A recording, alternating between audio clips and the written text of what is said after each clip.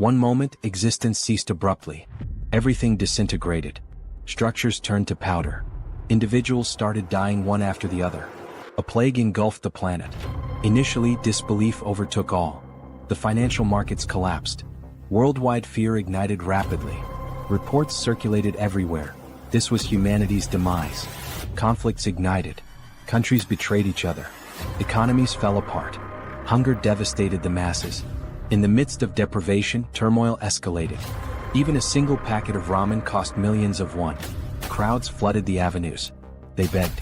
They rioted. It was an apocalypse of incomprehensible proportions. Yet humanity wasn't responsible. Abruptly, mythical beasts invaded Earth. And that marked the end of humanity. Like a fable, as soon as these beasts emerged, people began acquiring extraordinary talents. They transformed into superhumans. Digital alerts started materializing, providing resources to confront these entities. At first glance, it mirrored a recognizable scenario. But here was the deviation. Despite newfound skills, the creatures were pure nightmare fuel. The so-labeled superhuman abilities were nearly ineffectual. The beasts annihilated humans as if they were insignificant. In under 72 hours, the planet was nearly eradicated. 3 days after the beginning of the apocalypse, the scene shifts to the introduction of a building amidst destruction, surrounded by rubble but intact. The building stands out, a solitary structure amid the wasteland, bearing witness to the chaos that has unfolded. Inside this building there is a man, the protagonist, who is eating some snacks. He reflects while eating that the world has not completely ended, and that is the reason he is still living normally. The taste of the snacks is a small comfort, a semblance of the mundane in a world turned upside down. However, he also reflects that, despite being alive, he is alone in his apartment, without the company of any other survivor, locked in an environment of 100 square meters. The silence of the apartment is deafening, reminding him constantly of his isolation. His mother, father, grandfather, and grandmother are all outside, somewhere in the vast expanse of the destroyed world. He also thinks about the high cost of acquiring the building he is in, stating that it cost 200 million wons, arising from the bank account, and another family belongings totaling 200 million wons. The memories of the sacrifices made to secure this refuge weigh heavily on his mind. The reason he is in this apartment now and alone is explained as being the need for someone to live in the apartment for 2 years to benefit from the purchase taxes. This seemingly trivial bureaucratic requirement now feels like a cruel twist of fate. This is the reason he is living there and ended up being suddenly locked inside due to the apocalypse. While lamenting, he also realizes, to his greater sadness, that his internet connection is very weak. The weak connection is a frustrating barrier, cutting him off from what little interaction he could have had with the outside world. He takes a deep breath, trying to relax, but a strange noise catches his attention. The sudden sound is jarring, pulling him out of his thoughts and back into the harsh reality of his situation. When he looks, he sees a creature flying towards the building and making noises. The sight of the creature fills him with a mix of fear and curiosity. Then, as soon as it gets close to his apartment, the creature violently crashes into the window with enough force to knock down the protagonist even without hitting him. The impact shakes the building and he feels the vibrations through the floor. The creature soon attempts another strike against the structure, and the protagonist protects himself. He braces for impact, his heart pounding in his chest. While he tries to defend himself against a possible monster invasion, the system informs him that it has denied the entry of the creature trying to penetrate the demarcated area. The cold, mechanical sound of the system is a stark contrast to the chaos outside. Thus, the ultimate shut-in system is presented, showing the declaration of the house, stating that no one can enter without the permission of the owner and said perimeter rules. The protagonist, then relieved, remembers that this condition is not new to him. As he gets up, he recalls that this is the reason he is alive and safe. The ability protects him from any creature invasion. The sense of security, however, is fleeting. However, he also remembers, while trying to unlock the door, that not only is the entry blocked but also the exit of anyone within the perimeter of the apartment. The realization hits him like a ton of bricks. Enraged, he tries to open it with brute force, kicking the door. Each kick echoes in the empty apartment, a futile attempt to break free. On this third day, where the world succumbs to destruction, he is grateful for the ability protecting him but also laments being completely trapped inside the apartment. Sometime later, sitting and watching the system window, he continues to reflect on this condition of being trapped. The cold glow of the screen is his only company. Irritated, he laments not having the power to do anything about it. The feeling of helplessness is overwhelming. As he looks to the side, he notices that all his supplies are running out and that his refrigerator has lost power since the previous day. The ticking clock of his survival is a constant reminder of his predicament. His only source of energy is some food cooked in pans, which will not last much longer. The realization sets in, deepening his sense of urgency. Suddenly, the system shows a new notification. The unexpected beep of the notification is a jarring interruption. He has hunted a Calican, level 23, and gained a significant amount of XP and some new skills have been added. The notification is a glimmer of hope in the darkness. His attention is entirely focused on the system as he analyzes the reason for this unexpected notification. The details on the screen are a puzzle he needs to solve. Looking out the window, he sees the ground floor, where the bird that had hit his window is lying on the ground lifeless and being attacked by goblins. This makes him realize that the death, even not caused by the animal's impact on the window, made him gain experience after the monster's life ended. The macabre scene outside is a grim reminder of the new rules of this world. The system continues to notify him, saying that a new skill has been unlocked, and resources have been acquired from the surroundings, and these resources are being calculated. The protagonist also notices a change in the goblin's behavior and wonders why. The shifting dynamics of the creatures are yet another uncertainty to navigate. Now, in desperation, the goblins face the monster's death, while they desperately try to scavenge something else. The system completes the resource calculation and informs him that 2,203 wands have been deposited in his wallet. The number on the screen seems surreal. This generates confusion about how this should work. The new reality of his resources is a puzzle he needs to piece together. Suddenly, the apartment's power returns, to the protagonist's surprise. The sudden return of power is a shock, a small miracle in a world gone mad. Everything was now working normally, and the house declaration evolved to level 3. The sense of normalcy, however fleeting, is a balm to his frayed nerves. With the XP gain, the dignity preservation ability was also unlocked, and this is the reason why all the basic resources of the house have been restored. The acquired money is now in his wallet, and the protagonist reflects on the return of the house functions with joy. Running to the refrigerator, opening it with great happiness, and also going directly to the sink to check the water supply, finally going to the electric stove to test its functionality, the protagonist kneels and cries with much joy, saying that everything is normal, just as it was before the beginning of the end of the world. The sense of relief washes over him, a precious moment of victory in the midst of chaos. However, when he picks up his cell phone and tests his internet connection, he notices that the phone is not working. The broken connection is a bitter reminder of his isolation. In frustration, analyzing the place, he notices a flash drive lying on the floor. The small object is a spark of curiosity in his otherwise dreary existence. Quickly, he goes to the computer and analyzes its content. There were photos of his mother holding him as a baby, taking him to school, and also photos of the united family. The images are a bittersweet trip down memory lane. In parks, at birthdays, making him reflective and planting in his head the idea of having to bring his family back, no matter the cost. The determination hardens in his heart. Determined, he gets up and goes to the window when he is surprised by another notification. The persistent system, always ready with another twist in his journey. The system informs him that he now has a warehouse, where he can buy items listed at original prices. Intrigued by this new development, he decides to investigate further. Going to check what this store is about, he sees the acquired values being made available and concludes that the confined wallet is directly linked to the values available for use in this store. This realization brings a glimmer of hope. Perhaps this store could offer a way out or at least provide better tools for survival. Thinking about some change in his condition, he goes to the window and laments that he is still confined within the apartment. The view outside, a constant reminder of his isolation, deepens his frustration. Nothing has changed regarding the permission to leave the perimeter, even though his skills and levels have increased. The invisible barrier remains as imposing as ever, a prison wall he cannot breach.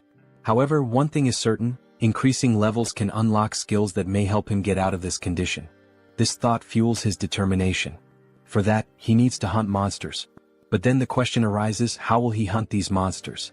The memory of his past struggles makes him doubt. It will be very difficult for something like before to happen again, where simply a monster hitting the window, falling, and dying would allow him to gain experience and the rewards related to the monster's death. Looking once more at the bottom of the building through the window, he notices that there is a possibility of annihilating some goblins. This discovery ignites a spark of hope. The young man then takes a bottle to test if it will pass through the barrier that prevents him from leaving the apartment. With a mix of anticipation and anxiety, he prepares to throw. As he throws it, he realizes that he succeeded in launching the bottle. The barrier does not impede objects. Thus, he concludes that anything he throws will be useful for his hunt. In this case, he picks up a dumbbell and will try to use it as a weapon. Its weight and solidity give him confidence. Looking through the window searching for potential targets, he notices a bunch of goblins still collecting parts of the previously slain monster. Seeing that some are leaving with parts of the monster, he shouts for them not to go away. His voice is urgent, a command born of desperation. Seeing the urgency, he then throws the first dumbbell through the window. Throwing it and hoping it hits a monster, he watches as the dumbbell falls and accurately hits one of the goblins, killing it. The other goblins around, surprised, cannot comprehend what just happened. The goblins' perception of one of their companions being killed causes the young man to feel frightened, fearing possible retaliation. His heart races, the adrenaline pumping. Realizing that only one dumbbell remains, he reflects on other possible artifacts that can be used in his hunt.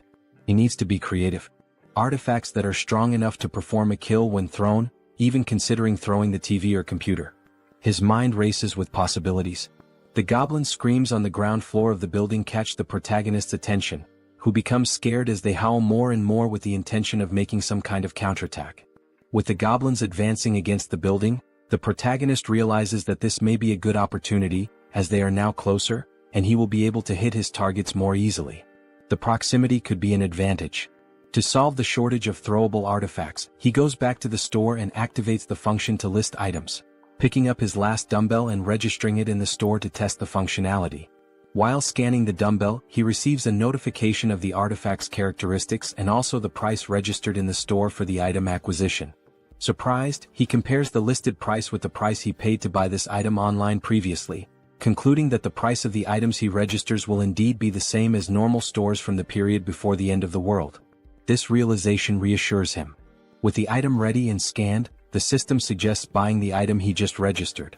Confirming the purchase, the dumbbell is projected and materialized in front of the young man. He now shouts with joy, considering that everything worked as expected. His plan is coming together. Now the second part, testing the purchased items by throwing them through the window to hit more targets. In the first throw, there is already success as the dumbbell hits a goblin. The thrill of the successful hit fills him with confidence. The system confirms the hit by showing the EXP obtained and the ones from the goblin's death. Meanwhile, the group of goblins watch the lifeless body. Not having much time to lament, they are surprised by more dumbbells falling from the sky, literally, a rain of dumbbells. Some, now smart, try to run to avoid being hit, causing the protagonist to become irritated with the situation and decide to take other strategies. He cannot afford to waste any more time. Buying now 3 dumbbells at once, he quickly uses them, generating more hits and gaining more XP and more one. Now happy, the protagonist is surprised by another notification from the system. The messages keep coming.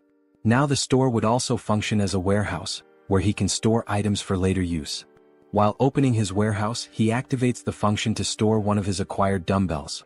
The ability to store items opens new tactical options. Realizing the perfect functioning of the tool, he rejoices and then thinks of a new strategy to make kills in a more optimized way. His mind races with new ideas. He can now summon items from his warehouse and place them anywhere he wants. Soon, a brilliant idea comes to mind. He will summon the dumbbells outside to fall directly on the goblins. The precision and efficiency of this method are compelling. Opening the warehouse with a large quantity of dumbbells, he watches as all the dumbbells fall towards the goblins, performing an absurd sequence of hits and a flood of system messages with all the kills and ones acquired. The system notifications are a testament to his success. Shortly after finishing his hunt, the protagonist had already acquired and allocated various items in his warehouse. Several of them are food and drinks so that he can stay healthy for as long as needed. Ensuring his survival is paramount. Additionally, he managed to acquire more one by selling the items he used to hit the goblins. The influx of resources is a welcome relief. Suddenly, he realizes that there was a reduction of 1 unit of one. Thus, he begins to reflect on the preservation of dignity ability, questioning if it is responsible for the reduction of someone. He then starts to scan his apartment, meticulously observing the electricity, gas and water expenses. He realizes, with a growing sense of frustration, that the only active thing at the moment is his refrigerator. The thought nags at him, why just the refrigerator? Could it be this is what's consuming the precious resources he so desperately needs? In frustration, he recalls his hunt against the goblins, a memory that brings a fresh wave of irritation. He reflects on how, later, several goblins fled, abandoning their former home, and since then he had managed to hit only 2. His efforts had yielded such meager results, leaving him to wonder if all this exertion was worth it. His mind races as he then wonders if there are other creatures he can hunt out there.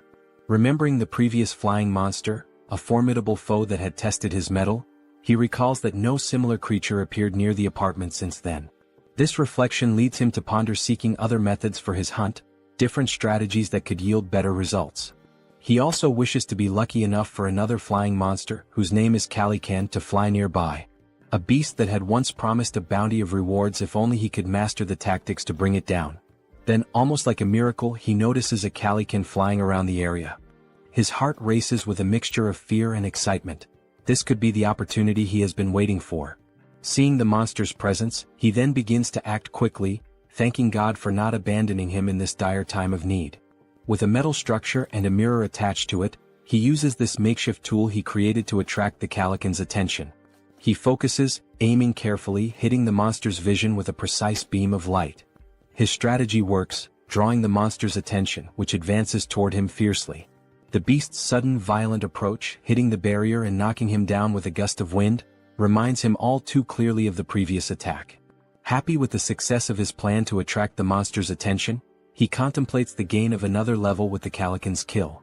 The monster, undeterred, then launches an attack with its powerful wings, hitting the protagonist with another gust of wind. With some effort, he manages to remain standing, his resolve unwavering. At the end of the attack, the protagonist looks to where the monster was and realizes with a sinking feeling that it is no longer there. Quickly, the monster reveals its position, as if playing a cruel game of hide and seek. It was attacking the building structure, seeking an opportunity to strike the protagonist once more. While the system alerts that an unauthorized entity is trying to enter the zone, the protagonist observes, his mind racing. He wonders if the creature will be strong enough to break the ability's barrier. Opening his storage, he knows the urgency of taking some action. Each second feels like an eternity as he methodically scans his list, reflecting on the calculation of the spoils. He understands that if the spoils are not close enough, they will not be counted.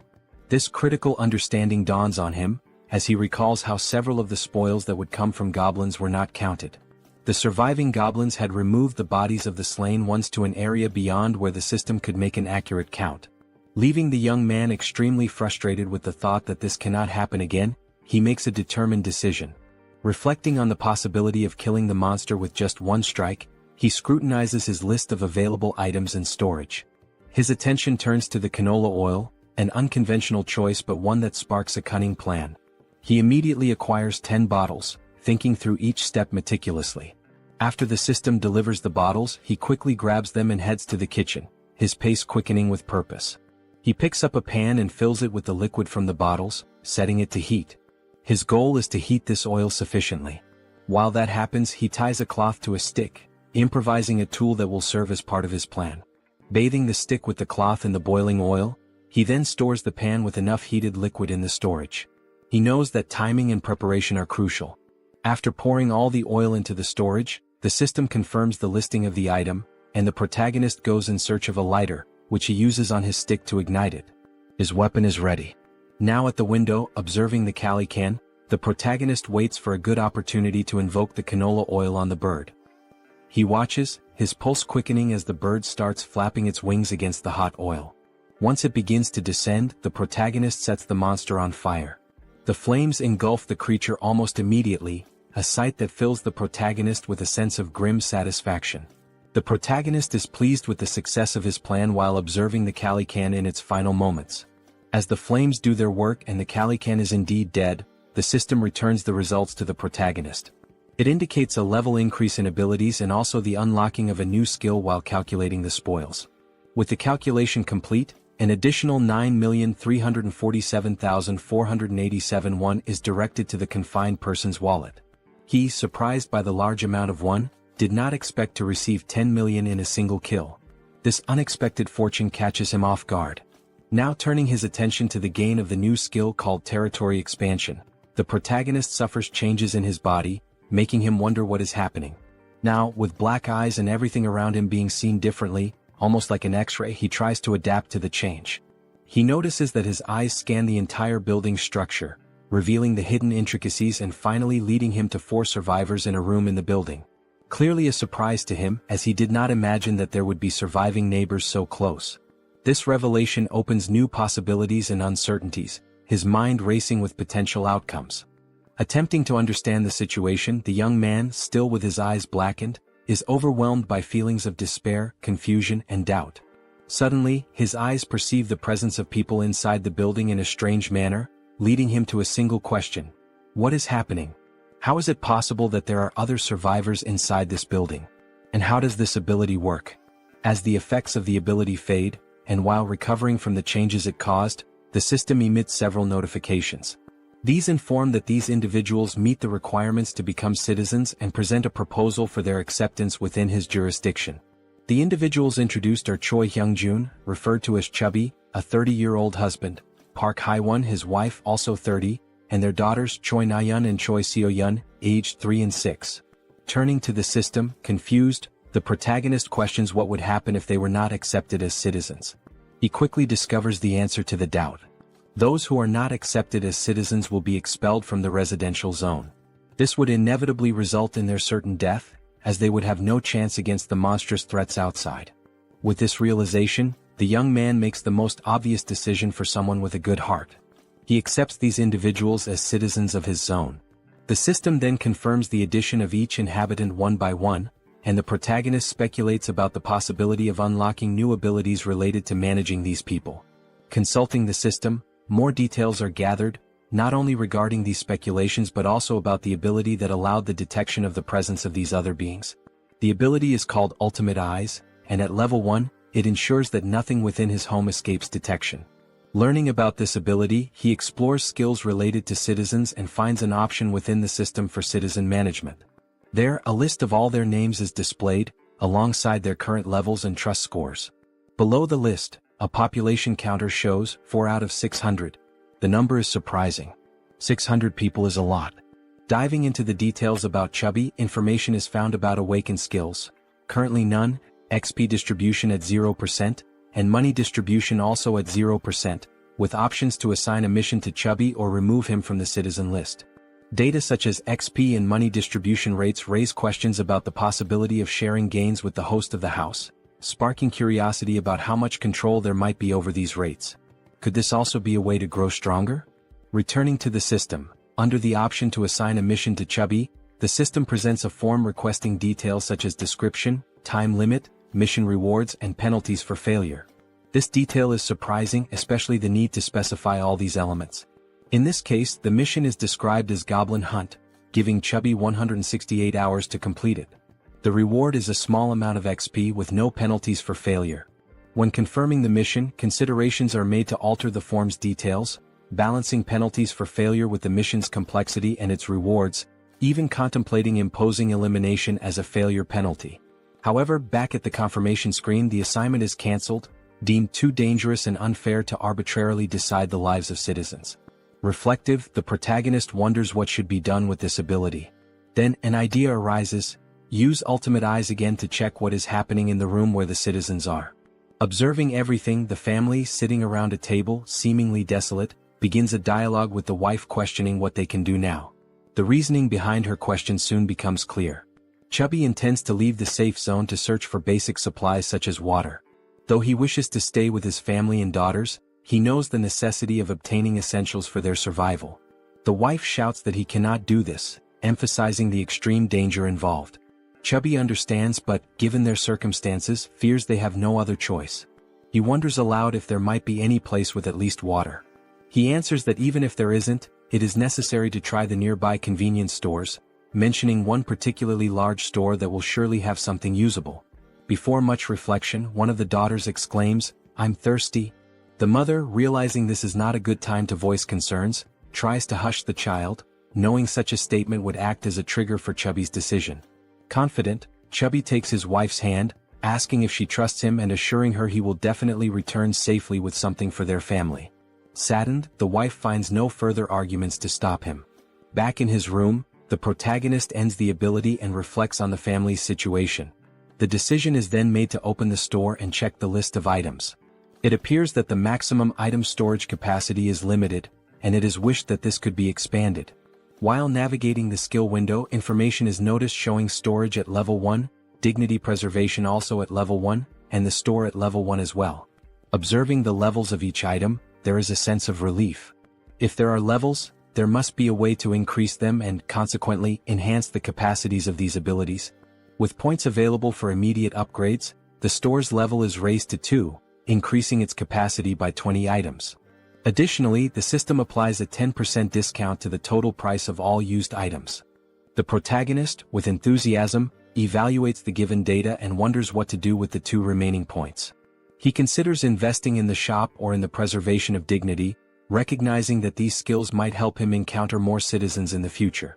His shop, now at level 3 with a maximum capacity of 40, also has a new function: item recovery. This function enables him to restore old items and turn them into new ones.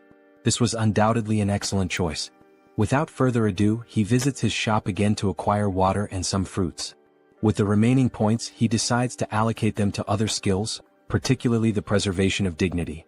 Still at level 1, the choice to upgrade is based on the ability to request various things in return if he provides energy and water. With the preservation of dignity skill at level 2, he can now register vassals, leaving the protagonist puzzled about what vassals might be. The scene shifts to the living room where the family is gathered, and Chubby is seen preparing for his journey. Looking back, his wife and daughters appear distressed, wishing he would reconsider before it's too late. However, Chubby responds with a display of affection and protection, promising that he will return and asking the children to protect the house while he is away. The children ask if he really plans to go, and he responds as if it's a simple task, saying he is merely going to fetch some food and water. He also requests that they obey their mother in the meantime. The eldest daughter, however, knows it won't be that simple. She cries and screams about the monsters outside. Her memories take over, revealing details of day 1 of the apocalypse. The children had been playing in a sandbox in a park when monstrous creatures suddenly appeared, catching their attention. Terrified, the children stood up and started running in panic. While running, their father grabbed the youngest in one arm, desperate to survive, while their mother carried the other child so they could all reach safety faster, pursued by goblins. Now determined, the father swallowed his apprehensions, resolute in his decision. The mother tried to comfort the children to stop them from crying, making the father's decision even harder. He reflected on the possibility that this might be the last time he would see his daughters, trying to remain strong in front of his family. Suddenly, the doorbell rang, startling everyone and preparing them for a potential confrontation with monsters. Gathering his courage, the father cautiously checked the situation while hearing someone on the other side of the door asking to be let in. The voice from the other side caused surprise and doubt. Could it really be a person? Chubby wondered, but he didn't rule out the possibility of a cunning monster. As the voice continued from the other side, he prepared for a potential confrontation, noticing a sudden silence. Pondering whether the monster had left, he was startled when the door suddenly opened. Quickly, he turned to his family, holding them in hopes of protecting them from a possible threat. Everyone screamed, and the father begged for mercy for his wife and daughters. Amid the cries, a calm voice asked for permission, completely breaking the tension and prompting everyone to finally look at the one who had knocked. It was the protagonist, holding a bag of items, creating a pleasantly surprising moment for everyone. The question, "Who are you?" arose naturally. Then the protagonist's real name, Kim Jaehyeon, was revealed, although he would henceforth be known as June. After introducing himself, he explained that he lived nearby. Handing over the bag of items, he informed them it contained water and fruits, requesting a small conversation once everyone was settled. Both happy and apprehensive, the father looked at his family, seeing the worry in their eyes, and declared that there was no reason to refuse, given June's sincere demeanor. He then invited June into the house. Once everyone was seated, the children stared at the visitor with a mix of curiosity and suspicion. June wondered if the children were shocked by his arrival but quickly turned his attention to the dark curtains covering the windows. He considered this an intelligent choice, as it significantly reduced the risk of monster attacks. However, the darkness necessitated light. To address this, June activated his skill, restoring power to the room where they were conversing. While organizing items in his bag, the family, still in shock, was astonished by the return of power to their apartment. June then decided to interact with the family by offering water to everyone, starting with the children. Chubby expressed gratitude and distributed the water bottles to his daughters, who eagerly quenched their thirst. Shaun, the youngest, drank her bottle so quickly that she choked, briefly worrying her mother. June observed and promptly offered the little one a tangerine, which she accepted with slight hesitation. The mother stepped in, requesting that Shaun hand over the tangerine so she could peel it. Taking a piece of the fruit, the mother returned it to her daughter, who quickly devoured it, expressing immense joy as she savored it. The mother asked if it was good, and Shaun enthusiastically confirmed. The elder sister then asked the mother for a piece as well, which she also enjoyed, showing similar delight. For June, the system notified him that the citizens' trust levels had increased. It reported that Shaun's trust score had reached 50 points and her loyalty level had exceeded 30 points, meeting the requirements for her to become a vassal. Now at level 2, Shaun, with 57 trust points, no skills and no XP or money allocated, had new options available for missions to be assigned by June. He then reflects that this little girl has met the requirements. However, she is still too young to receive missions. Another thought that crosses June's mind is that the number of registrable vassals is highly limited compared to the number of citizens. Therefore, he needs to be very cautious in selecting vassals to avoid filling these slots carelessly. Looking at Chubby, whose trust level is at 31, June realizes that this score must be raised further. While contemplating, he is interrupted by Chubby, who asks if there is a way to repay June for his actions toward the family. June invites Chubby to talk in the hallway. Surprised, Chubby agrees and both move outside the room. Once outside, June asks Chubby if he received the invitation to become a citizen. Chubby checks his notification window and confirms that the entire family received this notification about 30 minutes ago. June then inquires if anything strange or unusual occurred during that time. Chubby confirms, explaining that they were immobilized for a short period. June understands the situation and assures Chubby that soon his life will return to normal. Shocked by this statement, Chubby questions whether such a thing is possible. June confidently replies that it is entirely possible, thanks to his ability. Chubby processes this information and then remarks that he knows such actions would never come without a cost. He asks what he should do. June explains the possibility that while on the mission given to him, Chubby might lose his life, and he asks if Chubby is truly willing to proceed with what is being asked. After a brief moment of reflection, Chubby firmly confirms his readiness to do whatever is necessary, stating that he had already been considering stepping out of his comfort zone to seek food and water before June's arrival. Chubby declares that he was already prepared to risk his life. Suddenly, June interrupts to ask about the golf club Chubby is carrying, curious about its cost.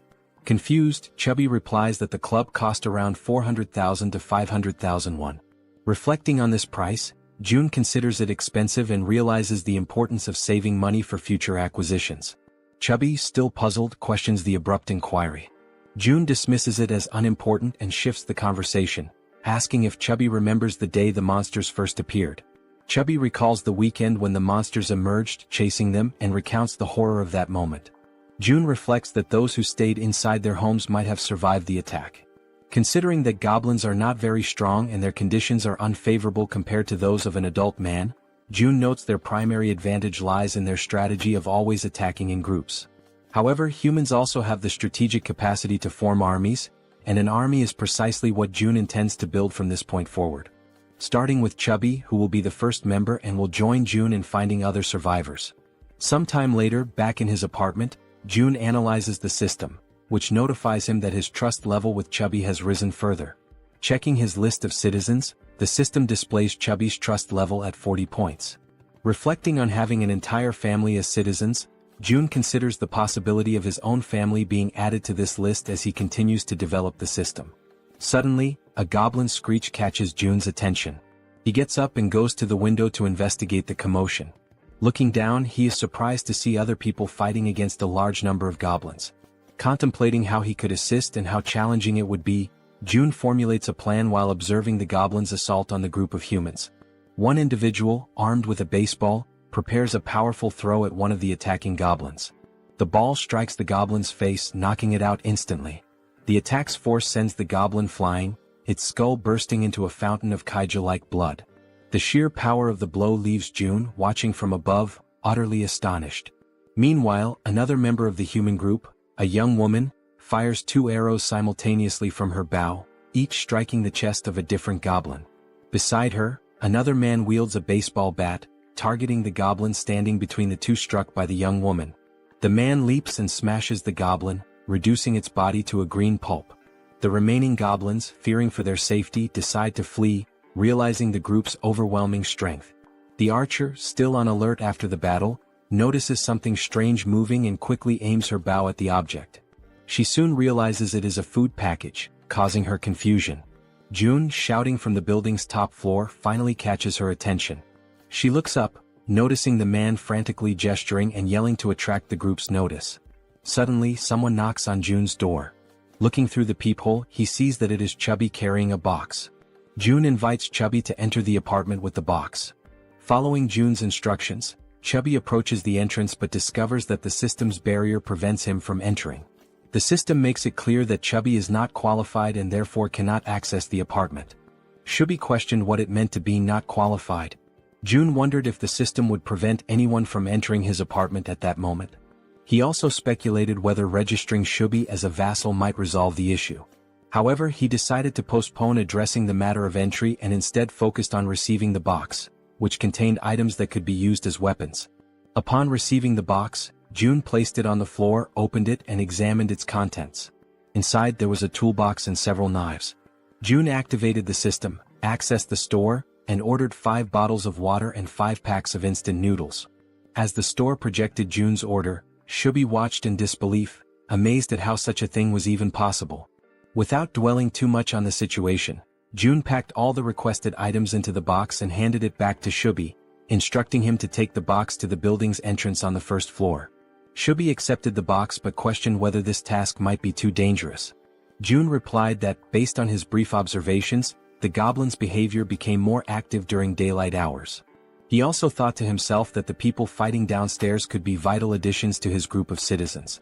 The food box would serve as the primary tool for earning their trust and loyalty. Speaking aloud to Chubby, June revealed that he had a plan and emphasized the importance of delivering the box to the 1st floor. Chubby questioned the simplicity of the plan, asking if it really was just about leaving the box on the 1st floor and returning. June confirmed that it was indeed that simple. Relieved, Chubby agreed to carry out the task, bidding June farewell as he left with the box. June thanked him as he departed. Opening the system's interface, June reflected on the need to reward Chubby's trust generously. The mission menu described the task: delivering the box containing water bottles and instant noodles to the 1st floor and returning within 24 hours. The mission offered a small amount of XP as a reward, with no penalties for failure. Chubby received the notification and realized he would gain experience upon completing the mission. He wondered aloud if this was somehow related to a leveling system like in a game. June confirmed this and revealed that Chubby's current level was 9. If Chubby leveled up, he would receive rewards. June assured Chubby that he was relying on him, and Chubby, understanding his task, promptly made his way toward the 1st floor. Armed with the box and a golf club for protection, he cautiously descended the stairs. Finally reaching the 1st floor, his mission was to place the box on the ground. However, before he could act, he noticed movement nearby. The sudden motion startled him. He suspected it was goblins and grew alarmed as darkness was beginning to set in. Panicked, he decided to flee. Yet, in his haste, he twisted his ankle and fell, causing the box of supplies to spill across the floor. Items scattered everywhere, and Chubby, now lying on the ground, desperately tried to regain his composure. As the creatures drew closer, Chubby instinctively shielded himself with his arms and shut his eyes tightly. Suddenly, a voice called out to him. Opening his eyes, he saw a group of humans approaching, asking if he was okay. While in June's apartment, the system issued an alert about an unauthorized attempt to enter. June began to wonder what it could be, speculating that it might involve an invasion by the group. Activating his ultimate eyes ability, he scanned the building and noticed Chubby with a group of people, leading them as they conversed among themselves. The group questioned how it was possible for someone in the building to throw a package of noodles. This raised their hopes, thinking the building might have an abundance of food while they were on the brink of exhaustion. Deactivating his observational ability, June recognized everyone in the group. The system then notified him that they met the requirements to become citizens and proposed adding them. However, June realized the risks of accepting outsiders as members of his group. He also considered the possibility that these people might reject his offer to join, which made him anxious and stressed. While contemplating the best course of action, June was interrupted by Chubby's voice calling out from nearby, trying to communicate with him. Responding to Chubby, June received a system notification indicating that this citizen had an ongoing mission. The system suggested editing the current mission, which June confirmed. The updated mission now included delivering meals to the newcomers. After confirming the changes, June and Chubby exchanged updates on the situation. June instructed Chubby to immediately gift the newcomers some food, as June had a plan in mind. Chubby agreed and followed the plan. When the group reached the barrier of June's safe zone, they had to wait while Chubby explained the situation. Reporting back to June, Chubby detailed the group's status, which June received positively. He then accessed the system and initiated invitations for the group to become citizens. The system sent invitations to Ha Donggan, Kang Deoksu, Kim Gaeong, Yu Hyeon, Kim Jeon, and Moon Byung-go. Once permission was granted, all new group members entered the safe zone. The system announced that the citizen count had increased to 10, granting a 10% bonus to XP and monetary rewards. June felt a surge of gratitude toward the newcomers, knowing their presence would be crucial for future monster hunts. The system updated the trust scores and levels for the new members. Dong with 19 trust and level 23, Kang with 28 trust and level 13, Young with 17 trust and level 17, Yu with 30 trust and level 10, Kim with 15 trust and level 15, and Moon with 11 trust and level 10.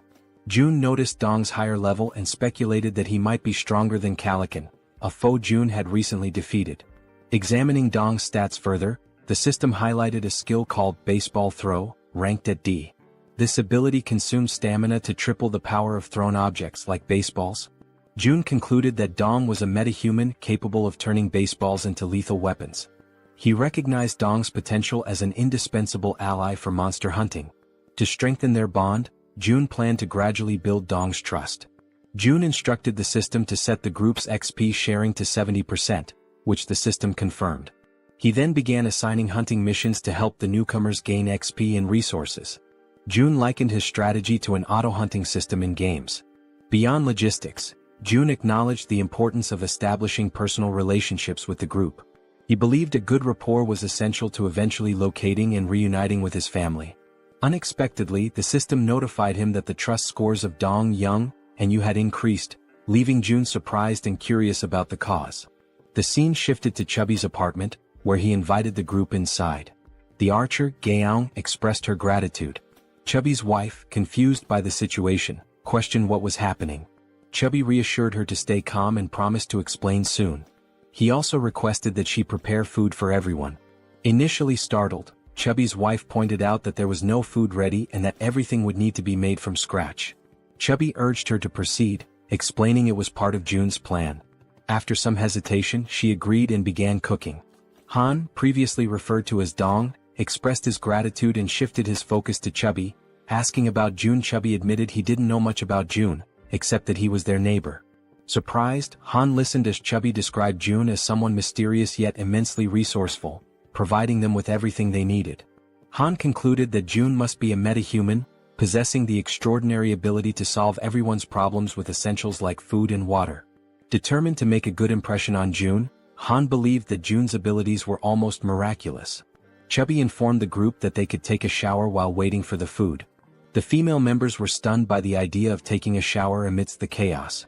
Han observed that, given the building's functional resources, such luxuries were indeed possible. Chubby elaborated, mentioning the availability of hot showers, leaving the women speechless. Chubby added that there were 2 showers available for simultaneous use. Another group member, who bore a resemblance to Toji, jokingly suggested challenging June to a fight. Han immediately dismissed the idea, calling it absurd and emphasizing the importance of impressing June instead. The group agreed on the need to prioritize securing food, recognizing this as a rare opportunity that couldn't be wasted. They turned their attention to Moon, who appeared lost in thought. Han gently touched Moon's shoulder, snapping him back to reality. When Han apologized for potentially upsetting him, Moon reassured him that nothing was wrong. Han began expressing regret over a past decision, but Moon interrupted, affirming that every choice had been consensual and there was no need for remorse. The group collectively strategized about obtaining supplies for Moon's grandmother. However, Moon internally lamented that it might already be too late for her. As Han discussed their plan further, the sound of the door opening startled everyone.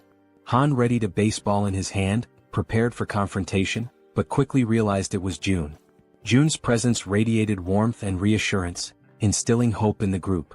They felt certain that June was the key to lifting them out of their despair. A few minutes went by and they sat in silence around the table. The atmosphere was tense until Haiwan, a fatty's wife, feeling the strain, finally spoke. She apologized for how cramped the room was. Han, striving to be courteous, replied that it was fine. Since they had arrived unannounced, it didn't bother them. Just then, Fatty entered the room and announced that the food was ready. One by one, Fatty placed bowls of rice before them. They could hardly believe they were about to enjoy a real meal and began to wonder when they had last eaten something proper. Haiwan, feeling slightly awkward, hesitated before admitting she wasn't sure if the food she had prepared would match their tastes. What seemed like a simple meal to Haiwan left the group's archer stunned with admiration. As she stared at the dishes laid out before her, she couldn't contain her amazement. She told Haiwan that the food was incredible, confessing it had been a long time since she had eaten something so delicious. Haiwan, shyly brushing off the compliments, explained that it was all thanks to the ingredients Seo Jun had provided. She admitted that, without Seo Jun's help, she would have only been able to serve rice and tangerines. Meanwhile, Seo Jun noticed that Haiwan's trust level had reached 50. He smiled quietly to himself, reminded of his mother, who always beamed with joy when guests praised her cooking. But as the thought lingered, he realized with some surprise that Haiwan's trust had surpassed Jun's. Later on, they all started eating, expressing their gratitude to Haiwan for the meal. Haiwan and Fatty watched as their guests eagerly enjoyed the food, eating as though they hadn't had a proper meal in ages. The archer couldn't stop complimenting the egg roll, while another girl remarked to Haiwan that the style of the egg seemed Japanese. Haiwan smiled warmly, agreeing and politely encouraging her to enjoy the meal. At that moment, Haiwan's youngest daughter called out to her, capturing her attention. The little girl wanted to eat the egg rolls too, but Haiwan gently explained that she would make more for her after the guests left. This made her daughter a bit sad. Noticing this, the archer asked Haiwan's daughter if she'd like to share the egg rolls with her. The child's face lit up immediately, her excitement brightening the room. She quickly ran over and climbed onto the archer's lap, her happiness obvious. The archer smiled warmly, delighted by the little girl's enthusiasm. The child eagerly announced she was ready, and the archer picked up a piece of egg roll, softly asking Seoyin to open her mouth. As the archer fed her, Seoyin beamed with joy, her smile lighting up the moment. Seo Jun then suggested that Fatty and Haiwan join them, assuring them there was enough food for everyone. The two exchanged a hesitant glance, unsure at first, but eventually smiled and agreed, happy to join the gathering. As they all shared the meal together, the room filled with laughter and cheerful conversation. Seo Jun took a quiet moment to reflect on the warmth of the scene. The lively noise reminded him of how long it had been since he had experienced something like this. His thoughts drifted to memories of his mother and the care she had always shown. A soft smile spread across his face as he silently hoped his family was safe and well. Time passed and soon the food was gone, leaving behind only empty dishes. Haiwan's youngest daughter, now tired, mentioned she wanted to rest. Haiwan gently lifted her and asked her eldest daughter to follow her to their room for bedtime before leaving the table.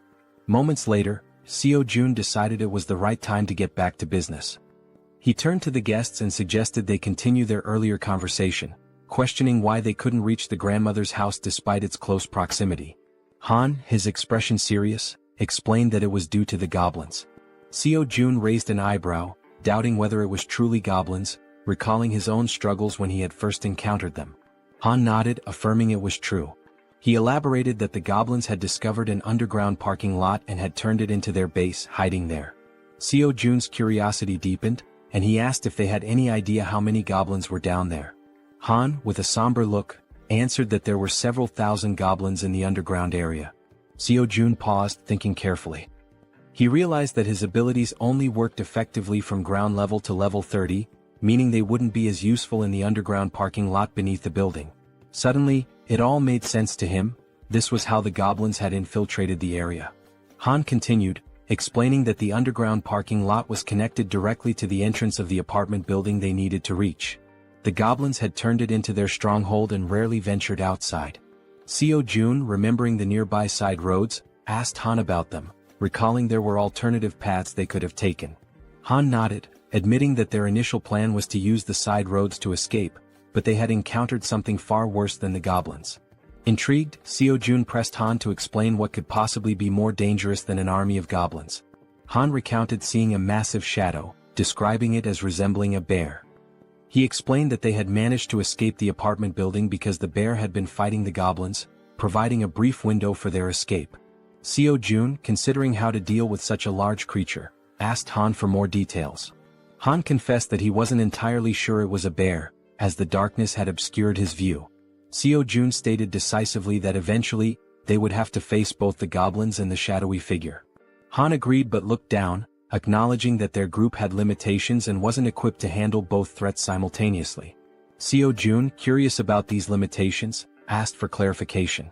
The archer spoke up, explaining that both she and Han relied on items like arrows and baseballs for combat, but they were running low and couldn't replenish their supplies easily. Despite the challenges, Han remained composed and suggested he could find a solution. He asked to inspect their current weapons, the arrow and baseball. Without hesitation, the archer handed over her equipment. The system then prompted Seo-jun, asking if he wanted to list the new items. Seo-jun agreed and the system began scanning them. Moments later, it displayed the cost to replicate the items. When asked if he was certain, Seo-jun confirmed. Seo-jun glanced around the table and asked if everyone could use the archer's weapon. The group nodded silently, understanding there was only one available. Seo-jun took their silence as agreement. Turning back to the system, he requested 5 sets of the archer's weapon and arrows. The newly created items appeared on the table, and Seo-jun addressed the group, encouraging anyone unfamiliar with weapons to take this opportunity to learn. "These will be your primary weapons from now on," he stated firmly. As the items materialized, the system notified Seo-jun that several members of Han's group had increased their trust in him. Meanwhile, Moon's gaze was fixed on the weapons. He couldn't help but marvel at Seo-jun's resourcefulness, realizing that with Seo-jun on their side, they might actually save his grandmother. The system confirmed that Moon's trust in Seo-jun had grown significantly. Han broke the silence, commenting that with Seo-jun's support, their hunting speed would improve dramatically. Another girl chimed in, noting that Seo-jun's assistance would make their tasks safer, as they wouldn't have to risk themselves to collect arrows anymore. Seo-jun then gathered everyone's attention and announced that before they could move forward, they needed to reduce the number of goblins in the area. Han agreed and asked when they would begin hunting. Seo-jun replied decisively, "Tomorrow?" Han seemed hesitant, questioning the urgency, but Seo-jun explained that the sooner they acted, the better their chances of success. Han eventually nodded, though he still appeared uncertain. Seo-jun turned to Moon and assured him, "Tomorrow we're going to rescue your grandmother."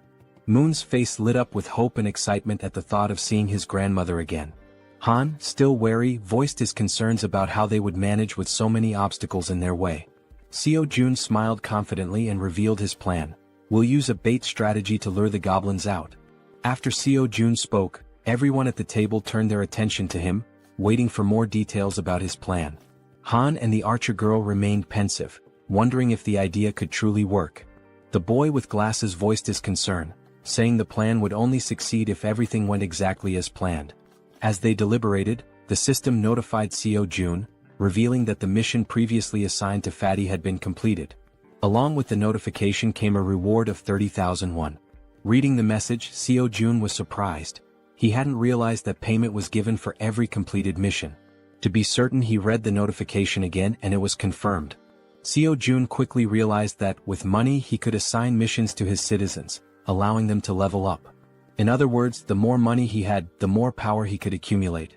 Closing his eyes, he thought about how, while this seemed like a strong long-term strategy, he hoped not to rely on it too heavily for now. The system also informed Seo-jun that Jun's trust had increased to a total of 50 points, unlocking a new status, loyalty, which surpassed 30 points. Meeting the minimum requirements, Fatty transitioned from being a simple resident to becoming a vassal. The system displayed Jun's updated stats and attributes. He was now at level 9 with a trust level of 51 points and loyalty at 62. However, he had no awakened skills and 0% shared XP or money. After carefully analyzing the information, Seo-jun decided to register Fatty as his first vassal. As a result, a blue aura began to emanate from Jun, who started feeling sudden changes in his body and broke into a sweat. The system notified that the first vassal registration was successful, unlocking a new skill for Seo-jun called Summon Vassal. This skill allowed Seo-jun to summon the vassal within his house, although it came with a cooldown of 2 hours after use. The system updated Jun's stats again, revealing that he had reached level 20 and gained the title of First Servant. Additionally, he awakened his first skill, Gorilla Strength, a Tier C passive ability that granted him superhuman strength. The system further explained that, thanks to the First Servant title, all XP and gold earned by Fatty through hunting would be shared. Lastly, the system revealed that Seo-jun could use the Ultimate Eyes skill to summon the vassal within a 5-meter radius of his house. Seo-jun noticed a plus symbol beside Jun's level and wondered what it did. Upon pressing it, he discovered it was a feature to increase the vassal's level at the cost of 1 million won. Shocked by the exorbitant cost, Seo-jun exclaimed that it was far too expensive for a single vassal skill.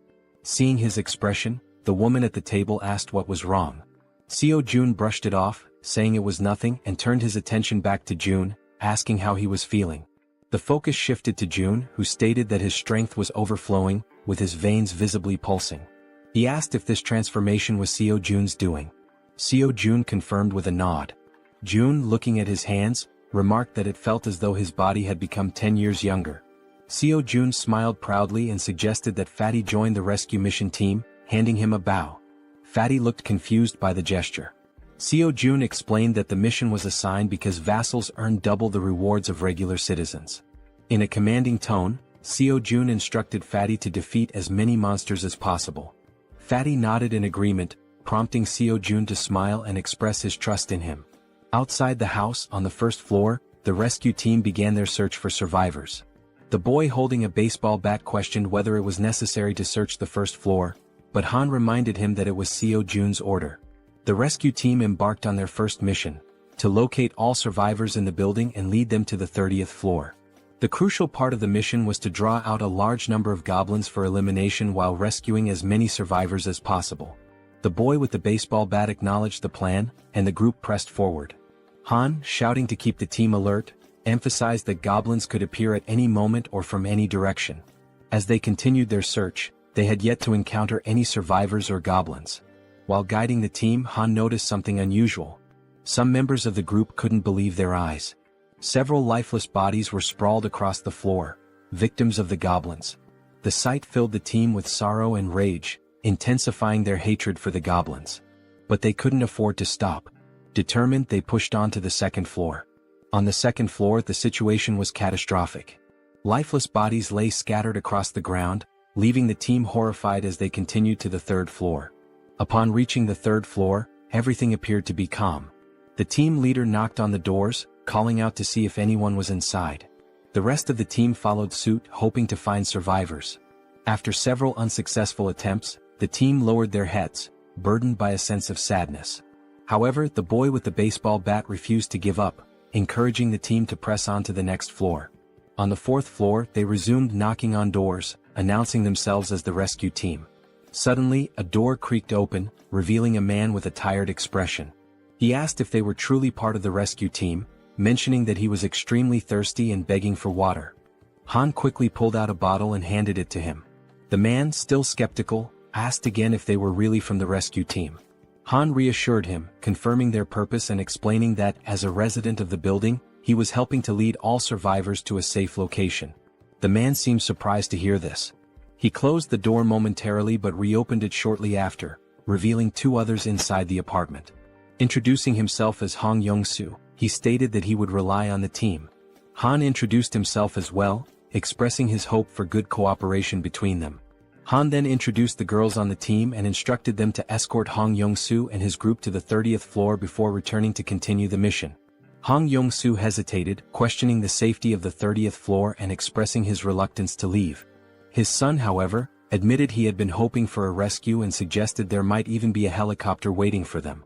The girl clarified there wasn't a helicopter but assured them there was hot food and the chance to take a bath. Hearing this, Hong Jung-soo's daughter became excited, marveling at the idea of taking a bath even in the midst of the apocalypse. The girl chuckled and confirmed it would be a warm bath. The daughter eagerly turned to her father, urging him to stop hesitating and go with them. Reluctantly, the man gave in to his children's wishes. Shortly afterward, The system notified Jaehyeon that the total number of citizens had increased to 40. Along with this, their XP in gold had increased to 90%. Sometime later, it is shown that the mission was a success, and they managed to rescue several people. The elderly and children were taken to Fatty's house, where everyone seemed happy. The younger members stayed in the hallways. Han confidently confirmed that there were now a total of 40 people, with no one missing from the search. Jaehyeon thanked everyone for their excellent work. Jaehyeon then activated his skill, Absolute Eye, causing his eyes to turn black as he carefully observed every movement his citizens were making. He saw them carrying chairs, working with cables on the stairs, hauling ropes, and even climbing the stairs with a very heavy object. After ending the skill, his eyes returned to normal, and smiling he told Han it was time to begin phase 2 of the goblin hunting operation. Now in the hallway, Han, alongside the other members, called for focus and explained the plan and how it would work. Everyone listened patiently as Han detailed how they would lure out all the goblins hiding in the basement. Initially, they would start on the first underground floor, B1. The group would divide into 2 teams with the goal of attracting and clearing out the goblins on B1. Afterward, they would proceed to B2 to eliminate all the goblins there as well. A boy with glasses raised his hand and voiced a question. He asked what they would do if more goblins appeared than anticipated. He also mentioned that if the goblins counterattacked, the bodies on the floor might obstruct their escape. The archer and Han, confident, assured him they could handle all the goblins on their own since they now had plenty of arrows, unlike before. The boy with glasses nodded in agreement and said he trusted them. Suddenly they heard a strange noise. Turning toward the source of the sound, they noticed a small group of 3 goblins ready to attack. Without giving the goblins a chance to make the first move, the archer drew her bow and with 2 quick shots hit the heads of 2 goblins, leaving only one alive. Without hesitation, the man with the bat charged forward and with a single blow, smashed the remaining goblin's head. The 3 goblins now lay lifeless on the ground. The boy with glasses questioned the man with the bat, asking why he was using the bat when he had previously said he would need a bow to defeat goblins. The senior admitted they were right. Meanwhile, the archer pointed to the goblin bodies, noting that they were disappearing shortly after being defeated. The newcomer wondered if this phenomenon was also a skill of Jaehyeon. Han declared the mission on that floor complete and announced they would now proceed to B1. The newcomer, still lost in thought, remarked that he had expected Jaehyeon to have a solution for dealing with the goblin bodies. The system then alerted the group that the citizens' trust was increasing. The scene shifted to Jaehyeon, sitting calmly and opening a bottle while a series of system windows appeared in front of him. He found the moment quite enjoyable. He remarked that it wasn't intentional but reassured himself that he was still keeping an eye on everyone. The system sent another notification showing that Moon's trust had reached 50, unlocking loyalty. The loyalty stat had surpassed 30, meeting the conditions for registration. Jaehyeon was surprised by how quickly he had achieved these stats. However, he noted that the faster this happened, the better it would be in the long run. Sitting on the floor and staring thoughtfully at the system window, Jaehyeon reviewed Moon's stats: 55 in trust and an impressive 88 in loyalty, along with other attributes. Jaehyeon was surprised by the 88 loyalty but remained calm, considering it a positive outcome.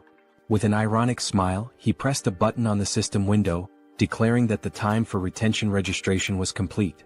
Back in the basement on B1, the entire group was fighting fiercely against the goblins. Suddenly, the newcomer began to emit a blue light, similar to what Fatty had done before. Holding his bow, Moon, the newcomer, was stunned as lightning surrounded him. The other group members were equally shocked, questioning what was happening. Even the goblins were confused, unable to see due to the intense glow radiating from Moon. After revealing his red eyes in the darkness, it was also shown that the goblins couldn't withstand the brightness emitted by the newcomer, leaving them momentarily blinded.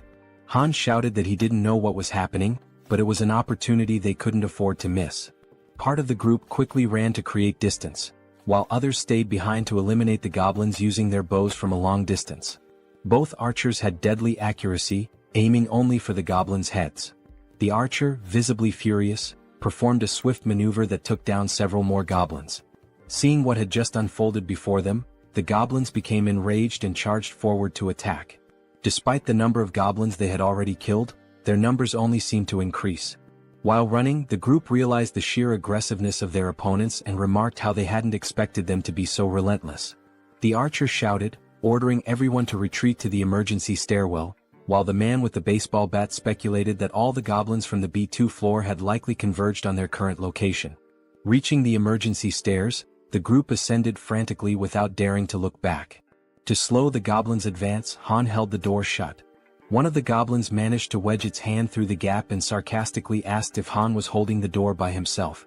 Hearing this, the boy with glasses and the man with the bat joined Han to push the door shut. The goblins, however, were slowly forcing the door open. While the group struggled, they admitted it was getting increasingly difficult to hold it shut due to the overwhelming number of goblins. Suddenly, a voice from behind reassured them of help. It was Fatty, using the gorilla strength ability Jaehyeon had granted him earlier. As he channeled the ability, Fatty single-handedly held the door and managed to block the goblins' advance. Han asked if he would be okay and Fatty urged them to hurry up the stairs. Despite his superhuman strength, Fatty was sweating and straining to hold the door with all his might. He focused and declared that it was his duty, one he had to fulfill. Finally, Han called out to him, letting him know everyone was safe and telling him to come up the stairs as well. Without hesitation, Fatty turned his back to the door and began running up the stairs. However, midway up, he tripped on a step and fell to the ground, just as the goblins were about to catch up to him. Lying on the ground and almost within the goblins' reach, Fatty shouted at his friends to leave him behind and continue the evacuation. While Han hesitated, trying to decide what to do, someone suddenly and without hesitation rushed down the stairs to help. It was the boy with the baseball bat who, with a single powerful swing, smashed the goblin threatening Fatty. He called out to June, urging him to hurry, and extended a hand to help. Still on the ground, Fatty tried to crawl closer to his rescuer, but one of the goblins managed to grab his leg. Before he could even react, Fatty vanished without a trace, leaving his savior stunned and speechless, unable to comprehend what had just happened. Looking ahead, however, the goblins continued advancing in an unrelenting horde. Suddenly, one of them leaped toward the boy with the bat, but he swung his weapon and struck it down mid-air. Meanwhile, the other group members provided support with their bows, urging Deok-su, the boy with the bat, to move faster. Running in desperation as the goblins closed in, Han and the archer shouted frantically, pleading with him to hurry. Clutching his bat and without looking back, Deok-su pushed forward, racing up the stairs. Meanwhile, outside, under a full moon, the scene unfolds. A monstrous bear-like creature with glowing red eyes effortlessly devours a goblin, whose agonized screams pierce the night. With every passing second, the creature exudes a sinister aura, finishing its gruesome meal of the small goblin. Its sharp fangs and blazing eyes make it clear that its hunger is far from sated. It growls, declaring it wants more. From behind the beast, eerie screams echo, a sound that should not exist in the stillness of the night. Turning around, the creature notices the noise is coming from a massive building behind it. Coincidentally, the top floor of the building is still illuminated. The creature's bloodlust intensifies as it snarls, proclaiming that it will devour everyone in that building. In a sudden twist, Fatty is seen falling from a swirling purple portal. Don't worry, our Fatty didn't die. Instead, he was teleported to safety using Jaehyeon's ability. Jaehyeon, who had been observing from afar, pulled Fatty out of danger just in time. Fatty lands on the ground in a clumsy hero's pose, feeling relief despite his confusion about what just happened. Jaehyeon, standing nearby, remarks, "That was close." Fatty rubs his eyes to make sure he's not imagining things and sees Jaehyeon offering his hand to help him up. Jaehyeon explains that, just in case, he kept an eye on the situation using his absolute eye ability. He's glad to see that the vassal summoning ability worked perfectly. As Fatty tries to stand, he notices a sharp pain in his leg. It's then that he realizes the goblin had managed to cut him when it grabbed hold of him earlier. He hadn't even noticed how fast it happened, given the brief struggle. Jaehyeon immediately asks if Fatty is okay, but Fatty brushes off his concern, insisting that the wound will heal faster than he thinks. Jaehyeon, however, notices a shortage of medical supplies in his inventory and mentions that he should register some medicine to the system as well. He asks Fatty not to overexert himself and to wait for a moment. Though confused, Fatty agrees. Inside, Jaehyeon searches for medical supplies and finds a first aid kit. Looking at it, he recalls how essential medicine is in situations like this. The sight brings back memories of his childhood with his mother, leaving him momentarily deep in thought. Opening the kit, he discovers it contains far more than he expected. Sitting on the floor, he examines the items and mutters that his inventory has only 40 slots left, but there's still so much to register. After a brief moment, he has an idea. He decides to register the entire kit instead of the individual medicines. The system initiates the registration process, scanning the kit. A system notification pops up, confirming that it's a standard first aid kit valued at 77,331. Without hesitation, Seo-jun accepts. Back in the corridor, Seo-jun brings the first aid kit to Fatty, who notices Seo-jun's genuine concern for someone he barely knows. Kneeling down, Seo-jun asks to examine the goblin-inflicted wound. Fatty rolls up his pant leg, revealing a cut near his calf. With a pair of tweezers and a cotton ball in hand, Seo-jun warns that he's going to disinfect the wound first. Carefully dabbing the cotton onto the cut, Seo-jun works meticulously, though Fatty winces in pain. Despite this, Fatty reassures Seo-jun that he can endure it. The system promptly notifies Seo-jun that Choi Hyung-jun's, Fatty's, trust level has increased, along with his loyalty. After partially cleaning the wound, Fatty thanks Seo-jun for his care. Seo-jun, while packing the first aid supplies back into the kit, expresses his concern for the others. He stands and instructs Fatty to rest, explaining that he has something important to attend to. Fatty nods and agrees to follow his boss's orders. Seo-jun closes his eyes, focuses, and activates his ultimate eyes ability. His eyes darken as he scans the building, allowing him to see everything happening within. Back at the emergency stairs, Deoksu, also known as Toji the baseball bat wielder, is desperately fleeing from the relentless goblins. The archer, with her impeccable aim, provides support, taking out goblins with perfect headshots that would make anyone envious. Han and the guy with glasses try to help Deoksu create distance from the goblins but shout in frustration that they can only handle one goblin at a time, urging Deoksu to run faster. Toji sprints as fast as he can, but the goblins remain undeterred, chasing him with tireless persistence. From behind an improvised barricade, the support team fires arrows that was dangerously close to Deoksu, but every shot lands perfectly on the pursuing goblins. Deoksu finally reaches the end of the staircase and, with a leap, crosses the barricade. However, in a moment of carelessness, two goblins manage to jump and lunge at his back, catching him off guard. Instinctively, the rookie Moon charges forward with a shout, determined to protect his comrade. With a single powerful blow from his bow at close range, he takes down the two goblins that had pounced. Moon stands with a serious expression, his eyes glowing blue and filled with determination.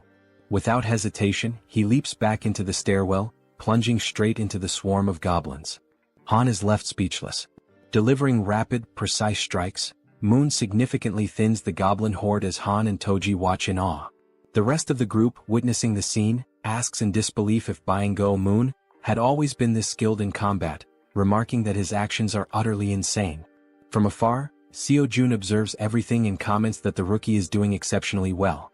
The system screen appears, displaying Moon's status. For reference, his full name is Moon Byung-go, and he holds the title of second vassal. His confidence level is 55, and his loyalty is 88. He possesses a teleportation ability that consumes mental energy to move within his line of sight.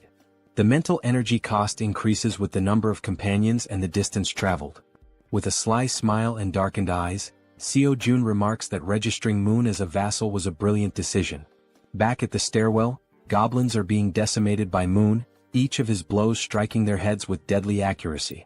Han asks Jiana, the guy with glasses, if the extension cord is ready. Jiana, holding it firmly, replies that it is. Han then checks if the water tank is prepared. The archer and the baseball bat wielder confirm its readiness. Moon, realizing he has to retreat, sprints toward the barricade as Han yells at him to hurry up. With a swift jump, Moon lands safely behind the barricade. For a brief moment, the goblins believe the group has simply fled. But moments later, a massive water tank appears above the barricade. The tank is tipped over, drenching the goblins and flooding the emergency stairwell with water. The goblins, initially confused, think it's merely a stalling tactic. Han shouts that this is the perfect opportunity, and Jiana flips the switch. An electrical surge travels down the now-soaked stairwell through the wires they had previously laid, electrocuting all the goblins that had been pursuing them. Seo-jun's system screen notifies him that he has hunted numerous goblins of varying levels, including some at levels 6 and 7. Another notification pops up, showing that Seo-jun has gained significant XP and earned a total of 334,464 won, which has been deposited into his account. Additionally, his skill level has increased, and a new ability has been unlocked. While using his ultimate eyes ability, Seo-jun suddenly feels a strange pressure. A sharp pain begins to spread through his body, causing him to writhe in agony. Upon closer inspection, a purple wave expands outward from him, covering an increasingly large area. The purple energy travels through the building, the stairwell, the parking lot, and even the goblins chasing his friends. The purple wave appears to function as a scanning mechanism because Seo Jun's ability screen indicates that hostile entities have been detected. After the scan, the system declares that the hostiles will be eliminated. As the energy wave dissipates, the goblins begin to deform, screaming in agony. In an instant, their bodies explode, vanishing in the blink of an eye. The system notifies Seo Jun once again, confirming that he has defeated numerous goblins, including several at levels 6 and 7. Not long ago, some goblins still hadn't given up chasing the group and continued climbing the emergency staircase. One of the goblins sensed something was amiss. A chill ran down its spine as it realized something was following them as well. Turning around slowly, it was greeted by an enormous shadow, its reaction one of pure shock. As it focused, it saw the silhouette of a massive bear approaching from behind. Before the goblin could even think, the bear, with sharp fangs and glowing red eyes, let out a deafening roar. In the blink of an eye, before the goblin could react, the bear attacked, biting near its neck. The goblin screamed in pain, drawing the attention of all the other goblins, who stopped and turned to see what was happening to their comrade. By then, the bear had already eliminated the first goblin and had begun attacking the others with its enormous claws. The first goblin was struck down, followed by another and then 2 more. The bear was making effective use of both its claws and teeth. Despite the bear's massive size, the goblins noticed they outnumbered it and decided to fight back. They surrounded the bear and launched their attack. Some jumped onto its back while others distracted it from the front. Quickly, the bear used its claws to knock off the goblins clinging to its back, but this left it vulnerable to more attacks. The goblins lunged at the bear, biting it with their sharp teeth. One managed to grip near its eyes while another bit into its back. The enormous beast tried to resist, striking nearby goblins with heavy blows, but their sheer numbers overwhelmed it, allowing them to attack from all sides. Using their sharp claws, they aimed for the bear's eyes, and just as they were about to blind it, all the goblins' heads suddenly exploded in an instant, likely due to Seo Jun's domain expansion. Now terrified and confused, the bear realized it was safe. At the same time, a system notification appeared, indicating citizenship had been granted. Exhausted from the grueling battle, the bear seemed to shrink in size. It began twisting its neck in an unnatural way, its body contorting strangely. Then it started to transform, revealing a human face emerging from its furry body. Finally, the bear's true form was revealed, a stunning woman with brown hair and eyes.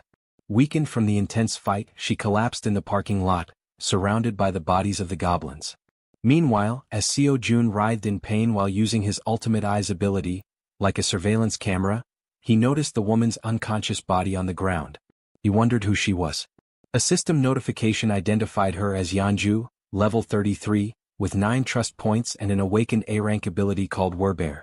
This ability allowed her to transform into a beast, enhancing all her physical capabilities and granting powerful regenerative properties. Seo Jun's eyes widened as he realized this woman possessed an A-rank ability. Additionally, the system revealed that both Dongin and Hyerin had reached 50 trust points, unlocking their loyalty. The notification also stated that Deoksu's loyalty had reached 30, meeting the requirement to be registered as a vassal. Seo Jun quickly decided to register Deoksu as a vassal. Deoksu, now at level 25 and holding the title of third vassal, had 52 trust points and 31 ability points. Upon awakening, he gained a B-tier ability called Iron Knight, which allowed him to summon full steel armor and a halberd. Seo Jun, deep in thought, deduced that a vassal's level is determined by the rank of their awakened ability. He recalled that Fatty had awakened the strength of the gorilla, a C-rank ability, and was at level 20. Deoksu's Iron Knight was a B-rank ability, placing him at level 25. Moon's A-rank teleportation ability had placed him at level 30. Seo Jun concluded that when a vassal is registered, their level corresponds to the rank of their awakened ability. Yet, one question lingered: is the ability selection random like a roll of the dice? He wonders if Moon received an A-rank ability due to his loyalty. If that's the case, then Fatty, who has higher loyalty, should have awakened a B-rank ability instead of a C-rank one. This thought becomes even more puzzling considering that Deoksu, the baseball bat wielder, has only 31 loyalty yet already possesses a B-tier ability. Still deep in thought, Seo-jun remarks that understanding the conditions for obtaining higher-ranked abilities is crucial. It's an important question to answer. Since the number of vassals is limited to just 10, it's advantageous to select individuals with the highest potential rankings. He then reflects on whether there are any differences in accepting someone who has already awakened as a vassal. The system displays that an awakened individual can move freely through staircases, hallways, and elevators. Seo-jun decides to take action and walks toward the elevator. As he approaches, he activates his ultimate eyes, his gaze darkening. Meanwhile, the woman remains unconscious on the parking lot floor, near the goblins' lifeless bodies. Seo-jun calls Fatty, who arrives quickly, and instructs him to head to the parking lot. He asks Fatty to bring the woman from the second level of the parking structure back to their floor. While this unfolds, the team on the emergency staircase is dismantling and recovering the materials used for the electric trap. Deoksu, feeling relieved by the goblins' sudden defeat, asks his friends if they know why the goblins exploded so suddenly. The bespectacled man speculates that it was likely someone's doing. Han, sweating nervously, realizes that such a powerful skill could only belong to one person. The way the goblins were dealt with so effortlessly leaves no doubt in his mind. It must have been Seo-jun. He recalls that when he first met Fatty, Fatty mentioned that Seo-jun was a bit of an enigma. Han also remembers Fatty talking about hot baths, which amazed the girls, and how the ingredients for their meals had also been thanks to Seo-jun's ability. Reflecting on all this, Han grows more unsettled by Seo-jun's overwhelming power, convinced that the mysterious skill must be his. As Han coils the wires around his arm, he glances at Moon and recalls how he used to be an introvert, someone who changed drastically after meeting Seo-jun. Realizing the terrifying scope of Seo-jun's abilities, Han thinks to himself that being saved by Seo-jun means being chosen by him. Back in the parking lot, as the elevator reaches the ground floor, Fatty dashes toward the unconscious woman. He quickly picks her up and heads to the 30th floor as instructed. All of this is observed by Seo-jun through the surveillance-like view of his ultimate eyes, while Han silently contemplates how being saved in this world seems to hinge on being favored by Seo-jun. A flashback is revealed, showing a small toy car.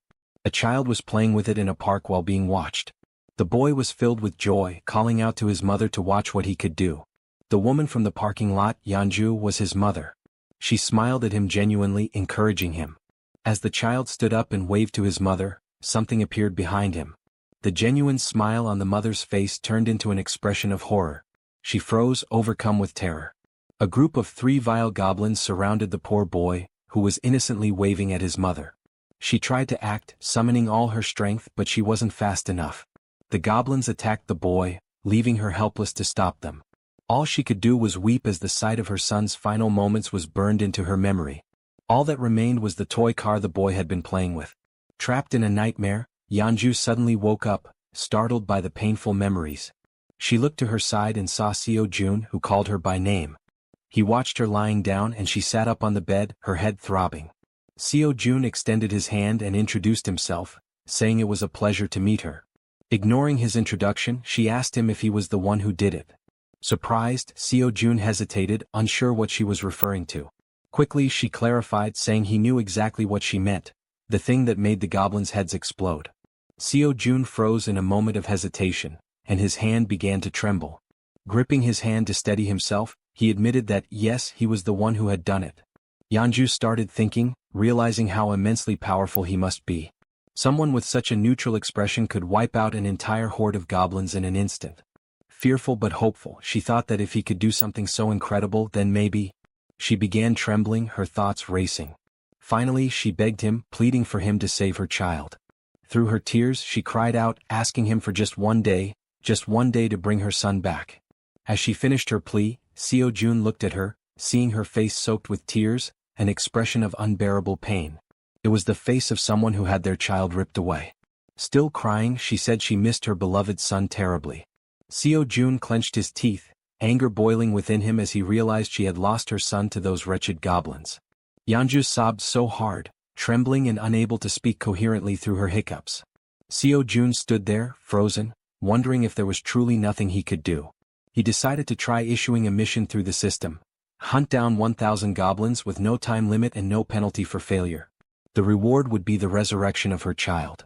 Lost in thought, he wondered if such a thing was even possible.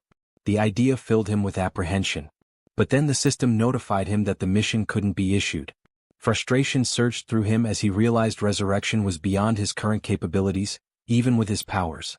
The system explained further, stating that a resurrection required a tremendous amount of power and resources. Then another notification appeared. There weren't enough funds to cover the resurrection mission's reward. It suggested trying again after increasing his funds. Seo Jun was stunned, his jaw dropping in disbelief as he read the message. Resurrecting someone might actually be possible if he had enough money. Overwhelmed with excitement, Seo Jun shouted at the system, demanding confirmation. Could he truly bring someone back to life if he had the funds? Returning to the room, he saw Yeonju still crying. He realized he had no idea how much it might cost to resurrect someone, nor could he even begin to guess. But knowing the possibility existed, he decided to act. He called out to Yeonju, who quickly looked up, wiping her tear-filled eyes. With a serious expression, Seo Jun told her that he thought he might be able to help her. He explained that there might be a way to bring her son back. Upon hearing this, Yeonju feels a sense of relief. Though not a certainty, the idea that there might still be hope offers her comfort. Still crying, she grips the bedsheet tightly and asks if what he said is truly real or just a cruel joke. Seo Jun reassures her that he would never joke about something so serious. However, he explains that while it is possible, it cannot happen just yet, and she nods in understanding. He adds that he doesn't know exactly how long it will take, but there is definitely a way. Yeonju turns to him, saying she'll do whatever it takes and asks what she should do to make it possible. Seo Jun considers the situation. With Han's group, which now includes Moon, Toji and Fatty with their awakened abilities, they already have a strong team. Adding Yeonju, a level 33 fighter, would make them capable of handling most monsters. He thinks the best course of action is to transform all 7 of his minions. Changing his expression to a smile, he asks Yeonju to get up, saying he'll introduce her to some people. Shortly after, Han introduces himself, and Yeonju politely returns the greeting. She then asks if he's the one who was throwing baseballs to hunt goblins, which startles Han that she knows about that. Yeonju also turns to the archer, saying she recognizes her too since she was shooting arrows at the goblins, leaving the archer equally surprised. Nervous, the archer asks how Yeonju knows her. Yeonju, growling and mimicking claws with her hands and sharp teeth, asks if they really don't recognize her, saying they've met before. Toji, the archer, and Han look confused about her growling while cute bears appear in the background. Deciding to clarify, Yeonju begins transforming. Gradually, fur starts appearing on her body as she focuses. Her bear form becomes evident, complete with a snout and brown fur. The archer, shocked, points at her and asks if this is actually happening. Now a massive bear stands in the room before the group. Still pointing, the archer exclaims that it's the beast they saw in the alley earlier. Yeonju, laughing awkwardly, corrects her, saying it's actually a bear, not a beast, leaving the archer dumbfounded. The bear woman explains that she had helped them deal with the goblins a few times before, though they hadn't realized it until now. Looking at the giant bear in front of him, Han remarks that their meeting wasn't a coincidence after all. The bear woman confirms this, saying that anyone who opposes the goblins is a friend of hers. At that moment, Seo Jun arrives and interrupts their conversation, stating that it's good they're already acquainted. With a serious expression, he says he has something important to announce. Seo Jun explains that after thinking it through, they'll execute the plan to rescue Moon's grandmother tomorrow. The group listens intently as he informs them that the number of goblins has drastically decreased, making this the perfect opportunity for the mission. He adds that Fatty will sit out this mission due to his injuries and mentions that he borrowed Fatty's room, as Fatty lost his bed to the bear woman. Seo Jun then announces that Yeonju, the bear woman, will join them on the mission. She nervously thanks him for the opportunity and says it's a pleasure to meet everyone. Concluding the meeting, Seo Jun tells them to prepare for tomorrow morning. The group, filled with determination, agrees to the mission without question. Afterward, Seo Jun calls Toji and Moon aside for a private conversation in the hallway, leaving them feeling uneasy. He reassures them not to worry, saying it'll only take a moment. Under the full moon in the hallway, Seo Jun asks if they know why he called them there. Both Toji and Moon look startled, unsure of what he's referring to, though deep down they might have an idea. The two were caught off guard by the sudden question and visibly startled. Toji hesitated and admitted he wasn't sure, while Moon spoke up, asking if it had something to do with the powers they had recently acquired. June smirked sarcastically and replied, "Yes, it's about your powers." He went on to explain that both of them had awakened abilities this time, leaving them shocked at how perceptive their leader was. Seo Jun explained further, revealing that Moon's newly obtained ability was teleportation. This excited Moon, who was eager to learn how to use it. As for Toji, his ability was named Knight of Steel, which left him curious about what it could do. Jun's expression shifted to one of seriousness as he considered the situation. He realized he needed to understand how both their abilities worked before they embarked on the mission the next day. Deep in thought, he opened the system screen to analyze their progress. He issued a mission to both of them: demonstrate their newly awakened abilities within 1 hour. The reward for success was increased strength, while the penalty for failure was having to sleep in the corridor. The system confirmed the mission parameters, and Jun found himself intrigued by these team-oriented challenges. As Jun mulled over the situation, Toji, unable to contain his enthusiasm, called out, asking if it was true that he had awakened a new ability. Jun confirmed with a nod. Toji's excitement was palpable. Snorting with exhilaration, he exclaimed how great it was, but then asked about the Knight of Steel ability, curious about its specific capabilities. Jun explained that it allowed Toji to summon a steel suit of armor and a halberd. Before Toji could ask further questions, since he was used to wielding a baseball bat, a blue light suddenly materialized beside him. The light was Moon's teleportation ability activating. In an instant, Moon vanished, leaving Toji stunned by how quickly he had picked up the skill. For a few seconds, Jun and Toji exchanged wide-eyed, speechless glances, both trying to process what had just happened. Moments later, Moon reappeared in the corridor, slightly wobbly as he landed.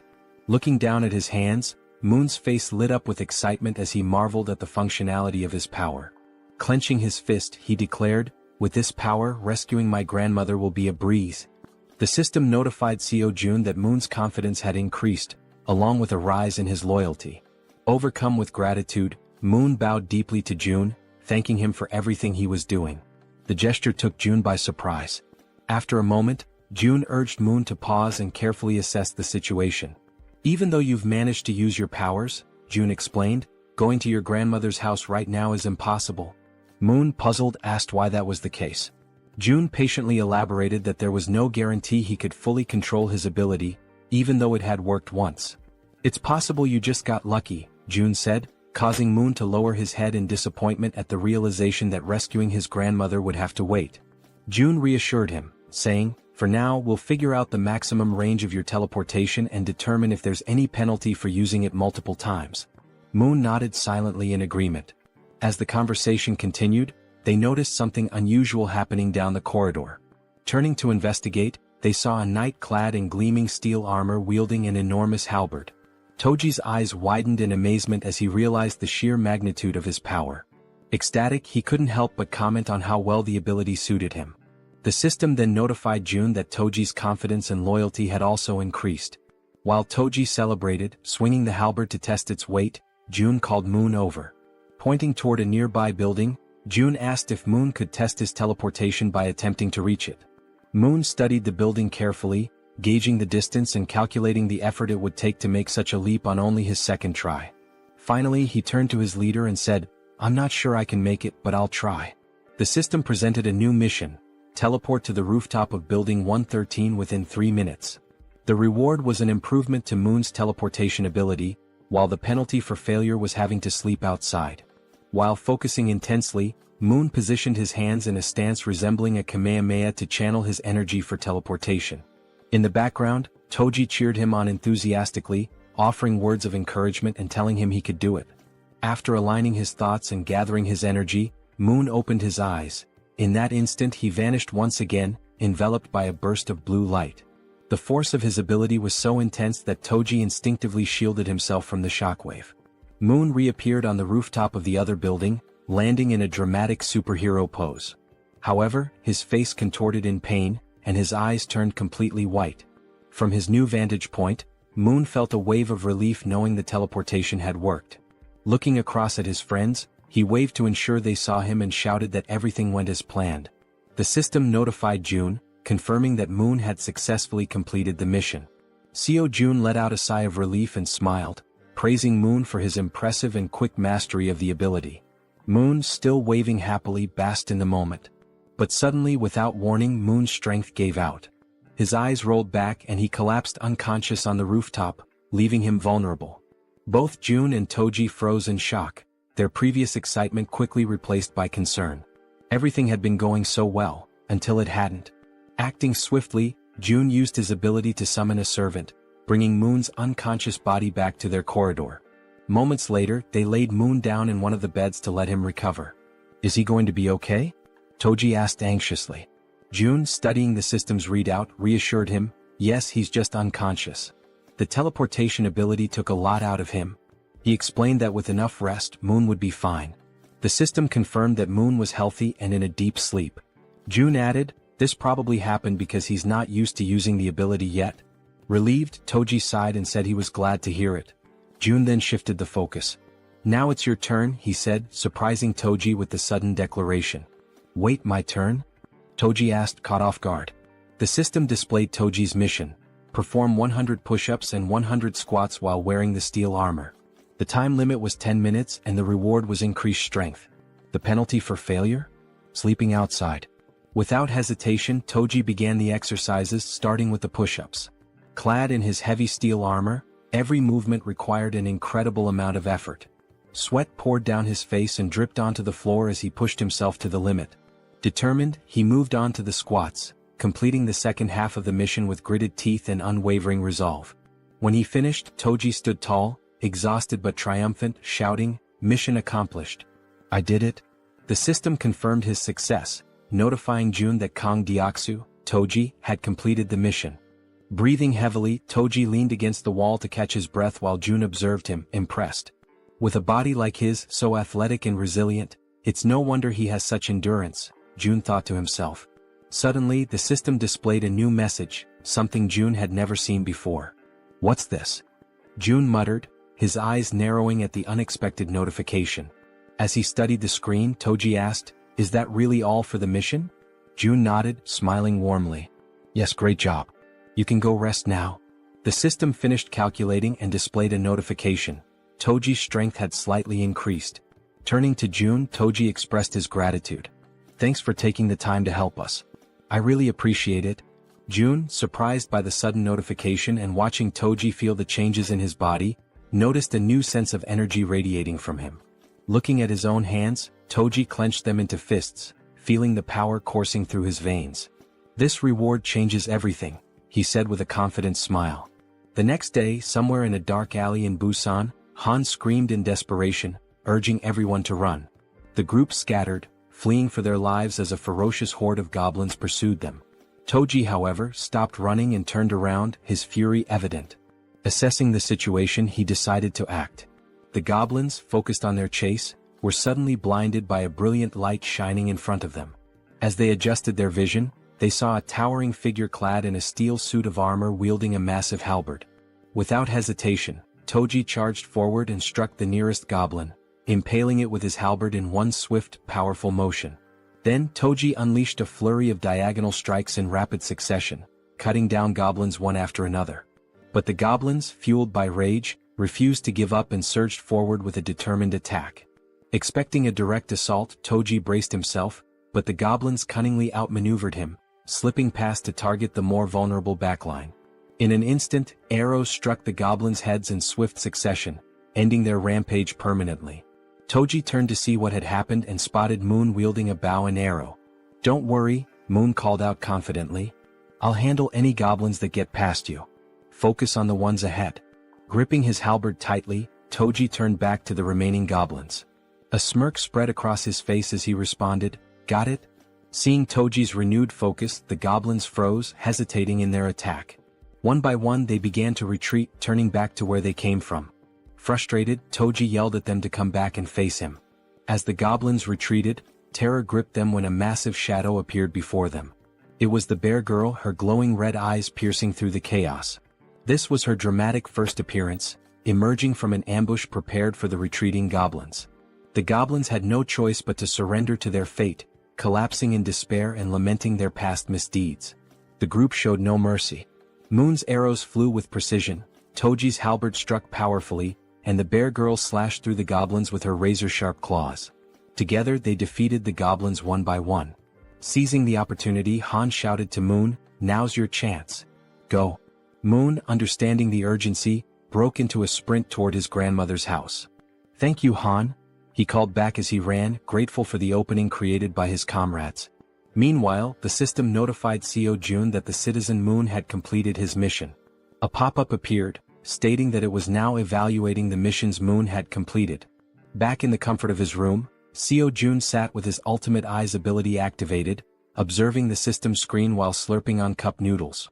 The system pinged again, declaring the evaluation complete and awarding him 132,966 won, which was deposited into his Shutin's wallet.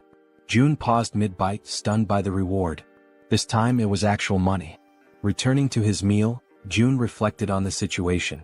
When Toji completed his mission, the reward had been strength, suggesting that additional rewards were now randomized. It makes sense, June thought. The missions are getting harder, so the rewards should scale with the difficulty. The system chimed again, confirming that Moon had completed all the missions available to him for the day.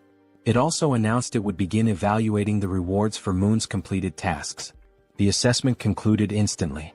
Still savoring his noodles, June grinned and said, "All right, let's see what the reward is." The system congratulated him for hitting the jackpot. For those unfamiliar, it clarified that a jackpot is the maximum prize accumulated in games of chance like slot machines or lotteries. Reading this, Jaehyeon froze, momentarily stunned. Paralyzed with anticipation, he stared at the screen, waiting to see what incredible reward the jackpot would bring. Still staring at the system notification, June remained frozen in shock, his cup noodles stuck in his throat as he tried to process what the jackpot could possibly be. Then the system displayed the reward, a skill point granted as part of the jackpot. Upon reading this, Jaehyeon's lips curled into a satisfied smile. This was perfect. He could choose exactly where to use the point. Back on the streets, Moon sprinted toward his grandmother's house at such an incredible speed that a faint blue aura trailed behind him. As he drew closer, exhaustion crept in, sweat dripping down his forehead. His mind raced with anxious thoughts. What if something had happened to her? Upon arrival, the house came into view, a small, simple home, completely unprotected against monster attacks. There were no barriers, no fortifications, just an ordinary house standing vulnerably amidst the chaos. Moon didn't hesitate. He rushed to the door and pushed it open, but a deep fear clawed at his chest. Frantically, he dashed through the house, checking every room as he called out, "Grandma, where are you?" Then he reached the bedroom. His eyes widened in shock. There she was, lying on a futon mattress, peacefully asleep, far calmer than Moon had ever imagined she would be. Cautiously, he approached, gently placing a hand on her shoulder. "Grandma," he whispered, shaking her lightly, hoping for any sign of response. Slowly, her eyelids fluttered open. Her voice was faint and drowsy as she murmured, "Who is there?" She reached out, her frail fingers brushing against his hand. "Moon, is that you?" And at that moment, ninjas cutting onions must have passed through the room, because Moon's vision blurred as he choked up, his chest tightening with overwhelming relief. Tears streamed down his face. His body trembled as he sobbed uncontrollably, overwhelmed by the sheer relief that she was still alive. Unable to hold back, he threw his arms around her in a warm, desperate embrace, whispering apologies between his sobs. "I'm sorry, Grandma. I'm so sorry it took me so long to come back for you." Despite his tears, the old woman smiled kindly and patted his back. "You're such a brave and kind boy, Moon. I knew you would come for me." At that exact moment, a system notification appeared in front of Jaehyeon. Moon's loyalty had reached 100. Moon was now officially registered as a vassal. The number of available vassal slots had increased. June squinted at the system window in confusion. "Huh? What's this?" Apparently, reaching a certain level of trust unlocked an additional vassal slot. The system then displayed his current vassals. Choi Hyungjin aka Fatty, level 20, Moon level 30, and Kang Deoksu aka Toji level 25. Scratching his chin, June was taken aback. "Wait, so I can level them up too?" Curious, he decided to check how much it would cost to upgrade Moon's level. He tapped the plus symbol next to Moon's name. A new notification popped up. Insufficient funds to level up. Then another window appeared, showing the required amount. 100 million won is needed to upgrade Vassal Moon to the next level. June's jaw nearly hit the floor. His hands clenched into fists. 100 million won? His face twisted in frustration as he rubbed his temples. That's insane. Just for one vassal? With a sigh, he ran a hand through his hair and lightly punched the table. I'm sorry, Moon, he muttered under his breath. I'll make it up to you by assigning you missions every single day. At that moment, a noise snapped June out of his thoughts, his senses going on high alert. The elevator was moving. His brow furrowed. Who the hell could that be? His comrades were still out in the streets, fighting goblins. Narrowing his eyes, he activated Ultimate Eyes. His pupils darkened as his vision extended, scanning the entire building. Two people stood outside one of the apartment doors. A man and a woman. The man carried a box on his shoulder, while the woman knocked on the door, asking if anyone was inside. Something felt off. Their expressions weren't exactly friendly, and their dark under-eye circles hinted at exhaustion or something more sinister. June immediately recognized the apartment. Inside was Fatty's wife. From the other side of the door, she hesitated. Hearing the knocking and voices, she called out cautiously, "Who is it?" Assuming it was urgent, she made a quick decision and opened the door. Standing there was the young woman, who greeted her with a bright smile. "Hello," she said cheerfully. "I'm Kim Dabin." Then she gestured toward the man beside her. "And this is my younger brother, Kim Miho." She continues, mentioning that they live in unit number 1701. Intrigued, Fatty's wife asks what brings them there. The girl sighs, explaining that she only came because she desperately needed help, leaving Fatty's wife wondering what kind of help she could possibly need. Then, with a sudden burst of desperation, the girl blurts out, practically shouting, "Would it be possible for you to let me take a shower?" Fatty's wife is completely caught off guard. Her jaw drops. Of all the things she had expected to hear, this was the absolute last. Still trying to process it, she blinks in disbelief and asks if she heard correctly. "Did you really just ask to take a shower? And that's all you need?" The girl nods eagerly. "Yes, that's all. I just want a shower." Relieved that the request wasn't anything too complicated, Fatty's wife lets out a small chuckle and waves them inside. "Well, that's easy enough. Come in." The two enter, expressing their gratitude. The man, still carrying the box on his shoulder, also thanks her before asking where he should put it. Curious, Fatty's wife asks what's inside. As he places it down on the floor, the girl, still grateful, explains that it's just canned food and some miscellaneous supplies. The man opens the box, revealing various types of canned goods, exactly as she had said. Seeing this, Fatty's wife smiles and thanks them, mentioning that they really didn't have to go through all that trouble. The girl waves it off. "It's nothing really. If you think about it, I just walked into a stranger's house and made a pretty weird request." Just as she finishes speaking, something catches her attention from the corner of her eye. She turns her head slightly, her gaze landing on the collection of bows lined up against the wall, alongside Toji's baseball bat. Curious, she can't help but ask, "Do these bows and that bat belong to the owner of this apartment?" Fatty's wife wasn't expecting that question. Still, after a brief pause, she shakes her head. "No, actually. These don't belong to the apartment's owner. The real owners live in another unit, but it's kind of a complicated situation to explain in just a few words." The girl nods in understanding. "I see." Watching everything unfold, Seo Jun deactivates his ability and thinks to himself that so far they don't seem like bad people. He then shifts his gaze toward the window and murmurs to himself, "I'll go check it out later." After a brief moment of thought, he adds, "I also need to talk to them. I want to ask if they'd be willing to help rescue other survivors from the nearby apartments." Before he can dwell on it further, a sudden system notification pops up. June blinks in surprise as the message appears before him. "You have successfully hunted a red tiger." A second notification follows immediately after. "You have gained a large amount of XP." Then another. 39,783,201 has been deposited into the Ultimate Shut-in's wallet. And finally, one last message. "Your skill level has increased and you have acquired a new ability." June stares at the notifications, his eyes widening in shock. What just happened out there? He hadn't even been paying attention for that long. How could so much have changed in such a short time? Without hesitation, he forces himself to reactivate Ultimate Eyes, pushing his abilities to their limit despite the strain. Outside, the battlefield is far from calm. Han, the archer, and the guy with glasses are both lightly wounded. In front of them, the corpse of a massive red tiger lies motionless on the ground, and next to it, the werbear is also severely injured, struggling to move. The rest of the group stands frozen, unsure of what to do next. June observes everything, but a strange feeling creeps up on him. His stomach twists, and his chest tightens as a wave of unease washes over him. What the hell just happened? Suddenly, a sharp pain shoots through his body. His muscles spasm, cold sweat dripping down his face as an overwhelming pressure grips his chest. He groans in agony, barely able to keep himself upright. Then the system sends another notification. You have discovered individuals who are eligible to receive citizenship. Through the pain, June barely manages to process the message. There are still people who aren't citizens yet? His breathing is ragged, but he forces himself to speak. System, grant them citizenship. A new notification appears instantly. A list of names flashes across the screen. Citizenship has been granted. And then, another alert. You have officially reached 50 citizens. An additional message follows. The amount of XP and money that citizens can earn has increased by 100%. But the surprises don't stop there. A final notification appears on the screen, revealing something unexpected. As the number of citizens has reached a specific threshold, all citizens have unlocked a new ability, Power of Trust. June stares at the words mind racing. Power of Trust. What does that even mean?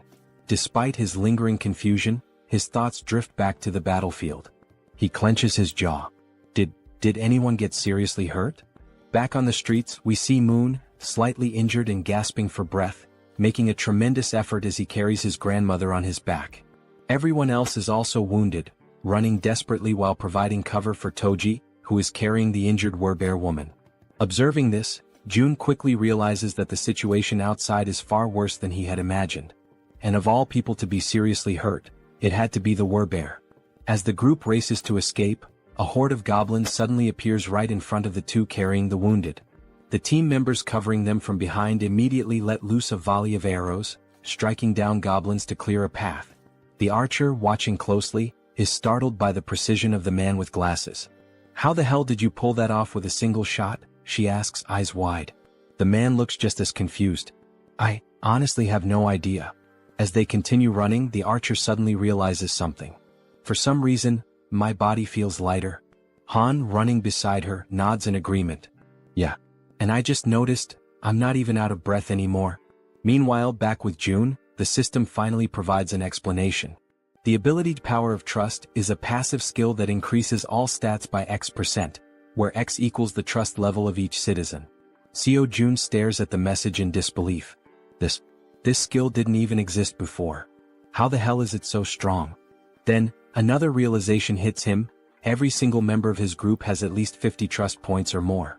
This means that all their stats, including stamina, strength, reflexes, and more, have naturally increased by 50%. At that very moment, Moon's expression shifts as if something suddenly clicks in his mind. He has a hunch. This must be another one of June's new abilities. The system then notifies June of something else. Both of the girls have now surpassed 30 loyalty points.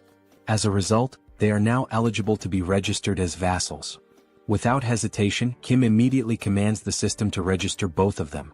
The moment it happens, the two women suddenly stop in their tracks, their bodies tingling as an overwhelming power surges through them. The system follows up with an update. Kim Gaeong, now at level 20, has acquired the piercing ability. Yu Hyerin, now at level 25, has awakened the skill Poisonous Mist. Now, brimming with their newfound power, the two turn back, ready to face the goblins chasing them. The archer steadies herself, drawing her bow. She fires an arrow straight at the goblins. Normally, her shots always land as headshots, every single time. But this time, something is different. The arrow doesn't just pierce through one goblin, it ricochets off and strikes several others, piercing through them effortlessly. Confused, the archer furrows her brows. What the hell? What just happened? The system promptly provides an answer. The ability Piercing is a Tier C skill that uses mental strength to fire a penetrating arrow. June, standing with his arms crossed, watches as the information unfolds before him. Now that he knows what the ability is, he immediately issues a command to the system. Create a mission. A new quest pops up. The archer must use Piercing to hunt 10 goblins within a 10-minute time limit. Reward, increased Piercing proficiency. Penalty for failure, fatigue. As he processes this, June shifts his attention to the other ability. Unlike Piercing, this one seems far trickier. Poisonous Mist is a deadly attack, and while it's classified as a B-rank skill, using it incorrectly could endanger the entire team. June exhales sharply, deciding to deal with it later. I'll figure it out when the time comes. Just then, the system sends another notification. The archer has successfully completed the mission. 10 goblins eliminated. A new message follows. The maximum number of missions available for today has been reached. Evaluating. June sighs, unimpressed. The rewards weren't that great this time. But now that the battle outside has settled, he decides it's time to check on the citizens living on the lower floors. Activating ultimate eyes, he scans the corridors. His gaze locks onto the silhouette of a man walking calmly through the halls, his hands tucked into his pockets. June watches as the man heads toward the bathroom, likely to collect water. Smart. June notes that this man has good survival instincts. He's gathering water before supplies run low. Shifting his focus elsewhere, June spots another pair, a man and a woman sitting together, preparing to eat. He observes them for a moment, realizing something important. They're already capable of gathering food and water on their own. Then, in another part of the building, something unexpected catches his eye. A woman. She's lying motionless on the floor inside a room. Without a second thought, June bolts toward her. The system immediately provides an update. Kim De-jung. Trust level, 18. Ability, healing, awakened. June's heart pounds in his chest. Healing? His eyes dart between the system message and the unconscious woman on the floor. He reads the ability description. She can heal wounds. A surge of urgency floods through him. She's the first healer they've found, and they desperately need her. Without hesitation, June sprints forward. He has to help her, no matter what. After sprinting through the hallways, June finally arrives in front of the door to the room where the woman had collapsed. His breathing is still heavy from the run, but he quickly composes himself and reaches for the doorknob. Slowly, he tries to turn it, hoping to gain access without any trouble. However, to his surprise, the door is locked from the inside. A deep frown settles on his face as he realizes there is no way for him to open it from the outside. The sudden obstacle causes his shoulders to slump slightly, and he takes a step back, frustration creeping into his thoughts. But just as he starts to contemplate another course of action, something unexpected happens. His eyes widen momentarily as a new notification from the system appears before him. By sheer coincidence, or perhaps fate itself, he has just acquired a new skill. The system promptly displays its details. The ability is called Invisible Hand, and it is currently at level 1. According to the description, it allows him to summon and control an invisible hand at will. Reading the notification, a surge of newfound determination fills his chest. His grip tightens into fists as he mentally acknowledges the absurd but undeniable reality of his newfound power. Silently, he expresses his gratitude for this sudden stroke of fortune. Closing his eyes for a brief moment, June focuses his thoughts entirely on the locked door before him. He visualizes himself breaking the lock, willing it to yield under his command. When he finally opens his eyes, he is met with an unexpected yet welcome sight. Right before him, materialized out of shut-in energy, is a lock-breaking tool, a sturdy bolt cutter formed entirely of the same strange energy he has come to rely on. Without hesitation, he reaches forward, taking hold of the newly formed tool. The cold sensation of the manifested object in his grip confirms its existence. Without wasting another second, he positions it against the lock and applies pressure. A sharp snap echoes through the quiet hallway as the lock gives way effortlessly. With a swift motion, he pushes the door open and rushes inside. The moment he steps into the dimly lit room, his gaze immediately lands on the unmoving woman lying on the floor. Now that he is seeing her up close, the eerie stillness of her body makes the entire scene feel unsettling. June quickly kneels beside her, concern evident in his expression. Reaching out, he gently nudges her shoulder, his voice calm yet firm as he speaks. He asks if she can hear him, if she is all right, urging her to wake up. There is no response. A deep sense of unease washes over him. He carefully observes her condition, scanning for any visible injuries. But what he notices instead sends a wave of worry through him. Her face is unnaturally pale, her lips dry and cracked. Severe dehydration. His mind races. Dehydration this extreme could be dangerous. She needs help, immediately. He quickly shifts his attention to the surroundings, searching for anything that might assist in stabilizing her condition. His eyes dart around the room, taking in every detail. Then, something catches his attention, something that makes him pause, confusion flickering across his face. There is water in the room. Yet, despite the presence of water, she is still in this critical state. It makes no sense. The contradiction unsettles him, sending a cold shiver down his spine. Glancing back at the woman, he forces himself to push aside the troubling thoughts. Now is not the time to question the situation. The priority right now is saving her. A sudden idea forms in his mind. Without hesitation, he opens the system interface. There is a chance this might work. June quickly assigns her a mission, a simple yet crucial task. The mission objective: breathe. The reward: immediate recovery from dehydration. The system processes the command, deducting 10,000 won as the cost for activating the mission. Almost instantly, a soft blue aura begins to envelop the woman's body. June watches intently, his pulse quickening as the energy works through her. Then faint sounds escape her lips, a weak, breathy noise, but a clear sign that she is beginning to stir. Relief floods through him. It worked. Slowly, her eyelids flutter open, her gaze hazy and unfocused. A blurred silhouette of a figure stands before her, a voice reaching her ears, asking if she is awake. Her mind struggles to process the situation. Her voice, weak but laced with confusion, manages to form a question. Who is he? And why is he in her room? June straightens slightly, meeting her dazed gaze. He introduces himself, explaining that he lives in a unit just above hers in the building. She blinks, her expression still foggy with exhaustion. The information doesn't seem to register right away. Still lying on the floor, she questions him again, her voice laced with uncertainty. How did he get inside? June, seeing no reason to hide the truth, states it plainly. He tells her that he saw she was unwell and decided to enter, by force breaking the door open to reach her. A moment of silence lingers between them. Then her breath hitches. Her expression shifts as realization dawns. Without warning, tears begin streaming down her face. And yet she does not say a word. She simply cries as if the weight of everything she had been enduring had finally caught up with her. She raises her hands to her face, wiping away the tears in an attempt to hide her crying. Her shoulders tremble slightly as she struggles to compose herself. June, watching her closely, immediately senses that something is wrong. There is an uneasiness in the way she reacts, something beyond just exhaustion or confusion. Taking a deep breath, he calls her name, Kim Dae-jung, his voice firm yet gentle. As she slowly pushes herself up from the floor, still visibly shaken, he speaks again. He apologizes for being so abrupt, for barging into her life so suddenly, but he makes it clear that he needs her help. There is urgency in his tone, something that makes her pause despite her lingering distress. Now sitting upright, her tear-filled eyes meet his, though her expression remains guarded. Her lips, still cracked from dehydration, barely part as she listens to him speak. June wastes no time in explaining, one of his allies is severely injured. The words seem to take a moment to register. Dae-jung slowly turns her body toward him, staring as if trying to process what he just said. Silence stretches between them. She blinks, her mind racing, trying to make sense of his words. His ally? Someone severely injured? Why is he telling her this? She doesn't understand, she doesn't even know this man. Panic begins to rise in her chest. He wants her to save someone?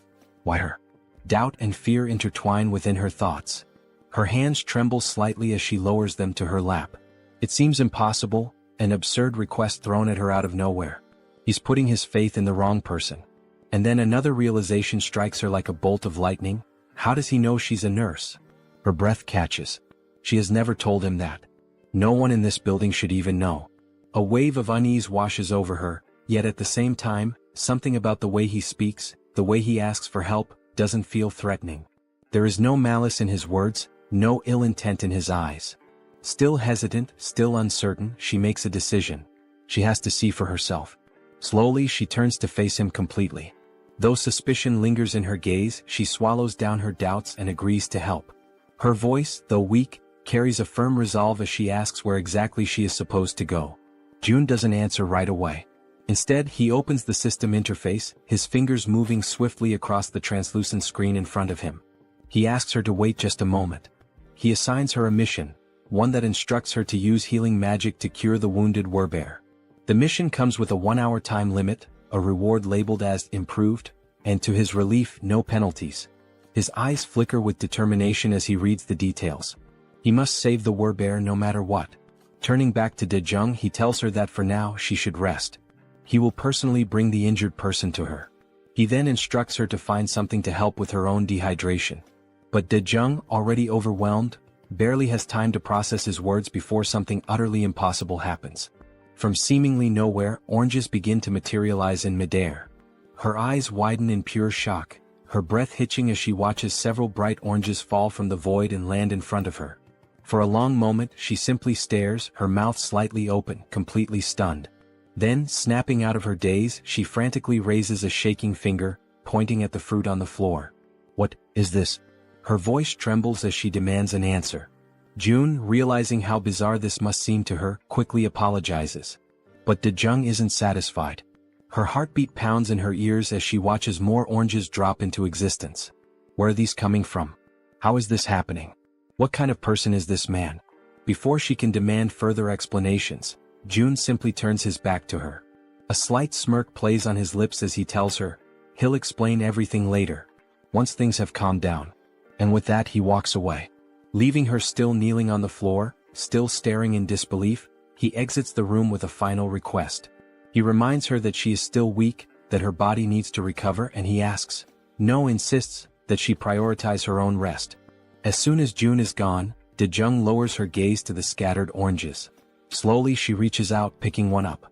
The texture, the weight, the coolness against her fingertips. It all feels real. She squeezes the fruit gently, expecting it to vanish like an illusion, but it remains solid in her grasp. A shiver runs down her spine. What is this? Still overwhelmed, she hesitantly mutters to herself, wondering if she's dreaming. Because never, in her life has she seen anything like this before.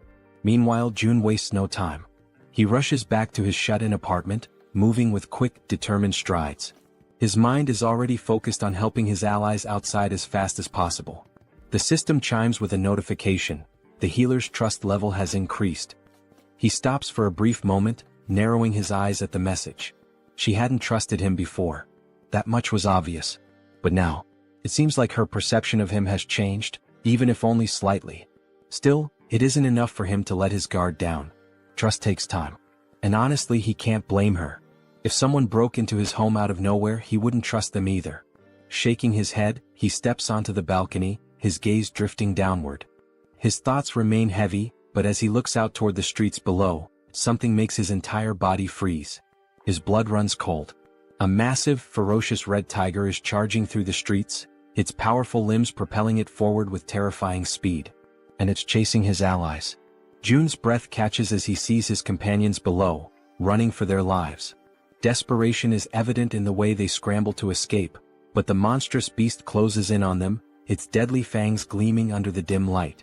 Then, as if things couldn't get any worse, its piercing eyes fixed on its targets, its muscular body moving in perfect synchrony as it hunts his team. A wave of panic washes over June. This isn't just a dangerous situation. This is a massacre waiting to happen.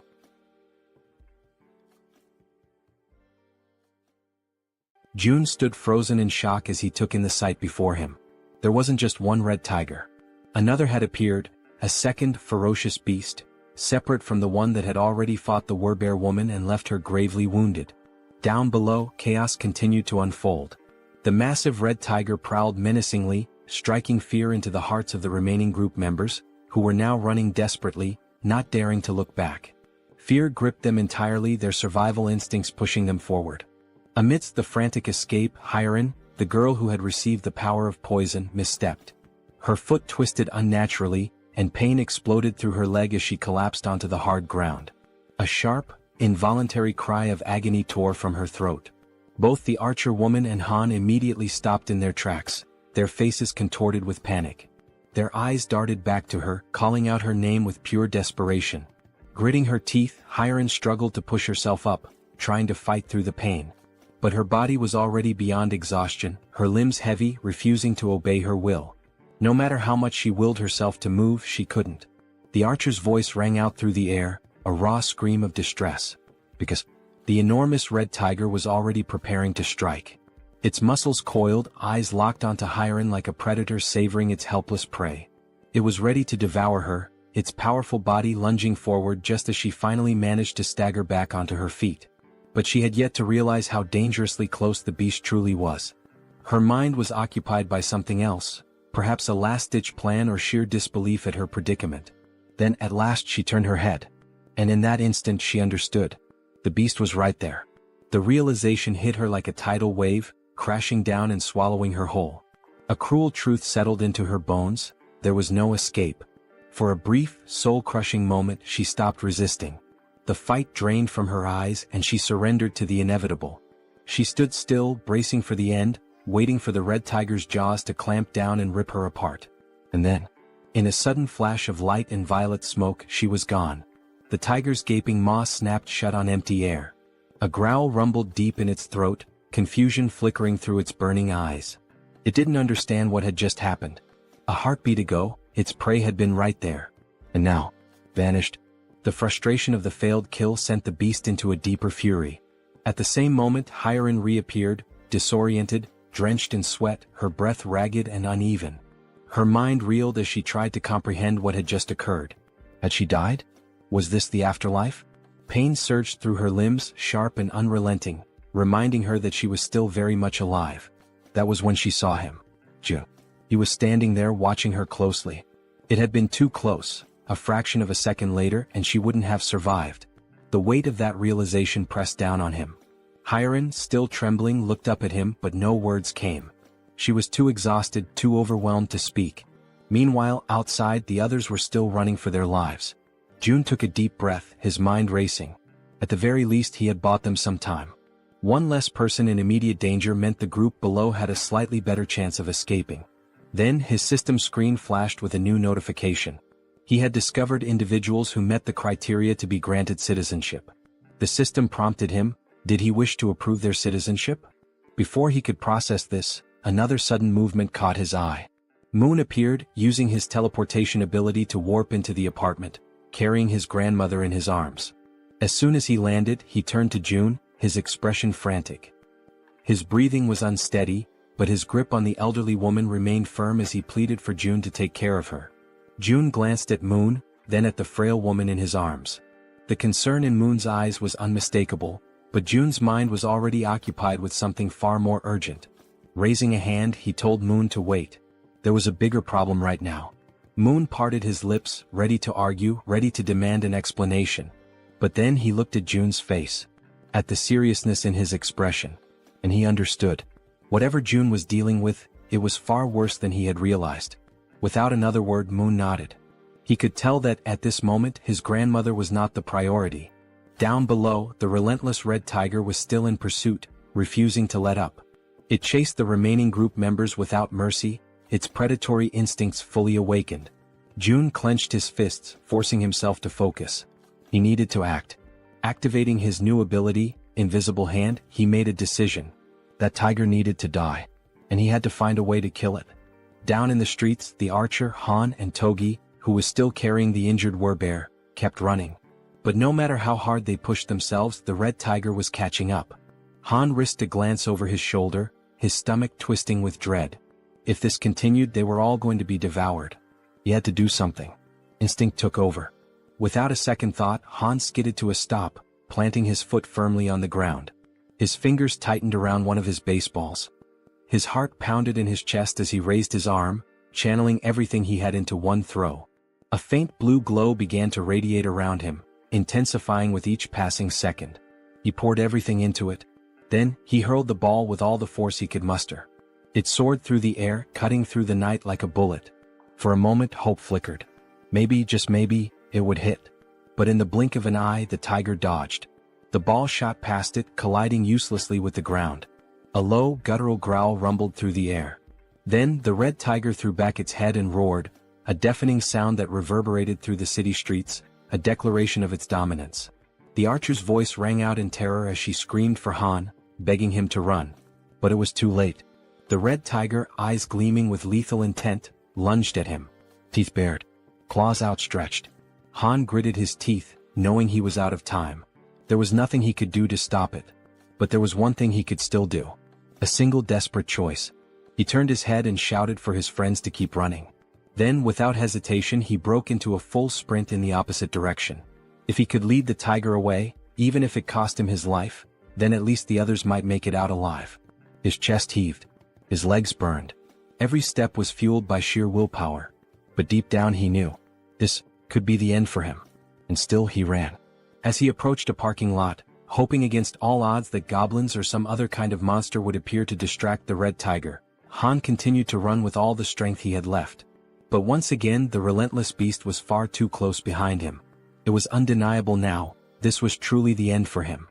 While sprinting, he risked a glance over his shoulder, his breath catching in his throat as he took in the sight of the enormous glistening fangs of the red tiger. They were massive, sharp, and deadly, a testament to the inevitable doom that awaited him. At that moment, his gaze locked with the tiger's, and an unspoken understanding passed between them. This was it. There was no escape. His fate was sealed. Just when all hope seemed lost, when every fiber of his being prepared to accept his tragic demise, something unexpected happened. A strange, pulsating purple force suddenly materialized and coiled tightly around the red tiger's neck. It appeared out of nowhere, wrapping around the beast with a speed and intensity that defied comprehension. In an instant, the force pulled downward with such overwhelming strength that the tiger's head was violently slammed into the ground. The impact was so powerful that the very pavement beneath them cracked and shattered, sending debris flying in every direction. The tiger let out a guttural snarl of frustration, struggling against the mysterious force. Its powerful limbs instinctively clawed at the ground, attempting to regain stability, but the unseen energy was relentless. Slowly, its paws began to lift off the ground, its body suspended as if an invisible hand were hoisting it up. The purple force continued to constrict, tightening mercilessly around the tiger's throat, squeezing the life out of the monstrous creature. It was unmistakable. This wasn't a natural occurrence. This was someone's doing. And Han, still frozen in shock from witnessing the impossible, knew exactly whose work this was. There was no doubt in his mind, this was Jun's power. Moments later, the archer woman and the bespectacled man arrived at the scene, their breaths ragged from the exhausting chase. They had rushed there, fearing for Han's safety, but what they found left them momentarily speechless. Their eyes widened in disbelief as they beheld the red tiger, still writhing in agony, its body dangling helplessly as the mysterious force continued to choke the life out of it. As the archer took in the scene, a system screen suddenly appeared before her, glowing softly in the dim light. She hesitated for a brief moment before focusing her attention on the text displayed before her. Her expression shifted almost instantly. Her eyes widened in shock as she absorbed the information. Then, as though gaining a newfound sense of understanding, she took a deep breath, regaining her composure. With a newfound calmness, she turned to her companions and, without hesitation, stepped forward. High above, watching the events unfold from his vantage point, Jun observed everything with sharp, calculating eyes. There was no need for him to intervene any further. He had already done what was necessary. Now, as long as Jaehyeon, the archer, landed the final blow, he would receive 4 times the loot. Below, the red tiger, still trapped and gasping for air, thrashed desperately in a futile attempt to escape. But its fate was already sealed. The archer, understanding the significance of this moment, took her time, preparing what would be her most crucial shot yet. The tiger's fiery gaze turned to her, desperation evident in its glowing eyes. It was pleading for mercy, seeking even the faintest glimmer of hope for survival. But the woman standing before it held no sympathy. Her expression was one of cold resolve. Mercy was not an option, not for this wretched beast. She pulled back the string of her bow, channeling an intense blue aura into her arrow. The pressure emanating from the charged shot was immense, causing the very air around them to tremble. Then, with a swift, decisive motion, she released the arrow. A powerful gust of wind exploded outward as the arrow soared through the air, its force cutting through the night like a spear of vengeance. The instant it found its mark, a system notification flashed before Jun's eyes. You have successfully hunted a level 28 red tiger. You have gained a significant amount of experience points. 62,311,776 one has been deposited into your shut-in wallet. As the tiger's body collapsed lifelessly onto the ground, another notification appeared, this one highlighting the growing dynamics among the group. Team trust and loyalty levels have increased. Another notification followed shortly after. Han's loyalty level has exceeded 30. He now meets the requirements to be registered as a vassal. A satisfied smile played on Jun's lips. Everything had gone exactly as planned. He nodded to himself before selecting the prompt to accept Han's registration as his vassal. A few moments later, the scene shifted to another part of the building where someone was being healed. It was the healer, the woman who had previously collapsed in exhaustion within one of the rooms. Now fully conscious, she focused her energy, her hands glowing faintly as she tended to the wounded. The injuries of the others faded rapidly under her care, not even leaving scars behind. The first person she prioritized was the Werbear woman, whose body had suffered severe damage during the brutal encounter with the red tiger. June, watching from afar, reflected on the sheer luck they all had, him included, in having found a healer in a situation like this. Han approached, still catching his breath.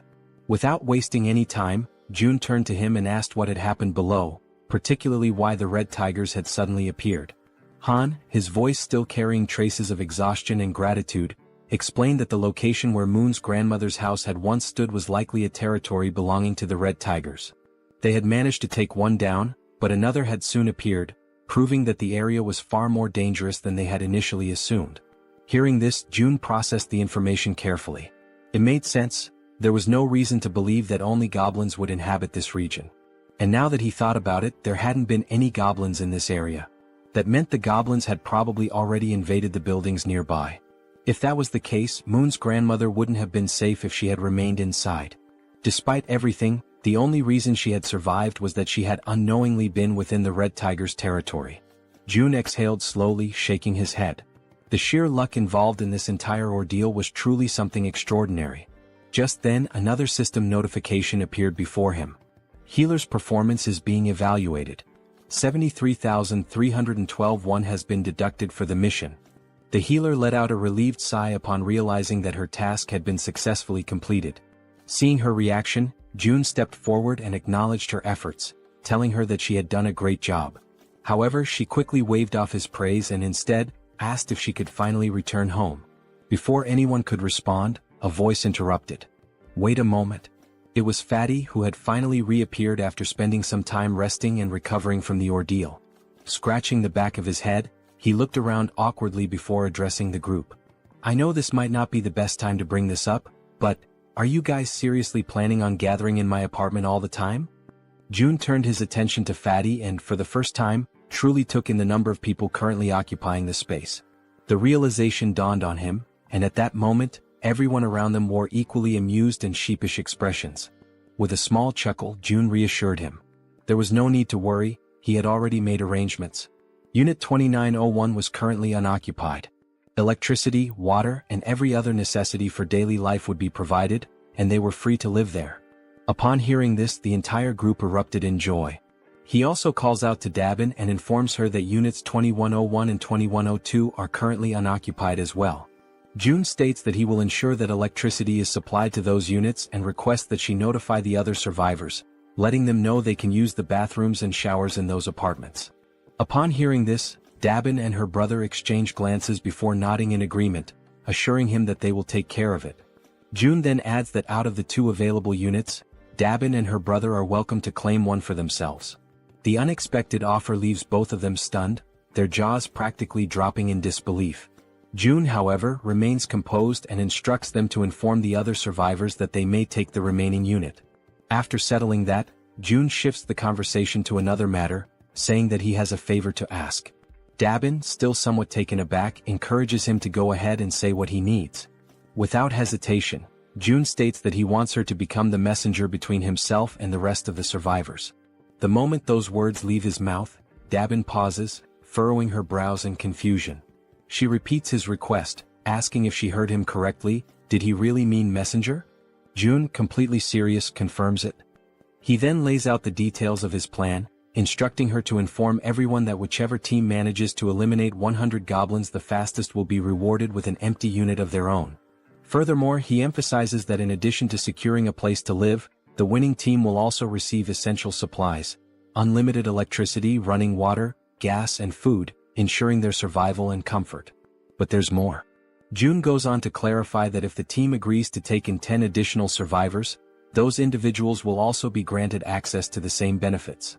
For a brief moment, the atmosphere in the room grows heavy with tension. The weight of June's words settles over them, and everyone seems to grasp the implications of what he is proposing. Then, as if anticipating concerns, June adds one final note. He instructs Dabin to make sure she informs them that the distribution of these benefits may take longer depending on which floor their new residence is located. As he watches their reactions, June contemplates his next move. From this point forward, he realizes, every decision will be like moving pieces in a strategic game of chess. Only those who prove their worth will receive the resources they need. At that moment, a system notification appears before him. A new quest materializes, an official mission to hunt down goblins.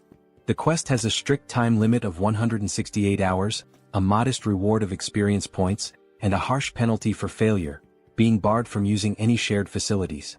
A final message flashes before his eyes. Will you grant this quest? Yes or no?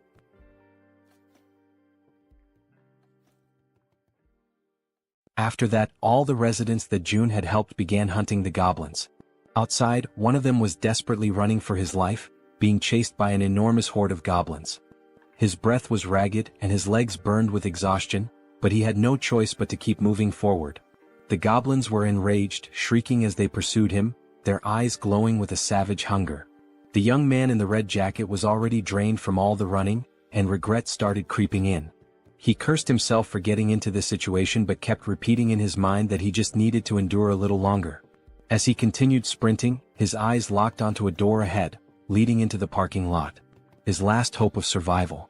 Behind him, the goblins, with their sharp claws outstretched, were closing in rapidly, almost managing to grasp him. But at the last second, the young man threw himself forward, sliding across the ground as if making a desperate soccer tackle. His body barely squeezed through the doorway just before the goblins could reach him. With whatever breath he had left, he screamed in desperation, urging the others to attack immediately. His voice rang with panic as he warned them that the whole thing had been a trap.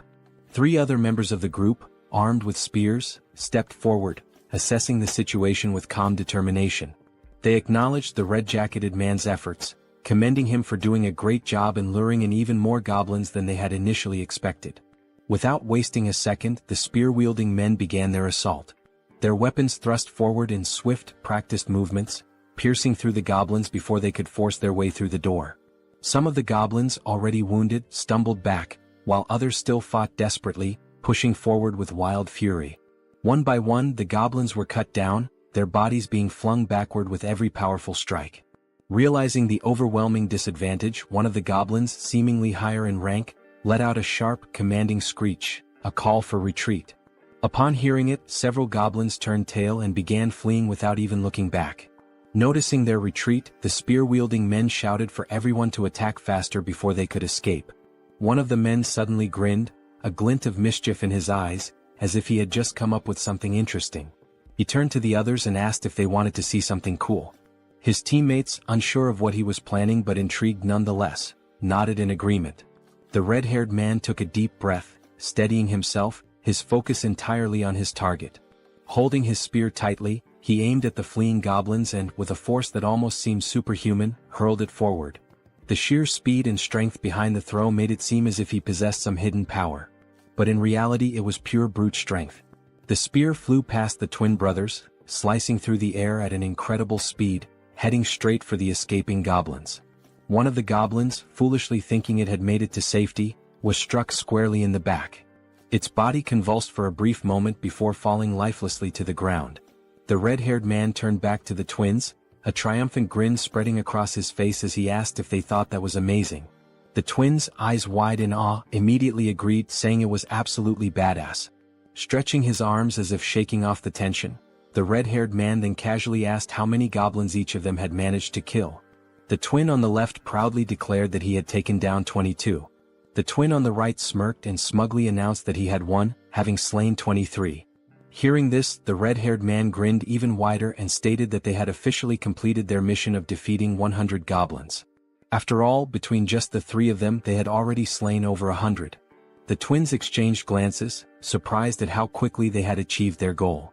They had initially thought it would take an eternity to eliminate that many goblins. Just then Min, the man in the red jacket, stormed up to them, clearly irritated. He wasted no time in complaining, reminding the red-haired man that he had said there would be only about 10 goblins. Yet Min had barely escaped with his life.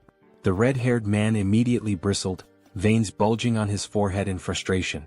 He snapped back, demanding to know what Min was whining about this time. Min, still seething, shot back that there was no way anyone could have mistaken that many goblins for just 10, and he had nearly died because of it.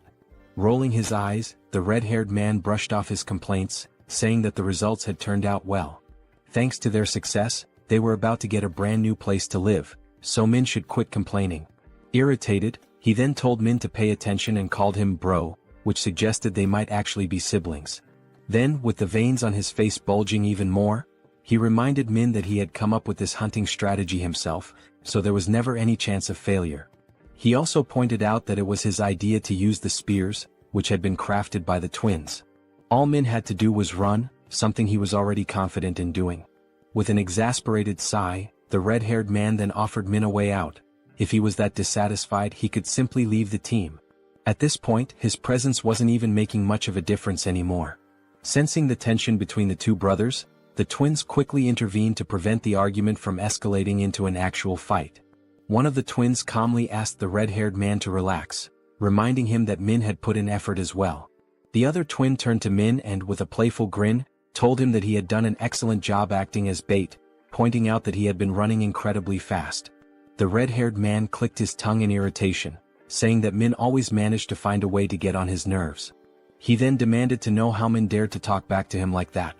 One of the twins, still grinning, urged Min to just apologize and get it over with. Realizing that arguing would get him nowhere, Min let out a sigh and begrudgingly muttered an apology. The red-haired man huffed in response, then turned his back on him. Dismissing the whole ordeal, he stated that it was time to move on, as they needed to head to the 21st floor to claim their new home. However, upon arriving at the 21st floor, ready to receive their reward, they were met with unexpected news. Dabin, looking somewhat apologetic, informed them that another team had already beaten them to it and claimed the reward first.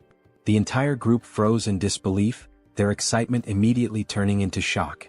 In their minds, they had been incredibly fast. There was no way another team had completed the mission before them. The red-haired man's face darkened, his irritation flaring up again. He demanded to know if there was really another team that had managed to slay 100 goblins faster than them. Dabin nodded, confirming it. Still unable to believe what he was hearing, the red-haired man furrowed his brows and told Dabin to stop joking around. In a protesting tone, he once again asked Dabin to stop joking around and to just hand over their house already. Dabin, maintaining a serious expression, insisted that it was no joke, she was telling the truth. Then she revealed that the group who had finished the hunt even faster had just arrived. The group that had killed the goblins first. Seeing who they were made the red-haired man even more irritated. The group consisted of Dabin's brother and an elderly couple, both of whom were smiling cheerfully as if nothing had happened.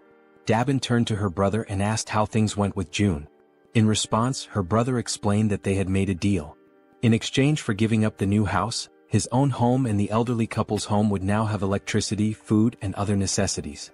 On top of that, their daughters would no longer have to take part in missions. Upon hearing this, Dabin immediately pointed out that the elderly couple's daughters were minors, meaning they should have already been exempt from missions in the first place. The elderly couple continued smiling, unfazed, and corrected her by saying that their daughters were actually adults. Despite their youthful appearance, they were older than they seemed. The elderly woman then added that their daughters were probably quite skilled with bows and arrows, though her husband always worried too much about them. Dabin's brother also mentioned that part of the agreement included providing bows and arrows for their daughters. Dabin frowned, questioning the need for bows and arrows. Were they planning to continue hunting goblins? Her brother nodded, confirming that they were, but specified that June had only requested the goblins in the surrounding areas. Since the goblins were relentless and kept coming no matter how many were killed, it was necessary to keep them under control. Hearing all of this, the red-haired man grew even more irritated and told them to stop with all the useless chatter. Then, in a firm voice, he questioned whether they were giving themselves special privileges simply because they were the ones in charge. Wasn't that unfair? To some extent, Dabin's brother agreed. That's why, to balance things out, he explained that June had ordered the second and third groups to kill 100 goblins and head to the 30th floor to receive their rewards. Upon hearing that, a genuine smile appeared on Dabin's face. She reassured them that everything had worked out and instructed them to head up to the 30th floor.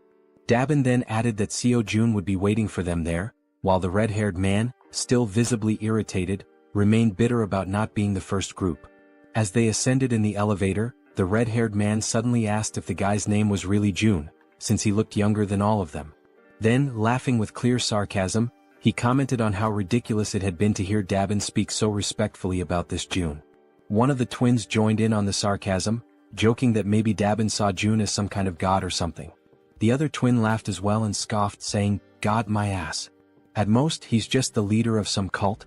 Then, as if pondering the idea, he questioned whether this Seo Jun guy was even sane in the first place. Min, who had been listening to all of this quietly, murmured under his breath that all of them were being protected thanks to Jun's abilities. Therefore he suggested that maybe they didn't have the right to speak about him like that.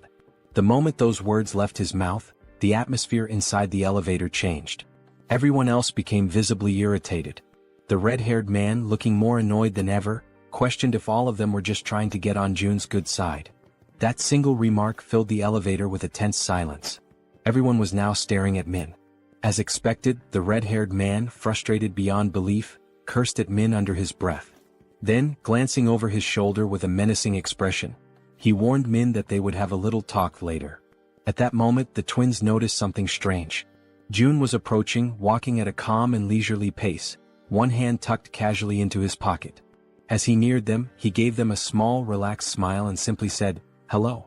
That simple greeting, combined with the way Jun carried himself, sent a wave of shock through all four members of the group.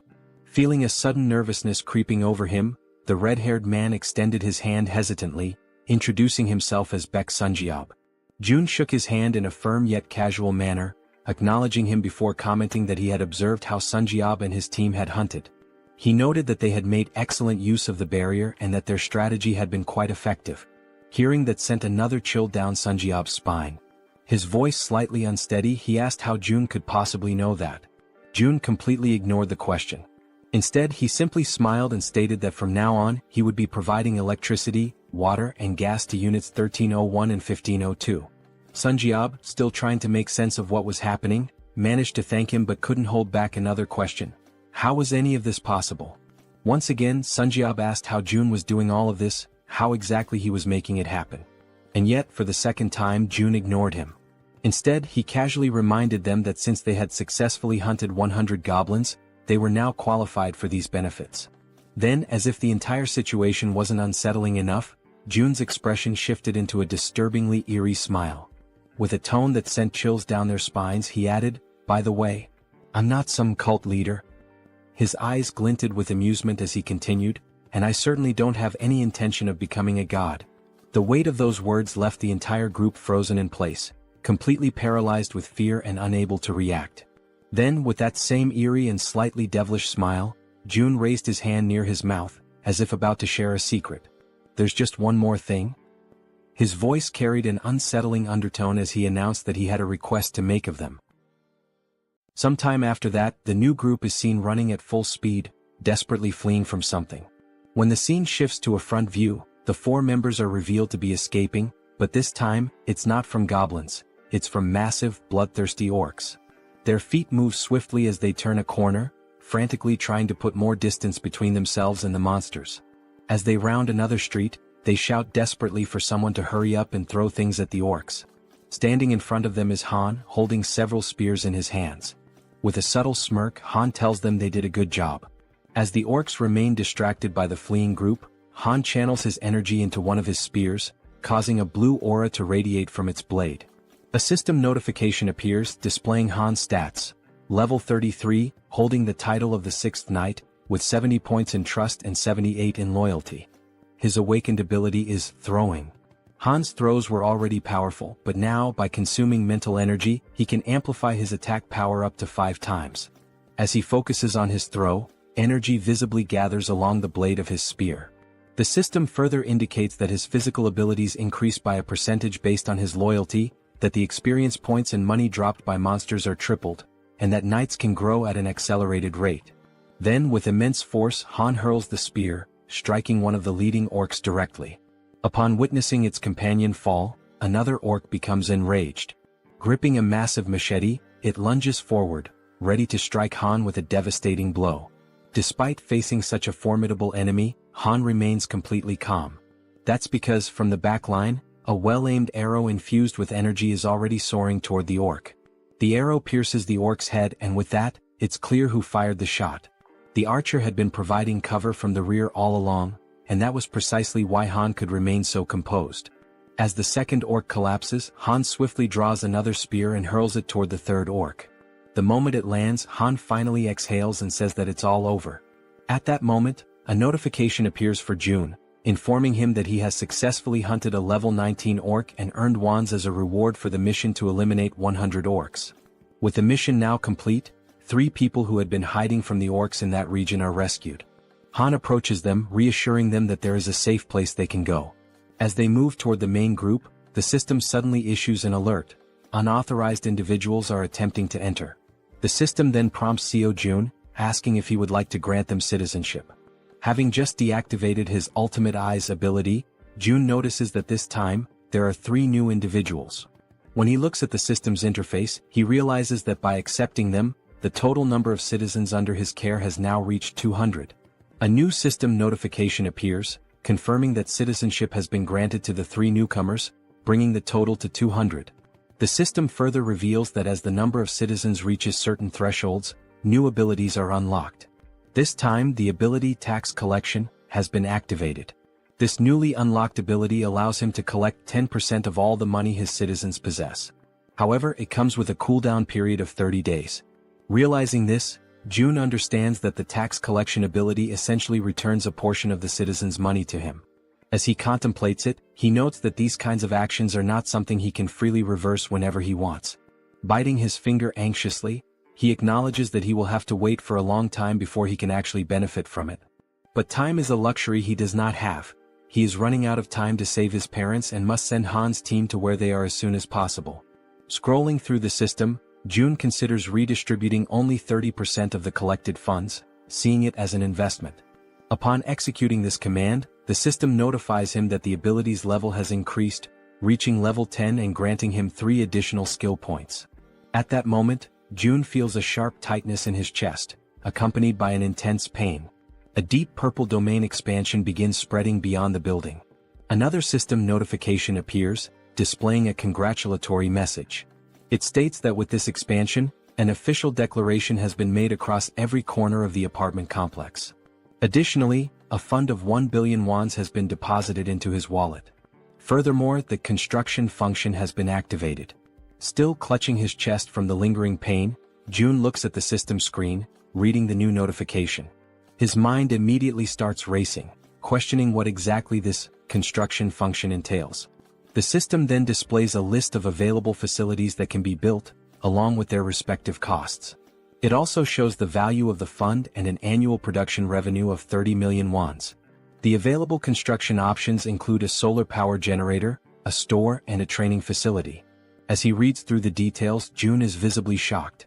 The annual revenue is only 30 million wands, yet installing a solar generator alone costs 130 million wands. That means he would need to maintain the solar power system for nearly 5 years just to break even. Following this realization, the system asks if he would like to proceed with installing the solar generator.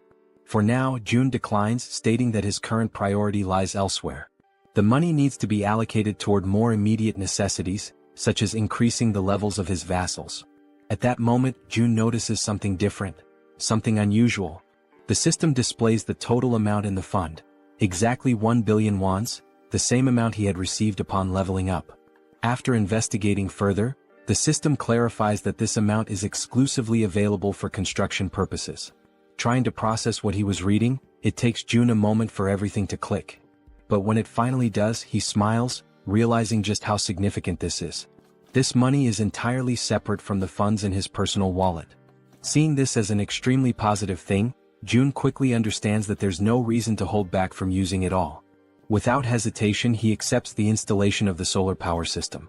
The system then informs him that the process will take 24 hours to complete and updates his remaining balance, which now stands at 867 million wands.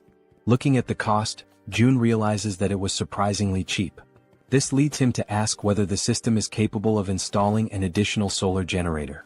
The system responds that only 1 solar generator can be installed per apartment building. With that in mind, Jun shifts his attention to the store option. As he selects it, he is met with an unexpected but pleasant surprise. The feature is far more impressive than he had initially thought. This store is directly linked to the one he already owns, allowing him to sell registered items to his citizens. However, what truly makes this ability unique is that it is not a physical store. Instead, the system produces items in real time, and as long as there are funds available, the system itself will handle the transactions. Up until recently, managing and distributing supplies had been a tedious and time-consuming task, with Dabin having to handle most of the distribution. But now, with a system-operated store in place, the citizens will be able to purchase what they need on their own. As he reflects on this, Jun realizes that he can personally set the prices, increasing overall liquidation rates even further. Without hesitation, he issues the command to install the store immediately. The system prompts him to select a location for the store's installation. He carefully considers the available locations before deciding to place it on the 101st floor. The system then displays the remaining construction time, 48 hours until completion. Finally, the third option, the training facility. The system notifies him that this training facility will allow citizens to improve their strength and endurance through basic training exercises, with a 200% efficiency boost. Additionally, for those below level 15, an extra 300% efficiency bonus will apply.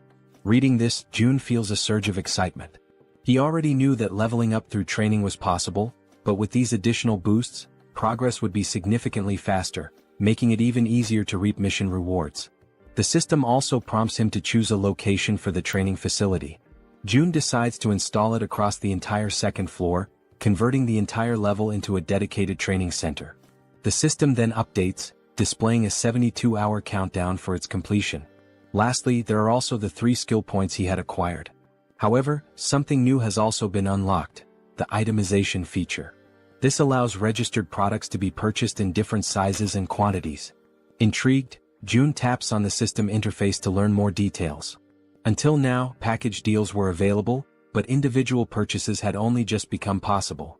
Looking through the list, he sees various liquid-based items and notes that while not everything is there yet, the range of available options has expanded significantly.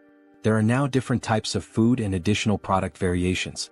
Now, with a slightly mischievous smile and a new plan forming in his mind, Jun realizes just how useful this could be. Meanwhile, back on the battlefield, Toji is clad in his knight armor, engaged in combat against an orc wielding a large knife. The orc lands a strike, but Toji's armor absorbs the impact, leaving him completely unharmed. Spotting an opening, Toji seizes the moment and delivers a decisive blow, eliminating the orc with a single strike. After defeating his opponent, Toki sighs in relief, muttering that it was a close call and that this battle is far more exhausting than expected. From behind him, Han calls out to Toji and poses a question. What would happen if he threw the halberd he was holding? Looking down at the weapon in his grip, Toji admits that he has never actually considered that possibility before. Han then asks him to hand over the halberd for a moment, wanting to try something. As soon as Han takes hold of it, a familiar blue aura begins to radiate from his hands. Focusing intensely, he prepares himself before hurling the weapon with all his might. The halberd soars through the air at an incredible speed, vanishing into the distance with overwhelming force. Toji, wide-eyed in shock, watches in disbelief before finally speaking. He had assumed Han was joking when he mentioned throwing the halberd. Now, however, the weapon was far beyond their reach. Crossing his arms, Han simply responds that he has already thrown it. Now he suggests that Toji deactivate the weapon's summoning and call it back again. Only then does Toji finally understand what Han had been thinking when he proposed the idea.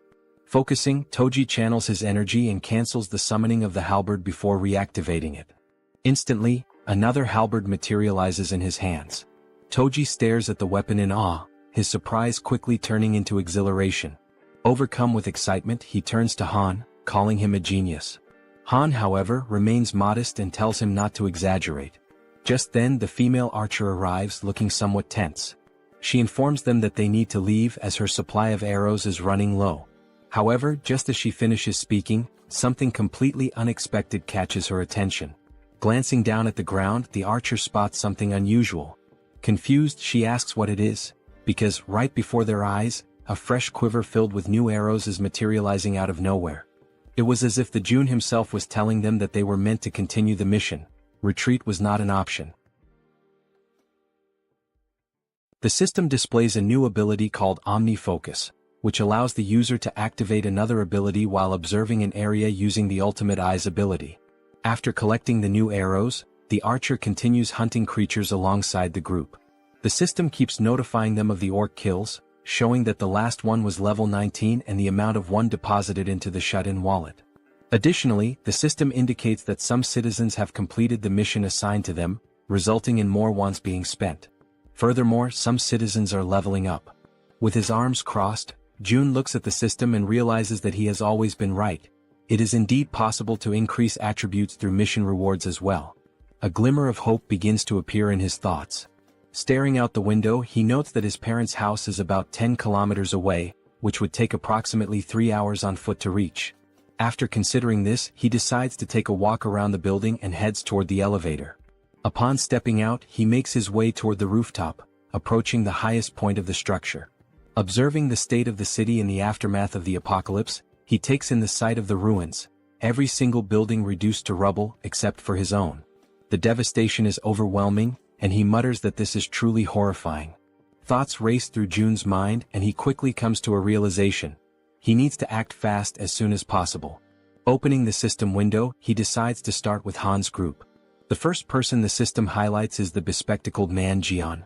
He holds the title of 7th servant, with a trust level of 59 and a loyalty level of 33, and his awakened ability is the Raven Pact.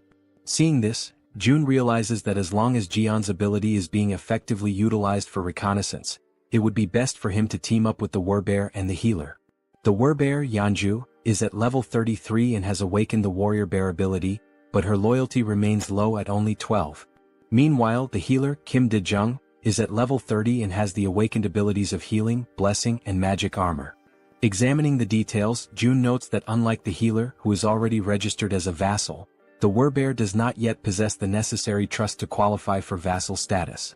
Beyond her healing ability, the healer also possesses an A-tier blessing, which enhances physical abilities by 70%. Additionally, she has a B-tier magic armor, which generates a magical barrier that protects a chosen target. Kim recognizes that those who had an awakened ability from the beginning hold a tremendous advantage and begins to wonder how he could gain the Warbear woman's trust. Recalling her desperate goal of resurrecting her son, Jun questions whether that might be the only way. He opens the system's resurrection tab and immediately, the system informs him that he does not have enough money to grant the reward, instructing him to acquire more funds. Kim clenches his fists in frustration, irritated that he still lacks the necessary amount. An idea sparks in his mind, to drastically increase the difficulty of the missions to the highest level possible. He then declares that he will set up a mission to hunt a level 40 monster, knowing that such a monster must be incredibly powerful, which in turn would yield a far greater reward. With a serious expression, he sets the time limit to 24 hours. The penalty? Yet, once again the system notifies him that he does not have enough money to provide the resurrection reward.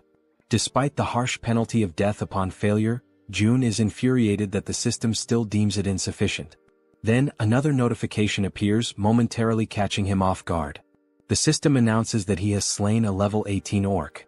An idea suddenly takes root in his mind, perhaps a group mission might work.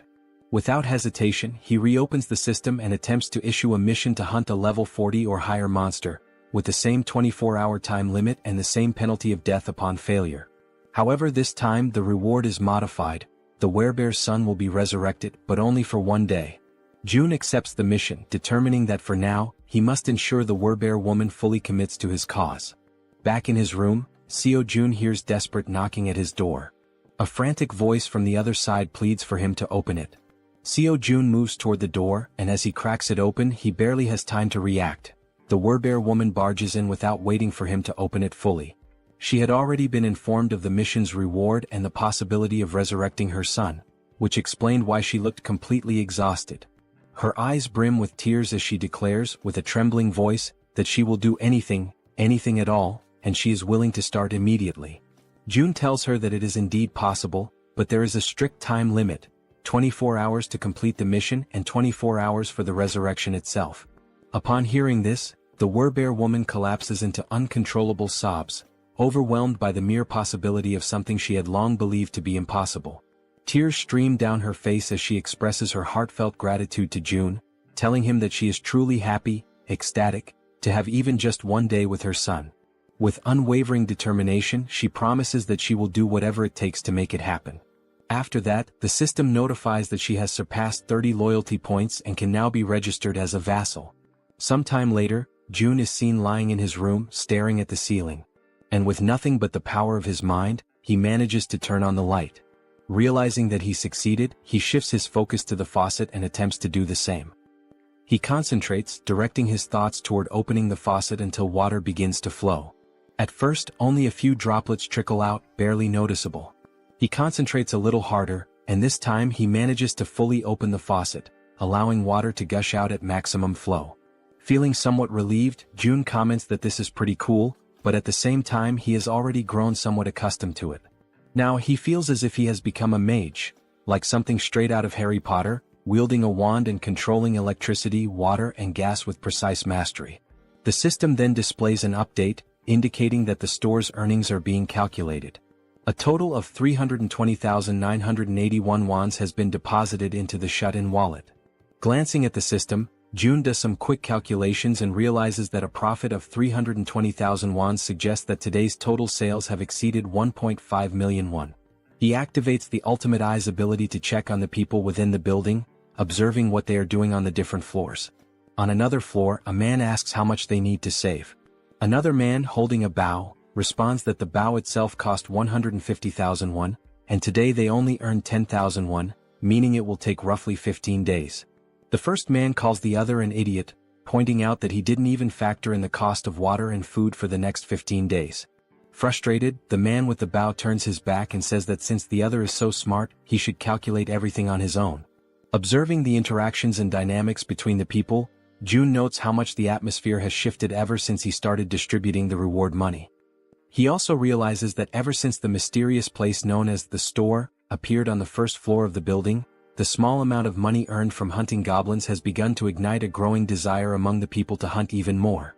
And now that there are no longer enough goblins left within the apartment complex, people are being forced to venture outside in search of prey. Looking at the system, he feels a certain satisfaction, as level-ups are progressing steadily, and the number of new citizens has grown significantly. The system shows that the current population is 789, with XP and money bonuses now at 100%. Fixated on the system screen, Seo Jun realizes that things are about to expand exponentially from this point forward. Then once again another notification appears. Another level 18 orc has been slain. Sometime later, down below, the Werbear woman, with her immense superhuman strength, is tearing through wave after wave of goblins, crushing them without hesitation. Now she is emitting a golden aura, striking fear into the goblins before they even have a chance to fight back. Without wasting a single second, her thoughts consumed by the possibility of seeing her son again, she charges forward, completely obliterating the remaining goblins.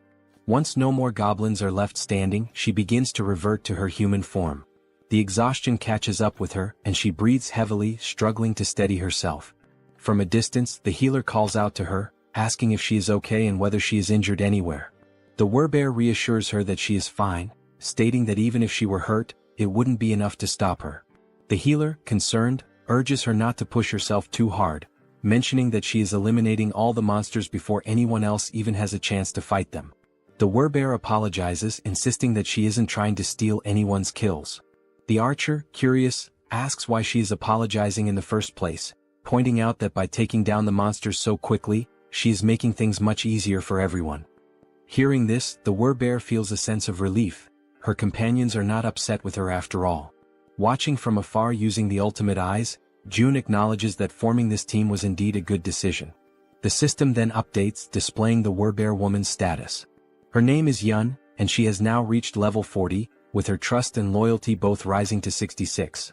She has also acquired new abilities beyond just her Werbear transformation. The newly awakened abilities are Ancestral Vital Blood and Primal Frenzy. These new abilities grant her a 50% boost to melee attack damage. Additionally, whenever she sustains wounds, Vital Blood drastically increases her regeneration. Furthermore, her eyes turn crimson upon witnessing blood, triggering an effect that amplifies her physical abilities by an astonishing 300%. Before she has a chance to process these new developments, the women suddenly hear a terrifying, unfamiliar roar echoing through the air, immediately putting them on high alert. The growls grow louder and closer, signaling that whatever is coming is approaching fast. Then, out of the shadows, a monstrous figure appears, stopping just a short distance in front of them. Without hesitation, the archer swiftly pulls back her bowstring, while the Werbear instructs the healer to fall back slightly.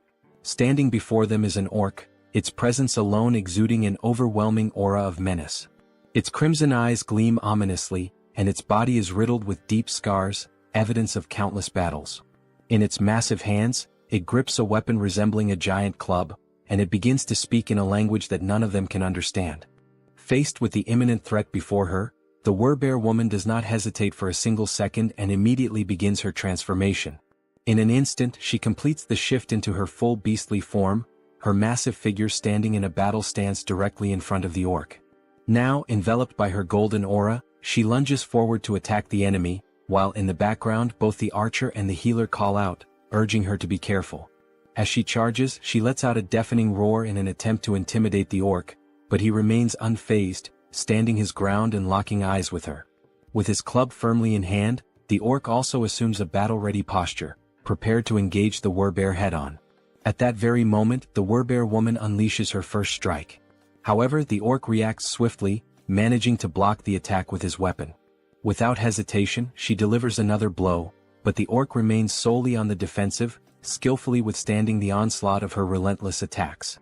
Noticing an opening, she quickly shifts her angle, launching a strike from a different direction in an effort to land a clean hit on her opponent. Meanwhile, as the fierce exchange of attacks continues, the archer readies her bow. With unwavering determination in her eyes, she focuses intensely on her target, and a brilliant blue aura begins to radiate from the arrow. Observing the battle closely, she notices a brief moment when the orc becomes slightly distracted while fending off the Werbear's strikes. Seizing the opportunity, she releases her powerful shot with impeccable precision. Catching sight of the incoming arrow, the Werbear woman swiftly retreats a few steps to avoid being hit. The orc, displaying impressive reflexes, swiftly swings his club to deflect the projectile, narrowly avoiding the attack. However, this movement momentarily exposes a weakness, and without wasting a second, the Werbear, fueled by raw fury, surges forward with overwhelming force. With the full weight of her massive body behind her charge, she manages to slam into the orc, sending him crashing to the ground.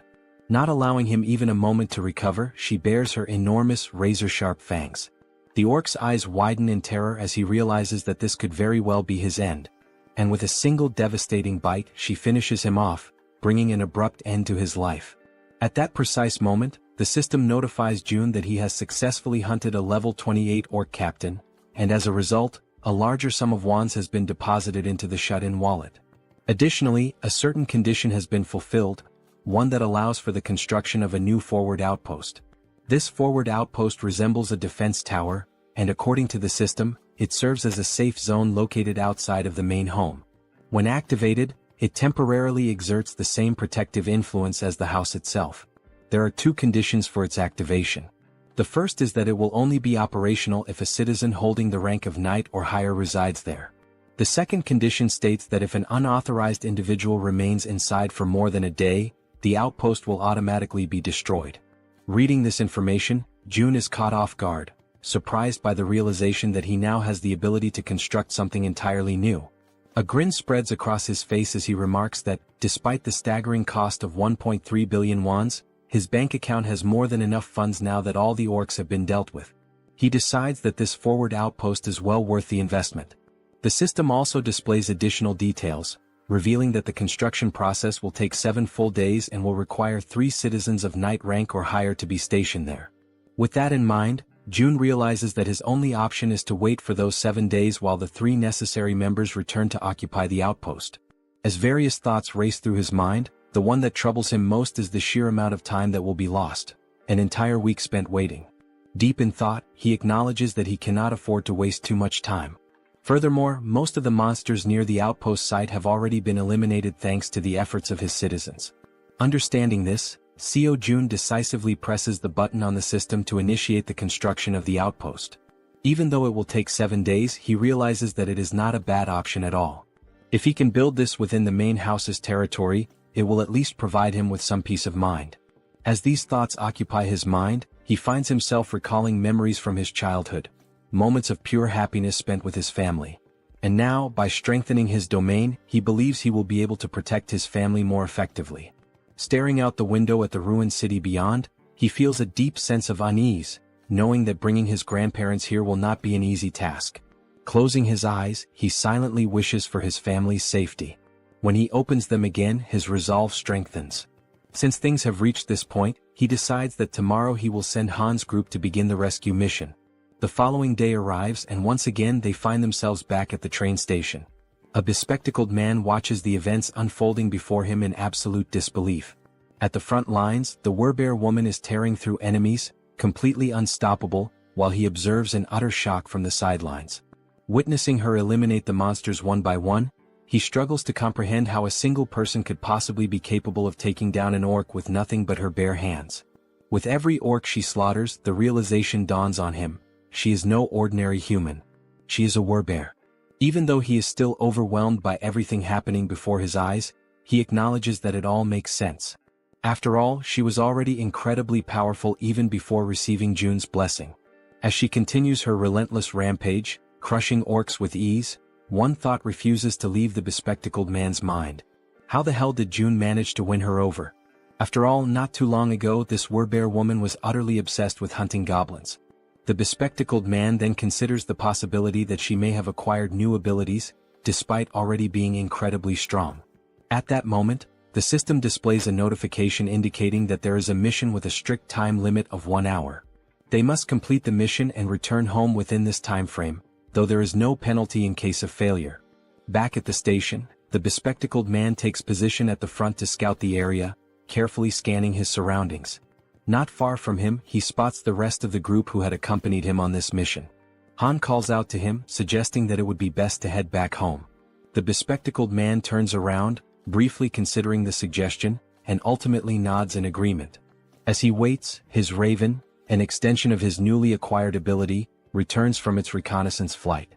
The bird lands gracefully on his arm, having completed its task, and the bespectacled man gazes at it with pride. Gently stroking the raven's sleek feathers, he decides to name it Black and expresses his gratitude for its good work.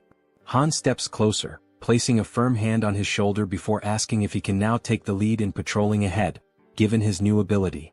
The bespectacled man turns to Black, instructing it to be cautious before sending it forward on a new scouting mission. The raven, its dark eyes filled with an eerie intelligence, silently observes its surroundings before taking flight once more. With a powerful beat of its wings, Black soars high above the station, climbing as high as possible among the towering buildings to gain a broad vantage point of the area. It moves in calculated circles, carefully surveying the entire perimeter. Thanks to the bespectacled man's new ability, he is able to access everything the raven sees as if their visions are linked, distance proving to be no obstacle to their connection. Once he fully processes the information relayed by Black, the bespectacled man turns to Han and reports that the area outside appears to be clear, confirming that it is safe to proceed. Han acknowledges the report with a nod and promptly signals the rest of the group. Upon receiving the order, everyone quickly moves into formation, positioning the strongest members at the outer edges while the healer remains securely in the center. As they march forward, the bespectacled man suddenly senses an unusual presence near his back. His instincts kick in and without hesitation he whirls around to check for any threats. A faint rustling sound reaches his ears and after a brief moment he identifies the source, a small rat scurrying along the path. Since he is positioned at the back line, the bespectacled man swiftly climbs onto the platform, stepping away from the train tracks to avoid obstructing the others. His companions continue moving ahead, yet an uneasy feeling lingers. Unable to shake it off, he turns once more to scan the area behind them, double-checking to ensure that they are not being followed. In the dimly lit tunnel, just beyond the tracks, something catches his attention, a pair of gleaming eyes watching from the shadows. The eyes belong to a rat. Without hesitation, the small creature leaps forward, mirroring the group's path with uncanny precision. Relentlessly, despite its diminutive size, the rat pursues them, its glowing eyes locked onto their trail. Carefully and persistently, it follows their every move, all the way to the station's exit.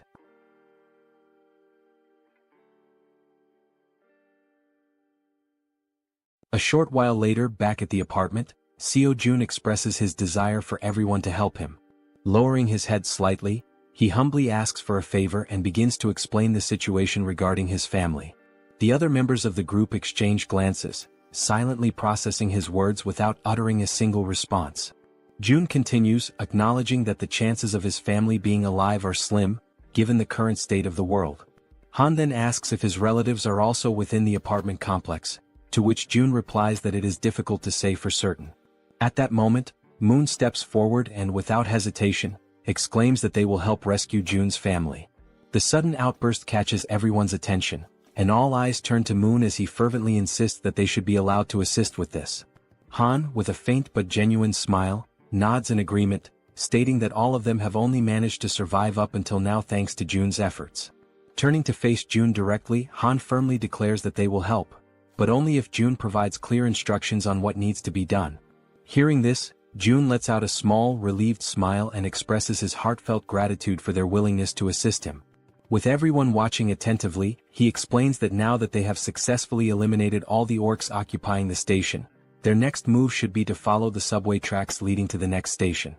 He then elaborates further, saying that this station is the closest one to his home. However, they can exit through exit number 2, and once outside he will provide them with more specific instructions. Jun reassures them that he is not asking them to go there immediately in one direct mission, as that would be too selfish on his part. Instead, he clarifies that their current objective is simply to secure the station first. Once again, he bows his head slightly in gratitude, asking everyone to rest well for today, as the operation will commence the following day. At that moment, the Werbear woman respectfully asks for permission to speak. She then poses a question, wondering why Jun cannot simply use the abilities he has displayed so far to bring his family to him. A flicker of frustration crosses Jun's face as he admits that he has already tried. He has attempted teleporting a target as a mission reward. Furthermore, he had been excited when Moon awakened his teleportation ability, thinking it might allow them to bring his family back instantly. However, the system immediately indicated that such a reward was impossible, leading to a complete failure. Jun speculates that the reason his abilities do not work might be due to his family being outside of their effective range. Scratching his head in contemplation, he adds that if this truly is the reason, then even if his parents were to die, there would be absolutely nothing he could do to save them, as they remain beyond his reach. As the group listens, Jun acknowledges that, despite his powers, he is not capable of everything. Even with the abilities he has gained, there are still things beyond his control. Turning his gaze toward the Werbear woman, he reassures her not to worry, affirming that the promise he made to her before is one he can still fulfill. At that moment, the system displays a notification indicating that her trust in him has increased even further. She smiles warmly and thanks him for his honesty, appreciating that he has been straightforward from the very beginning.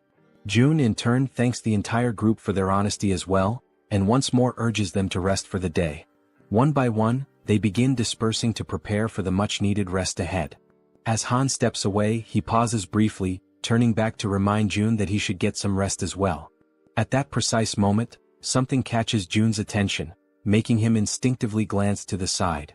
The system suddenly notifies him that someone is attempting to enter, and that this individual meets the necessary requirements, prompting the system to ask whether he wishes to grant them citizenship.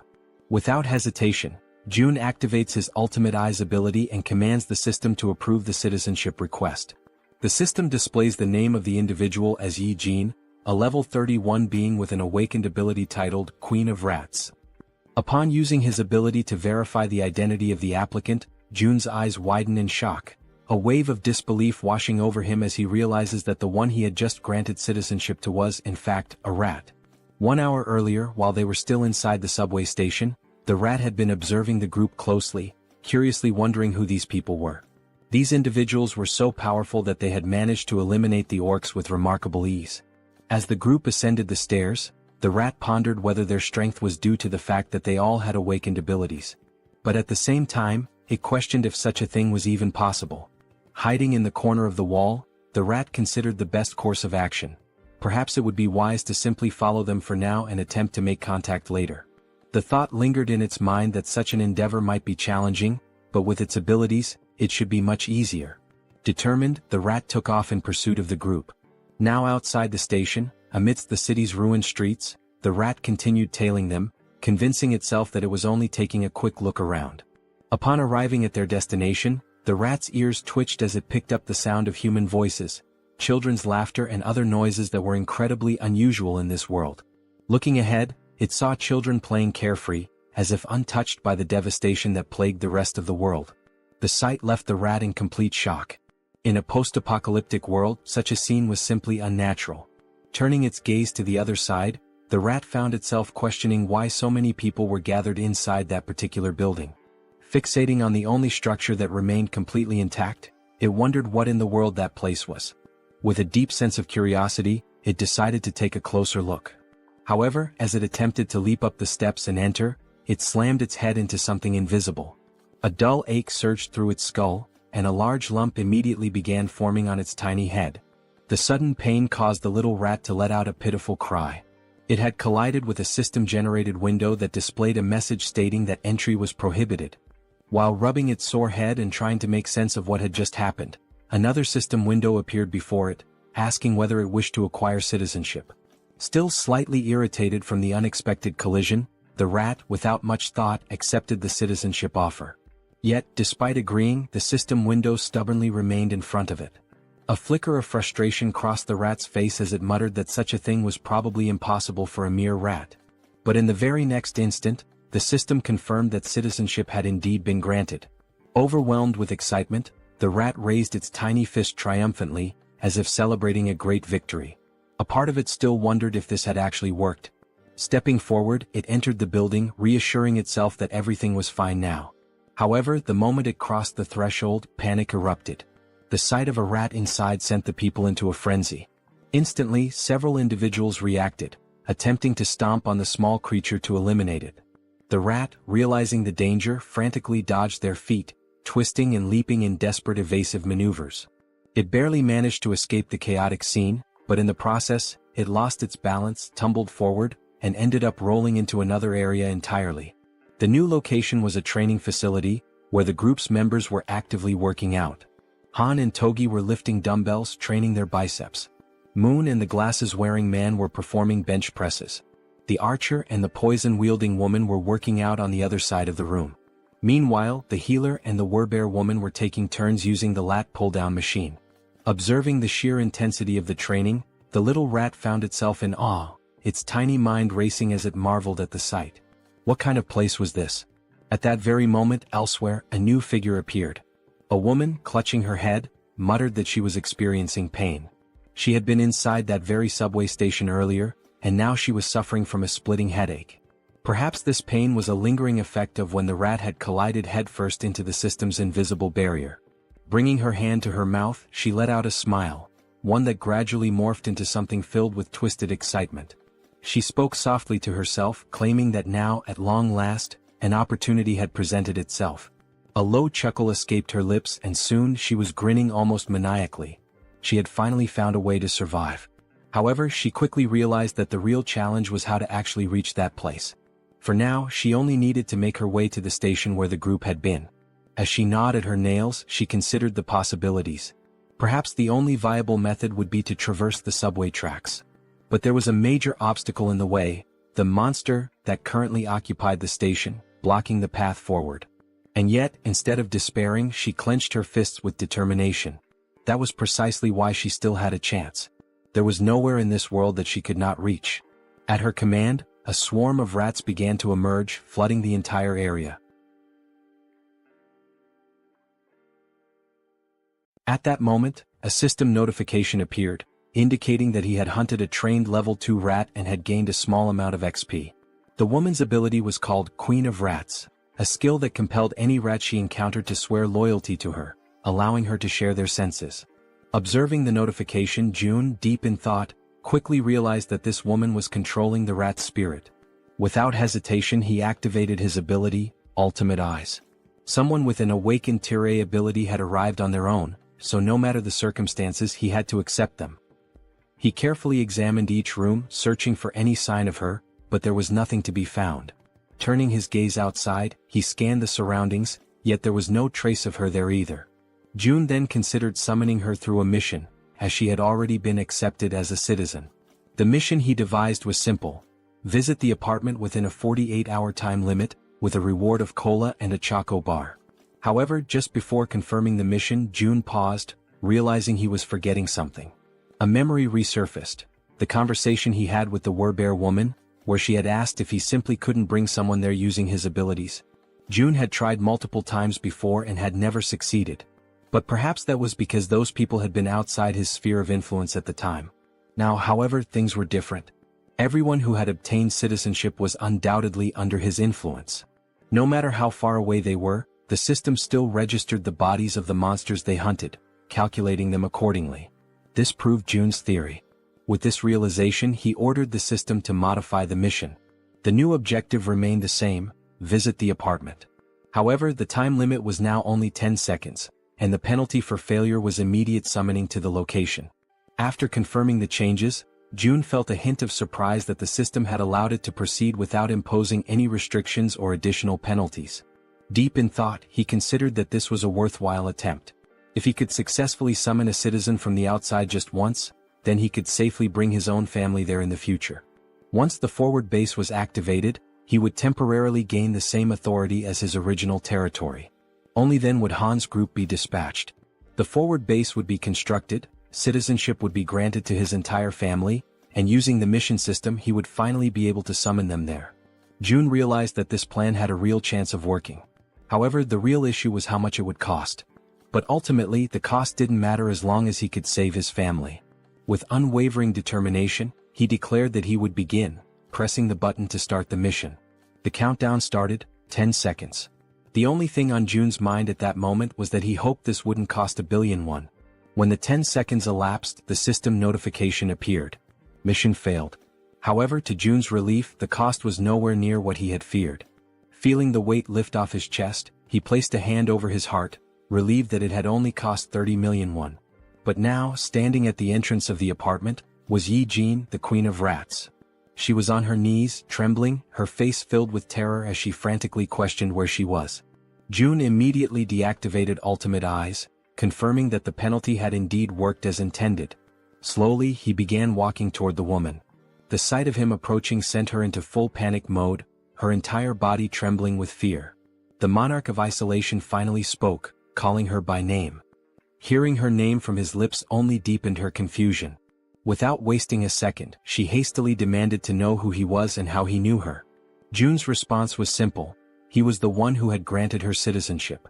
Jaehyeon took a moment to process this information, trying to make sense of the situation. Still in shock, she questioned whether this place was the same location where her little rat had been. Jun, retrieving a can of soda from the system, confirmed that yes, this was the top floor of the apartment she had previously seen through the rat's eyes. As he offered her a chocolate bar and a soda, he apologized for summoning her so suddenly, fully aware that she was overwhelmed and terrified. Then, in a calm and composed manner, Jun introduced himself, stating his name and expressing that it was a pleasure to meet her. Still wary, Jaehyeon hesitated for a moment before extending her hand to accept the chocolate and soda. She took a deep breath, gathering herself, before asking if he was the one who had summoned her here and if he was also the one responsible for that strange search at the subway station earlier. Jun confirmed both. Without warning, her expression shifted completely, excitement flashing across her face. Her sudden change in demeanor left Jun puzzled. Then, as if she had just remembered something urgent, Jaehyeon began to speak. She knew it was asking for a lot, but there were people under her care and she wanted to know if he could bring them here as well. Continuing, she explained that she had tried to do it herself, but it had been extremely difficult to bring everyone here. She had been so close to taking a huge gamble to make it happen. Jun, maintaining his composure, asked her how many people she needed him to bring. Without hesitation, Jaehyeon answered, 35 people. Realizing the high number of people involved, Jun hadn't expected that there would be so many others with her. He sighed and apologized, explaining that this would be difficult to accomplish. Jaehyeon, clearly distressed, immediately questioned why. Without hesitation, he stated plainly that with his current power, he simply couldn't bring that many people there. Hearing this, the girl panicked. She grabbed onto his clothes, her fingers trembling as she desperately pleaded with him. Her mother and younger sister were among those people, and she swore she would do anything to save them. Jun observed her carefully, realizing that she needed help too. After a moment of silence, he asked her to give him some time to think. As his mind raced for a solution, he recalled something. Jaehyeon hadn't needed to interact with him directly to receive citizenship. That meant the system had recognized her rat as an extension of herself. If that was the case, perhaps something similar could work again. A system window appeared before Jun, displaying Jaehyeon's current stats. Her trust level was at 37, and she was at level 31. Seeing this, he noted that her trust had already increased, and given her situation and everything she had just said, it was only natural for her to trust him even more. Still kneeling in front of him, her eyes full of desperation, she listened as he called her name. She immediately asked if she really could do anything. Without hesitation, Jaehyeon confirmed that she would. she would do absolutely anything. June took a deep breath before finally speaking. There was a way to make what she wanted possible. But first she had to trust him completely, 100%. He asked her if she understood. Then, speaking in a calm and steady voice, he told her that if she placed her absolute trust in him, he would undoubtedly save them. Hearing those words, the girl's eyes lit up with hope. She clasped her hands together, almost as if in prayer, and shouted that she truly trusted him. With unwavering determination, she declared once more that she would do anything if it meant saving her family. At that moment, the system notification appeared. Yi-jin's trust level had reached 50, and her loyalty had surpassed 30. This fulfilled the conditions for her to be registered as a vassal. June grinned. This was good, very good. And what came next would be even better. Without hesitation, he pressed the system window, selecting the option to register her as his vassal. At that exact moment, a blue aura surged forth, enveloping Yi-jin's entire body. For a brief instant, the unexpected sensation startled her. Then another system window appeared. Yi-jin was now officially recognized as 10th Seed, Knight and Tamer. Her awakened abilities were listed as Queen of Rats, Evolution. June read through the details carefully. The Tamer title granted her the ability to enhance the stats of her tamed creatures based on their loyalty. Additionally, their growth speed would accelerate according to her trust level. On top of that, the evolution ability was classified as Tier A+. It allowed her tamed creatures to continuously grow, and once they reached a certain threshold, they would evolve. As he watched the glowing energy flow through her body, June asked her a critical question. Were there tamed rats near where her family was located?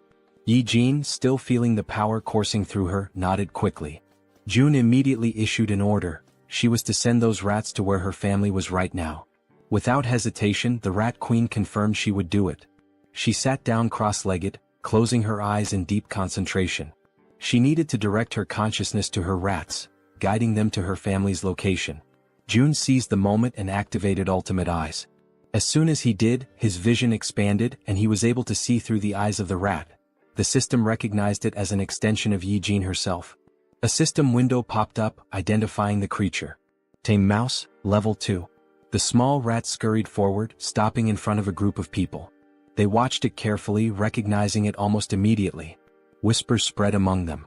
Was this one of Yi-jin's rats? Then, to their surprise, a system window appeared above the rat.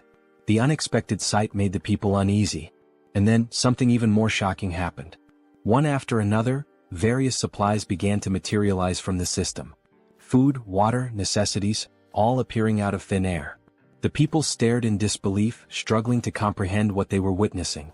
Someone muttered a question. Was this Yi-jin's doing? With this, the system updated once more. Yi-jin's trust level skyrocketed, increasing several times over. From a distance, June observed it all. This was exactly what he had anticipated. He continued watching as the rats moved. A realization struck him. Yi-jin's ability and his absolute eyes were a perfect combination. From this moment on, the tens of thousands of rats crawling through the sewers would now serve as his eyes. June couldn't help but smile. This was insane.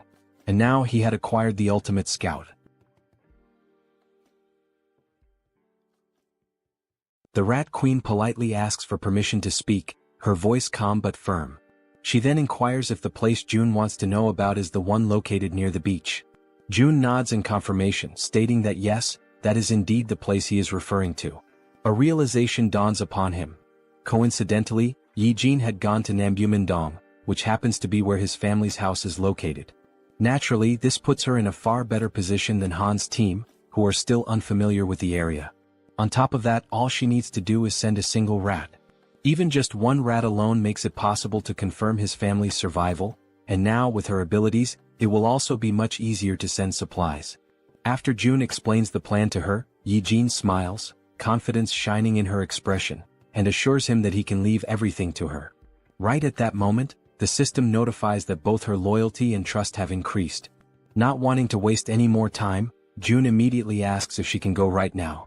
Yi-jin, still smiling playfully as she absent-mindedly plays with one of her rats, confirms without hesitation that she can. June then gives her a specific request. He asks if she could follow the subway tracks on her way. Her expression shifts slightly, and she asks if he is seriously suggesting that. June confirms without hesitation. His plan is to use that route for the rescue mission later. However, Yijin's expression changes drastically. A look of sheer panic washes over her face as she quickly exclaims that this will not work.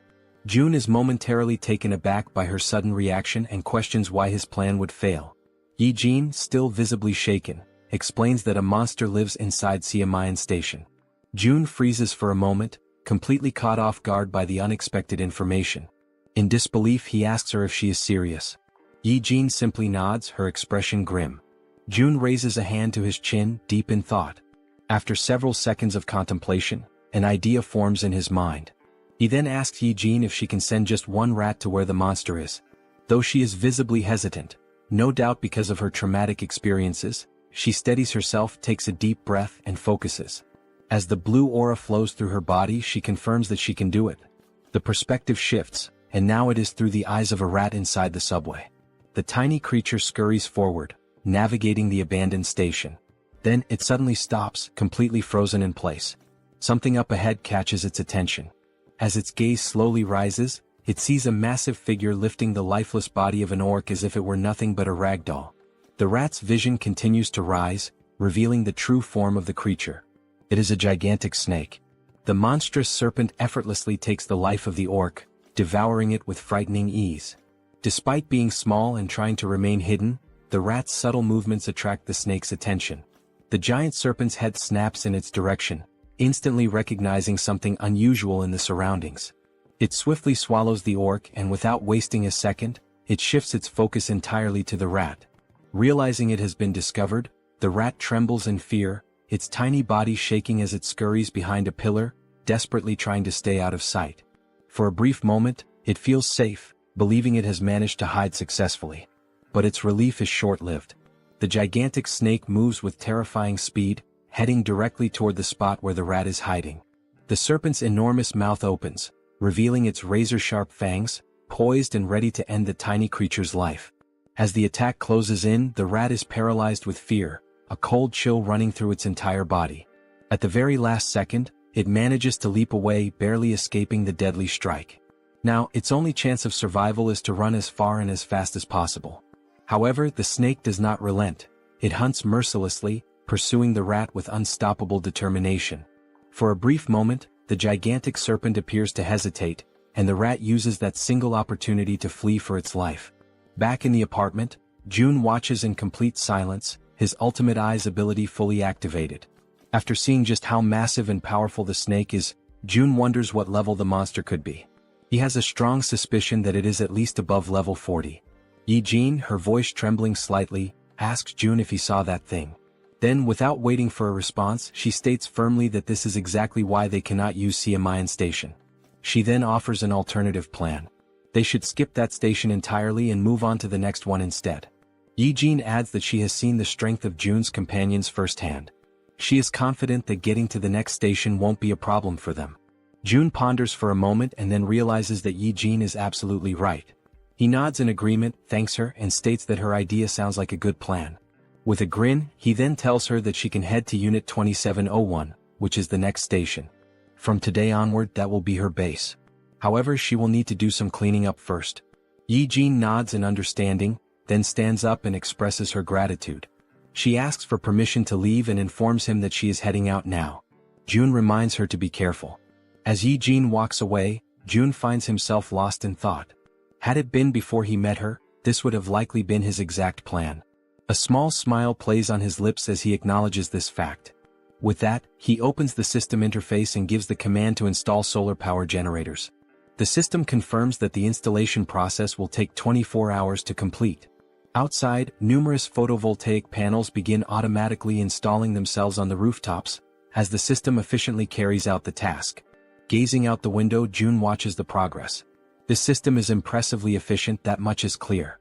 However, even with its current capabilities, it is still not enough to sustain the nearly 800 people under his care. And if they want to raise funds to install more facilities, they will need more people working. At the very least, they must establish a 3-shift system. The same applies to the new common facilities, which include solar energy, the store system, and the training center. Still standing and looking at the system, June says that now is when it truly begins. More hunts. The scene shifts to Han's group, who are running in fear from something chasing them. As they sprint forward, Han quickly glances back and realizes that their pursuers are closing in. Knowing they won't be able to outrun them forever, they decide to stop and prepare for battle. The creatures chasing them are massive bats, flying at incredibly high speeds. The entire group launches their attacks at once, unleashing powerful projectiles. Arrows soar through the air, and as everyone knows, they are infused with a brilliant blue mana. They pierce the bats in multiple places, causing the creatures to screech in agony. After a relentless barrage of attacks, they finally defeat all the bats that had been pursuing them. Once the battlefield falls silent, and none of the bats show any signs of movement, the archer turns to the group and asks if anyone is injured. The group reassures her that they are all unharmed. The poison-wielding woman then shifts the topic, asking the archer about the giant serpent that June mentioned residing in Siamayan Station. She questions whether they truly believe they can take it down on their own. The archer responds confidently, saying that everything should be fine since, if things go south, June can summon them back to the apartment at any moment. The poison-wielding woman nods in agreement, realizing that she is worrying too much. Listening to their conversation, Han grins and reassures her, saying that she doesn't need to overthink things since June is monitoring everything from afar. He then issues the order to move forward. After walking for some time, they finally arrive at the station where the giant serpent is lurking. The first sight before them fills them with horror and an overwhelming sense of dread. Scattered across the ground are the lifeless bodies of goblins and orcs, torn apart in a gruesome display. Among the carnage, a train car has been derailed, lying on its side off the tracks. The grotesque sight is enough to make the poison-wielding girl gag, barely able to hold back her nausea. Han orders the rest of the group to proceed while she takes a moment to recover. As they advance slowly, exercising extreme caution, Han suddenly senses something off, an eerie, unsettling feeling, accompanied by the distinct sound of a snake hissing. His instincts scream at him, and he immediately shouts for everyone to stop and be on high alert. The group tenses up, readying themselves for whatever might come next. Being at the front, Han is the first to see it, and his body freezes in terror. Emerging before them is the giant serpent. Its scales shimmer with a deep purple hue, and its golden eyes gleam with an insatiable thirst for blood. Faced with such an overwhelming presence, the entire group trembles in fear, unable to utter a single word as adrenaline surges through their veins. Toji is the first to break the silence, shouting in desperation, asking how they are supposed to fight a monster like this. At that moment, each of them frantically tries to think of a way to survive. Despite his own fear, Han instinctively pulls the archer into his arms as she, too, is frozen in place. With a firm voice, he yells for everyone to drop to the ground immediately. Without hesitation, the group obeys, crouching low as a series of devastatingly fast strikes slice through the air above them. The attacks are so rapid that they can only hear the sharp sound of the wind being cut, followed by the impact of the strikes smashing into the metro walls. At that moment, a system notification appears, revealing a new party quest. The objective: eliminate the giant serpent. Time limit: 10 minutes. The reward: a massive amount of XP. There is no penalty for failure, but everyone knows the truth. Failing this battle will cost them their lives.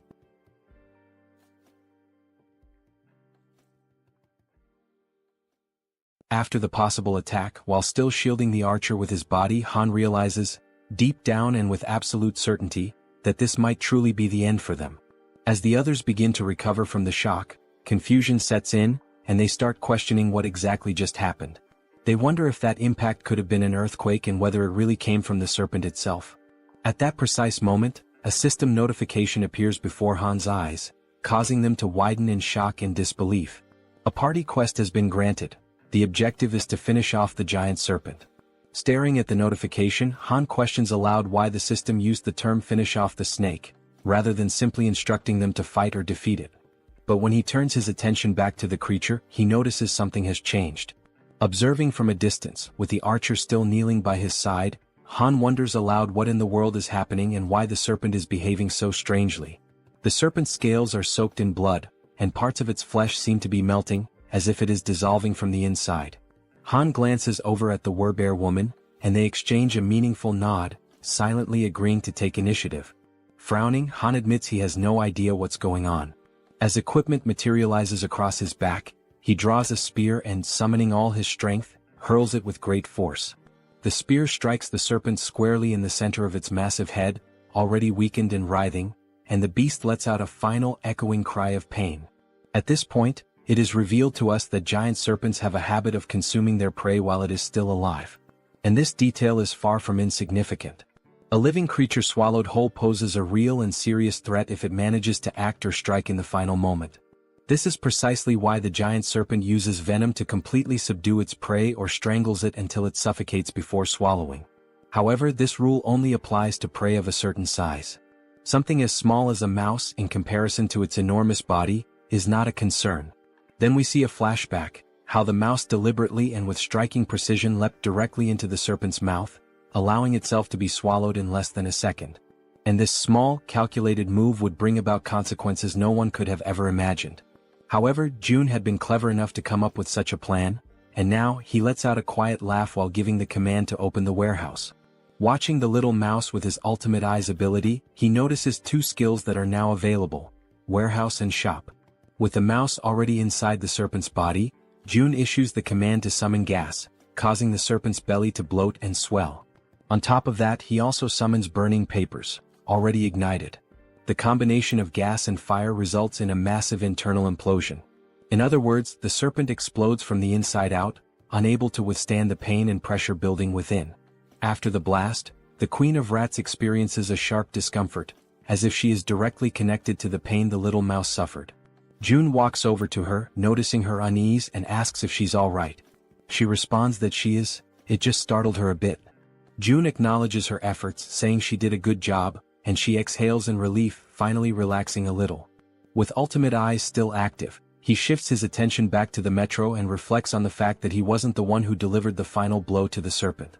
Rather, he wants this creature to be slain by his vassals who have earned the title of Knight, Han and the Werbear Woman. By doing this, he knows he will receive 6 times the amount of experience points and profit.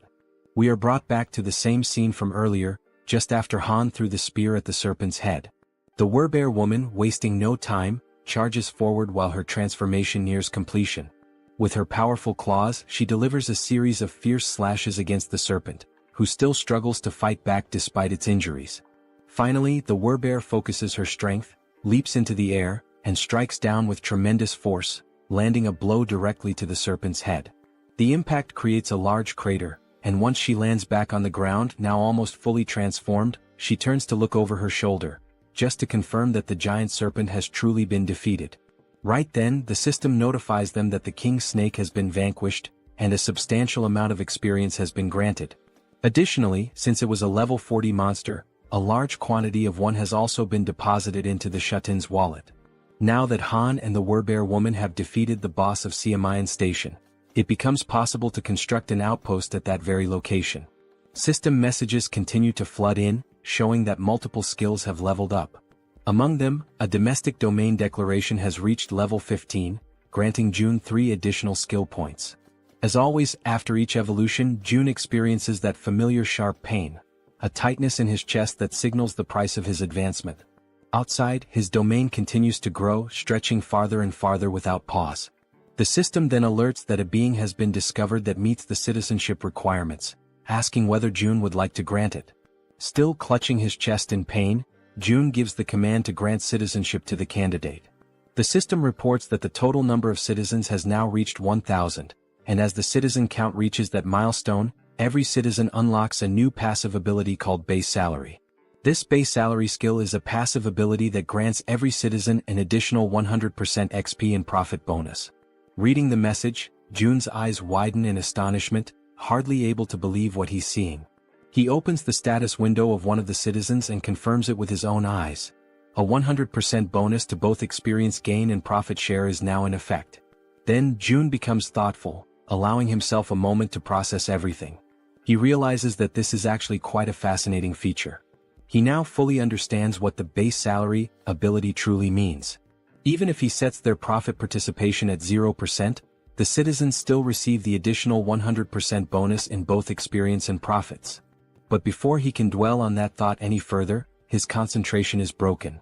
The Queen of Rats calls out to him, gently pulling him out of his reflections. He turns around and asks what she needs. She apologizes for asking this at such a moment but proceeds to make a request. She wants to know if it would be possible for him to bring her group to that place as well. June takes a moment to consider her words, going quiet for a few seconds as he thinks. Then a soft smile forms on his face and he answers that of course he will make that happen. The Queen of Rats lights up with excitement the moment she hears his response. She lifts her hands near her mouth in a gesture of pure emotion, nearly blushing, while her eyes shine with a joy she cannot hide. June then asks her whether she is able to control another rat again at this point. Now full of energy and determination, she confidently answers that yes, she can absolutely do it without any problems. June says that he will inform the group to follow the rat while she guides them from here. Back at the metro station, the giant serpent's lifeless body still lies across the ground, unmoving. From within that very scene, a tiny mouse emerges, now acting as the guide for the group, leading them toward their new destination. The mouse scurries ahead, while the rest of the group follows closely, walking past the corpse of the giant snake and making sure not to stray too far behind their small guide. Han is once again left in shock by the sight unfolding before him. The Werbear woman urges him to compose himself and asks whether it was his group that defeated all of the orcs lying lifeless across the floor. He immediately denies it and turns the question back to her. But she also says that she didn't do it either. When she arrived, the orcs were already in that state. That leads them to conclude that this must be an orc territory, and whoever defeated them must be far more powerful than they are. As they keep walking, all the group can see are orc corpses and splashes of blood staining the ground, while they continue following the mouse that is showing them the way. Han points out that now that the giant serpent has been dealt with, the major threat is gone. However, he warns that they must not lower their guard just yet. The archer agrees with his assessment, noting that there could still be hidden groups of monsters lurking in the shadows nearby. At that moment, the little mouse turns back to the group, squeaks, and gestures with its tiny paws as if to say, "Come on, hurry up." Seeing this action, Toji comments that this mouse is actually pretty clever, and Moon asks whether the mouse is part of June's skill set. The group presses on, continuing forward while June watches from a distance. Observing everything from afar, he judges that for now there don't appear to be any major threats in the vicinity. He shifts his gaze slightly toward a system notification, which informs him that he currently has 3 available skill points. Looking at the system message with a bit of anticipation, June begins to wonder where he should invest those points. He reasons that since his territory has recently expanded, the highest priority should be the Ultimate Eyes skill, especially because it synergizes with the Queen of Rats' abilities. So he gives the command to upgrade Ultimate Eyes. Once again, as always, he feels the painful consequences of evolving his skill. But this time, unlike the usual sharp sensation in his chest, he experiences something far worse, an unbearable and splitting headache. And unlike the previous version of this skill, the new level now allows him to see the level of monsters displayed above their heads. In addition to level, he can now see other data as well, such as height, behavior, intelligence, and even specific attributes or traits that make each monster stand out. Realizing how much easier this will make things moving forward, he affirms to himself that he definitely needed this ability. Because first, he needs to identify monsters of the correct level in order to assign suitable quests to people. This way he can reduce the cost of resurrection. Already aware of how useful this tool will be, he decides to use his remaining points. The next skill he chooses is dignity maintenance because now that he is meeting and managing more people, trust and loyalty are becoming increasingly important. He gives the command to level up that skill as well. However, just at that moment, right in the middle of his planning, something interrupts Seo Jun, throwing him completely off balance and into a state of panic. A deafening sound crashes through the area, abruptly ending his moment of reflection. That's when he realizes that the noises he just heard were similar to gunshots, sharp, loud, and unmistakably threatening. Since June had his Ultimate Eyes skill activated at that moment, he was able to quickly realize that the gunshots had not originated from the apartment complex, but rather from the metro station. He immediately redirects his gaze back toward the metro and sees several goblins wielding revolvers in their hands. The goblins wear malicious, twisted smiles, clearly aware of the immense power they now hold with such weapons. Watching the scene unfold before him, the only question running through June's mind is why on earth goblins have firearms, and more importantly, how they managed to get their hands on them. Because it wasn't just one goblin with a gun, there were several of them, causing chaos and panic as they wildly fired their revolvers, spreading terror through the metro. Han and his group had already faced countless formidable enemies in the past, but never had they encountered a threat that escalated in danger so quickly and so unexpectedly. The suddenness of it put the entire group on high alert. Realizing the goblins were opening fire, Han immediately shouts out, commanding the group to run for cover and hide behind whatever protection they can find. The gunfire continued echoing throughout the metro station as the entire group managed to temporarily hide. From their cover, Han and the archer peek out cautiously, watching the scene unfold. Clearly frightened, the archer asks how the hell those damned goblins got their hands on firearms. Han responds grimly, saying the only thing he knows for certain is that it's not possible to fight them head-on under these conditions. But then Han allows a small smile to appear on his face, because he suddenly remembers, Moon is on their team. Without hesitation, Moon uses his teleportation ability, aiming to catch the goblins completely off guard and not give them a single second to react. His expression is fierce, filled with anger, and his eyes radiate pure determination. Without the slightest bit of remorse, he pierces the back of one of the armed goblins with his spear, driving it through the creature and silencing it with one final scream. That agonized cry is enough to alert the rest of the goblins, who immediately turn their attention to Moon, now fully aware that he's standing in the middle of them. But Moon is far from weak, certainly not as weak as the goblins had imagined. Using his close-range combat skills, he manages to decapitate every single goblin that tries to strike him, cutting them down one by one in rapid succession. Watching this from a distance, the goblins still wielding revolvers quickly realize that this is their best chance to shoot the boy before he closes in. But just as they prepare to pull the trigger, arrows suddenly strike their hands, forcing them to drop their guns in pain. The shots had come from the archer, who had been carefully observing the fight and saw the perfect opportunity to act. And she wasn't the only one. Toji, dressed in his heavy knight's armor, and the Werbear woman also launched themselves into the fray, charging forward to eliminate the remaining goblins.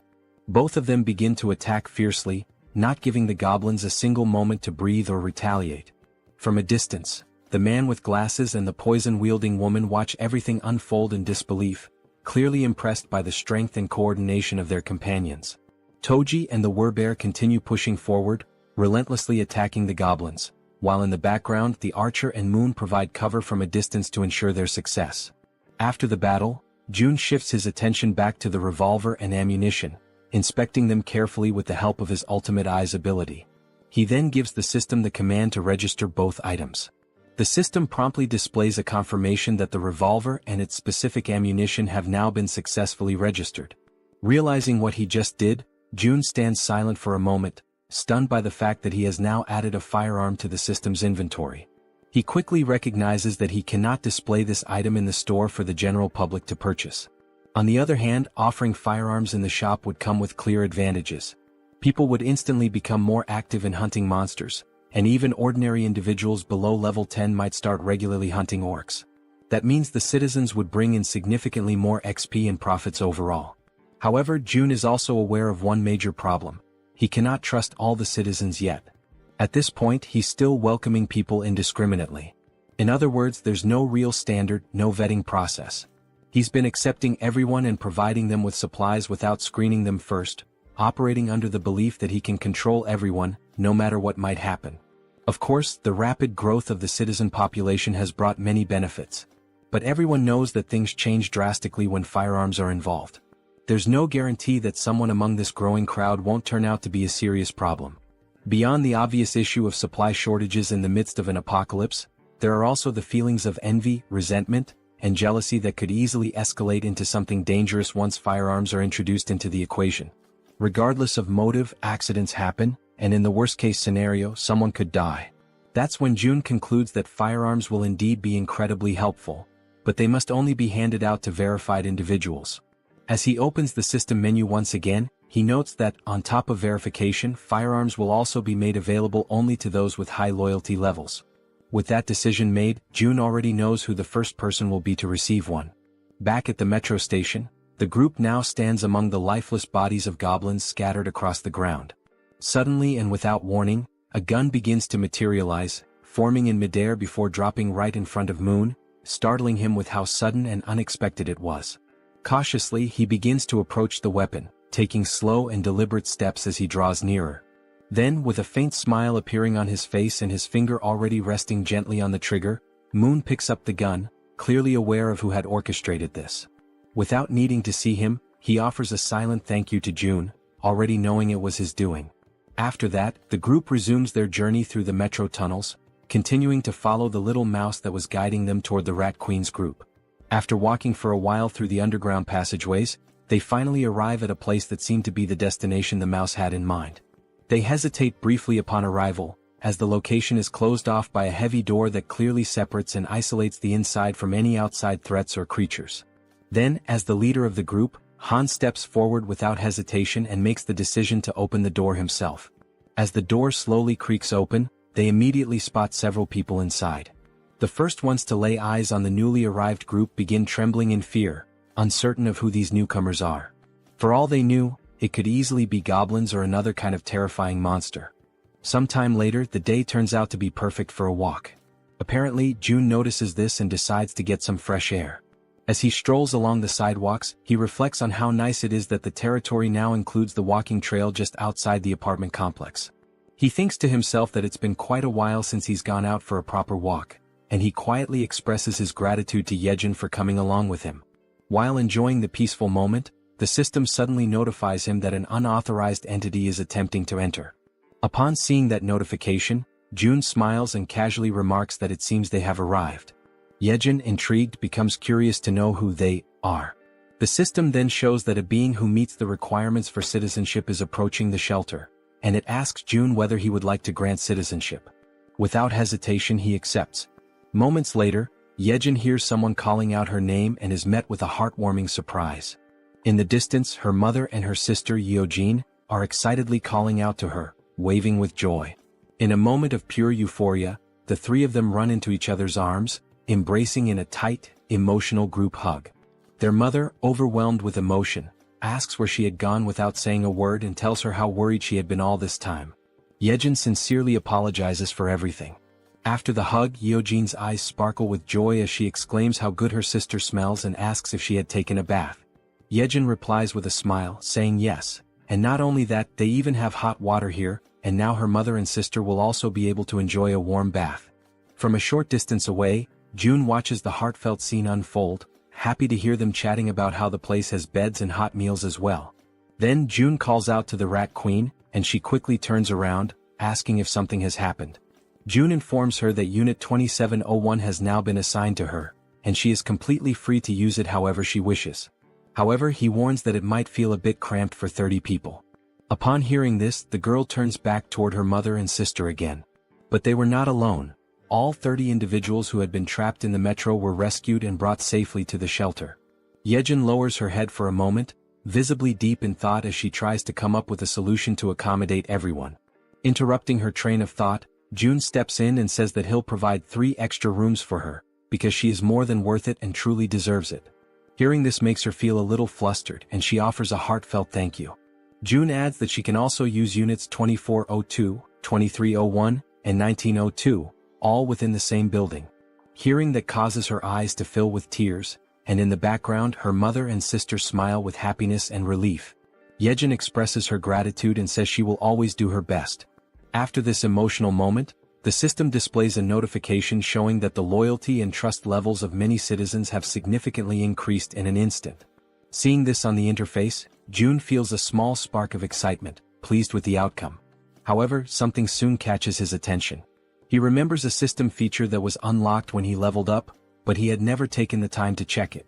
The feature is called Guardian Beast Management, and it has a usage limit of 10 times. Just from the name alone, June gets a vague idea of what this skill might involve. But when he finally checks the cost of activating it, he is completely stunned. The cost is 1 billion, and the number leaves his jaw hanging in disbelief. Still trying to process this, someone suddenly calls his name and asks if he has a moment to talk in private. They head toward a nearby room and June opens the door, motioning for the person to come in.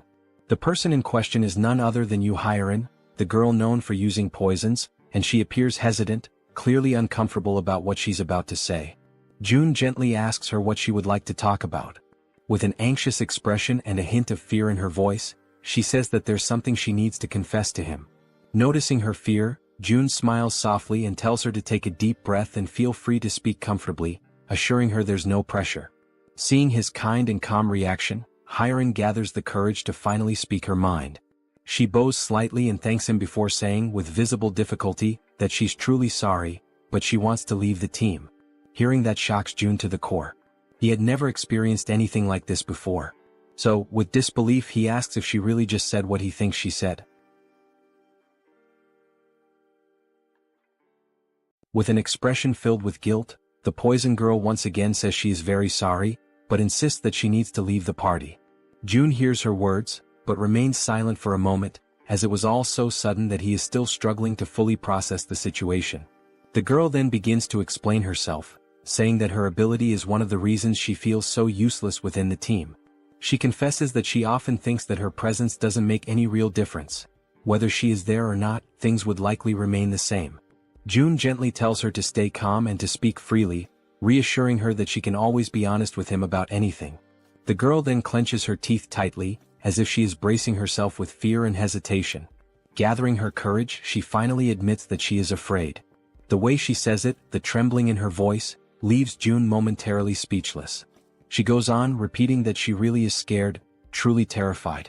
The goblins were terrifying, the orcs were just as frightening, and the giant snake they faced had been utterly horrifying.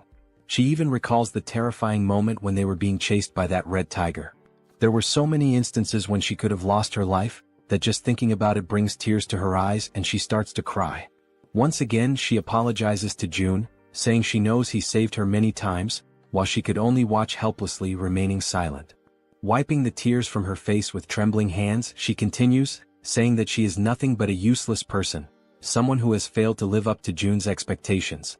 June, quietly listening, reflects that deep down, he had already started to notice this before. He remembers the time when they went to rescue Moon's grandmother. She had been clearly afraid then. He also recalls how fearful she was when they were hunting orcs, and especially during the confrontation with the giant snake. And he remembers vividly that during the chase involving the red tiger, she had nearly lost her life. June knows that, in truth, she hadn't had much impact on the group's overall efforts. But even so, he also understands that none of this is something she should be blamed for. After all, her ability, Poison Mist, is extremely risky to use. If handled incorrectly, it could harm her own teammates, making it difficult for her to use it effectively in battle. And despite not being able to use her ability to its full potential, she had still risked her life countless times alongside everyone else. When results turn out poorly, of course, disappointment can arise, but it doesn't diminish her bravery. Watching Hyeon crying and sobbing in front of him, June decides to speak up, telling her that this is actually perfect, because he has something he needs help with. Hearing that, the girl wipes her tears and looks at him, asking what he means. June then asks her if she knows Dabin, who is currently living on the 21st floor of the shared facility. He explains that Dabin has been struggling to handle everything alone, burdened with an overwhelming amount of responsibilities. June further mentions that he plans to create and manage shared facilities on every floor, not just the 21st, and that he's looking for someone trustworthy to help manage them. Stepping closer, he asks if he can entrust this task to her, assuring her that she would be a huge help if she agrees to accept it. When he notices that no immediate answer comes from her, he simply scratches his cheek awkwardly. He then continues, saying that if someone is willing to move and help even in small ways, he could never see them as useless. Seeing that Hyeon is still looking downcast, June reflects internally on how powerful her ability actually is. And because it is a control-type poison ability, June feels certain that someday her true value will shine brightly. He tells her that if stepping outside the apartment complex is too overwhelming for her right now, there is absolutely no problem with her working indoors for a while. And when the day comes when her power is truly needed again. June leans forward slightly and tells her that when that moment arrives, he will absolutely count on her. This sudden show of trust and reassurance causes her to momentarily stop crying. Then she gives a small, timid smile. At that very moment, the system sends a notification showing that her loyalty has increased to 100. It also notes that she has now been officially registered as a retainer, and the retainer limit has been expanded as well. As Hyeon wipes her face once more, she apologizes again, her voice trembling.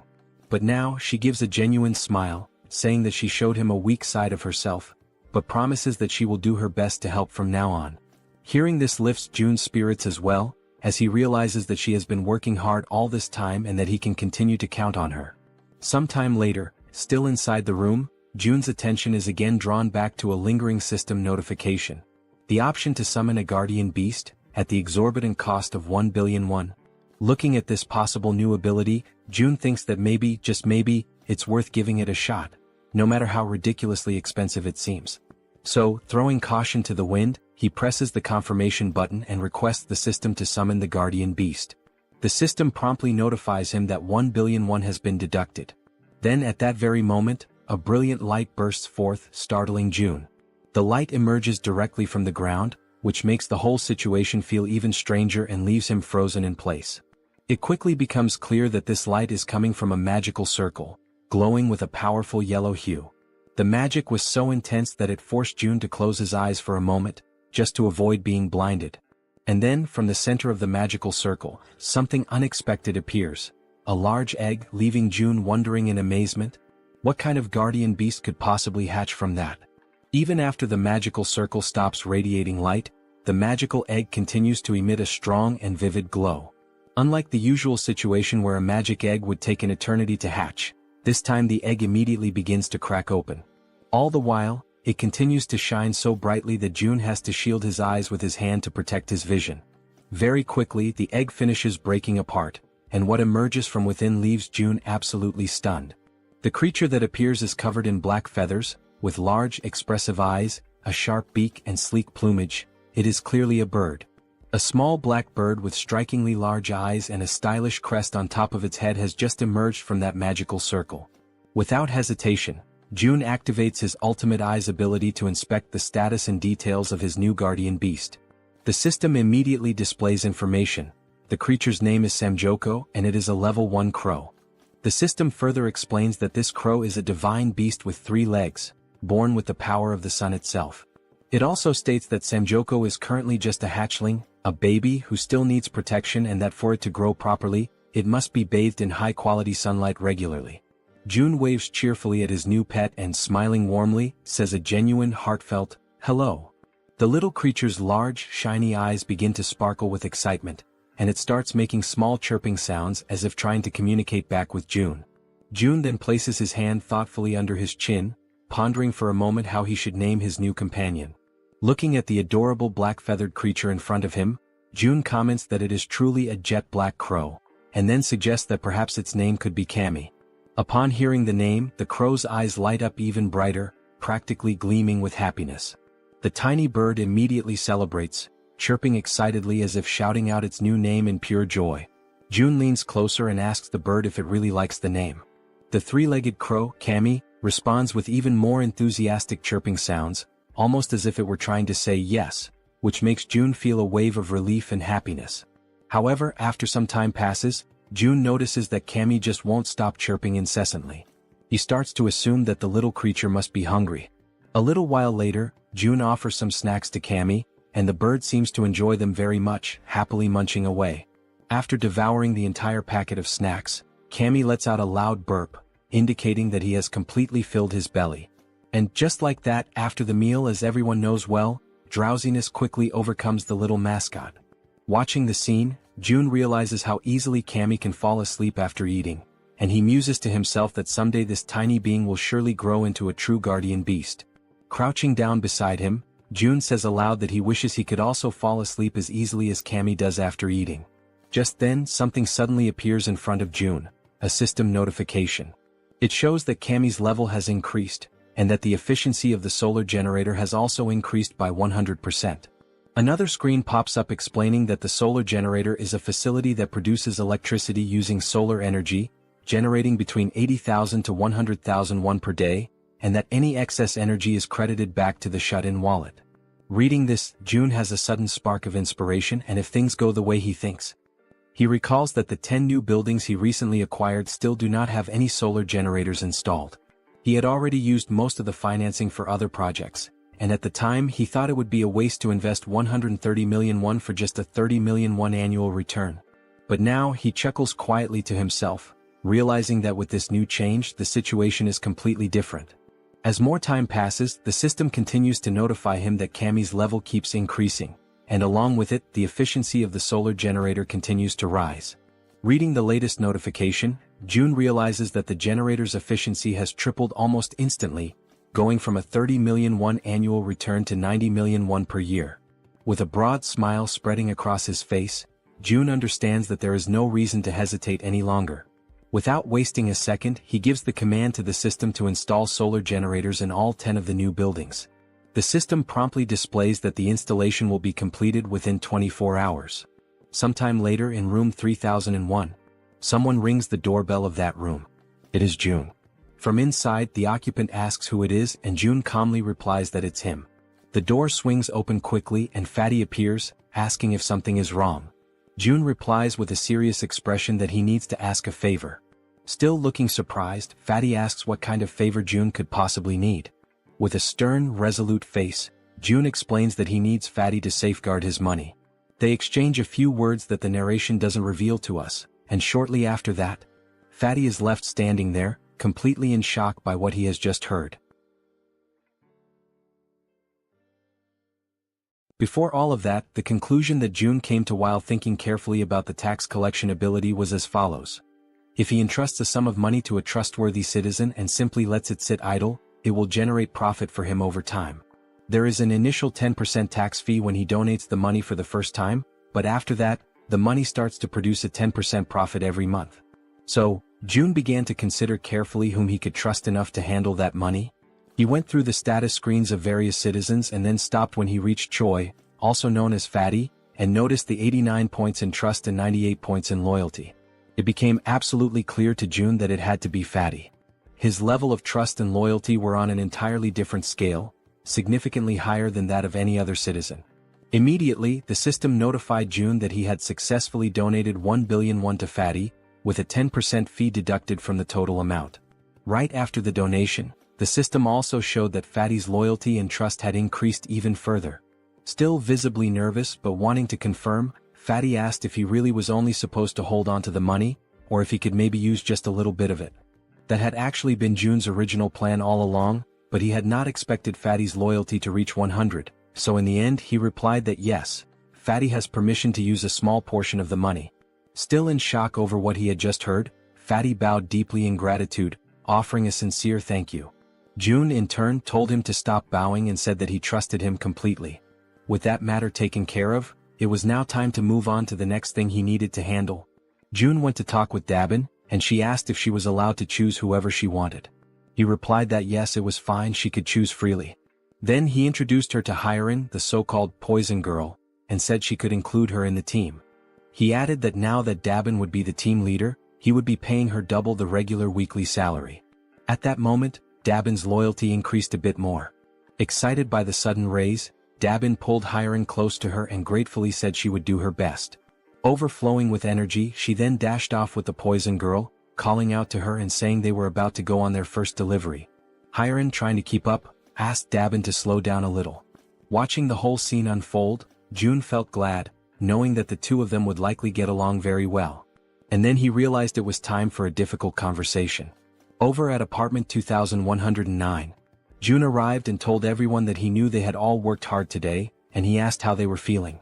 Everyone came out to greet June, and Han spoke up to say that they were all doing completely fine, then asked what had brought June to visit them. June explained that, thanks to the monster at Siamayan Station, the surrounding area was now considered a monster-free zone, especially the subway tracks. Everyone listened as June said that from Siamayan to the next station, there were almost no monsters, and that this was their opportunity, before another monster appears and claims the area. He told them they would have to act first. There was one thing June realized, especially after witnessing Hyerin begging with tears in her eyes. Looking at these people now, he saw that they were risking their lives to fulfill the tasks he gave them. And thanks to Jaehyeon, the queen of rats, they had been able to identify the giant snake at the station ahead of time. If they hadn't, the situation would have been unimaginably dangerous. In a world where death at any moment is a constant possibility, June understood that wanting to keep his family safe, wanting to protect them, could be seen as selfish. But even so, he gave the order. Han's group would go to Jigalki station tomorrow, because he could not give up. The next morning, Cammy was stretching after waking up, and June was having his breakfast. The system displayed that the efficiency of the solar generator had increased, and that Cammy's level had also gone up. As he ate, June felt excited to see that Cammy had already reached level 5. The system then displayed that Cammy was now releasing part of the sun's power, inheriting a portion of the divine beast's abilities, and that June had awakened basic elemental fire magic. The idea of having magical powers caught June a bit off guard, leaving him slightly surprised. Raising one of his fingers, he quietly wondered to himself how he was supposed to use this fire magic. Then, a small flame suddenly appears at the tip of his finger, and he immediately realizes that it actually works. While the flame continues flowing gently from his fingertip, he notices that the sensation feels oddly familiar, and it doesn't take long for him to remember. It is quite similar to the feeling he experiences when he uses the dignity maintenance ability. And if that's really the case, Jun decides to go for a walk outside to test things more freely. As he walks around, he notices that there's no one nearby, and the area is completely quiet. He closes his eyes slowly and begins to use his imagination. He starts to picture a massive flame, one so powerful that it could engulf and burn the entire area around him. Soon, a flame begins to form and grow in the palm of his hand. The flame starts expanding and he can feel the power coursing through his body, spreading from his hand to the rest of him. Then, with a determined movement, he throws the fireball forward.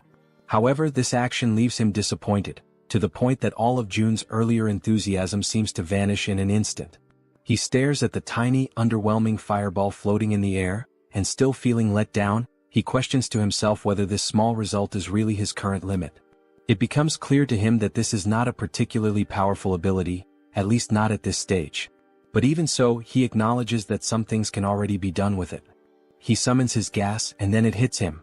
If he combines this fire ability with the gas produced by the dignity maintenance skill, it could become a truly threatening force. For now, that is the current level of what he can do, but the potential is absolutely limitless. With this, he can now fuel everything he needs, still have electricity left over, and eventually this surplus can be converted into money, which will then be deposited directly into his shut-in wallet. At that moment, someone arrives singing some kind of tune, and catches the attention of our secluded monarch. It's Jaehyeon, the Queen of Rats, and she's expressing her gratitude for the rest period he allowed her. She says that thanks to him she was able to rest well. Jun replies that he simply gave her the treatment her ability deserved. And besides that, thanks to her help, the range of his own abilities had expanded significantly. Of course he should support her. Smiling, he says that he'll be counting on her again today. He informs her that Han's group is currently waiting at Siamayan Station, and that she should go guide them as soon as possible. Jaehyeon responds that she has already sent rats along the subway tracks, since the rats are capable of reaching Koryang Station without any trouble. Hearing that, Jun's eyes widen as he asks her if something happened beyond Koryang Station. She confirms that yes, something did happen, specifically at Busan Station. She says she thinks it would be better if he saw it for himself. She sits down on the ground and begins to concentrate deeply, activating her ability to control one of her rats over there. Through the rat's vision, they can see that the station is completely destroyed, with debris and rubble possibly blocking access. And on top of that, the area appears to be flooded with water. Seeing this through his ultimate eyes, Jun quickly realizes that there's no way to get through that place in its current condition. Jaehyeon comments that now that he has seen how the tracks are, that's precisely why she sent rats ahead. But then, she saw something far more alarming, a scene of chaos and total destruction. Using his own abilities, Jun sees the same thing. Not a single building remains standing over there. Everything is destroyed. He asks himself, stunned, what on earth happened in that place. One of the rats moves closer to a hole in the ground, which turns out to be some kind of crater. Jun wonders what that thing could possibly be. Then the rat adjusts its position, and only at that moment does it become clear. That crater is actually a footprint, likely left behind by some kind of giant. Only then does Jun understand that the problem in that area is far more serious than he had imagined. That explains why there are no intact buildings and why even the roads are completely destroyed. Then suddenly, Jun feels a tremor at that exact moment, something that resembles an earthquake. Both he and Jaehyeon are startled and immediately on alert as everything begins to shake violently, just like during a real earthquake. The Queen of Rats drops to the ground, crouching in fear and screaming from terror. Jun quickly moves closer, trying to reach her in order to calm her down.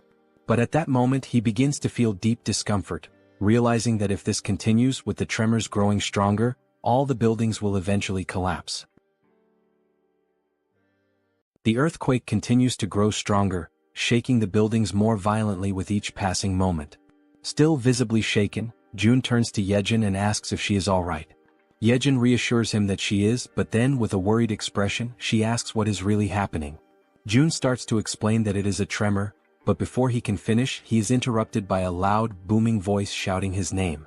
Both Jun and Jaehyeon, still caught in a state of panic, hear that they need to go check what is going on. After a moment, Jaehyeon glances at her companion, and he gestures for her to follow him outside. Meanwhile, Fatty, visibly shaken and fearful, mutters in disbelief, questioning what all this chaos could be about. He adds that June needs to head to his house first. Without a second thought, both of them dash towards Fatty's house, despite the obvious danger all around. As they run, Fatty explains that from his place in Siamayan, they can get a clear view of the station area and assess the situation better. As they move swiftly through the quaking streets, June can't help but recall the loud crash from earlier, wondering why Fatty is dragging him to his place with such urgency. After some time they finally reach the destination.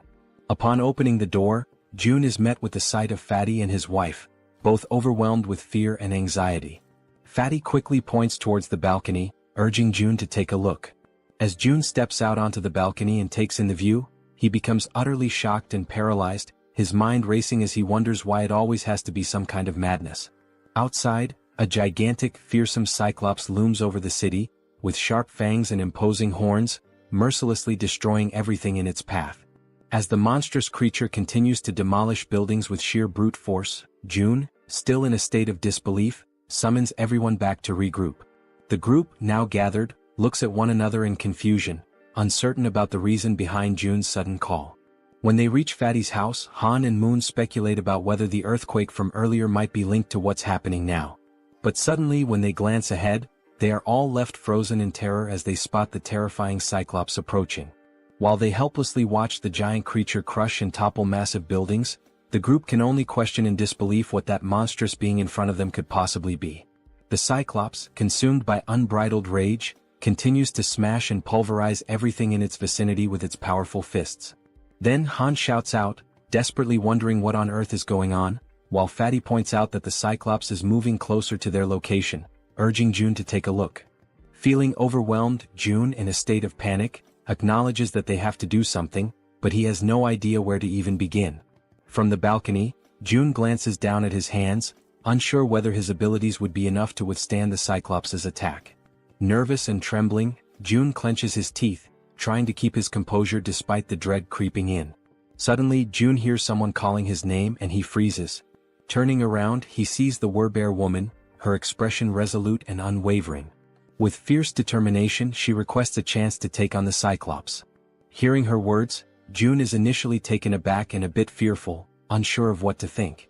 However, the Werbear woman remains focused, her fiery resolve to battle the gigantic beast evident in her eyes. June, still anxious, manages to muster a faint smile after hearing her confident plea. Then he turns to her and asks if she is truly willing to confront the Cyclops. With unwavering courage, the Werbear woman firmly declares that she will make it happen right away. Just then, the system interface pops up, displaying that a mission has been granted. The objective is to hunt the Cyclops within a 24-hour time limit. If the mission succeeds, the reward will be 1 day of resurrection for the sun. However, if they fail, the penalty will be a full day of excruciating pain. June immediately calls for the group to assemble, stating that he will give a quick rundown of the plan. Standing before them, June asks everyone to pay close attention. To begin, he divides the group into 3 teams. The first team consists of Han, the Werbear woman, the healer, and Toji. The second team includes Moon, the archer woman, and Jaehyeon, the guy with glasses. The third team consists of June himself and Jaehyeon. June states that he will take charge of their current area, while the others must quickly move to their designated positions, emphasizing that he is counting on their effort and bravery. Following this, the group members race through the streets, each heading to their respective locations with a determined focus. Somewhere else, June hears his name being called again. When he turns around, he sees Jaehyeon, who, after surveying the area, confirms that June was right. The individuals with military experience are positioned at the main gate, while the other residents are gathered in the underground parking lot. Smiling in relief, June thanks her for the efficient work and suggests that she move to the underground parking lot as well to continue assisting the others. However, Jaehyeon, with her gaze fixed firmly on June, states that she wants to contribute more, despite her body, especially her trembling hands, clearly revealing her fear and nervousness. Hearing this unexpected declaration, June is momentarily taken aback and, with a hint of concern, asks her if she is really sure that she will be okay. Jaehyeon, lowering her head while tears well up in her eyes, admits that she is indeed scared. Yet, almost immediately, she lifts her head with newfound resolve and declares with a spirited voice that she will strive to be brave. Feeling a sense of relief and admiration, June allows a faint smile to appear on his face. He then turns around and calls for Jaehyeon and Hyerin to accompany him to the main gate. Upon arriving at the designated location, June promptly begins a quick survey to assess how many residents have previously completed military service. After gathering the necessary information, he discovers that out of more than 1,200 residents, only 101 people have that experience, which he concludes is ridiculously low given the circumstances. Suddenly, one of the residents, a man wearing a red jacket, raises his hand and hesitantly asks what they are supposed to do. Before addressing the question, June inquires about the twins and the red-haired man, wanting to know their whereabouts. As soon as he hears this question, the man in the red jacket scratches his head nervously, his entire demeanor shifting as unease visibly takes over his body. In that instant, June, with a sharp intuition, realizes something that catches him completely off guard. They ran away.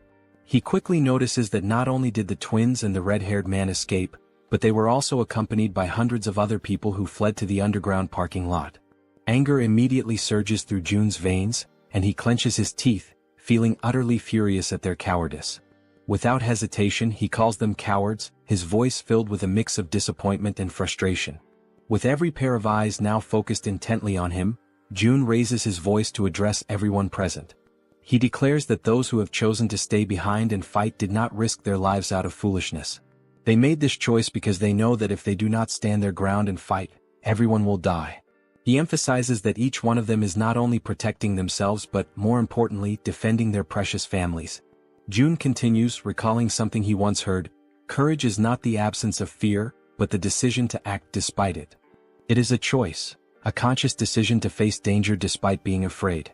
He then concludes by stating that in a world overtaken by fear, survival depends on the brave. And these people standing here today are precisely those brave individuals. Finally, he thanks everyone for their presence and willingness to stand their ground.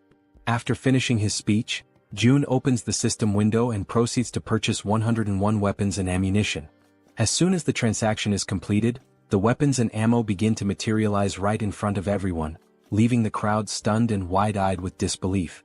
At that moment, the system promptly notifies that XP and participation in the liquefaction process have increased by 100%, indicating that their efforts and willingness to fight have been recognized. June instructs the residents to pick up the weapons and ammunition that have appeared before them. One by one, they cautiously reach out and take the weapons, their expressions reflecting a mix of shock and awe as they hold the newly acquired firearms in their hands. Then, with a firm and resolute tone, June assures them that those who have chosen to face their fears will be duly rewarded. Turning around sharply, he activates his absolute eyes ability, his gaze now burning with unwavering determination. In a calm yet commanding voice, he declares that the chaos is only just beginning. Meanwhile, the Cyclops, with his fangs bared and overflowing with uncontainable fury, charged forward into the attack without a moment's hesitation, driven entirely by instinct and rage. At the same time, Han, positioned carefully outside the Cyclops' field of vision, was holding a solid iron bar, waiting silently and patiently for the perfect moment to strike. With a fierce and determined expression etched across his face, Han gripped the iron bar tightly and raised it with both hands, initiating his carefully calculated attack. In one swift and precise motion, he hurled the iron bar directly toward the Cyclops with all the strength he could muster. The projectile hit its mark, violently piercing through the creature's leg and immediately causing blood to gush out in a gruesome display. Caught off guard by the unexpected assault, the Cyclops turned around sharply, his monstrous body twisting as he directed his gaze toward the source of the attack. His fiery red eyes locked onto Han, the one who had dared to wound him, and for a moment, time seemed to stand still as Han remained frozen, paralyzed with fear in the face of the towering monster. Han clenched his teeth and furrowed his brow, panic flooding his senses as he struggled to process the overwhelming danger standing directly before him. Despite the deep wound in his leg and the blood dripping down, the Cyclops began marching forward with a steady and terrifying resolve, determined to make Han suffer the most excruciating pain of all, death. But at that very instant, unexpectedly, the Werbear woman came rushing in, already fully transformed into her fierce beast form. She was driven by her mission, resolute in her goal to stop the Cyclops at any cost and earn the reward that awaited her. With her razor-sharp claws extended, she lunged at the Cyclops and slashed through his thick flesh, unleashing a brutal impact that sent her hurtling backward, crashing to the ground with crushing force. However, the attack wasn't nearly enough to bring the Cyclops down. He remained upright, completely consumed by rage, his fury only intensifying with every passing second. With a cruel and merciless grin spreading across his monstrous face, the Cyclops lifted the same leg Han had wounded. Summoning all his wrath, he delivered a savage and hate-filled kick straight at the Werbear woman. She was sent flying through the air with terrifying force, soaring from an unimaginable height, the wind violently whipping around her as she fell. Her cries of resistance sliced through the air until finally, her body crashed with tremendous violence against the ground, as though the very heavens themselves had rejected her. The Cyclops' brutal attack left the Werbear woman lying motionless on the floor, her body shattered and completely drained of strength, now utterly defenseless. Even from a distance, the Cyclops kept his piercing eyes fixed on her broken figure. Determined to annihilate everything and everyone that dared to stand in his way, he began preparing for the final blow. He swiftly raised his arm, ready to strike and end her once and for all, but then a loud shout echoed through the air, grabbing his attention and halting his motion. The shout, amplified by a white megaphone, rang out clearly, calling him an idiot and stopping him mid-attack. It was Toji who held the megaphone, and he continued to shout, insulting the Cyclops by calling him a lard-faced monster, pushing the creature's rage to new heights. In response, the Cyclops turned his massive head. His burning eyes widened, filled with both confusion and fury, as he tried to comprehend what was going on around him. But suddenly his attention was drawn downward, to his own leg. The cold metal of the iron bar was still embedded deep in his flesh, and his blood continued to pour from the wound, soaking the ground around him. At the same time, Toji, overwhelmed by terror, lowered the megaphone and ceased his insults, fear gripping him tightly as he whispered to himself, trying to understand what kind of monster he was truly looking at. The Cyclops narrowed his dark eyes and locked them onto Toji. His gaze moved slowly, methodically, studying every inch of the weapons Toji carried, carefully evaluating their offensive capabilities. He looked like a wounded beast, still bleeding, still in pain, but mentally calculating the perfect moment to strike back with devastating precision. Suddenly, Toji found himself standing still, completely frozen, and tried to plead for a moment of time, but it was already too late. Without a second of hesitation, the Cyclops lunged toward him, driven by a single overwhelming purpose: to obliterate everything in his path. Toji screamed in desperation, his voice trembling uncontrollably. His eyes, wide with fear, gleamed with pure terror, and his entire body shuddered under the crushing pressure of the moment. Without thinking twice, he turned and sprinted with all the speed and desperation his legs could muster, running as though his life depended on it, because it did. Elsewhere, Jun was watching the entire scene unfold using his ultimate eyes ability. Observing Toji's desperate situation, he stated that Toji was approaching, and that the Cyclops was coming with him. Immediately, he turned to the group around him and instructed them to prepare without delay. Once more, Jun activated ultimate eyes, clenched his teeth tightly, and warned that the moment was near. Toji was almost at their location, and behind him was the largest creature any of them had ever seen. Toji was completely frantic, running out of control and screaming at the top of his lungs that he was arriving. After a few tense seconds, he stumbled past the edge of the barrier, where everyone was already waiting for him, alert and filled with tension. Outside the protective barrier, the Cyclops loomed, his eyes watching everything. And then, without warning, Black, the crow belonging to the man with glasses, appeared in the sky and began flying straight toward the Cyclops. The bird flapped erratically in the Cyclops' line of sight, pecking and disrupting his vision non-stop, refusing to let up for even a moment. Eventually, overwhelmed and disoriented, the Cyclops shut his eyes tightly in frustration. Without wasting a second, the archer woman was already in position, her body firm, unwavering, and fully prepared for the perfect moment to strike. Then, with unwavering focus, she aimed her bow with precise calculation, her eyes locked on the monstrous figure ahead, while Black, the intelligent crow, gracefully landed on the arm of his master, perching with familiarity and calm. Without a single trace of hesitation, the exact moment had finally arrived.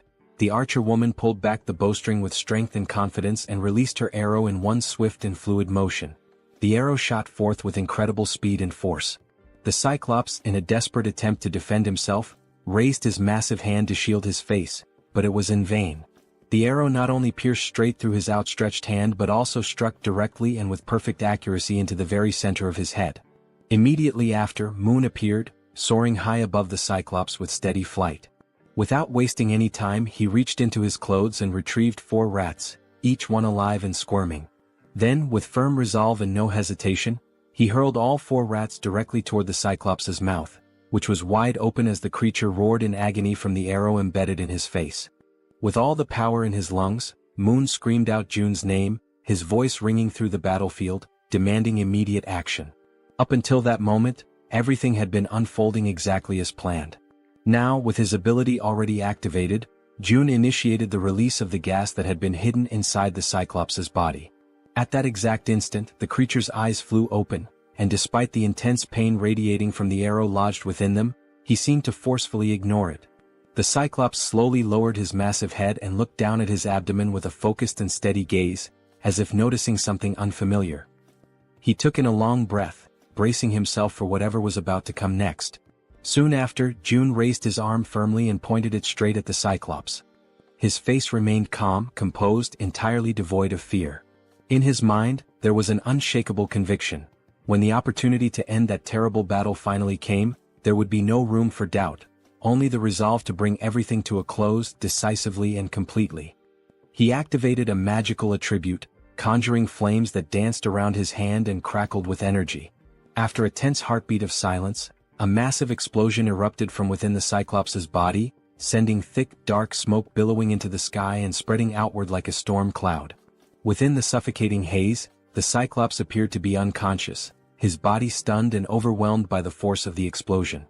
His gigantic form remained completely still, unmoving, while the entire atmosphere became heavy with tension and anticipation. The townspeople stood frozen, stunned, their mouths hanging open in disbelief, until one among them noticed that the towering giant was beginning to lean more and more over the barrier. Meanwhile, Jun stood his ground and insisted, with a strong and commanding voice, that everyone remain in position. He encouraged them to hold on to hope, even as the danger loomed right before them. Quickly analyzing the situation, he realized that almost everything was proceeding according to the plan. The next phase, however, would depend entirely on the citizens. They would need to concentrate all their strength and aim their firearms with absolute precision at the Cyclops' head, which was now visibly drooping and hanging heavy over the barrier. With one hand thoughtfully resting on his chin, Jun continued reviewing the details of his strategy in his mind. Deep down, he wished that, if possible, the final blow could be delivered by one of his loyal subordinates. His train of thought, however, was abruptly interrupted when Fatty approached, visibly nervous and trembling all over. Unable to speak a single word, Fatty simply pointed frantically behind Jun, urging him with urgency to look. Trying to calm him down, Jun replied that the Cyclops was going to fall onto the barrier no matter what. But when Jun turned fully around and saw for himself, his entire expression changed in an instant. To his shock and horror, the explosion had not been powerful enough to bring the Cyclops down. The massive creature was still standing, firm and steady, his terrifying eyes locked directly onto Jun. Paralyzed by fear, Jun struggled to comprehend the horrifying reality unfolding before him. His wide eyes were filled with pure panic, unable to believe what he was seeing. Beyond the safety of the protective barrier, the Cyclops remained upright and unshaken, exuding an aura of dominance as if daring anyone to try and stop him. Without a moment's pause, the Cyclops lifted his arm with merciless strength and brutal determination. His fists clenched tightly, as if they bore the weight of a final decision that could not be reversed. And then, in one explosive movement, he brought his massive arm crashing down with devastating force. The very air around him trembled from the impact. The collision reverberated like thunder against the protective wall, shaking everything around it and sending a shockwave through the surroundings that echoed with raw power. After the violent impact against the shield, the system immediately issued an alert, indicating that an unauthorized entity was attempting to enter the protected zone. For a brief and tense moment, Jun and all the people around him were overwhelmed with fear and uncertainty. However, as the seconds passed and they realized they were still alive, Jun understood that he had, in fact, managed to block the devastating attack from the towering Cyclops. At that very moment, Fatty cried out, urging everyone to begin opening fire. Though still visibly shaken, the group quickly prepared themselves, raising their weapons and firing at the colossal enemy looming before them. Most of the gunfire struck the Cyclops directly in the eye, causing him to howl in unbearable pain. Meanwhile, Jun began to sense that although he had successfully blocked this latest attack, they would not be able to withstand repeated blows of the same magnitude. He knew all too well that even a single unblocked strike could prove to be fatal. Realizing this, he also decided it was time to act. He activated his invisible hand ability, combining it with gigantification attributes, understanding that he, too, had to intervene using one of the powerful skills he had unlocked by spending ability points. In an attempt to counterattack, the Cyclops raised one of his enormous fists once again, clearly preparing to deliver another crushing blow. The citizens, noticing the movement and realizing that yet another attack was coming, were filled with fear once more. The monstrous creature gathered all his brute strength and threw another punch. But once again the devastating strike was stopped by the protective barrier. Only this time the blow came with even more force, and it wasn't just a single hit. The system responded promptly, issuing another notification that an unauthorized entity was attempting to breach the barrier. Upon seeing that the Cyclops had failed yet again, the people cheered and felt a surge of relief.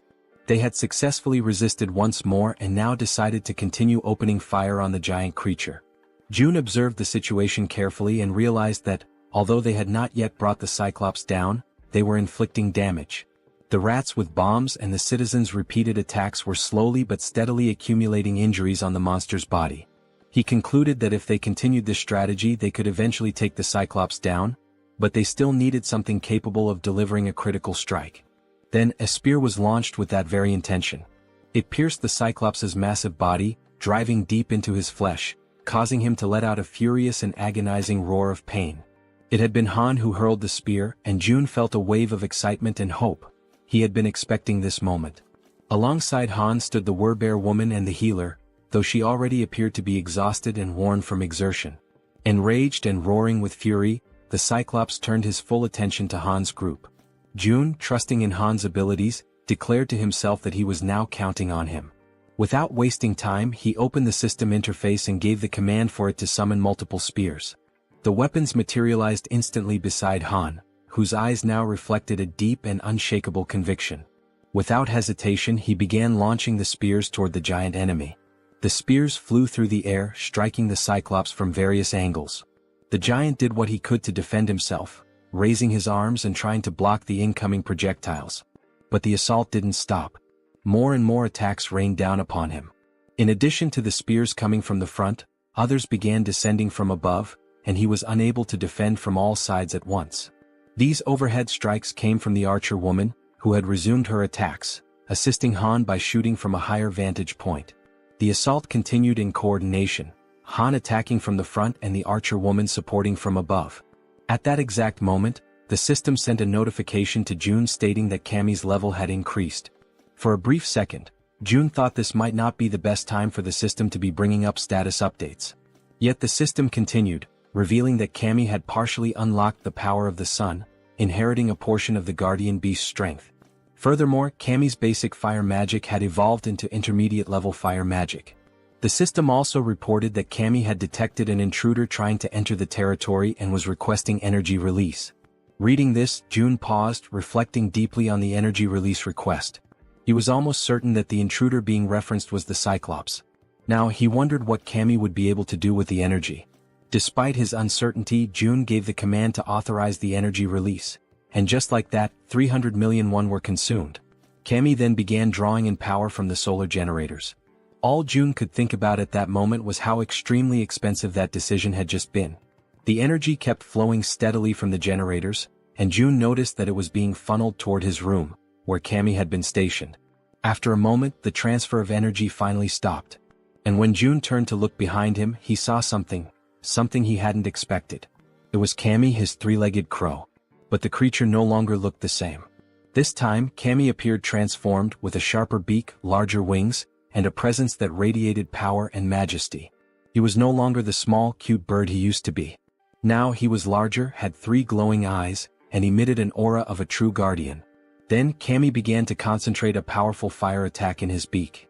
The Cyclops, focused entirely on his current opponents, had not yet noticed the bird's presence, until he finally sensed something emitting light directly behind his back. With no further delay, Cammy unleashed his fiery attack, and the sheer power of it left all the citizens, including June, completely stunned and amazed by the incredible magnitude and strength of the blast. The powerful blast unleashed by Cammy strikes the Cyclops directly in the back, and with immense force, it pierces through the creature's thick body. Immediately after the impact, the enormous Cyclops begins to collapse, crashing heavily onto the ground. He lets out a guttural scream of agony as blood starts pouring from his mouth, a sign of just how fatal the attack had been. While Han stands still, watching everything unfold without any visible reaction, someone else takes the initiative and moves forward without hesitation. The Werbear woman leaps toward the fallen Cyclops, aiming to deliver the final blow and end the creature once and for all. From the Cyclops' limited point of view, all he can see is an enormous, furious bear charging at him with full speed and fury.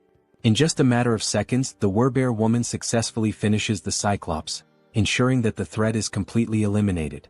The system then sends out a notification: a level 51 Cyclops has been hunted down. As a result, a massive amount of experience points and a large sum of one have been awarded. Additionally, the system displays that several skill levels have also increased as a consequence of the battle.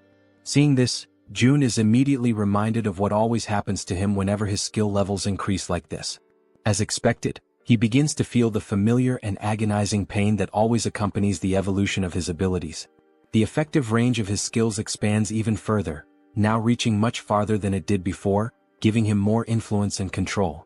The system then flashes another message on the screen, congratulating Jun for successfully declaring the entire apartment complex as a unified refuge, and confirming that a large deposit of one has been transferred to his account.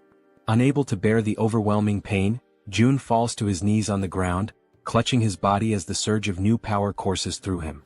At that moment, Cammy lands right beside him, having returned to his normal, small form. The three-legged crow begins to emit a series of proud, chirping sounds, clearly boasting about his role in defeating such a ferocious enemy. Jun, still kneeling and catching his breath, mentions that it cost him 300 million won for that outcome, prompting Cammy to fall silent, now visibly embarrassed that the price for his attack had been so high. Despite the expense, Jun feels genuinely happy and grateful that Cammy's strike was so decisive. It had been a critical and essential blow in taking the enemy down. With a soft smile, Jun gently strokes the top of Cammy's head and acknowledges that he did a great job. Although the summoning of the guardian beast seems to be unavailable within the refuge, Jun reflects on the outcome. He had spent 300 million won, but in return he profited 30 billion. This makes him start to wonder if it might be time to consider summoning all 10 guardian beasts, because if their performance is anything like Cammy's, there's really no reason to hold back. Then the system displays a new update. The current cost to summon a guardian beast has increased to 10 billion won. Seeing that, Jun immediately questions why the cost had skyrocketed so dramatically. But before he has time to fully process the situation, he hears the sound of someone's voice. It sounds faint and emotional, like someone crying. What he sees next brings back a delicate and emotionally complex memory for him. Both he and Cammy turn to look toward the source of the sound. It's Yeonju, the Werbear woman. And at that very moment, Jun realizes something unexpected.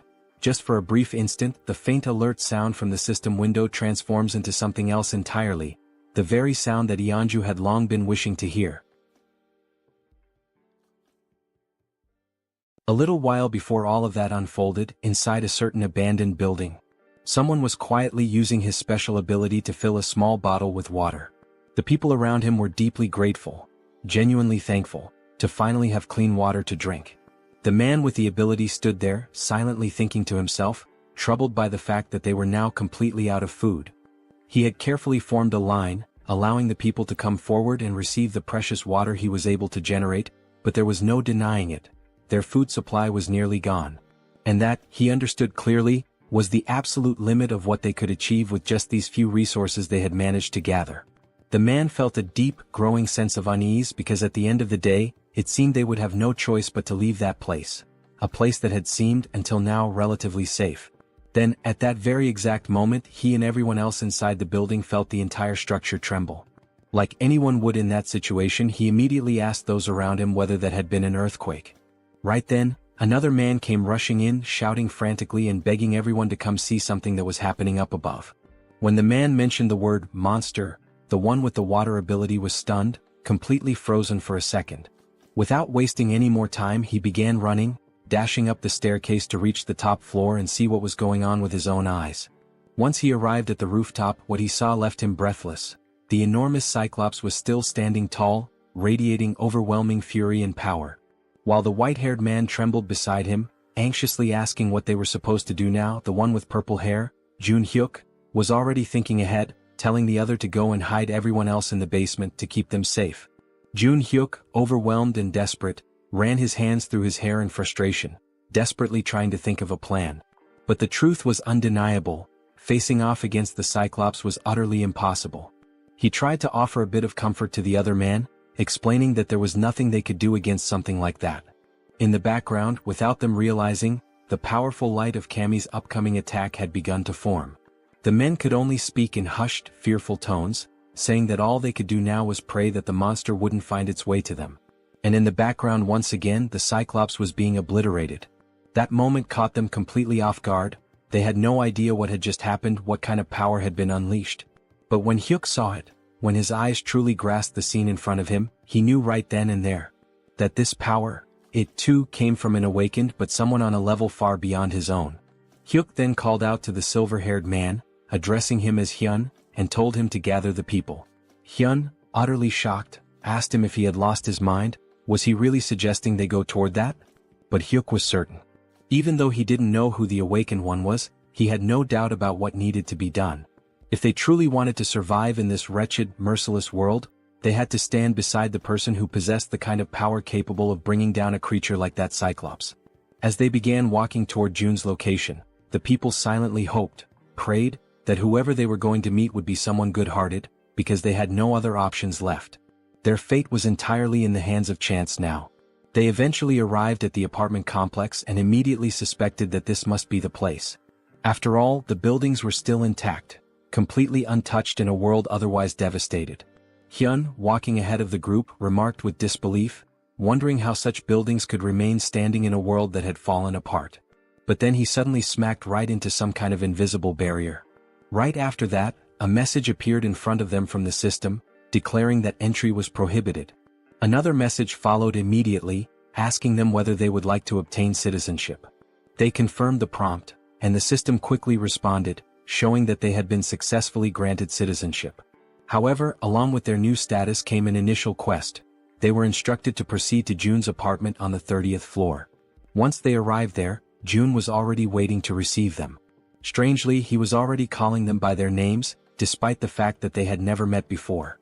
Jun introduced himself as well, calmly stating his own name. At that moment, Hyuk felt something deep within, an instinctual certainty that this man standing before them was the one responsible for forcing the towering Cyclops to its knees. And now that he was face to face with him, his instincts were screaming louder than ever. Without hesitation, Hyuk reached out, took Jun's hand in his own, and introduced himself, earnestly asking Jun to take care of them. Because in his heart, he knew this was a moment he must never let slip away. Elsewhere, in a quiet and peaceful place, Yeonju, the were-bear, was gently serving a warm meal. This time, a bright and genuine happiness could be seen in her eyes as she cheerfully called out the name of Siwoo. Siwoo was her little boy, her beloved child, who was happily eating, and she lovingly asked him if the food tasted good. With a big smile he replied that it was absolutely delicious. The small boy then turned to his mother with innocent curiosity and asked whose birthday it was, because they were having seaweed soup, a dish traditionally served on birthdays. She responded with a warm and affectionate embrace, hugging him tightly while he told her how much he loved that particular food. At that very moment someone opened the door. It was Jun. Upon seeing him, the little boy excitedly called him Wizard Uncle. Yeonju asked Jun whether everything went smoothly with the new residents, and he confirmed that it did. He had already provided them with food and a place to stay. Then Jun apologized for something and Yeonju, curious, asked why he was suddenly saying sorry. He explained that the newcomers wouldn't be able to leave the house, and that he hadn't expected that restriction to be in place. However, Yeonju didn't seem the least bit concerned about that detail. She calmly replied that just being there, together like that with her little boy, was more than enough for her. Holding her son even more tightly in her arms, she said with sincerity that she was truly content now. Right after that, the system displayed a message stating that her loyalty had increased significantly, officially registering her as a retainer. But even if the system had said nothing, Jun could already tell, through her expression, her voice and her gentle actions, that her heart was full. He could feel Yeonju's emotions clearly, without any need for confirmation. More time passed in peace. Mother and son continued enjoying their time together, now watching television side by side, smiling and sharing laughter. And during that simple, tranquil moment, Jun found himself reflecting deeply on his own family, on how long it had been since he had last seen them. He wondered how they were doing, if they were eating well or if they were possibly sick. He closed his eyes and imagined the worst, thinking that something terrible might have happened to them in this chaotic world. Right then Cammy appeared, making a bit of noise. The small creature began playing and having fun alongside the werbear and her son. Watching them all together like that, June felt a quiet realization settle in. There was no need to rush. It was just one day. One peaceful, ordinary day. And he understood how hard Yeonju had worked for this day to finally come. At the same time, he also thought about how Yijin's rats were, at that very moment, heading toward the main house. When the rat reached the house, he would be able to deliver whatever his family needed. So today, looking at mother and child, smiling and content, June made a choice. He would focus only on taking care of them.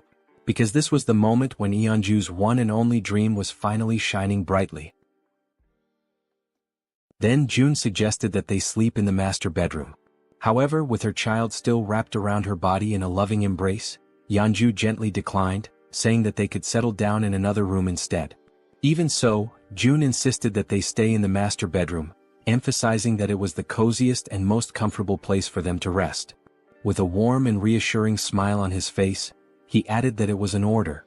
Without hesitation, Yeonju lovingly stroked her son's hair, and together, they expressed their gratitude to June for his kindness and thoughtfulness. Soon after, they headed toward the room, wished him a good night, and the little boy waved sweetly at June before going in. June, watching them go with a deep sense of fulfillment in his heart, allowed a faint, content smile to appear on his face. The lights in the house slowly dimmed, and a gentle lullaby began to softly echo through the home, drifting from the bedroom as the child, still awake, listened in silence. Meanwhile, in the living room, June lay on the sofa, quietly listening to the sweet lullaby that continued for a long while, tenderly sung by Yeonju's voice. It had been a very long time since he had heard a melody like that. Yet somehow, just by hearing it, his body began to relax and his eyes gently closed, just like a child falling asleep in their mother's lap. A new day dawned quietly and peacefully. June began the morning enjoying a breakfast lovingly prepared by Yeonju and her little boy. Afterward, they all settled comfortably in the living room to watch the boy's favorite cartoons. The child could barely contain his excitement, laughing at every scene as if he were seeing it all for the very first time. Soon, Saiwa began chasing after Cammy, who had been peacefully basking in the sunlight, until being abruptly interrupted, which clearly did not please the creature. Later, after exploring every new toy they had, Yeonju, her son, and June laid down on the floor together for a brief nap. Between colorful scribbles and laughter, they drew pictures, and every second of the day was filled with joy and cherished with genuine happiness. But time waits for no one. With Cammy perched on his shoulder, June quietly wept, consumed by the silent grief of having only been able to offer a single day of life to Yeonju's beloved son. Soon after, Yeonju knelt down on the floor, saying her final goodbyes while holding her son tightly, pouring all her love and strength into that embrace. Still too young to fully understand the intensity of that moment, the boy asked innocently if she was crying. With tears already streaming down her face, she struggled to keep her voice steady and calmly whispered that she wasn't crying. But with his tiny hand resting gently against her cheek, he could feel the tears slipping down her face. So softly, Saiwa began wiping away her tears, doing his best to comfort her and asking her, ever so kindly, not to cry. Yeonju held him tightly again, and in a trembling voice she finally admitted that she was afraid of the world, because a world without him was far too terrifying. Then, filled with the innocence of a child, the boy simply called her Mom, and assured her, with unwavering confidence, that he was right there beside her. Those words, so pure, so genuine, caused Yeonju to break down even more, tears overflowing from the sheer weight of her sorrow and desperation. Even as Saiwoo continued trying to reassure her, Yeonju remained in tears. Yet still he took a step back, slowly pulling away from her arms. Looking her directly in the eyes, he firmly promised that he would always be by her side. Gripped by despair, she called his name with a choked voice. But without hesitating, he continued to walk toward the setting sun, while behind him, she shakily called out that she still had so much left to do for him. Then suddenly he stopped. He turned around slowly, and with a gentle smile full of warmth and joy, he said that he loved her, just as his body began to dissolve into the light. At that exact moment, upon hearing those words, she froze. Still kneeling on the ground, her body began to tremble, and the overwhelming pain made it almost impossible for her to respond. But as all mothers do, even in the midst of unimaginable pain, she smiled through the tears and managed to whisper back a quiet, "I love you." And with those final words, Saiwa said goodbye with a peaceful smile on his face. In the blink of an eye, his body vanished completely, and Yeonju's hand, overtaken by the unbearable pain of saying farewell, collapsed limply to the floor, while June watched her silently, deeply concerned and heartbroken by her side. Soon after, she tried to stand, but the pain she felt was so overwhelming, so crushing, that her body simply wouldn't allow her the strength to rise. Moved by the scene unfolding before him, June could only think that hope is like a delicate flower that chooses to bloom right in the middle of despair. With his eyes closed tightly, he came to a painful conclusion. Those who cling to hope must be prepared to face the darkest depths of despair, no matter how cruel. Then he extended his hand to her and gently urged Yeonju not to lose herself in grief, reassuring her that this moment was not the end. At that, Yeonju lifted her head, turned toward June, and in a hesitant, trembling voice, she asked if that was really true, if this wasn't truly the end. With unwavering conviction, June answered that if there was even the slightest chance, he would bring her son back, again and again, as many times as it took. His words ignited a new spark of hope, and Yeonju received them with a renewed sense of determination and strength. At that exact moment, the system displayed a notification. Yeonju's trust level had reached 100%, and she had obtained primordial vitality. The scene then shifted to the red-haired man, who was screaming with uncontrollable rage and fury. The twins, who had been silently listening to everything that was being said, became visibly frustrated when they realized that the standard spear, the orc spear, and all the money the red-haired man had painstakingly saved had vanished completely without a trace, leaving him utterly disoriented and at a loss for what to do. The red-haired man, clearly agitated, asked about his brother's belongings. His brother then explained that, when he had woken up, every single one of his possessions had disappeared without warning or explanation. Following this, the other twin chimed in and explained that many other people had experienced the same mysterious loss of their items. He pointed out that there was a specific pattern among these incidents. All of those who lost their belongings had not been present when the summoning occurred for those who had previously completed military service. Then one of the twins turned and stated that they should have returned to that place earlier. Suddenly, and completely without warning, he was violently grabbed by the collar of his shirt and pulled with force. The red-haired man, overtaken by a wave of anger, demanded to know if the twin was trying to place all the blame for what had happened squarely on his shoulders. Quickly, the twin clarified that he had misunderstood his words. Even so, the red-haired man remained furious, raising his voice even more as he shouted with escalating rage, insisting that they had all agreed from the very beginning that it was a foolish decision to follow June's orders. Faced with the rising tension, the brother, already clearly anxious and losing his patience, admitted that, indeed, June's plan had been a foolish one from the start. Hearing this, the red-haired man finally released his grip on his brother's shirt. It was only then that it dawned on him. He might have been expelled because of his own actions. Now tense and nervous, he remembered that there had been only one similar case in the past. He began to recall the story of a man who had tried to get involved with an underage girl. That man had been caught in the act and was immediately expelled, only to be found dead in the middle of the street shortly afterward. As he continued reflecting on the situation, he came to the unsettling conclusion that even now, with the appearance of that giant and all the surrounding chaos, the survivors still gathered in abandoned apartments.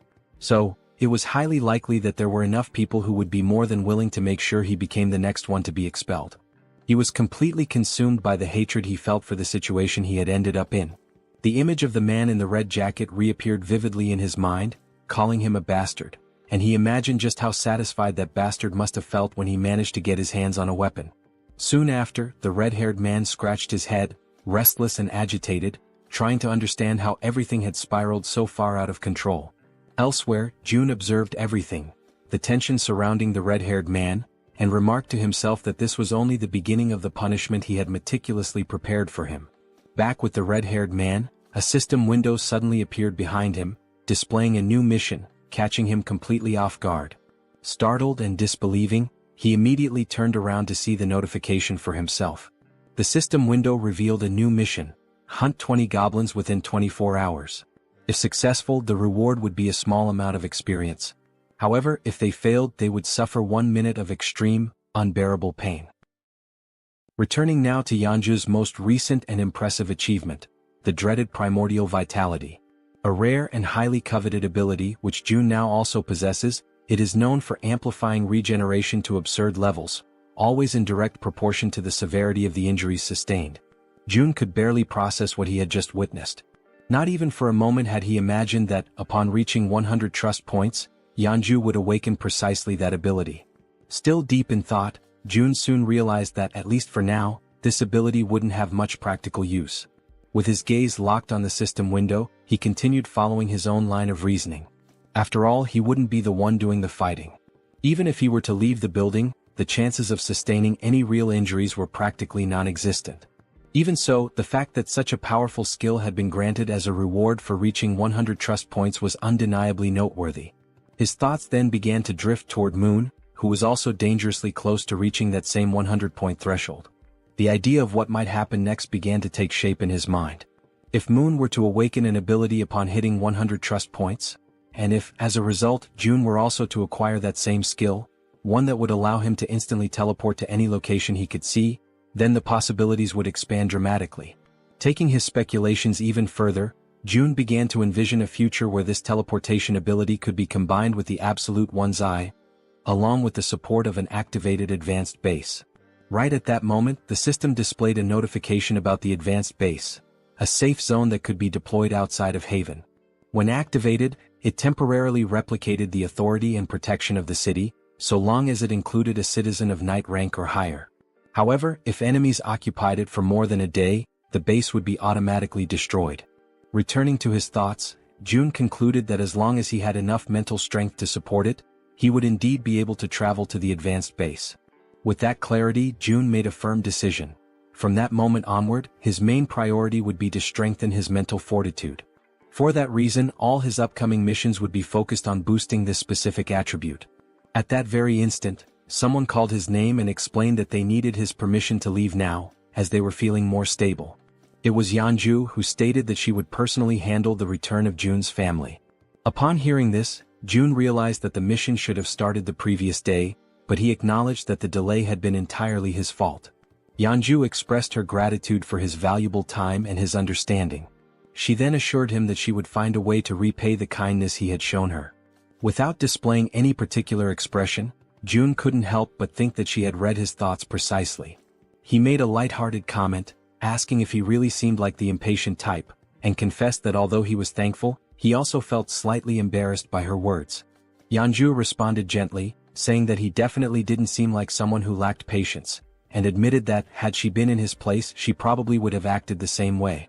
With a soft smile, she confessed that, in the end, everyone values their own family the most, and that she fully understood how precious that single day was that June had offered her and her son. Once again, she thanked him sincerely for what he had done. June smiled modestly and expressed his own appreciation for her understanding.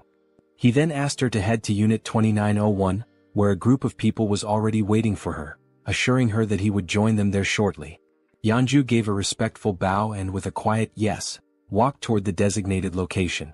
Sometime later, it was explained why June had not sent the group directly to Siamayan Station. Due to the Cyclops attack, a large portion of the tracks near the station had collapsed. Not only the tracks, but the station itself had suffered massive damage and had been rendered almost entirely unusable. Faced with this situation, June declared that new routes would need to be opened. To that end, it had already been 24 hours since Jaehyeon had begun sending her rats to search for a viable path. Apparently, it seemed she had finally managed to find a new route of access. June activated his absolute one's eye skill, seeking full control and awareness of the situation. At that very moment, something unexpected caught his attention. The system displayed a notification about a level 7 tamed giant rat. Immediately, a wave of nervousness surged through June's body as he grasped what this meant. Jaehyeon had evolved. Still stunned, June wondered if this was the result of the new ability Jaehyeon had unlocked after being officially registered as his retainer. In addition to this, June noticed that something was following the rat, but no matter how hard he tried, he couldn't identify exactly what it was. Suddenly, his vision picked up something even more alarming: a swarm of zombies of varying levels, level 9, level 11, and level 13, emerging right behind. A jolt of dread ran through June's entire body as, through the lens of his powerful ability, he watched this disturbing scene begin to unfold before his eyes. Faced with that situation, the rat dashed forward at high speed, desperately trying to escape the relentless pursuit of the zombies that were chasing after it with unwavering determination. However, in a completely unexpected turn of events, the rat suddenly stopped in its tracks. It turned to face the incoming enemies and, without showing even the slightest hint of fear, growled aggressively at them, baring its teeth with a ferocity that contradicted its size. The zombies quickly surrounded the rat from every possible angle, closing off any potential route of escape. Yet, even in the face of overwhelming danger, the rat stood its ground, refusing to retreat even a single step. From a distance, June watched the scene unfold. Realizing that the rat would likely die a meaningless death if it stayed there, he considered triggering a gas explosion to take the zombies down with it. Nevertheless, even with the threat closing in, the rat remained unwavering, assuming an even more aggressive posture. In a sudden burst of explosive speed, it charged forward. Despite being completely surrounded, the rat managed to dodge every single attack from the zombies, weaving skillfully between them with surprising agility. Still observing from afar, June was thoroughly impressed by what he was witnessing. After evading the zombies, the rat leapt forward and continued its mission. Remarkably, it emerged from the encounter without a single scratch and resumed its rapid sprint toward the designated exit. With only a short distance remaining, the rat took one final leap and burst through the opening toward the outside. However, something was already waiting for it on the other side, silently, watchfully observing its approach. Its eyes locked on the rat and its sharp fangs exposed, the creature let out a low, menacing growl. It was fully prepared to pounce at any moment. Instantly, the rat froze in place, completely paralyzed by an overwhelming fear in the face of the predator's threatening presence.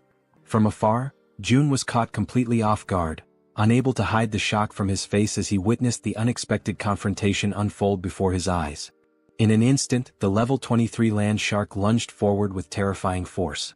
With its enormous mouth wide open, it bit down in a single, clean motion, swallowing the rat whole.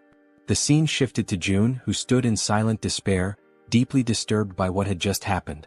He questioned what kind of creature that was, but more than anything his eyes widened as he recognized the location. Nampo Station, only a few kilometers away from his own home. This realization struck him hard, making it clear that creatures as deadly as that one were likely roaming near the very place where his loved ones lived, only deepening the anxiety clawing at his chest.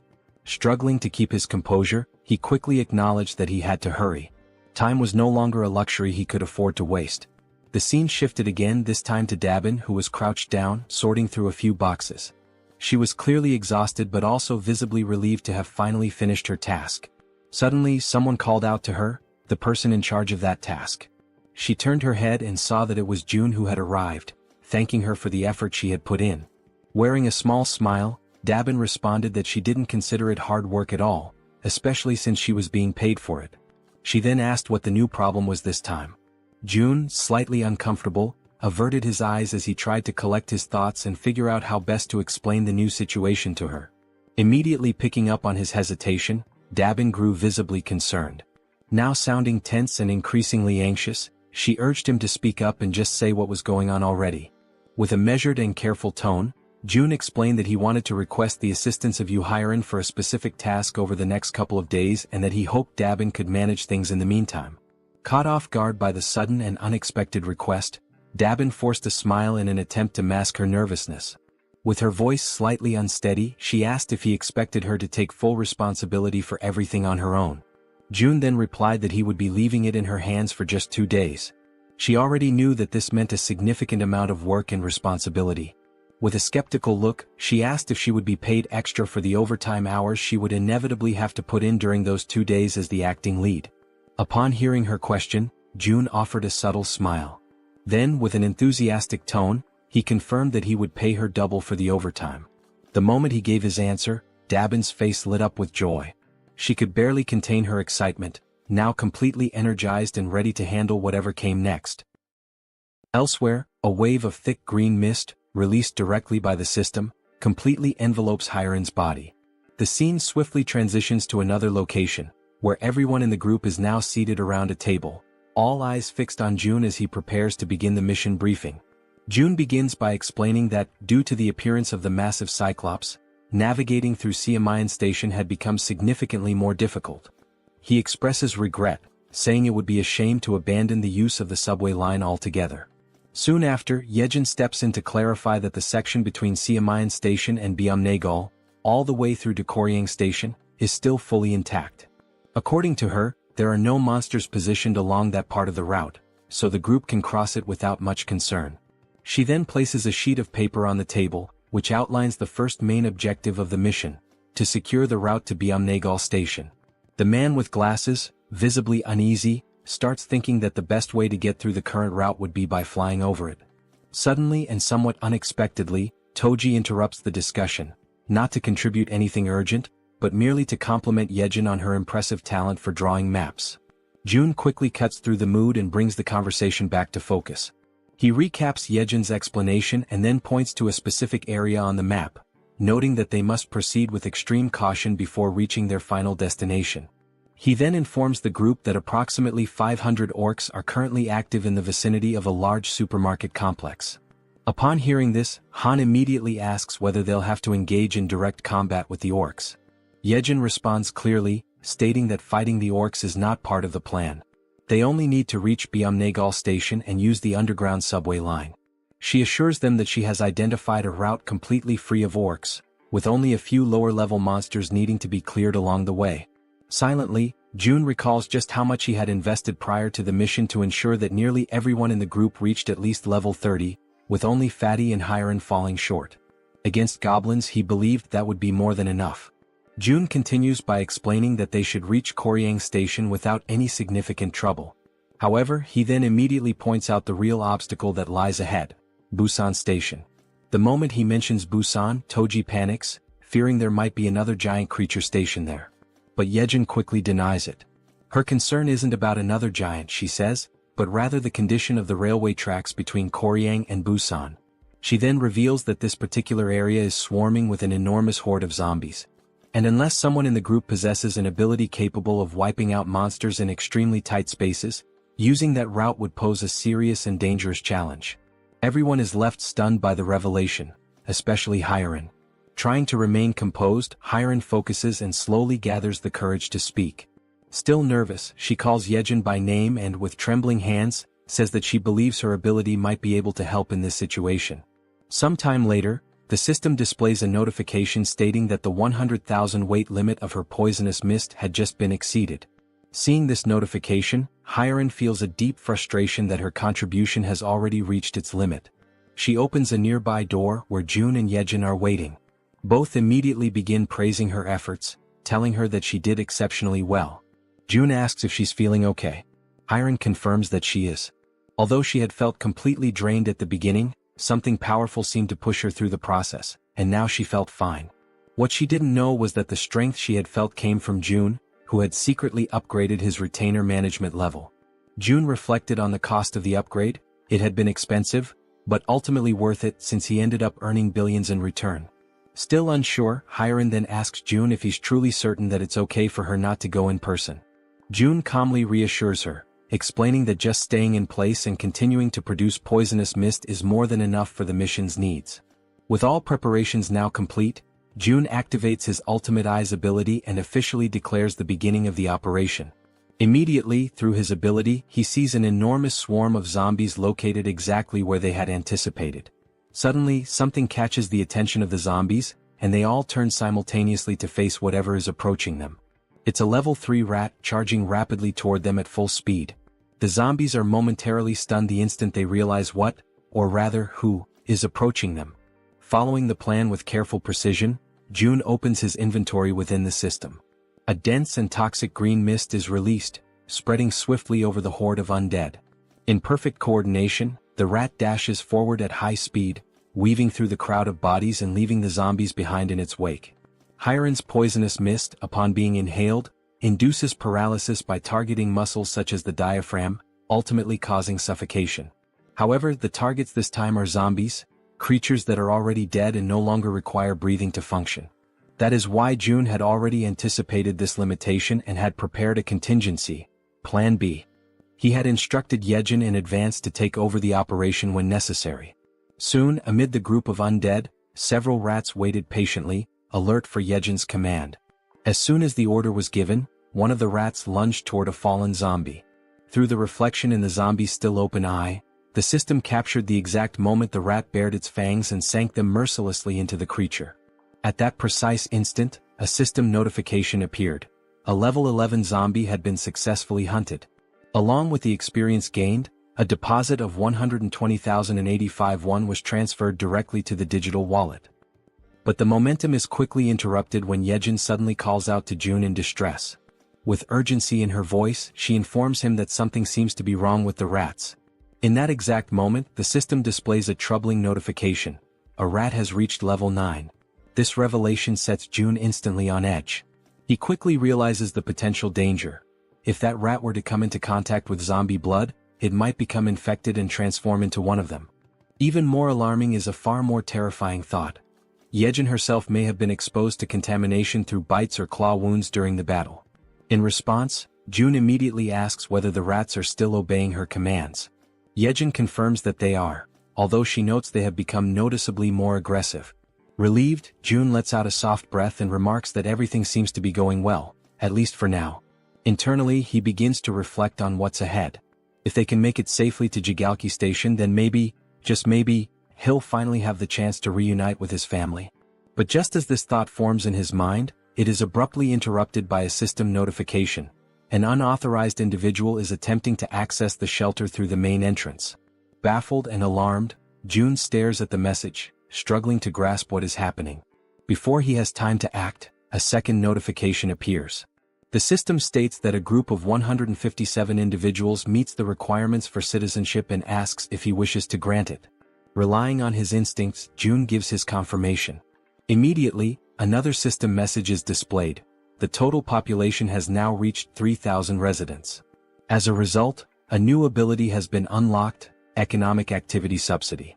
Reading this new development, June feels a brief moment of apprehension, uncertain of what the implications might be. But then gradually, a small smile forms on his lips. After all, this might actually turn out to be a good thing. The system continues to display new information, this time announcing that salaries will now be paid to citizens, with the amount determined by the titles or positions they hold. The wages will be disbursed separately from the chief's wallet, depending solely on the person's assigned role within the community. Reading this update carefully, June realizes that this would be the perfect opportunity to assign official titles to Dabin and the entire team responsible for managing public facilities. After all, a weekly salary of 700,000 won neatly aligns with a daily wage of 100,000 won, making the accounting straightforward. Tapping the system's interface, he remarks that there is no longer any need to pay people manually, especially when doing so previously meant sacrificing reduced taxation benefits.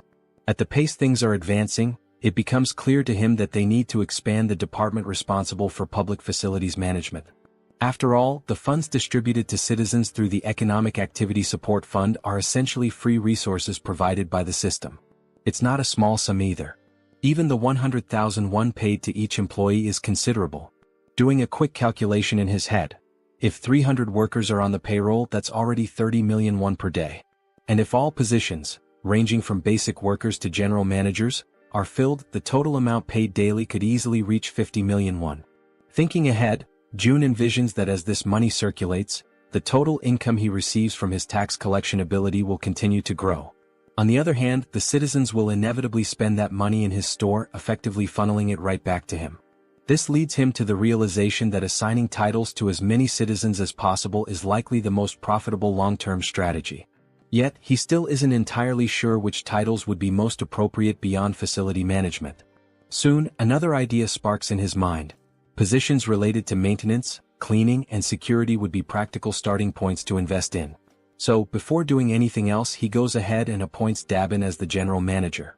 He recalls that she had already accepted Fatty and Hyren as members of the team, although he can't quite remember who the remaining members were. Just then, something catches June's attention. It's the system again, this time displaying a notification that Dabin has reached 100 loyalty points, officially registering her as a retainer. At that moment, June realizes something significant. Once a citizen reaches 100 loyalty, they automatically become a retainer. And now he begins to wonder, do all retainers awaken a new skill at that exact point? Driven by curiosity, June prepares to check and see what new skill Dabin may have acquired. But just as he's about to click on the system, he's interrupted by an unexpected sight. Hyren, completely relaxed, sound asleep on the sofa to the point of drooling. Watching the scene, Jaehyeon appears slightly uncertain and asks if they should wake her up. June replies that they should let her rest, she's completed her duty and she must be completely worn out. Smiling faintly, he acknowledges to himself that although she tried to appear fine, she likely went through something difficult and pushed herself right up to the edge of collapse. If anyone deserved a break, it was her. June activates his invisible hand ability and gently picks her up, carrying her carefully to a bed in one of the rooms so she can sleep more comfortably. Returning to the living room, the two of them talk quietly, agreeing that Hyran may indeed be going through a rough time.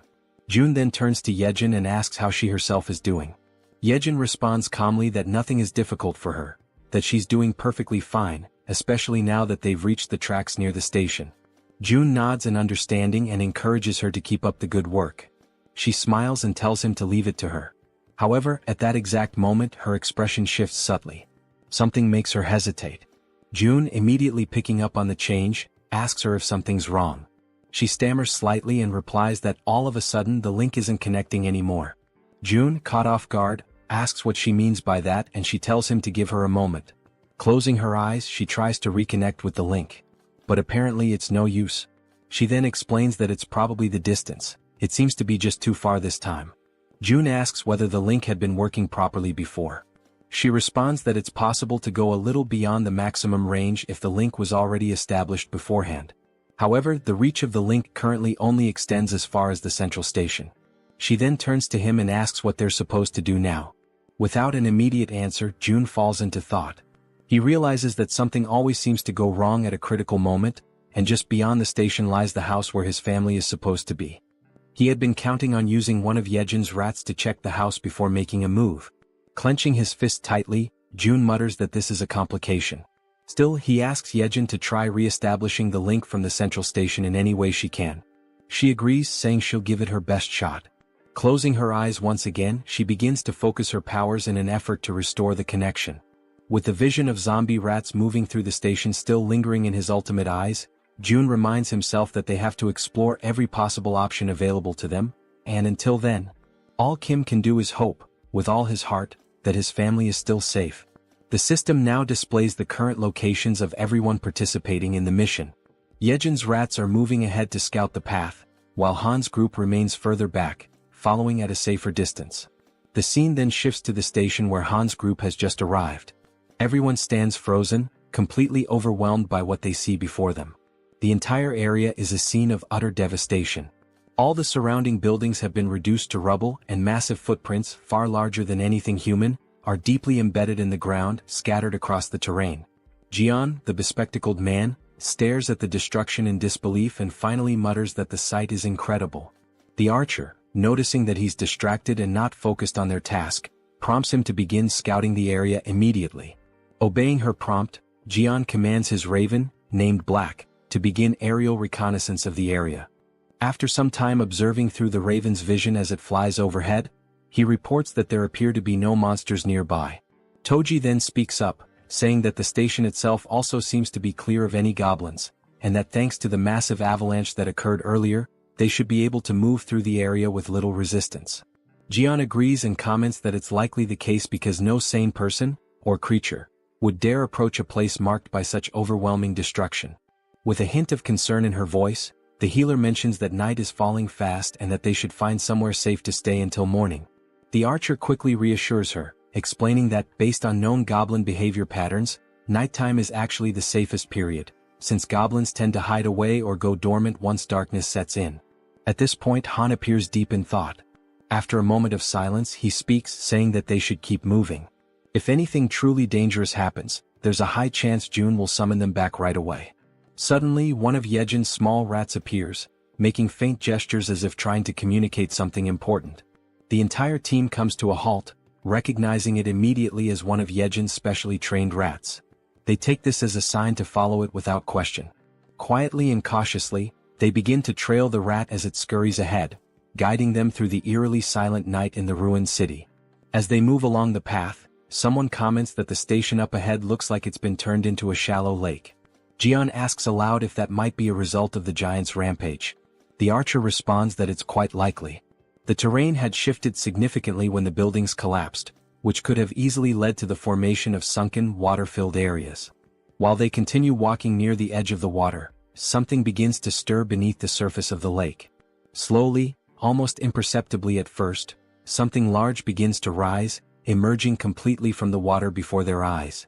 Both Jaehyeon and Toji immediately sense that something is wrong. They notice strange movements in the ripples, something that doesn't match the natural motion of water.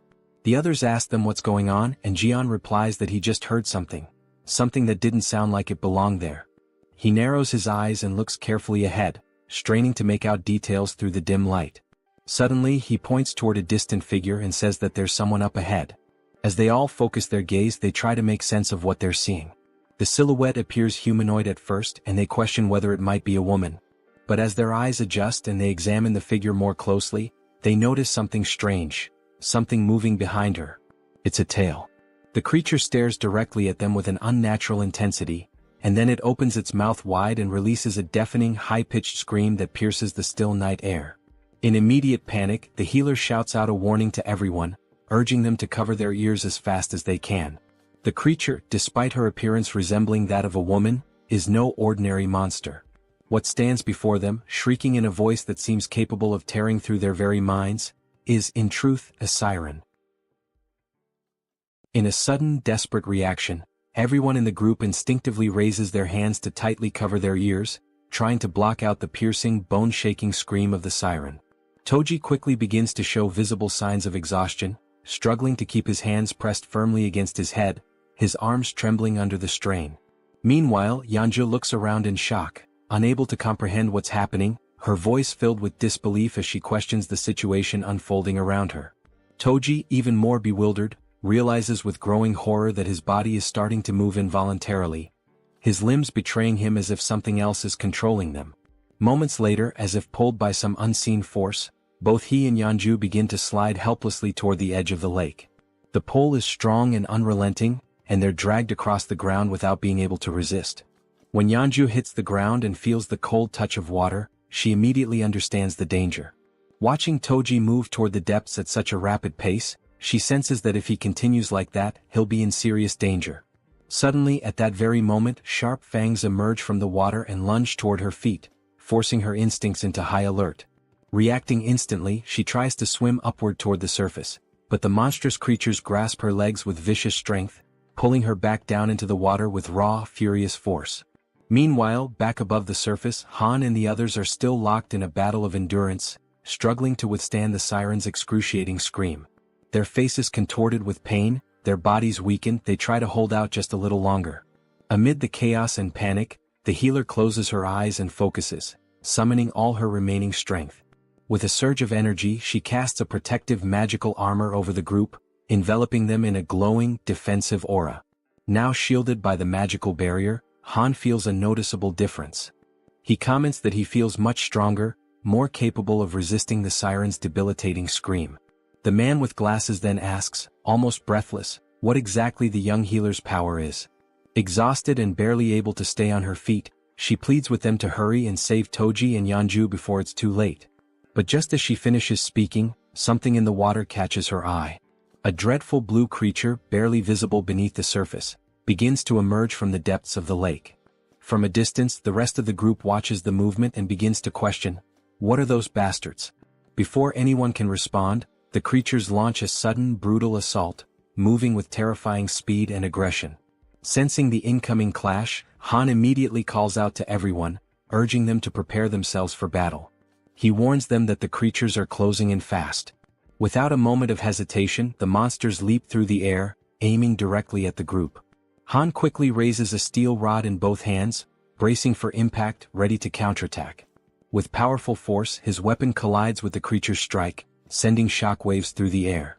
Just as the creature begins to recover, it's struck by a well-aimed arrow, finally going down.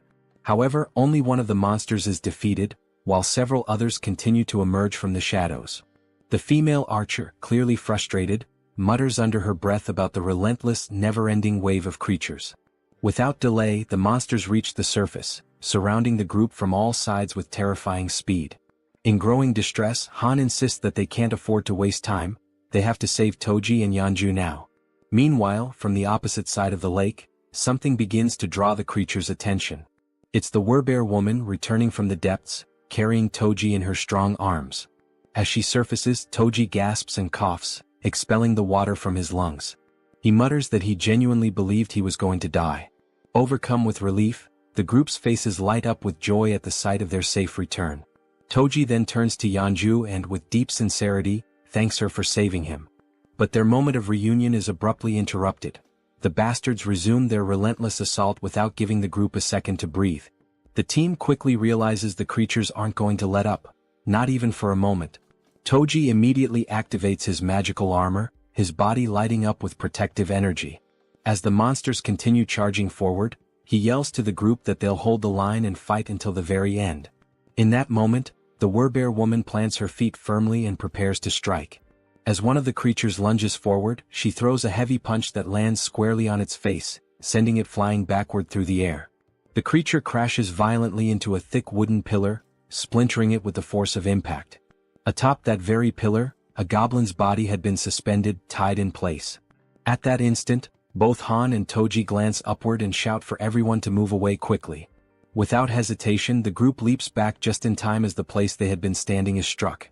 Moon immediately turns and asks Han if he's okay. Han replies that he's fine and asks what just happened.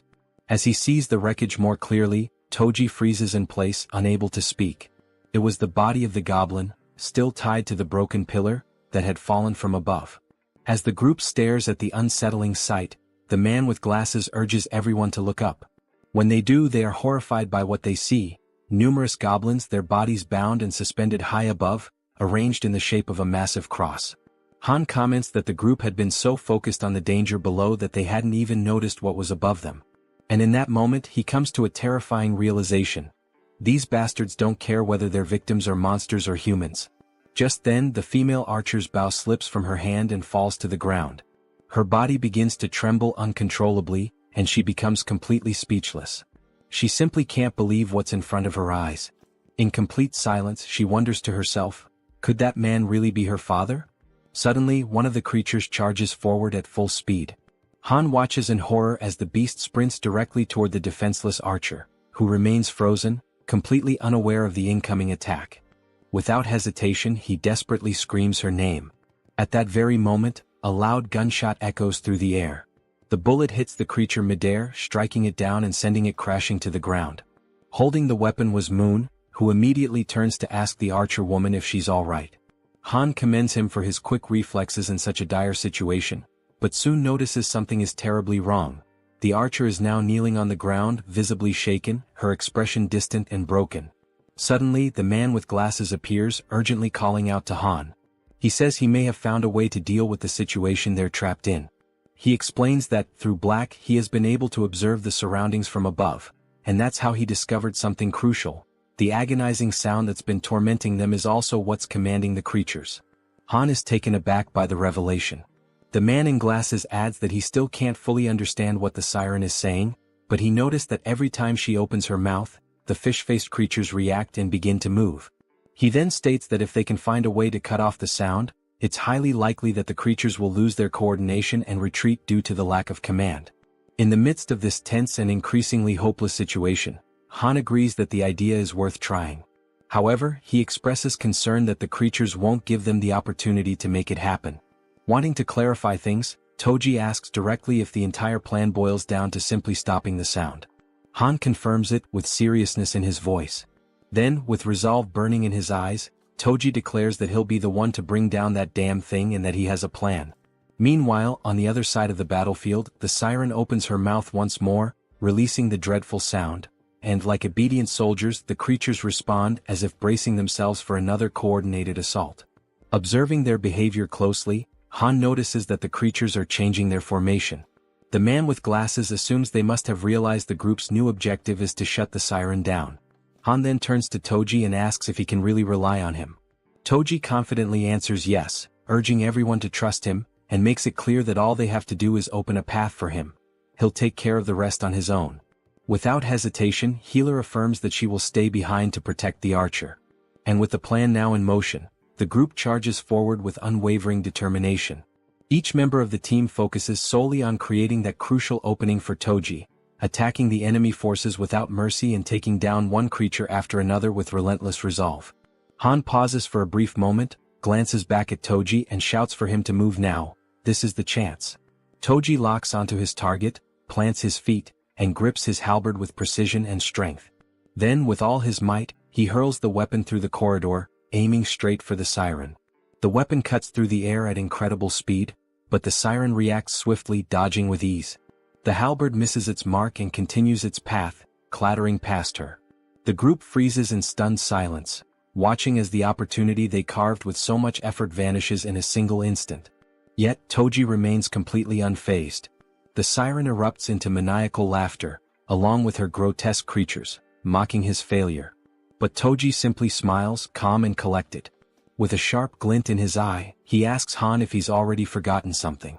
Confused and frustrated, Han doesn't understand what he's referring to, until in a sudden realization his eyes widen. With a trace of sarcasm, Toji then asks, "What's the best way to deal with a fish?" As he speaks, he lifts his hand and activates the recall command on his halberd. The weapon obeys the order, and on its way back, it slices cleanly through the siren's back, impaling her and cutting off her laughter for good. At that moment, the system notifies the group. A level 33 siren has been hunted down. Experience points have been awarded. The halberd returns to Toji's hand as everyone turns to stare at the siren's lifeless body. The fish-faced creatures become disoriented, clearly lost without their leader, and quickly retreat back into the depths of the lake. This sudden disappearance brings a wave of relief over the group, as they now have one less threat to face. Without wasting a second, Han approaches the archer woman and gently asks how she's doing. She remains trembling, unable to compose herself. Concerned, Healer turns to Han, asking what they should do now. Han considers going to find June. Then, the archer woman suddenly reveals, with a trembling voice, that one of the bodies hanging on the crosses above is her father. Han is struck speechless. He quickly turns around, unable to accept that his father-in-law could be among those mutilated victims. Overwhelmed by a deep, unbearable grief, the archer collapses into uncontrollable tears, mourning the fate of her father. Beside her, Han falls to his knees, consumed by panic and disbelief. The entire group around them feels the weight of her sorrow as if it were their own. And right there before their eyes, hanging from a cross in an appalling state, was her father's body, a heartbreaking sight that pierced the soul of every witness. At that very moment, the system displays a mission reconstruction screen, this time with the archer as the target. The reward, to bring her father back to life. However, the system clearly warns that resurrection is only possible within the boundaries of the absolute domain. Staring at the screen in a mixture of urgency and desperation, June taps rapidly on the system window, trying to complete the reconstruction process. Jaehyeon, seeing him in such a state of despair, is left absolutely stunned by his behavior. But then all of a sudden June stops.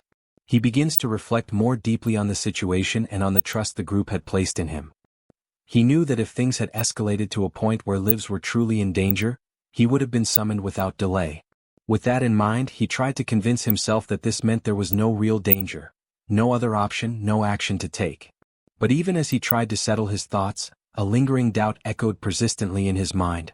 Was it really true that there was no other choice? Being dragged underwater, surrounded by a group of armed fishmen, didn't feel like something that could be brushed off or ignored. It was clearly a serious threat. June couldn't help but worry about his own family, filled with a desire to see them again as soon as possible. But he also recognized that this longing wasn't his alone. The others had their loved ones and personal stakes too. Even so, he tried to suppress that reality, convincing himself that saving his own family had to come first, above everything and everyone else. His hands trembling, he finally selects an option from the system window. A new mission is created for the group. The goal is to build a tomb within a 1-hour limit. The reward is a small amount of experience and the mission comes with no penalties. When the archer reads the notification, she becomes even more shaken. A sense of hopelessness and deep grief takes over her body, weighing down her spirit. Meanwhile, from afar, June watches silently, filled with regret, observing the entire painful scene through the lens of his ultimate eyes ability. Eventually the tomb is completed. The entire group now stands in front of it, solemn and silent. Han turns to the archer and gently asks if she's truly okay with all of this. She replies firmly that her father would have wanted it this way. She explains that he was obsessed with his job, constantly speaking of how he wanted to be buried near the railway tracks when he died. Then, holding a metal plate with her father's name engraved on it, she remembers how, as a child, she thought that wish was ridiculous.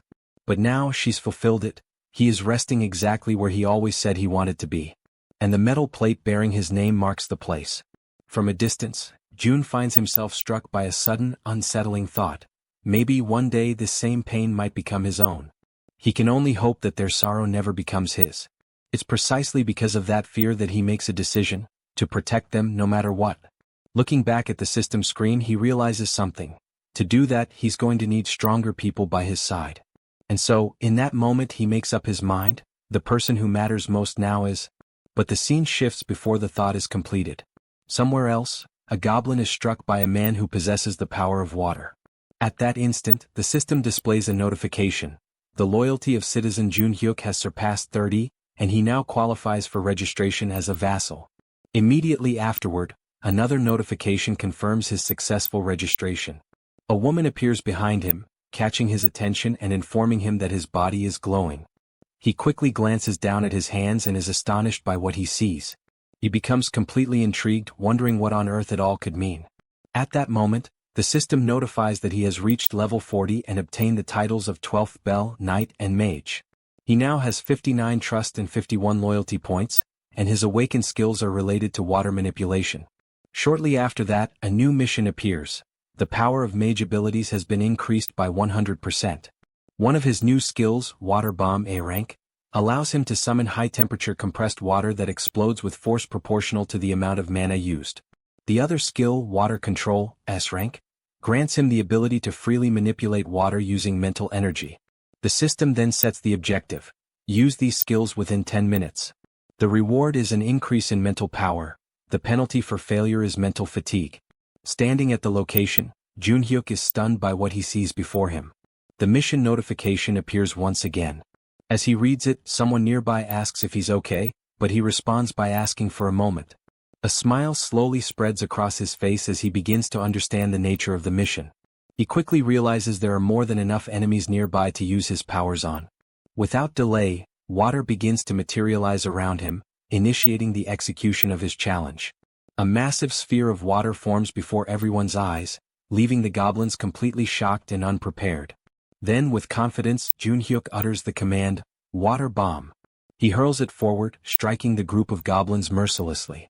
The resulting explosion creates a crater in the ground, leaving every single one of them dead, as Jun Hyuk stands watching in silence. He extends his hand again, activating the water control ability. With unwavering concentration, he begins to lift the droplets of water into the air. What happens next surprises two men who are silently watching everything unfold. The man wearing a black coat asks in complete disbelief if it is truly Jun Hyuk who is doing all of that. The other man confirms it, emphasizing that what they are witnessing is indeed Jun Hyuk's power. With a smile on his face, Jun Hyuk lets the tiny droplets fall slowly, like gentle rain, still under his full control. Immediately after, he falls to his knees on the ground, lifts his arms upward, and begins to give thanks for the kindness he just experienced. The two men, now even more confused, begin to wonder aloud whether he might be losing control of himself. At that exact moment, the system displays a notification stating that both his trust and loyalty have increased, that the mission has been successfully completed, and that 70,251 won have been consumed. Witnessing all of this, Jun is completely taken aback. He truly didn't expect a skill of rank S to be awakened in that way. With this event, Jun Hyuk becomes the second person to hold a rank S skill, following after Yeonju. Jun begins to reflect, considering how surprising it is, especially given that Jun Hyuk's original ability was merely rank B, a skill that used mental energy to produce water. He hadn't imagined it would develop so impressively. Now he wonders if this significant growth is because of Jun Hyuk's high level. Standing in front of the system window, he admits to himself that this outcome was unexpected, but he feels content with the result he has achieved. Internally he recalls that, back when the ability was still at rank B, he would use mental energy to generate water in any form. Now he questions how this type of use fits into the overall strategy, the metaphorical board of pieces. He notes that in Han's group, there's no need to add a new piece, since the team is already well balanced. As he considers what his next move should be, Jun continues to stare at the system window. The screen now displays a notification about a goblin hunt. Level 6 goblins are being eliminated one by one, and both experience points and one are being accumulated into the account. Reading this message leaves Jun in shock. It's already late, yet there are still people out there hunting. Suddenly, the system shows another notification. The skill level has increased, and the declaration of return to home has now reached level 20. With this, 3 additional skill points have been gained, along with the acquisition of a brand new ability. Jun goes into a state of panic as he reads the latest update. The system further informs him that the territory is expanding, and with that expansion comes an intense, unbearable pain that spreads through his entire body. He screams out, overwhelmed by the agony, while Jaehyeon watches in terror, completely uncertain of what she should do. The pain becomes excruciating, but despite it, the territory continues to expand further and further without stopping. With his vision blurred, Jun barely manages to see Jaehyeon as she urgently asks if he is okay. Jun is overwhelmed by a pain far greater than any he has ever felt before. It feels as though enormous needles are tearing through his entire body, ripping him apart from the inside out. Jaehyeon persists, her voice filled with desperation, commanding him to breathe. Frantically, she asks what she can do to help him in that critical moment, visibly shaken and desperate to ease his suffering. Jun forces his eyes open, his mind clouded and dazed. Through his blurry sight, he catches a glimpse of her face, partially obscured by the haze of confusion and the relentless agony. Startled, he realizes she is getting dangerously close to his face, inching towards him with clear intent. With a strained voice, he asks her what exactly she thinks she is doing. Embarrassed and flustered, Jaehyeon immediately backs away in a hurry, apologizing profusely. She quickly explains that for a moment she feared he had stopped breathing and was about to perform CPR on him. But before she can continue, Jun cuts her off, assuring her firmly that he is fine. Behind him, Cammy is crying, visibly distressed and filled with concern. Jun reaches out, gently stroking Cammy to calm him down, softly repeating that everything is going to be all right. Still in the process of recovering his composure, Jun activates his ability, Ultimate Eyes. Through the lens of his awakened power, he observes the expansion taking place, and is immediately taken aback by the sheer magnitude of its scale. The zone has spread both to the west and to the north, engulfing streets within a full kilometer radius surrounding the complex. Lying on the ground, he finally understands the true cause behind the overwhelming pain he just endured. The territory has expanded to its largest size yet. Turning his attention to the system screen, Jun reflects that no matter how exhausted and drained he feels, now is certainly not the time to rest. The system displays a message indicating he has earned 3 skill points for reaching level 20. Jun has already decided which ability he will upgrade next. He chooses to enhance the skill he considers the most vital for the current operation, Ultimate Eyes. Immediately after making his selection, the system notifies him that Ultimate Eyes has reached level 4. Soon after, a new message appears on the screen, informing him that a multivision function has been unlocked and added to the ability. With this newly acquired attribute, Jun feels his field of vision expand dramatically, as though he is now surrounded by countless CCTV monitors, each displaying different angles. However, he quickly notices that maintaining this expanded vision places a significant strain on his focus. He realizes that handling 3 simultaneous views is his current limit. Once again, Jun checks the system and sees that he still has 2 remaining skill points to allocate. He decides to invest them in enhancing the skill known as Preservation of Dignity. Moments later, the system displays an update stating that the skill has now reached level 5 and that a new feature called Mystic Draw has been activated. In addition, he is granted a reward of 300 crystals, which catches him completely by surprise. Shortly after, the system clarifies that it was through this Mystic Draw feature that he has received those 300 crystals. Jun finds no reason to reject the unexpected gift, so he clicks on the notification to accept them. As soon as he does, a bright circle forms on the ground beneath him. The circle emits a radiant light so intense that it causes discomfort to Jaehyeon, Cammy, and even Jun himself, forcing them to shield their eyes. After a few moments, the circle of light vanishes, yet a concentrated, powerful glow remains suspended in the air. From within this brilliant light, an object begins to materialize. It is a ring. The system promptly notifies him that this is a communication ring, designed specifically to transmit Jun's voice directly to his vassals. Jun slides the ring onto his finger, still uncertain about its practical use. As he considers its function, it becomes clear to him that its ability to project his voice could be perfectly suited for Dabin. But then he remembers that Dabin has already been officially registered as one of his vassals. He accesses the vassal management interface within the system, which displays detailed information about Dabin. Level 25, holding the title of 11th servant, trust at 77, loyalty at 100, and a newly awakened skill, telepathy. Astounded by Dabin's awakened ability, June acknowledges to himself that telepathy is indeed the perfect skill for someone tasked with such communication-driven responsibilities. Suddenly, through the multivision function of his ability, June sees a disturbing scene. 50 people are crammed together, sharing a single housing unit to sleep in. Inside that crowded unit, Dabin tries to explain to the agitated group that the situation is only temporary.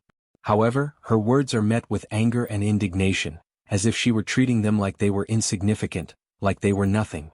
One man, visibly furious, raises his voice and shouts, reminding her that they've all seen countless empty houses along the way. He demands to know what she's even talking about, as though her excuses were entirely unreasonable. Clenching their fists in frustration, several others step forward, insisting that at least the children should be allowed to sleep comfortably. They demand that some of the vacant rooms be opened up so everyone can rest properly after enduring so much. Overwhelmed by the escalating situation spiraling out of control, Dabin hurriedly apologizes, struggling to maintain her composure as she explains that current policy does not permit such allocations.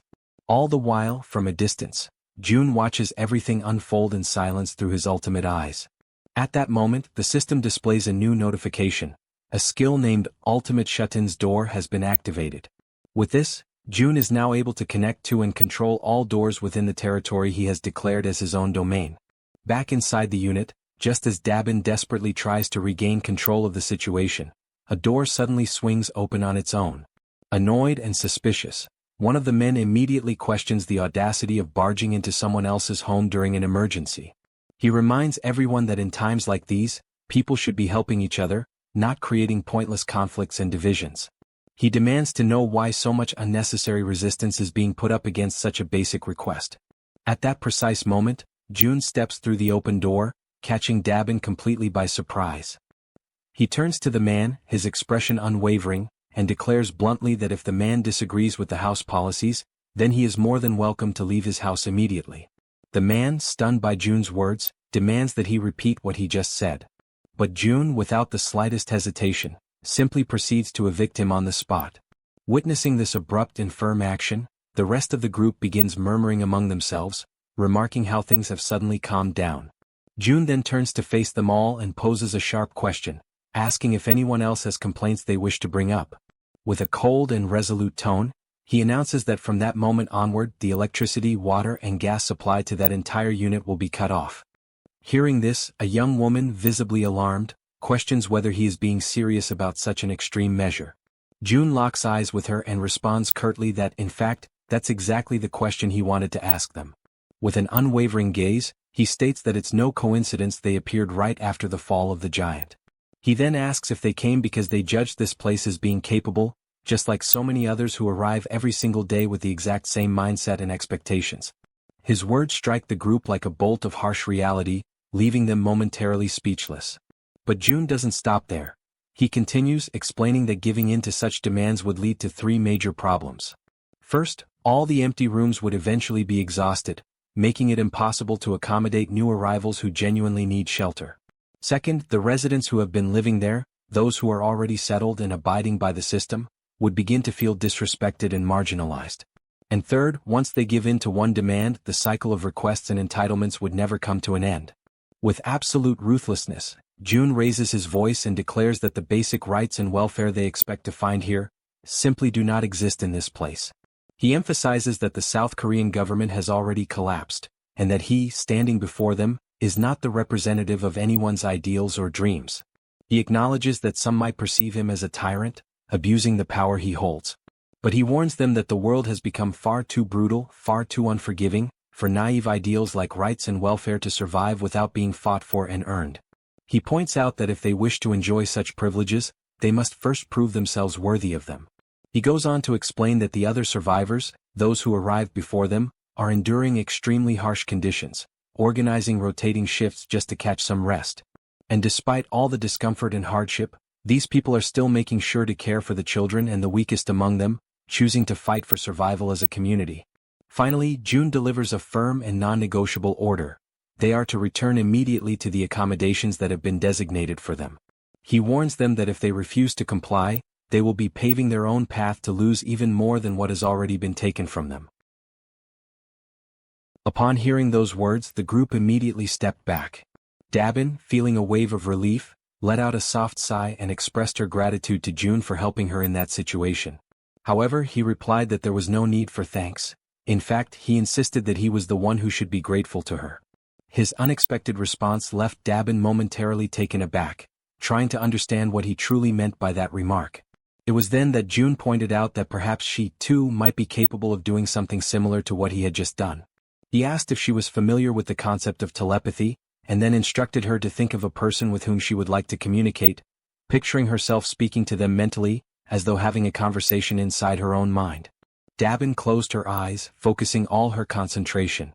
A short while later, a faint aura began to surround her body. Pleased with the result, June emphasized that she would need to learn the exact conditions and limitations of this ability, and the best way to do so was through frequent practice. At that moment, someone with trembling hands gave a small wave and called out for June.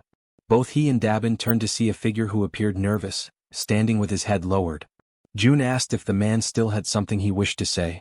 The man, clearly frustrated yet determined, admitted that he knew he was being bold, but he needed to ask if June might consider forgiving the friend who had been expelled earlier. June questioned why he would do such a thing. The man explained that Yoon-sik, the one who had been expelled, was the only person who dared to speak aloud what everyone else was already thinking, and he didn't think it was fair for Yoon-sik to be the only one punished. He then leaned forward respectfully and stated that he would accept any punishment himself, but begged June to show mercy toward Yoon-sik. June silently considered whether it was time to bring Sung Yoon-sik back, knowing deep down that it was not right to take someone's life simply to serve as an example to others. Resolute in his decision, he opened the system and noticed that the man was still standing in front of the door, having gone nowhere at all. Looking directly at him, June asked for his name. The man answered that he was called Kyung-hoon. June then informed him that he would grant Yoon-sik his citizenship back. Kyung-hoon was taken aback when June went on to say that he would also restore electricity and water service, though not the gas supply. Before Kyung-hoon could respond, June added that he was doing this out of respect for the man's sincerity, but warned that there would be no second chances, and everyone needed to understand that clearly. Right after, the system issued a notification that Yoon-sik's citizenship had been officially restored. Kyung-hoon, visibly relieved, hurried back to his quarters. Soon afterward, another notification appeared, informing June that Kyung-hoon's trust in him had increased. For a moment, June considered restoring the gas supply as well, but he knew that if he did, the punishment for what had happened would lose its intended effect. His thoughts were interrupted when Dabin remarked that he seemed to be a warm-hearted person. June asked if she was truly giving him a compliment, to which she confirmed with a smile. He thanked her, but she playfully teased that he seemed to be getting embarrassed. Changing the subject, June asked her to inspect the facilities in 3 buildings, adding that he intended to have one in each of the 25 buildings. The idea left Dabin utterly surprised. Without hesitation, she asked how many members he currently had. June explained that if it became possible to expand to 100 people, he could assign 4 to manage each building. Dabin's eyes lit up with interest, and she declared that she would be willing to pay 100,000 won per day for each person, assuring him that with such a scale, everything would run smoothly. As they spoke, someone approached from behind. June and Dabin turned and asked if the newcomer was new to the area. The man confirmed and asked if June might need a medical team on site. He then introduced himself as Sung Min, an associate professor of nephrology at Busan Park Hospital. After hearing his introduction, June commented that he had dismissed the medical team for the time being, as he believed high-ranking individuals required proper treatment. He then turned to Dabin and asked what she thought about offering a room for the team and converting it into a hospital. She responded that it seemed like a good idea. Seizing the moment, June noted that if they looked around carefully, they could probably find a fair number of nurses. He also said that assembling the medical team and managing it would be her responsibility. Dabin, clearly enthusiastic, assured him that he could count on her for that. Afterward, June opened the door and returned to where Jaehyeon was waiting. She asked if he had managed to solve the problem, and with a smile he confirmed that he had. Without wasting any time, he activated his Eyes of the Absolute ability. When Jaehyeon saw the Han group, she asked if they had already left. June quickly realized they were on their way to Jigalki Station and that there were no issues there. He then opened the system again to finish what he had been working on. As he had expected, the final location available for investing his skill points was the Absolute Warehouse. The system issued a notification stating that the skill had reached level 2, increasing its capacity to 200 kilograms and adding a new feature called state preservation. The description clarified that this function would maintain the exact movement and condition of an item as it was at the very moment it was stored. Upon realizing that the capacity had now doubled, Jun immediately understood that he could make far freer and more strategic use of the warehouse. His thoughts quickly drifted toward the true potential of this newly acquired function. It did not take long for him to realize that, if used correctly, it could become something extremely powerful. Without hesitation, he opened the store and purchased an S&W revolver along with 100 rounds of .38 caliber ammunition, which began to materialize before him. He reasoned that, if the movement of the firing mechanism were preserved, then upon summoning the warehouse, the action would resume precisely from where it had been paused. With the firearm in his hand, he extended his arm and calmly instructed Jaehyeon to cover her ears for a moment. She stared at him in alarm, her unease growing rapidly when she noticed that he was holding a gun. Jun reassured her that it would be over quickly, and with his finger on the trigger, he gave the command, "Store in the warehouse." Immediately afterward he pulled the trigger. The gunshot cracked loudly through the room, reverberating with force, but almost instantly, the system confirmed that the bullet had been successfully stored. It worked exactly as he had envisioned. Flawless. Feeling a surge of excitement, Jun stepped out onto the balcony of the building, his mind already testing the possibilities of his prediction, while Jaehyeon remained frozen in shock at what she had just witnessed. Extending his hand, he focused intently and issued the command, "Summon." From the system's storage window, a stream of bullets began to pour out at remarkable speed. Jun watched, impressed, as his idea came to life exactly as planned. This, after all, was an absolutely foolproof way to provide support to Han's group, who were locked in battle at Jaehyeon Station. There, goblins were being struck one after another by the incoming bullets, collapsing to the ground in rapid succession. Those that survived the initial barrage turned and fled in terror, leaving Han's group finally unharassed. Now, with renewed conviction and confidence, Han declared that they had at last arrived at Jaehyeon Station.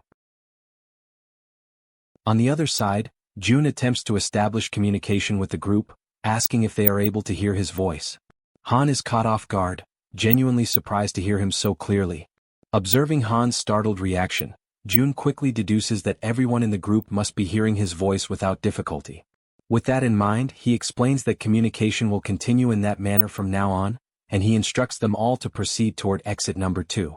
When they finally reach the indicated exit, Han casts a sharp and cautious look around, carefully observing the surroundings, which are now completely deteriorated and consumed by ruin. From a distance, Jun reflects silently on the fact that from this moment forward, they are stepping into truly unknown territory, where every path could hide a threat. Meanwhile, Jaehyeon is still struggling to re-establish the lost connection with the rats stationed at the central hub, but despite her efforts she has not managed to succeed. Without that crucial link, the group advances blindly, entirely unprepared for whatever might await them ahead. In the midst of this uncertainty, Han breaks the silence, voicing the question that weighs heavily on everyone's mind: where should they go now? Jun provides direction with calm determination, guiding them toward the large road that stretches to the left. He explains that if they follow it for about 1 kilometer, it should bring them closer to their intended destination. At that very moment, suddenly, something unexpected appears, drawing Han's immediate attention. Through the gleaming reflection in the eyes of the approaching creatures, it becomes clear that the group has fallen into panic. They scramble desperately, trying to put distance between themselves and the vicious fangs of the beast. Han, overwhelmed by discouragement, recalls how exhausting and perilous it had been to face the fishmen earlier, and how narrowly they had managed to escape alive. Now, standing before yet another daunting challenge, he finds himself face to face with a colossal shark. In an instant, the creature opens its massive jaws, revealing rows of razor-sharp teeth ready to tear them apart. Han reacts instinctively, seizing a heavy iron bar to shield himself from the imminent strike. The man with glasses raises his weapon and unleashes a storm of gunfire at the shark, the bullets hammering into its body, leaving the beast dazed and confused. Seizing this fleeting opportunity, Han charges forward with determination, delivering a decisive and powerful blow directly against the terrifying shark's fin. At the same time, the werbear woman hurls herself into the fray, leaping with unrestrained fury. She crashes down upon the monster's head with brutal force, inflicting a devastating wound. Almost instantly, The system issues a notification announcing that a level 24 shark has been successfully hunted. Experience points are added, and a sum of wands is automatically deposited as a reward. In the aftermath, Han signals to the man with glasses. She focuses intently, linking her consciousness to her raven, Black, and immediately gains a sweeping aerial view of the area. The man with glasses freezes, stunned by what he witnesses through the shared vision. Without hesitation, he alerts the group that the entire surrounding area seems to be overrun by fish. At that tense moment, yet another figure suddenly emerges, and the entire group finds themselves staring directly at an overwhelming presence. Almost simultaneously as Toji looks upward, he notices movement above them. It is not a single creature, but countless blue figures resembling swordfish swiftly closing in from the sky. The group steels themselves for yet another imminent clash. As the creatures approach dangerously close, Han calls upon Toji. He raises his halberd high, focusing his energy, and his armor activates with a flash of power. In the precise instant Toji strikes with deadly accuracy, his blow landing true. The system immediately notifies the successful hunt of a sky blue marlin, rewarding them with additional experience points and wands. Without a moment's pause, the archer woman unleashes a flurry of arrows, her shots rapid and unrelenting, cutting down the creatures that stubbornly linger in the air. Her voice rings out with unwavering conviction, declaring that the group will not move an inch until every last one of these enemies is eliminated. But suddenly something unexpected catches her attention. It is the healer. Despite firing directly at one of the sky blue marlins, the massive creature continues advancing steadily and unshaken, heading straight toward her. Her ammunition eventually runs out, and she realizes with growing dread that the creature continues to approach, drawing nearer with every passing second. At that precise moment, the system issues a notification announcing the summoning of storage. Immediately, bullets materialize and strike the creature with sharp precision. The system then reports that a level 17 sky blue marlin has been successfully hunted, awarding experience points and depositing the amount of 231,733 won into the account. Upon reading the notification, Jun notices with frustration that whenever he personally fires the weapon, the payment turns out to be lower than expected. With determination he calls out to Jaehyeon. He demands that she stop trying to connect with the rats and instead focus her efforts on shooting in his place. Without hesitation, he places the weapon firmly into her hands, though she instantly feels insecure and uncertain, nervously questioning where exactly she should aim.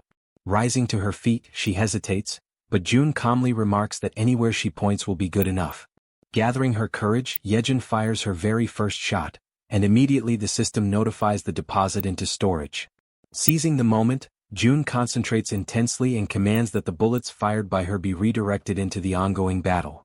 Right after his command, countless system windows open before them, acting as gateways through which the bullets travel, passing directly into the battlefield and striking their intended targets.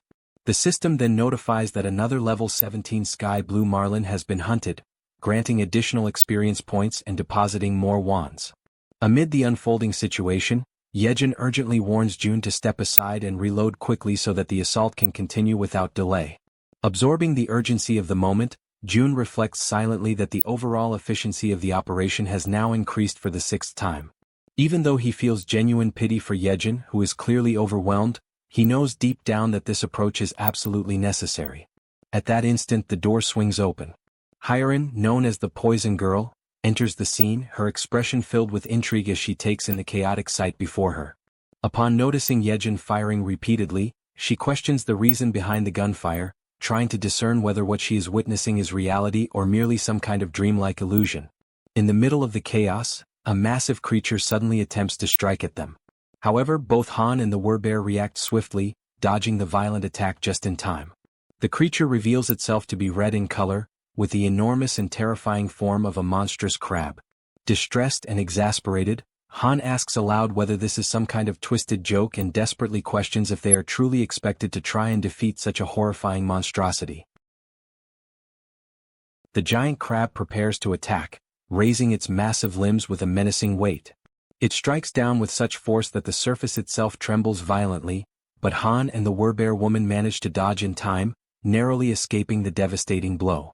Her eyes remain fixed firmly on the target, burning with determination. The werbear woman lets out a powerful cry, calling for the healer. He immediately understands the signal, raises his hand and envelopes her in a radiant aura. Wrapped in that energy, her body surges forward with explosive speed. With ferocity, she grabs hold of part of the creature's massive structure, opens her mouth wide, and seized by fury, sinks her fangs deep into its flesh. At the same time, Han charges toward the monstrous adversary, gripping a long iron rod with both hands. At just the right moment, he halts his sprint and hurls the weapon with precise strength, sending it flying straight into the target and piercing the very center of its head. From behind the crab, the Werbear woman emerges once again, moving relentlessly, her determination unshaken and fixed entirely on her goal. She unleashes a decisive strike upon the creature and quickly withdraws. To her shock, however, she realizes that the beast remains completely unharmed, its thick shell impervious to her attack. Then Moon shouts for everyone to fall back. From above, he lifts his weapon, holds it firmly, and focuses his entire attention on the monstrous crab. Without pause, he begins firing, unleashing a relentless storm of bullets that rain down upon the creature's dreadful body. Amid that chaos, Han comments on the insane durability of the enemy, his voice heavy with frustration, and he questions aloud what they should possibly do now. His eyes remain locked on the beast, and for a fleeting moment, doubt takes hold of him as he wonders if there truly is no chance of victory. At a certain distance, carefully observing everything, June notices something crucial. He realizes that this creature is not like the ordinary projectiles they have faced before. What they need is not just sharp strikes but a blow of overwhelming impact, something heavy and crushing like a hammer. Accepting this realization, he begins to search frantically for an object capable of delivering that kind of force. His gaze scans every corner until, finally, he discovers a gem. A satisfied smile spreads across his face, for he has found exactly what he was searching for. The system promptly notifies him of an item being stored in the deposit. Through his ability of communication, June instructs the Werbear woman that when he gives the signal, she must leap onto the crab's shell, because he has found something that can break through it. Soon after, June raises his hand and summons a heavy barbell, which begins to materialize right before him. Inwardly, he apologizes to the boy who used to own it, silently promising that he will buy a new one for him later. His plan is clear. First, he allows the heavy bar to fall freely, letting gravity build up its full kinetic energy, and only then does he store it in the deposit. Immediately afterward, June invokes the bar again. It shoots forth through the system's window and hurtles toward the center of the crab's head. At that exact moment, he uses his communication skill and gives the long-awaited signal to the Werbear woman. The bar pierces the target with brutal force, splitting open its head and sending streams of blood spurting outward. Without hesitation, the Werbear woman launches herself straight at the point of impact. Her claws are ready, sharpened and gleaming, her body fueled entirely by determination and fury. She closes the distance with fierce speed and strikes with lethal precision, delivering the finishing blow that successfully ends the beast. The system immediately registers the successful hunt of the giant crab, level 35, granting experience points and depositing one into their account. Yet even after their victory, the path home resembles nothing less than a chaotic marketplace of sea monsters. Every kind of fish and crustacean-like abomination continues to attack mercilessly, without pause or mercy. June understands that without his support, the group would have faced countless situations that could have ended in tragedy. He accepts, with heavy resignation, that this place is simply too much to handle, even for Han's group. He reflects on how, despite everyone being awakened and armed, they still struggle just to advance a single kilometer. Now he must finally admit to himself that the chances of his family being alive are almost non-existent. The closer he gets to his home, the stronger the fear grows inside him. Still, even if there is just a 1% chance, he knows he cannot allow himself to lose faith. Using his ability, he surveys the surroundings and notices a ruined but familiar street. He reflects that just beyond the narrow alley lies his home. But suddenly, something unusual captures his attention: a tree. Through his communication skill, he commands the group to stop immediately. He knows this city well. It is the place where he was born and raised, and he is certain of what belongs here and what does not. Observing carefully, he realizes that there has never been a tree like that on the main road, and even if there had been, the city would never have left it standing there.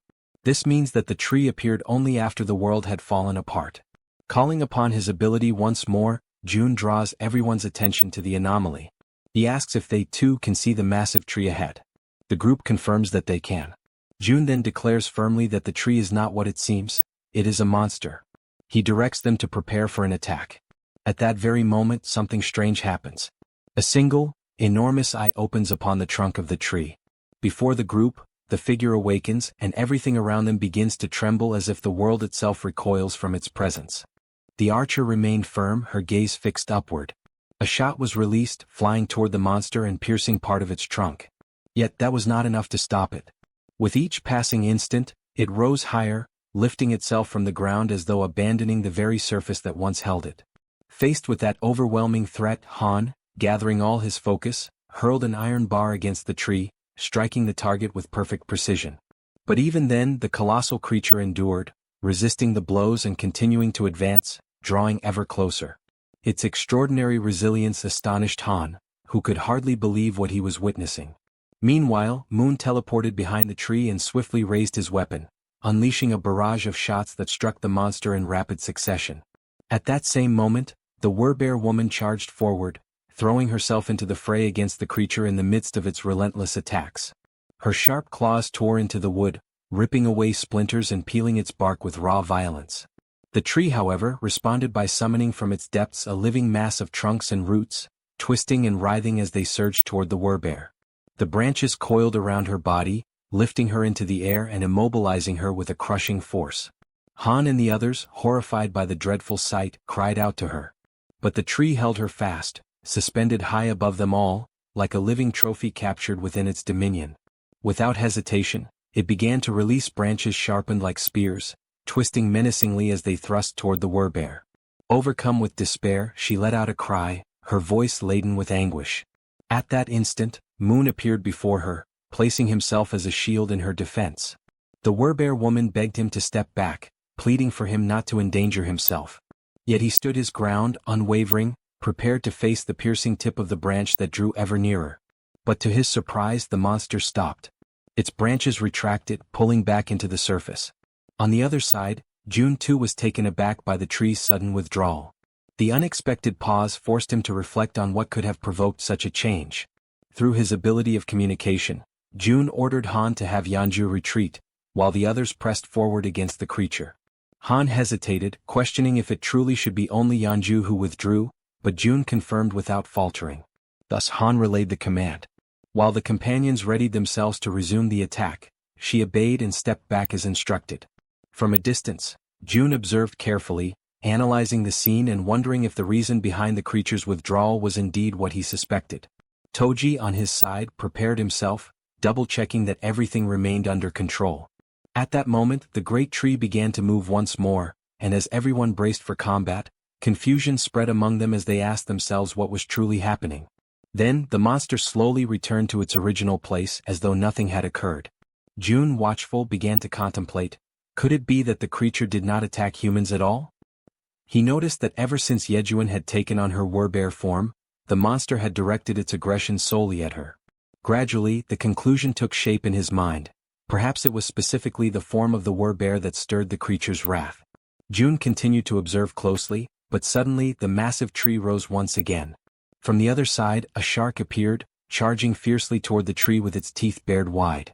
The branches erupted once more, striking the shark deep. From this, June felt certain, the tree did not attack humans. With this realization, he commanded the group to ignore the creature and continue advancing, since it showed no hostility toward them. Han accepted the order and the group moved on, step by step, until something halted their progress.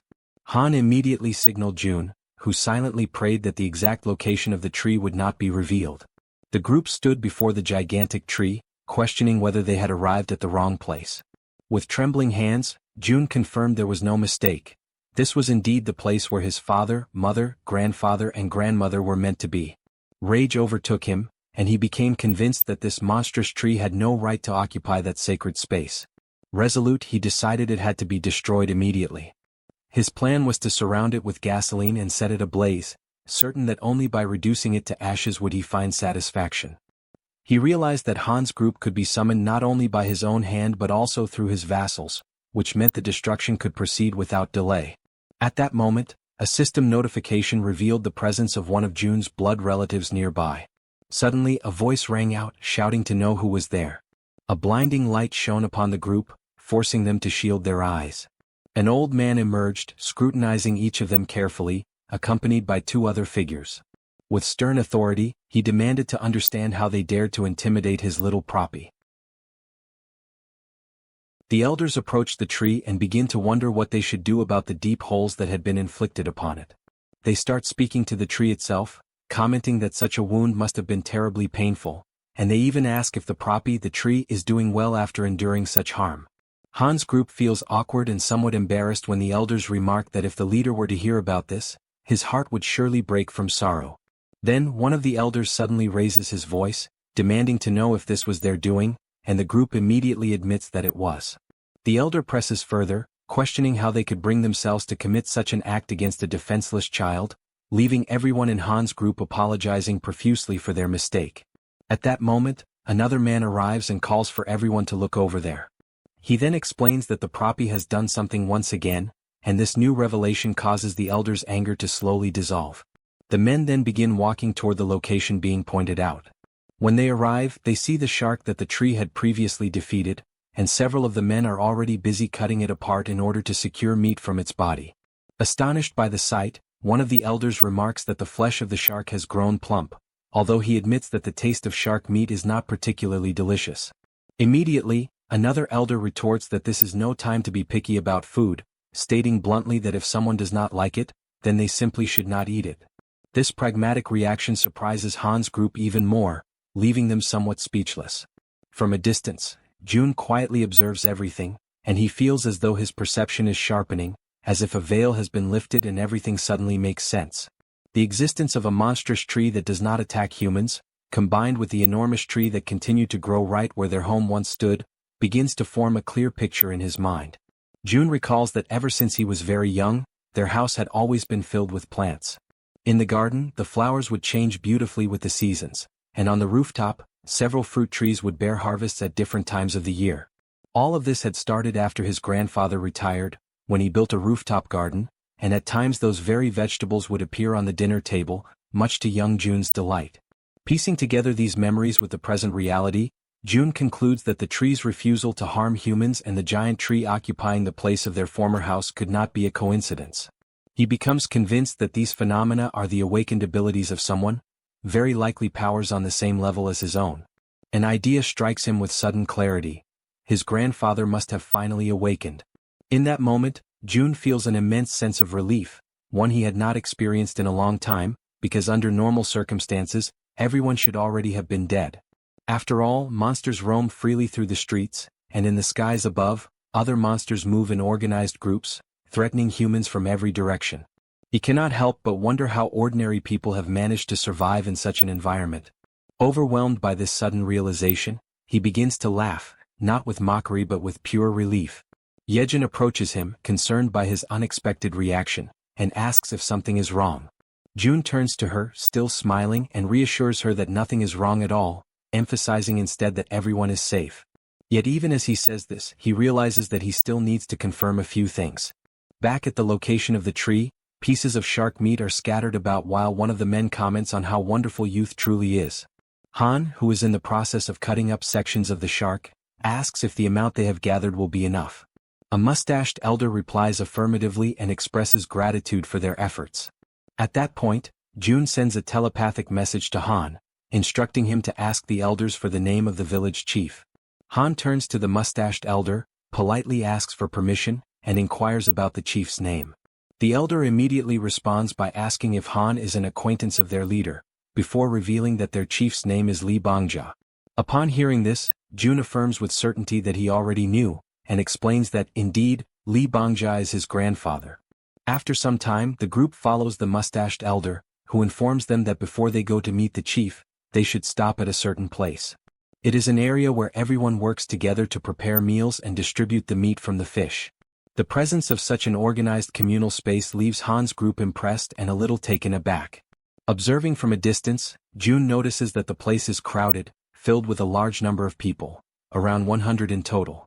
Giving the impression that the entire marketplace of the city had relocated to that place, the mustached man called over a bald-headed fellow who was busy slicing the meat from Old Park's catch. The bald man stopped cutting for a moment and remarked that he had heard a rumor saying that Poppy had pulled off something once again.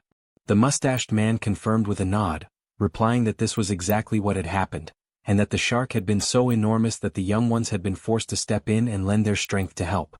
The mustached man then urged the bald fellow to cut quickly, explaining that he wanted to serve several plates of sashimi to the youngsters.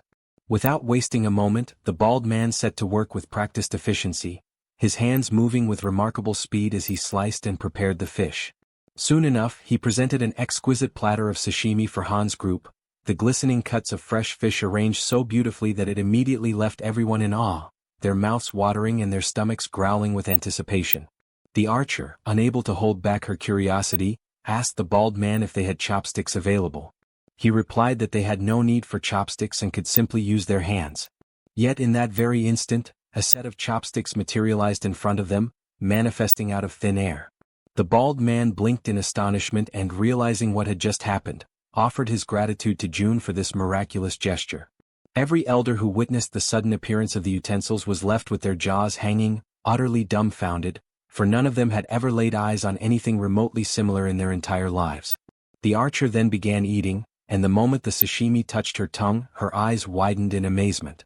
The taste was so exquisite, so overwhelmingly delicious, that she quickly realized she could not stop herself from eating more. Soon, everyone joined in, devouring the sashimi until their bellies were completely full, all the while remarking that it had been centuries since they had last tasted a dish as fine as sashimi. Watching from a distance, June observed this moment of peace and contentment shared by the group, and an idea suddenly struck him. With a thought, he caused bottles of soda to appear, neatly arranged to complement the meal. Once again, both the bald man and the mustached man were caught completely off guard, their expressions filled with disbelief at the sight.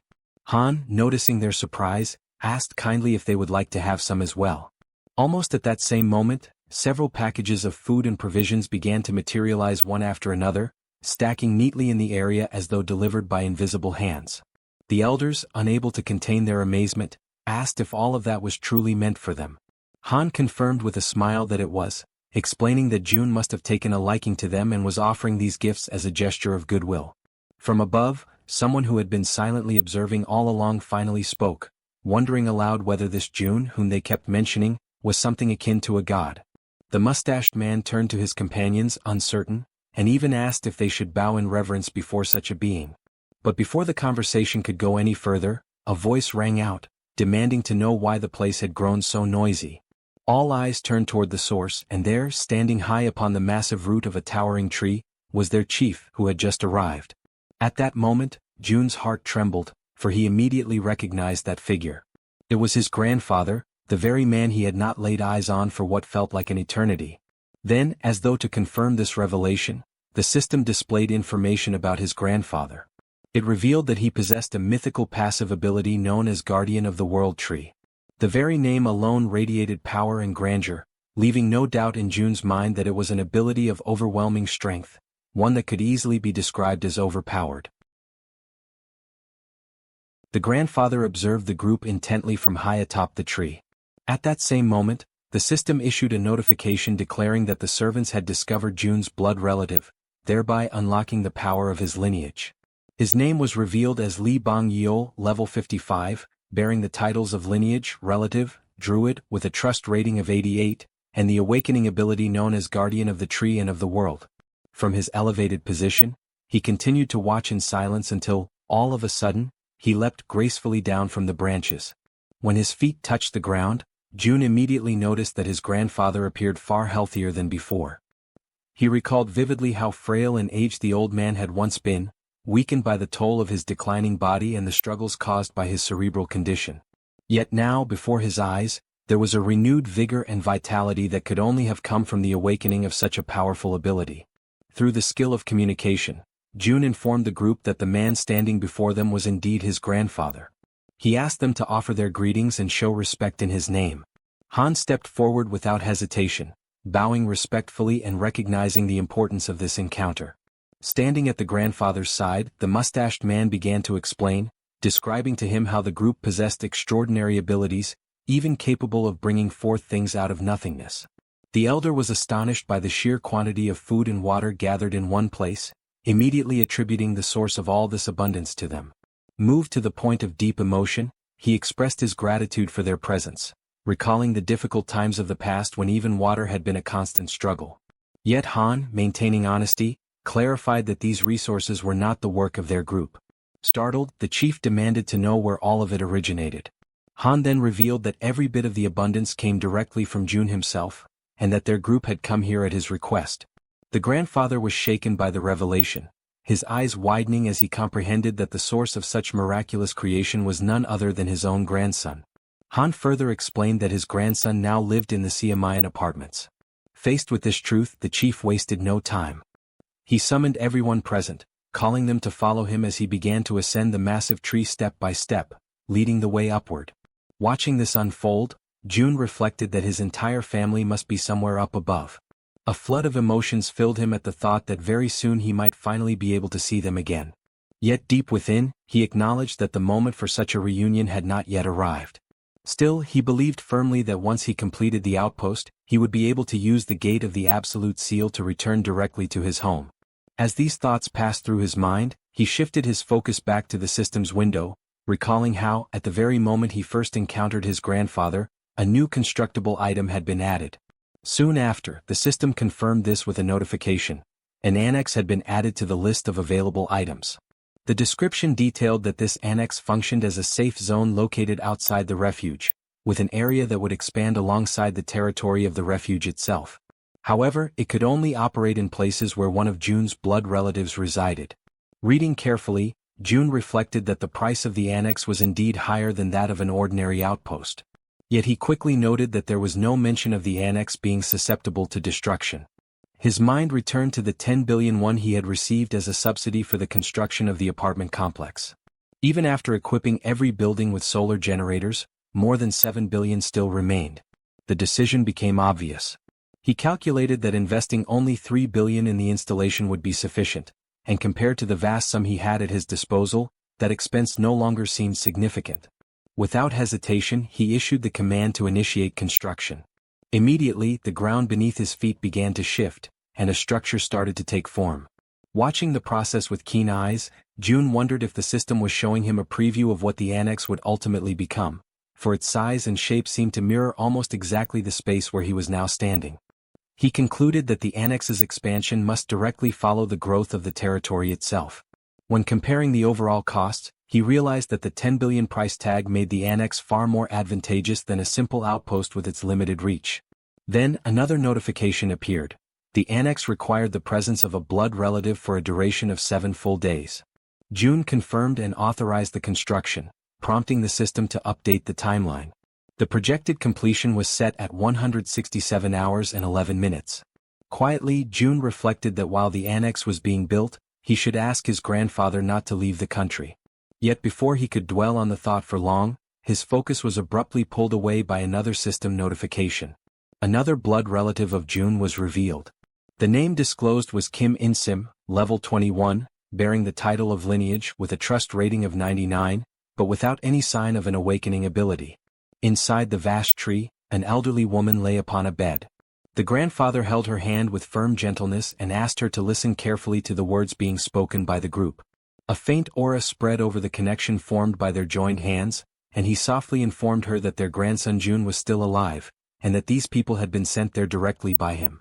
At that very moment, Jun communicated with his companions and instructed them to ask his grandfather what had happened to his grandmother.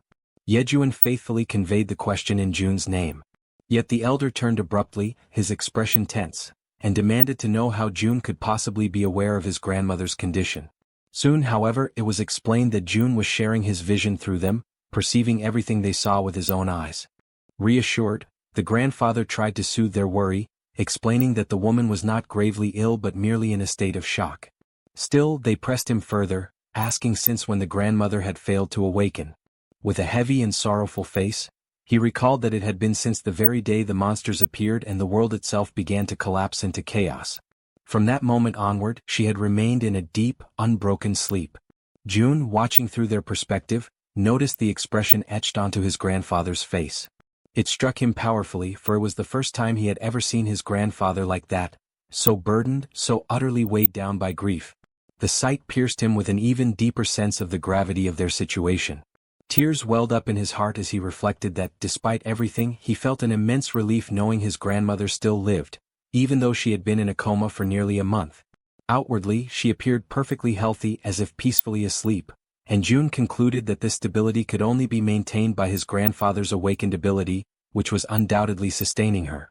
Inwardly, however, he lamented that the system did not allow him to assign missions to blood relatives. If it had, perhaps he could have devised some way to improve her condition. Even if he tried to apply the power of a healer, he knew deep down that his own skill was insufficient for such a task. As his thoughts swirled in silence, he began to grow uneasy. It was strange. 7 people had entered the house and yet no one else had stepped out to investigate. The oddity gnawed at him, and so, through his group, he asked his grandfather about the fate of his parents. The old man, acknowledging that June was following everything closely, chose to speak as though addressing his grandson directly. He explained that, on that fateful day, June's mother had left for work, while his father also departed to earn money for the household. He expressed his belief that they had probably found refuge in some hidden, secure place, emphasizing firmly that June's father would never abandon his wife under any circumstances. Yet June recognized, in the undertones of his grandfather's words, that the man did not truly believe in the survival of his parents. And within himself, June felt the same grim certainty. Without a transcendent ability like the one his grandfather possessed, the chances that his parents had survived were almost non-existent. But still he refused to let go of hope. Through his ability, June issued a new order. The next target must be the Wawang Nursing Hospital, even if the chances of finding them there were small. Acknowledging the efforts of his group, he decided that they should rest for the night. He made it clear, however, that when dawn came, nothing else would matter. Tomorrow they would all go after them. At that instant, the system interrupted his stream of thoughts with yet another notification. To his shock, the message declared that a blood relative of the Absolute had been detected in the vicinity. Without hesitation, June issued a command to Jaehyeon, who quickly relayed his orders to the rats. The young woman asked what precisely she should convey, and June instructed that every single nearby survivor was to be located without delay. Then he noticed something crucial. The alert was not pointing toward Dongjian's, but rather toward his very own location. Conviction settled deep within him. The ones approaching could only be his mother and father. The scene shifts to a street where people are hard at work, cutting apart and stripping the hides of the animals and strange creatures they have captured. One man comments that the work is still far from over, even at such a late hour, while another replies that this only means there will be an abundance of food for everyone. Suddenly, something unusual catches the attention of one of them, and immediately all turn their eyes upward. High above in the sky, countless dreadful creatures are flying, each with a terrifying and distinct appearance, none resembling the other. Without warning, a bell begins to ring frantically, its rapid toll echoing like an urgent alarm across the area. From the top of a watchtower, a man spots the approaching swarm and shouts to announce the arrival of monsters. Chaos quickly spreads. People begin running in every direction, rushing to move everything into the seafood storage house and to close the shutters with haste. The order is unmistakably clear. Everyone must move as fast as possible. The panic intensifies when one of the men shouts for the village chief to come out immediately. The group accompanying June's grandfather turns toward him for guidance, and he promptly informs them that a massive horde of monsters is approaching. From a distance, the grandfather and the group gaze upon the advancing scene, watching in silence as the creatures flood across the horizon. Han, overwhelmed by the sight, questions aloud whether all those beings can truly be considered monsters. The grandfather raises his hand and confirms, his voice grave, while simultaneously giving the command for the trees to move. The command is obeyed without hesitation, the forest itself responding to his will. Meanwhile, Han recognizes the gravity of the situation and volunteers to join the fight. However, the grandfather firmly instructs them to stay back, explaining that the monsters are not targeting humans. He adds, with a grim tone, that everything suggests these creatures are actually fleeing from something far greater and far more dangerous than themselves. Yet he warns that even so, they will not pass without leaving destruction in their wake. A radiant green aura begins to envelop his body, spreading outward in waves of power. At that moment he connects with the surrounding forest, and numerous trees shift together, intertwining and forming a massive living barrier meant to shield them from harm. Inside the protective wall of trees, the group watches in astonishment as the winged creatures soar above them, passing over without striking. It becomes clear that the group was never their intended target. Still, those advancing by land charge relentlessly toward the barrier, forced to confront the trees that now stand as their obstacle. The pressure mounts, and once again Han offers his assistance, but the elder sternly refuses, demanding that they remain within the safety of the barrier. At that instant, the old man lifts his leg and at his command, countless trees surge forward, their sharp branches piercing through the creatures on the ground. The entire group is shaken, overwhelmed with shock, as they witness the overwhelming display of the grandfather's power. The creatures, impaled by the trees, are lifted mercilessly into the air, suspended and displayed like gruesome trophies of the living forest. Yet more monsters appear, hurling themselves at the barrier, biting and tearing savagely at the trunks. But the grandfather remains steadfast, his control unyielding, forcing the trees to strike again and again, driving their sharpened limbs into the new enemies without pause. The system begins to flood with notifications, marking each victory.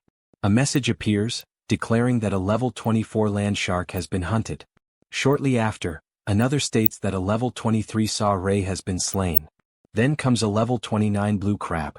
The list continues endlessly, with each notification announcing new experience points and rewards. Another message informs that all attributes of the group increase in trust. Their gained experience is multiplied tenfold and evenly shared, although the ascent rewards remain monopolized by the hunter himself. Inside the building, June observes the entire scene with his mouth agape, stunned by the cascade of notifications piling up before his eyes. He realizes that the level of power displayed is comparable to someone at level 55. His grandfather, too, receives the notifications, though he does not fully comprehend their meaning. June reflects that, in the beginning, he believed his grandfather was merely being reckless, acting without thought for the danger. Yet with a single strike, hundreds of monsters are wiped out in an instant. Faced with such overwhelming power, he concludes that the best thing they can possibly do is to stay out of the way and avoid becoming a hindrance. In June's eyes, his grandfather transforms into a monster in his own right, a being so powerful that he could no longer be compared to ordinary humans. The notifications continue to flood in without pause. The system announces the successful hunt of a level 31 giant crab, followed shortly by a level 29 giant lobster, and then a level 30 sawtooth crab.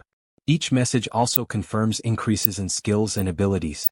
Suddenly, June realizes that he himself has just leveled up, but before he can process it, an intense and suffocating pain overwhelms his body. The agony spreads through every nerve, as though each part of him were being broken apart and reduced to dust, all while the school in the city continues to grow in influence and power. Amid this torment, a new notification appears before his eyes. The system announces that beings capable of receiving citizenship have been discovered, and the question is posed: grant it or not? June's mind clings desperately to a single crucial thought: whether among those names his parents might be included.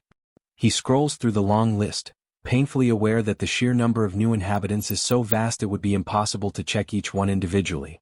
Yet even as he does, he reasons that if his parents were truly among them, the message would not have been one of citizenship. Instead, it would have been a notification of alignment.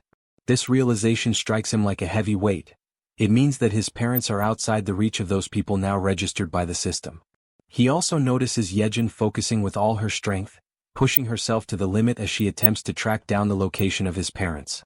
And June convinces himself that the moment they are found, he will know instantly.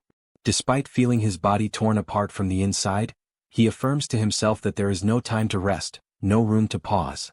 His mind then turns to the other side of the battlefield, questioning what is happening with his grandfather. Observing carefully, he senses that something is wrong, a subtle strangeness in the situation. He shares this unease with Han's group, who quickly question the old man. The grandfather realizes the difference. Before, the monsters would leave remains scattered across the ground, but now they vanish completely, not even bones left behind. Han explains that this change is due to June's influence. Ever since the system manifested, the corpses no longer remain after death. Intrigued, the grandfather acknowledges that even the mysterious glowing letters appearing in the air are also the work of his grandson. With the immediate threat apparently under control, the old man decides to go to the warehouse to bring out some of the people hiding there. He explains that if they intend to consume the flesh of the monsters, the creatures must be slaughtered in the proper way, ensuring the meat stays fresh and edible. The group agrees, but June internally is struck with surprise at this detail. Never before had he thought of monsters as a source of food, and for the first time he begins to truly consider the possibility. He extends his hand and issues the order to register the item. Before him, a creature begins to materialize, its form gradually solidifying until its outlines are clear and distinct.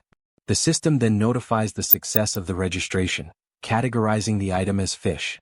Pleased, June realizes that his attempt has worked, and that this could indeed feed hundreds of people.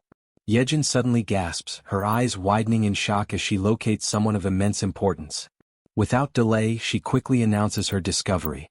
June turns at once, his entire body trembling with expectation. The system confirms it. Jaehyeon has found a blood relative, and the power of blood begins to unlock.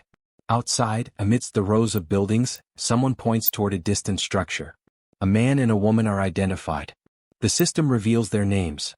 Lin Jisuk, level 50, bearing the title of relative, with trust at 97 and the awakened ability of governance.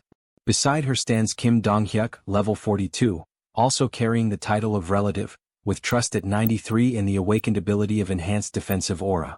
June recognizes them instantly, and his vision blurs with tears. After all this time, there can be no mistake, they are his father and his mother. The system notifies that citizenship has been granted to 23 individuals connected to the blood relative Lee. The announcement causes a wave of astonishment, yet June feels a surge of joy as he realizes that his parents are now very close to the newly expanded territory. By observing their movements, he concludes that it is only a matter of time before they step fully into the protected zone. Since the power of the bloodline has already been unlocked, he firmly believes that they will not be stopped by the invisible barrier that holds others back. After such a long and painful wait, his eyes finally fall upon his parents once again. The long-awaited reunion radiates through his smile, overflowing into every part of his being. At that very moment, his parents catch sight of him, and shock flashes across their faces as they recognize him. From the other side, June raises his hand in greeting, his heart pounding. The mother and father rush toward him without hesitation, embracing him tightly as though afraid to ever let him go again. His mother clings to him, checking desperately to make sure it is truly him, asking if he is well, while June responds with quiet firmness that nothing has happened to him. The joy of reunion is quickly mixed with surprise as he notices that all 23 who arrived with his parents possess awakened abilities of their own. These are people connected to the hospital where his mother once worked. At that moment, however, something else catches June's attention. Dogs gathered at the barrier, unable to cross. Internally, June reflects that they cannot pass through because animals cannot receive citizenship. Almost immediately, the system issues a new notification, revealing that there exists an option for a subordination contract capable of awakening abilities in up to 100 individuals. June ponders the implications of such a condition, recognizing that his mother's awakened ability is astonishingly powerful, and that through her, even his father has had his own power awakened. The system then reveals the ability granted to his father. Protective aura, classified as S rank.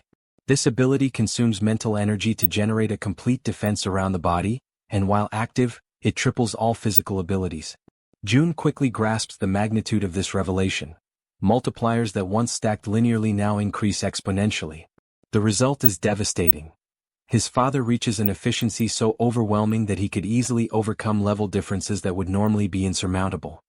He also notices that even the 23 newly awakened, though classified only within ranks B and C, already stand far above the average of the unawakened. Yet, in June's mind, what matters most at this moment is not their classifications, but that everyone can finally rest. He raises his hand and allocates 5 units of resources to the group, ensuring they have food and everything else they may need.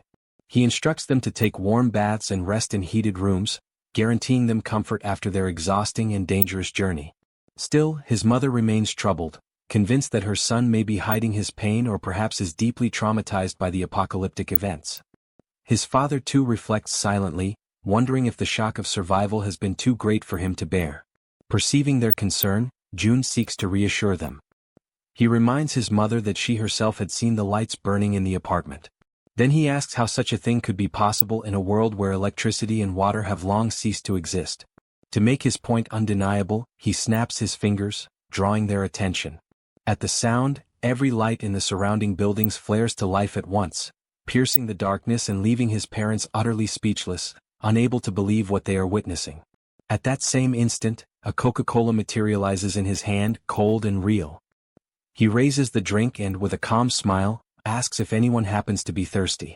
A young girl rushes forward almost immediately, clutching the bottle with trembling hands, asking in disbelief if it is truly real and whether she can actually drink something so rare.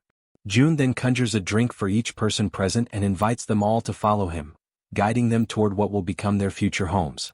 After some time, using the gate of the ultimate shut-in, he leads them across into the apartment complex. There, June personally escorts his mother's subordinates to the residences they are to occupy. In each home he provides rice, ramen, eggs, milk and every item they request. As they walk together down the hallways of the building, his mother cannot hold back her worry and finally asks if it is truly acceptable for them to occupy residences that once belonged to other people. With a calm smile, he explains that if any resident eventually returns, they will immediately return the property, but for now no one has come back. He gently asks his mother not to worry, and then opens the door of one of the apartments, inviting them to step inside quickly. Once inside, two companions of the group lower themselves respectfully, bowing and greeting with polite gestures. The father and mother, astonished, remain frozen in place at the unexpected sight. The woman, overcome with curiosity, asks whether one of them might be her son's girlfriend. He denies it at once, and one of the young women firmly declares that both of them will serve his parents with dedication and care. However, he responds with firmness, questioning why they should be the only ones responsible for looking after his parents. Acknowledging the effort they had already put forth until now, he soon allows them to rest, and the two quietly withdraw in silence. Left alone as a family, they gather together at the table. June then begins to ask about everything that had happened to his parents since the beginning of the chaos. He recalls how his father, who worked as a taxi driver, had gone that day, as usual, to pick up his mother after her work shift. It was at that exact moment that the monsters suddenly appeared. Side by side, they managed to protect each other and, as a result of their determination, survived. And just as June had suspected, it was his mother who awakened her abilities first. After listening attentively to their account, he shares his own journey in return, the skills he had acquired, the dangers he had faced, and the ways in which he had managed to survive up to that point. He also tells them about the condition of his grandmother and the constant care his grandfather had been devoting to her. Their stories weave together, filling the night with memories and emotions. Time flows by, midnight approaches, yet the warmth of the long-awaited family reunion transforms their home into the safe refuge they had been yearning for all along. The scene shifts to the city hall of Nagasaki, where heavy rain was falling over the waters of a river. At its edge, a man lifted his eyes toward the sky, deeply intrigued, while his companion stood beside him, equally confused by what was unfolding before their eyes. From the dark depths of the river, a colossal monster began to emerge. Both of them watched the enormous creature moving before them, unable to hide the terror that gripped them. One of the men shouted in a mixture of ecstasy and fear, repeating over and over again that the monster was passing by. The sheer size of the beast made it clear that wherever it went, only destruction and ruin would remain in its wake. The scene then shifts to the following day. June immediately shares with his grandfather the astonishing news that he had found his parents, recording a quick video to show them. On the other side, through the screen of a phone, the grandfather beamed with radiant joy at the sight of them, while showing them to the grandmother at his side. The mother, overcome with emotion, asked if she could also see a recording of her father. Han responded without hesitation, filming the video that showed him. As she watched, her eyes quickly filled with tears, and June, trying to comfort her, reassured her that very soon they would all be able to reunite. The completion of the annex, combined with the power of the absolute gate, would allow them to reach the main house where the grandfather resided. In the meantime, he organized Han's group so that they would continue hunting monsters until the construction was finished, using the main house as their central base. The presence of Han Yoo-jun and Kim De-jong made the progress of the construction much more efficient. Soon, a notification appeared, revealing that 3 servants bearing the title of knight had joined the construction site, which instantly increased its efficiency by 50%. However, the wave of monsters from the previous night had significantly raised their numbers in the surroundings of the main house. Hunting in that region was proving to be far more profitable, since the monsters were now everywhere. He reflected that with the expansion of Haven, hunting within its borders had lessened, and many creatures continued to wander without realizing they had already entered the sanctuary's territory. All the goblins in that area had already been exterminated during the leveling up of the day before. Making a firm decision, June summoned his ability and called upon Dabin, instructing her to deliver a message. Focused and attentive, she stood silently, waiting for his words. He ordered her to inform everyone that with the new expansion, they were only allowed to hunt beyond Siamayan Station. In addition, he requested the formation of a rescue team to save survivors, including those who had specifically asked for medical assistance. Dabin accepted each order with absolute seriousness, determined to carry them out flawlessly. Inwardly, June reflected on the grim reality that within the newly expanded area there were still thousands of survivors living in terrible conditions. Even within the safety of the refuge, more than 10 people were dying due to the lack of water, since leaving the area was impossible. Humanitarian aid was arriving, but it was still far from sufficient. With renewed determination, he reaffirmed to himself that he had to save as many people as possible. He emphasized inwardly that if necessary the absolute gate must be used to reach them directly, or if not, other means must be found to heal and sustain them. The mother noticed the serious expression on her son's face, and even before he could explain the reason behind it, she immediately understood the situation. She offered her help without hesitation, a gesture that left him surprised. Among the people she had brought, some possessed healing abilities, particularly effective against dehydration, fainting, and poisoning. Because of this, she believed that by establishing subordination contracts with the team, they might be able to awaken proper healing abilities. Her intuition soon proved correct. More than 80% of the new subordinates manifested healing gifts, even if only at a basic or low level. Although they lacked significant offensive power, the rescue team quickly calmed the chaos, stabilizing those in distress with remarkable efficiency. For 3 full days and 3 long nights of continuous effort, they moved tirelessly from house to house, saving countless lives in the process. Only after this relentless work was completed did he finally throw himself onto the sofa, utterly exhausted, reflecting on how each day had been so overwhelming and filled with urgent demands that there was hardly even time to breathe. But the relief was short-lived. A sudden system notification announced that a being meeting the requirements for citizenship was approaching the refuge, offering him the option of granting it. Still lying on the sofa, he accepted, recalling that ever since the last expansion of territory, new citizens had been arriving without pause, and the population had already grown close to 10,000.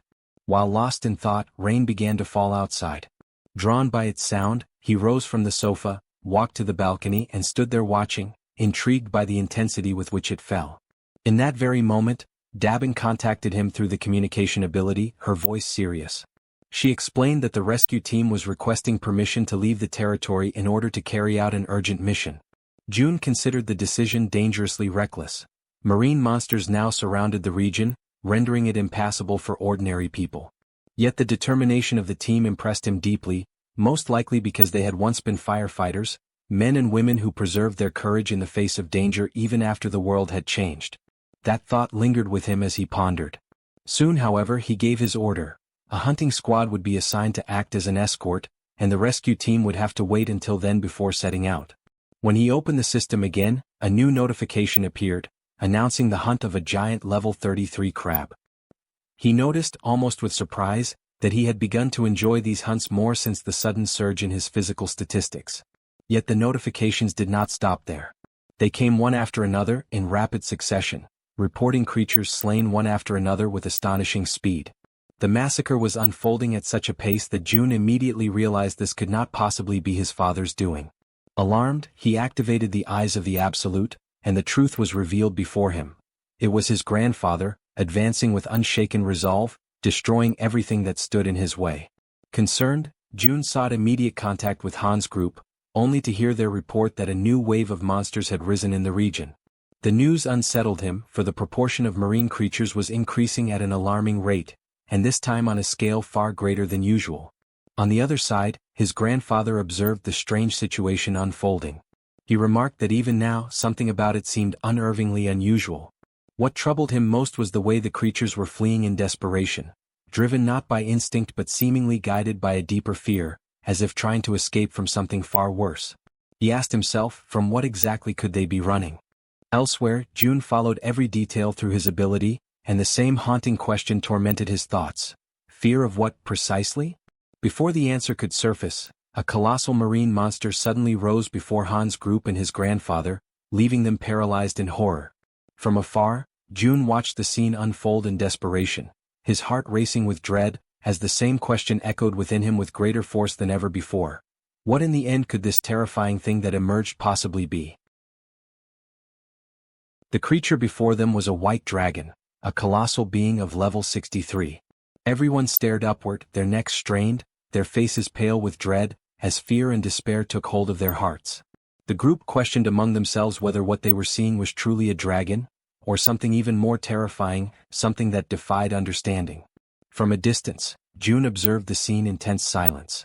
He knew that if he were to use the vassal summoning, he might be able to save Han's group from certain death. However, as the guardian of the world tree, he could not stray far from it. To do so would expose him, leaving both himself and the sacred tree vulnerable. Even so, he couldn't bring himself to order them to fight a white dragon. Doing so would be the same as sending them to their deaths. As doubt consumed him, the system emitted a notification. The remaining time until the completion of the annex construction was 38 hours. June reflected that, once the annex was finished, the territory would expand enough to drive away those monstrous creatures. Yet even with the increased efficiency of 50% and the accelerated progress, 1.5 times faster than before, it would still take time. They would need to endure for more than an entire day, something utterly impossible under their current circumstances. Watching the creature with narrowed eyes, he wondered if there was no other way to resolve the situation. The dragon dug its claws deep into the ground, its cold, merciless gaze falling upon Han's group and upon June's grandfather.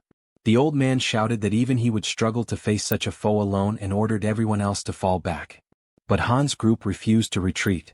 United, they declared that they would stand and fight together. For an instant, June's grandfather was taken aback by their resolve. Then, with a steady breath, the old man was the first to give the order to attack. However, Han's group hesitated, paralyzed by the sheer terror of what stood before them. At that moment, June's voice rang out through the communication link. A firm, commanding tone cutting through the chaos, ordering everyone to stop immediately. The command caught everyone by surprise. None of them could understand why he would stop them from fighting. He instructed all units to hold their positions and specifically ordered Moon to restrain his grandfather. Moon obeyed instantly. The old man turned toward him, demanding an explanation, insisting that striking first was essential in any battle. Moon apologized, repeating only June's exact words. These were direct orders. Yet the grandfather persisted, clearly dissatisfied, unable to comprehend the reason behind such restraint. As the battlefield fell into a heavy stillness, June stood deep in thought. Then a system window materialized before his eyes, displaying vital information. The white dragon, level 63, had recently laid its eggs. It was weakened, and its eggs could only hatch beneath the roots of the world tree. June realized, with a surge of understanding, that the dragon had not come to fight. It had come seeking the world tree's protection to safeguard its offspring. In that instant, the white dragon's eyes glowed faintly, and its voice echoed directly within the guardian's mind. Startled, the grandfather sensed that this was no illusion. This was telepathic communication. The creature's voice resonated calmly within his thoughts, requesting that they make a pact. The old man hesitated, unsure of the creature's intentions, uncertain whether to trust or fear it. The dragon explained that it needed the help of the world tree to restore its strength. In return, it vowed to protect them from harm. A glowing symbol appeared upon the old man's hand, a mark that could be used to summon the dragon whenever its aid was required. Slowly, the majestic creature stepped forward, its immense presence radiating both power and serenity, extending something toward the old man. The light from its body condensed, transferring into his hands. Along with it came a solemn request, that he take care of its child. Then, spreading its great wings, the dragon lifted itself into the air and disappeared into the thick clouds above. The group stood in silence, watching the magnificent creature vanish into the heavens, the echo of its presence still lingering in the air. Toji was the first to break the silence, remarking that if they had attacked, they all would have perished without question. Moon agreed, adding that they had survived only because they had obeyed June's command in time. Suddenly, the system displays a flood of notifications. The loyalty of several members reaches 100, and all of them are officially registered as vassals. June watches the notifications closely, reflecting on what has just happened. With Kang Deoksu and Kim Gaeong both reaching the maximum level of loyalty at the same time, his total vassal capacity instantly triples. Now he commands 18 subordinates directly bound to him. He wonders whether it would be possible to register the people his mother had turned into awakened as well. However, he soon discovers it is impossible. Those who serve his mother remain strictly under her command, unable to be transferred. Still, he cannot help but wonder if there might be a way to create or awaken more natural awakened beings. At that moment, a new notification interrupts his thoughts. The system announces that the trust level of the citizen Moon has reached 100%. A new message follows. New ability acquired, teleportation. Before June can even react, another window pops up, congratulating him for obtaining a rare item. Awakening pill, teleportation. The description explains that the item can grant the power of teleportation, the same ability possessed by Moon. June immediately begins to consider who should receive it, and the answer comes to him almost instantly. Through his communication ability, he calls for his father to come to him at once. As soon as Donghyuk arrives, he is met by his son, who opens his hand to reveal the small glowing pill. Donghyuk looks at it with curiosity, slightly puzzled, and asks what it is. June simply tells him that all he needs to do is swallow it. Without a hint of suspicion, his father accepts and takes the pill. In the next instant, he feels something stir deep inside his body. Confused, he looks at June and asks what is happening to him. With a faint, almost teasing smile, June replies in an enigmatic tone, suggesting that he imagine what it would be like if he could teleport. Donghyuk repeats the word softly under his breath, trying to process it. Then, almost by instinct, his body reacts. In a blink, he vanishes, and reappears several meters away. He stands there, completely stunned, unable to believe what just happened. June watches in silence, thinking that for someone like his father, a warrior who relies entirely on his physical body and raw strength, gaining the power of teleportation is like granting wings to a tiger. Amid his quiet awe, the system flashes another notification before his eyes. Trust level of Donghyuk has reached 100%.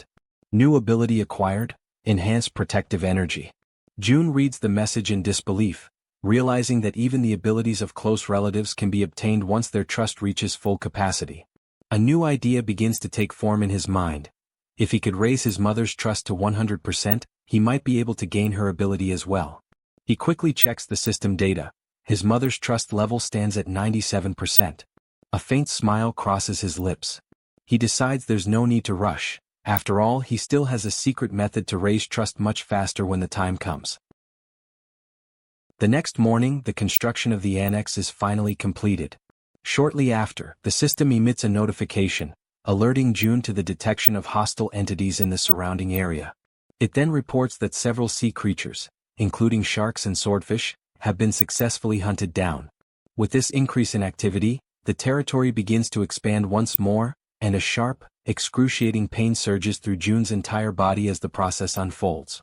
Completely exhausted, he realizes that even though he now gains less experience for victories achieved under his leadership, the total accumulated value remains immense. At that exact moment, something unexpected catches his attention. The system notifies him that an entity compatible with the requirements for citizenship has been detected. Without hesitation, June decides to accept it. Moments later, another notification appears, announcing that the total number of citizens has officially reached 10,000.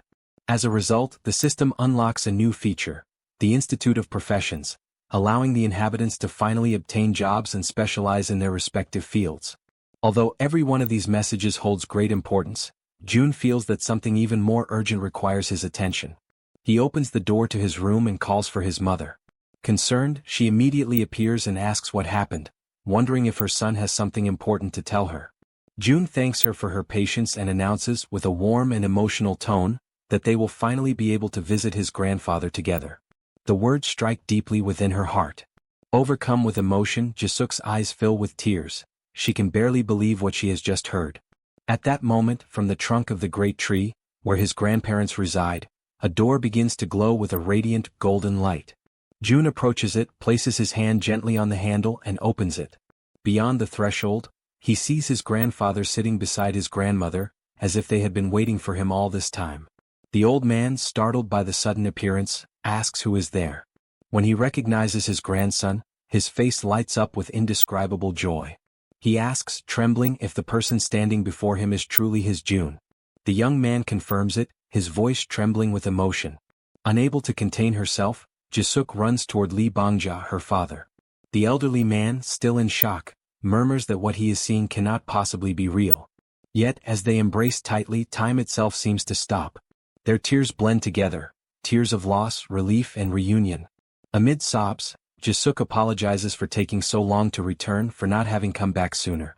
Lee Bangja holds her close, comforting her with gentle words, telling her that she has worked hard, just as her husband has. He thanks them both for surviving, for carrying on with their lives, and for a fleeting moment the air fills with peace and quiet warmth. Then a new notification appears before Jun's eyes. Trust level of Lee Jae-suk has reached maximum.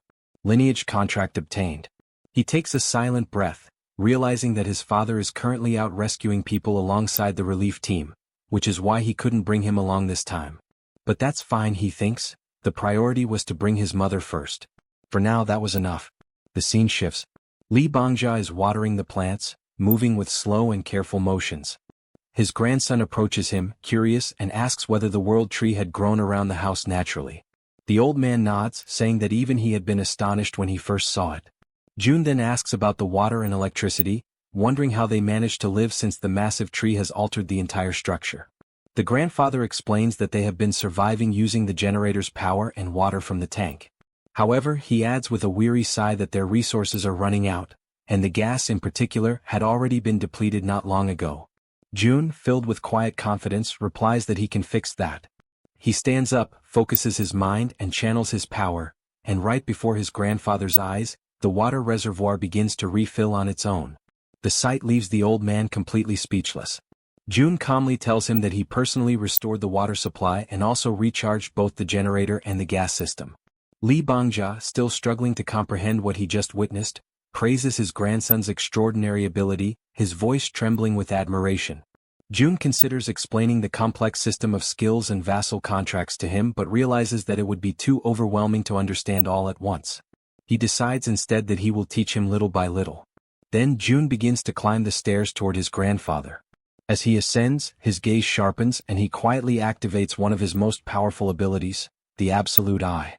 Carefully observing the space where his mother and grandmother are, Jun focuses his gaze in that direction, channeling his concentration entirely toward them. Then, as he stretches out his hand, the system emits a sudden notification: teleportation.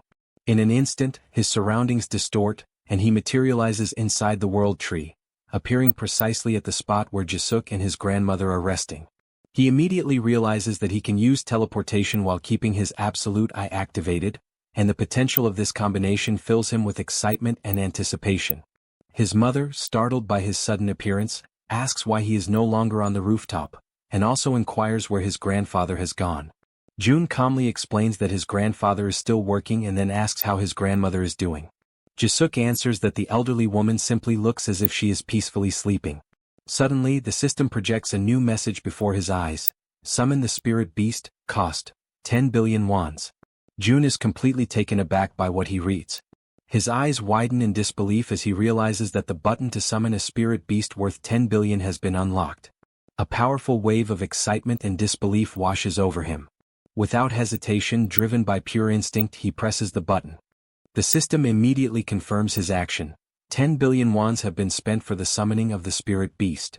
And at that very moment, an intense light bursts forth in front of them, illuminating the entire room with a radiant glow. Jun, maintaining a steady and reassuring voice, tells his mother to remain calm and not be afraid.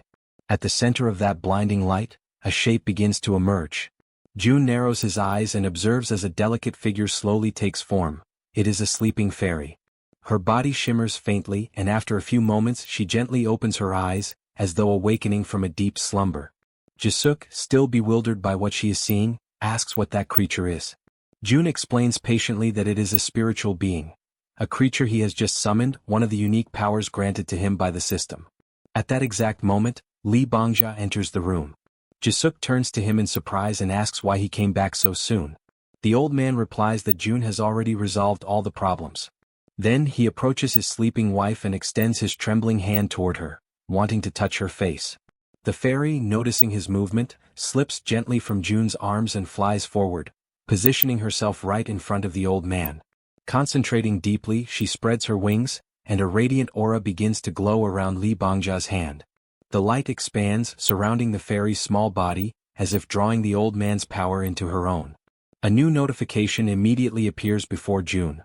Fairy's level has increased. Natural regeneration rate of the territory, plus 100%. Lee Bangja, however, is overcome with anger when he realizes that the creature has absorbed part of his energy. He clenches his fists, his voice trembling with frustration. But before he can speak, something extraordinary happens. His wife begins to stir. Slowly, the grandmother opens her eyes. The old man freezes completely, his anger dissolving into sheer disbelief. He stands motionless, unable to comprehend what he is witnessing. Yet, the elderly woman gazes at him with calmness and warmth. With a faint, gentle smile, she asks why he is looking at her as if he has just seen a ghost. The grandmother raises a trembling hand to her mouth, utterly confused and unable to comprehend what is happening around her. Exhaustion quickly overtakes her frail body, and she lies back down upon the bed, her eyes fluttering as her strength fades once more. The grandfather, overwhelmed by panic and despair, cries out her name in disbelief, his voice breaking as he pleads for her to regain consciousness. Convinced that the little fairy is somehow responsible for what has just happened, he turns his gaze toward the small creature and demands that she try again, that she use her power to reverse whatever she has done. The tiny fairy, however, closes her eyes in silence, unmoving, her glowing wings dimming slightly. Her quiet refusal only deepens his desperation, and he shouts once more, ordering her to attempt it again. At that moment, June steps forward and intervenes, speaking in a calm but firm tone as he asks his grandfather to steady himself. The old man takes a deep breath, lowers his head and after a brief pause, admits that he lost control of his emotions. With a trembling voice he apologizes. June approaches him slowly and explains that the fairy's energy level is still very low. He advises his grandfather to provide her with vitality regularly so that as she continues to absorb energy, she will gradually evolve and her power will increase over time. The stronger she becomes, the longer his grandmother will be able to remain awake and conscious. The old man listens attentively, his face softening as relief slowly replaces his anguish. As June observes the scene, his thoughts drift. He begins to reflect that the summoning of magical creatures might not be entirely random. After all, the fairy seems deeply connected to the world tree. If that connection truly exists, then each summoning must serve a specific purpose and follow its own hidden conditions. Even though he cannot yet discern what those conditions are, he finds comfort in knowing that for now the important thing is that his grandmother can awaken again, even if only for short periods. Soon after, he grows restless and tells his grandfather that he is going to rest for a while in his room. The old man simply nods in understanding, asking him to call if he needs anything. June walks away quietly and once inside his room, he sits down and opens the system interface. A new notification materializes before his eyes. Citizen Shim Take Jaehyeon has died. June's expression darkens. He immediately assumes that the message refers to one of the citizens recently relocated to the new annex built near the apartment complexes. Despite the relentless efforts of the rescue teams, hundreds of people have already perished, and many more will soon follow. Inwardly, June reflects that he wishes he could move all those people to a safer place, but everyone is exhausted, stretched to their absolute limit, without a single moment of rest. People are dying everywhere, some torn apart by monsters, others trapped inside their own homes, fighting desperately for survival. A few manage to endure thanks to rare and powerful abilities awakened by chance, while countless others perish without ever receiving a single gift from fate. He wonders if the old saying is true, that great power truly does come with great responsibility. June doesn't know why the monsters appeared, nor why only his family was granted such immense strength. The world has never offered him any explanations, so he resolves to find them himself. In that moment of solitude, he reaches his own conclusion. Responsibility belongs to those who possess power. And he decides to embrace it fully. He silently vows that he will save his country, at least as much of it as he possibly can. As he reviews the system data, he notices that the total number of people to whom he can grant citizenship reaches 220,000, yet only 10 have been officially registered so far. Sitting cross-legged on the floor, June makes a quiet but determined decision. He will continue to expand his reach until that number is filled to its very limit. And while he contemplates all of this, he recalls that the negotiations had been halted once the number of citizens reached 10,000. The inhabitants are allowed to acquire professions, yet nothing has changed in the administration window. With this realization, he concludes that the first step must be the construction of a professional training institute. The system indicates that the Institute of Professions costs 2.5 billion wons and grants citizens the ability to develop commercial skills after researching their chosen occupations. He notices, however, that the structure requires a vast and isolated plot of land, and he plans to build it on the very ground the giants had leveled earlier. The system informs him that the institute requires 30 citizens working for 7 days, each receiving a payment of 200,000 wons, and asks if he wishes to begin the installation. He confirms without hesitation and decides to instruct Dabin to hire 30 more workers. Ancient words of wisdom resurface in his mind. Cultivate the body, put the house in order, govern the nation, and bring peace to the world. Before one can change the outside world, one must first bring harmony within one's own home. Jun understands that if he truly wishes to save his nation, he must first gather the families of his subordinates. Until now, all of them have risked their lives for him. Now it is time for him to act on their behalf. Activating the absolute eyes, he observes his companions from afar. Without hesitation, he grips a door handle and, with the ability that manipulates both doors and distances, opens a passage to another place. Jun knows that Han's group has been advancing toward the vicinity of Jaehyeon Station, searching for the mother of the archer woman. He also recalls that during the construction of the annex, they had opened routes toward Daechidong, but the new wave of monsters had made further advancement nearly impossible. Nevertheless, he soon realizes that he cannot move beyond that point. Even so, he decides to take action. He activates the communication ability and summons everyone to gather. Moments later, Moon appears running toward him, surprised to see him there. It is their first meeting after a long time. Jun smiles, and Moon immediately understands that the power which annihilated the monsters had indeed been his. Soon after, Han approaches, surveying the surroundings carefully. She asks if that place now belongs to Jun's territory, to which he calmly confirms, but adds that this is not the only reason the group has gathered there. He explains that the monstrous wave has made travel to Daechidong extremely dangerous. However, now that the new annex is complete, everything has changed.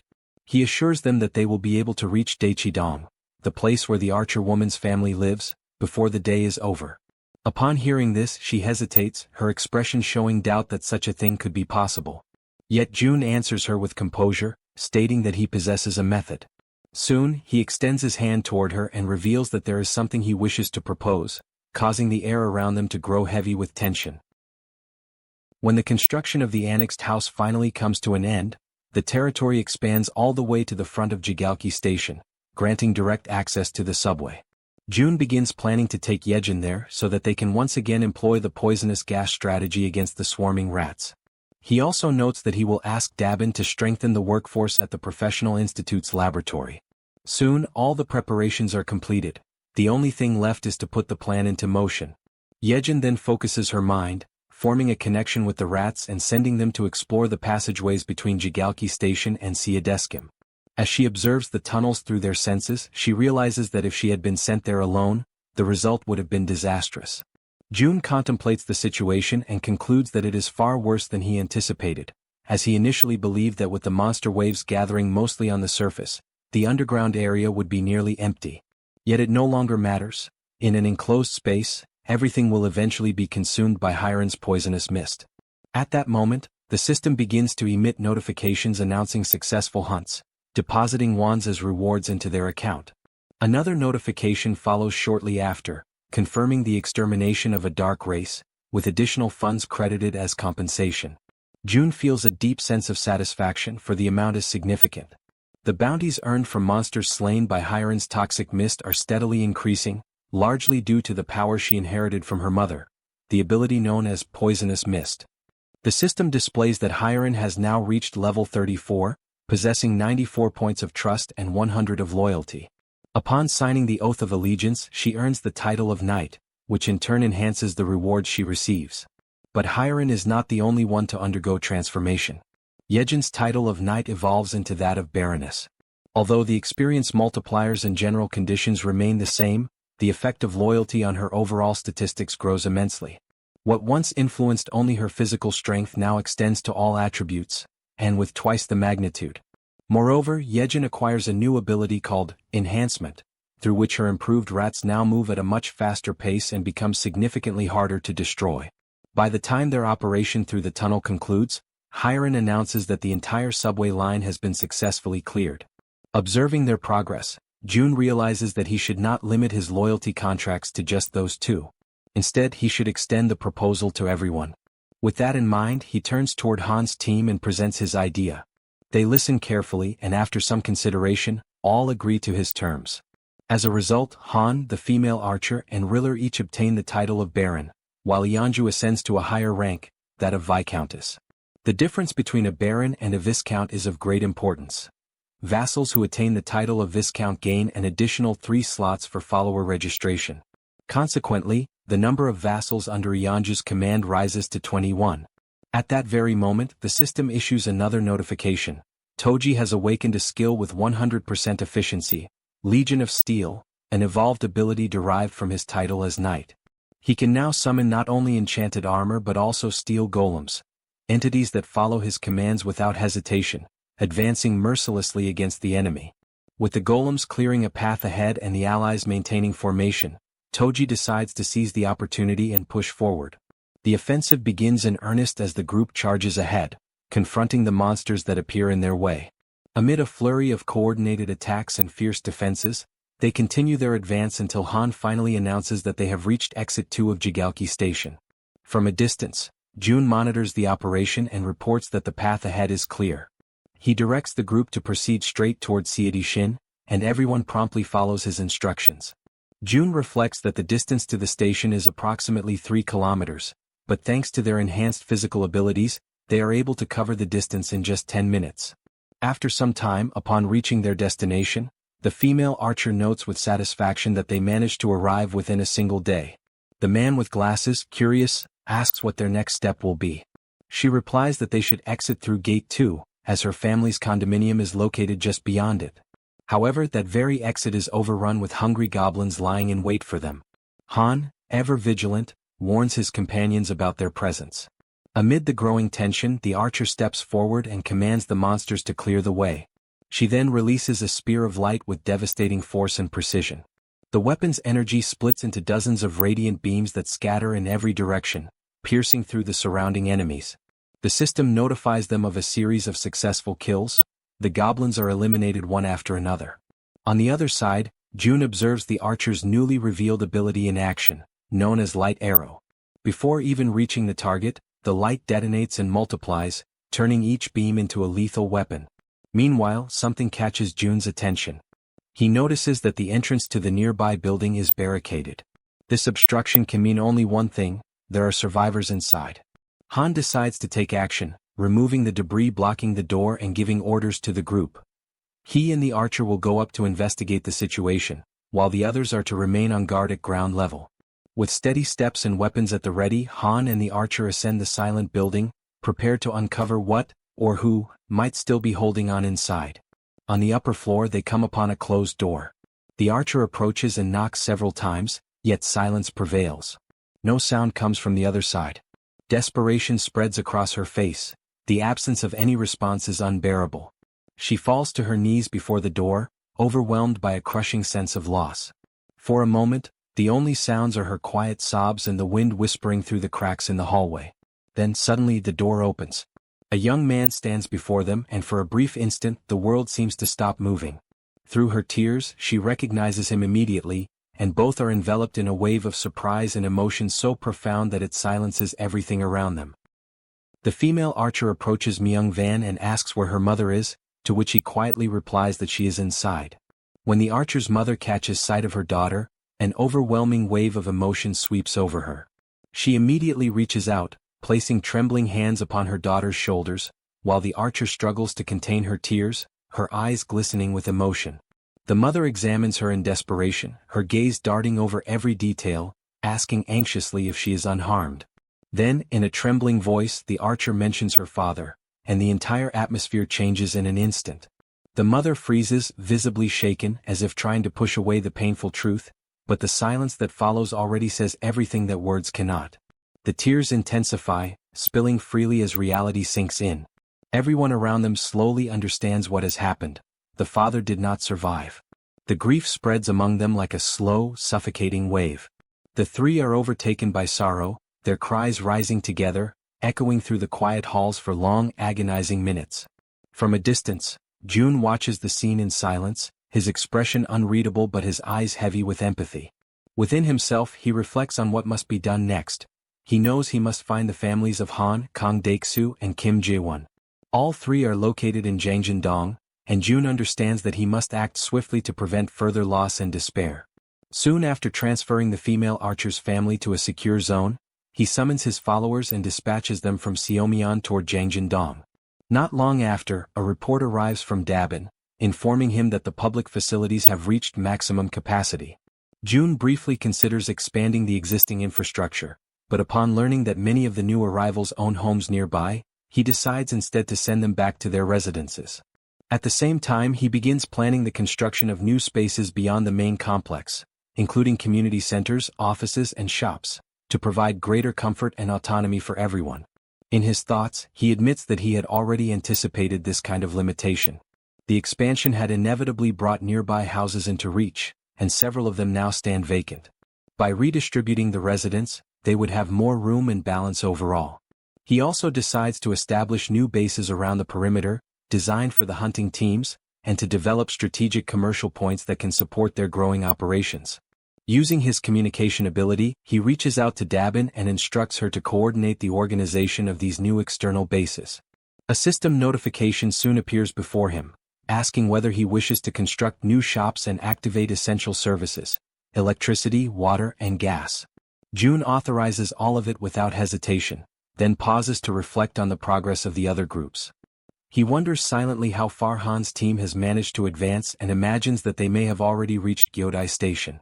By his estimation, the path up to that point should have been relatively smooth, although he knows well that Hiren's poisonous mist tactic only works effectively up to that station. Beyond it, they will need to find their own way as the route from Jaehyeon to Dongni rises back to the surface midway through the journey. At that very moment, the man with glasses releases Black and instructs the creature to attack the goblins blocking the group's path. The female archer fires her arrows with unwavering precision, while Moon, now wielding his pistol, takes advantage of his newly acquired invisibility skill. Kim Jeons demonstrates his new power of rapid growth, his body expanding in both size and strength, towering over the battlefield as the group pushes forward. Han's group now proves to be many times more powerful than before. Under Toji's precise and tactical leadership, they move with coordinated purpose, maintaining formation as they advance. Han instructs everyone to make use of the terrain's natural cover, moving forward while minimizing unnecessary confrontations and conserving their strength for what lies ahead. After some time, the group gradually slows its pace until it comes to a complete halt.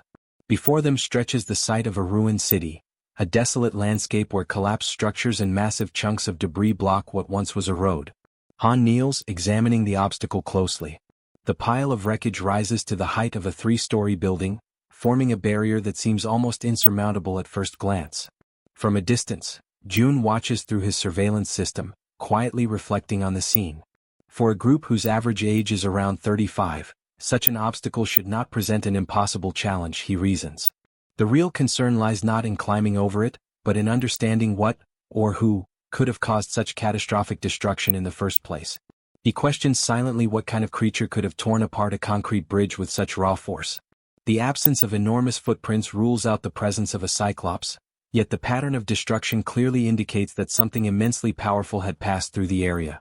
Proceeding with caution, June activates his communication ability and transmits a calm but firm directive to Han's team, advising them to move forward carefully and stay alert for any disturbances. As Han's group descends toward the lower area, June checks their progress, calculating the remaining distance to their destination, Jangjindong, estimating that only about 4 kilometers remain before they complete the journey. He reviews the data on his monitor and concludes that if all the nearby apartment complexes share similar layouts, the arrival should proceed without major complications. However, just as he finishes that thought, a sudden sound interrupts his calculations, a chime, faint yet distinct, echoing like a doorbell. But in that abandoned region, there shouldn't be any functional doorbells at all. Instantly alert, June activates his multiple vision ability, splitting his perception across various points within the safe zone to identify the source of the noise. He frowns in confusion. Since Dabin had taken over operational control, no incidents of this nature had been reported. Despite that, a sense of unease compels him to investigate personally. He establishes contact with Yejin through the system, informing her that he will conduct a quick inspection of the apartment sector. Upon arriving at the site, June carefully surveys the surroundings and soon notices a small group of people gathered outside one of the buildings.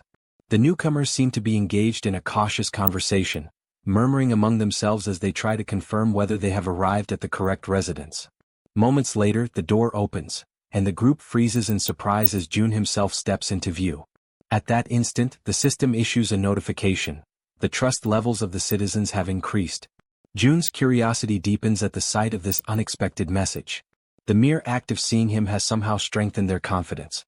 A tense silence lingers for several seconds before one of the men steps forward hesitantly. With a respectful yet urgent tone, he makes a request, one that, while simple, catches June completely off guard. The man asks if June could lend them weapons.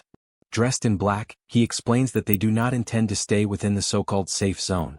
His group, he says, plans to leave soon and needs the armaments to defend themselves on their journey.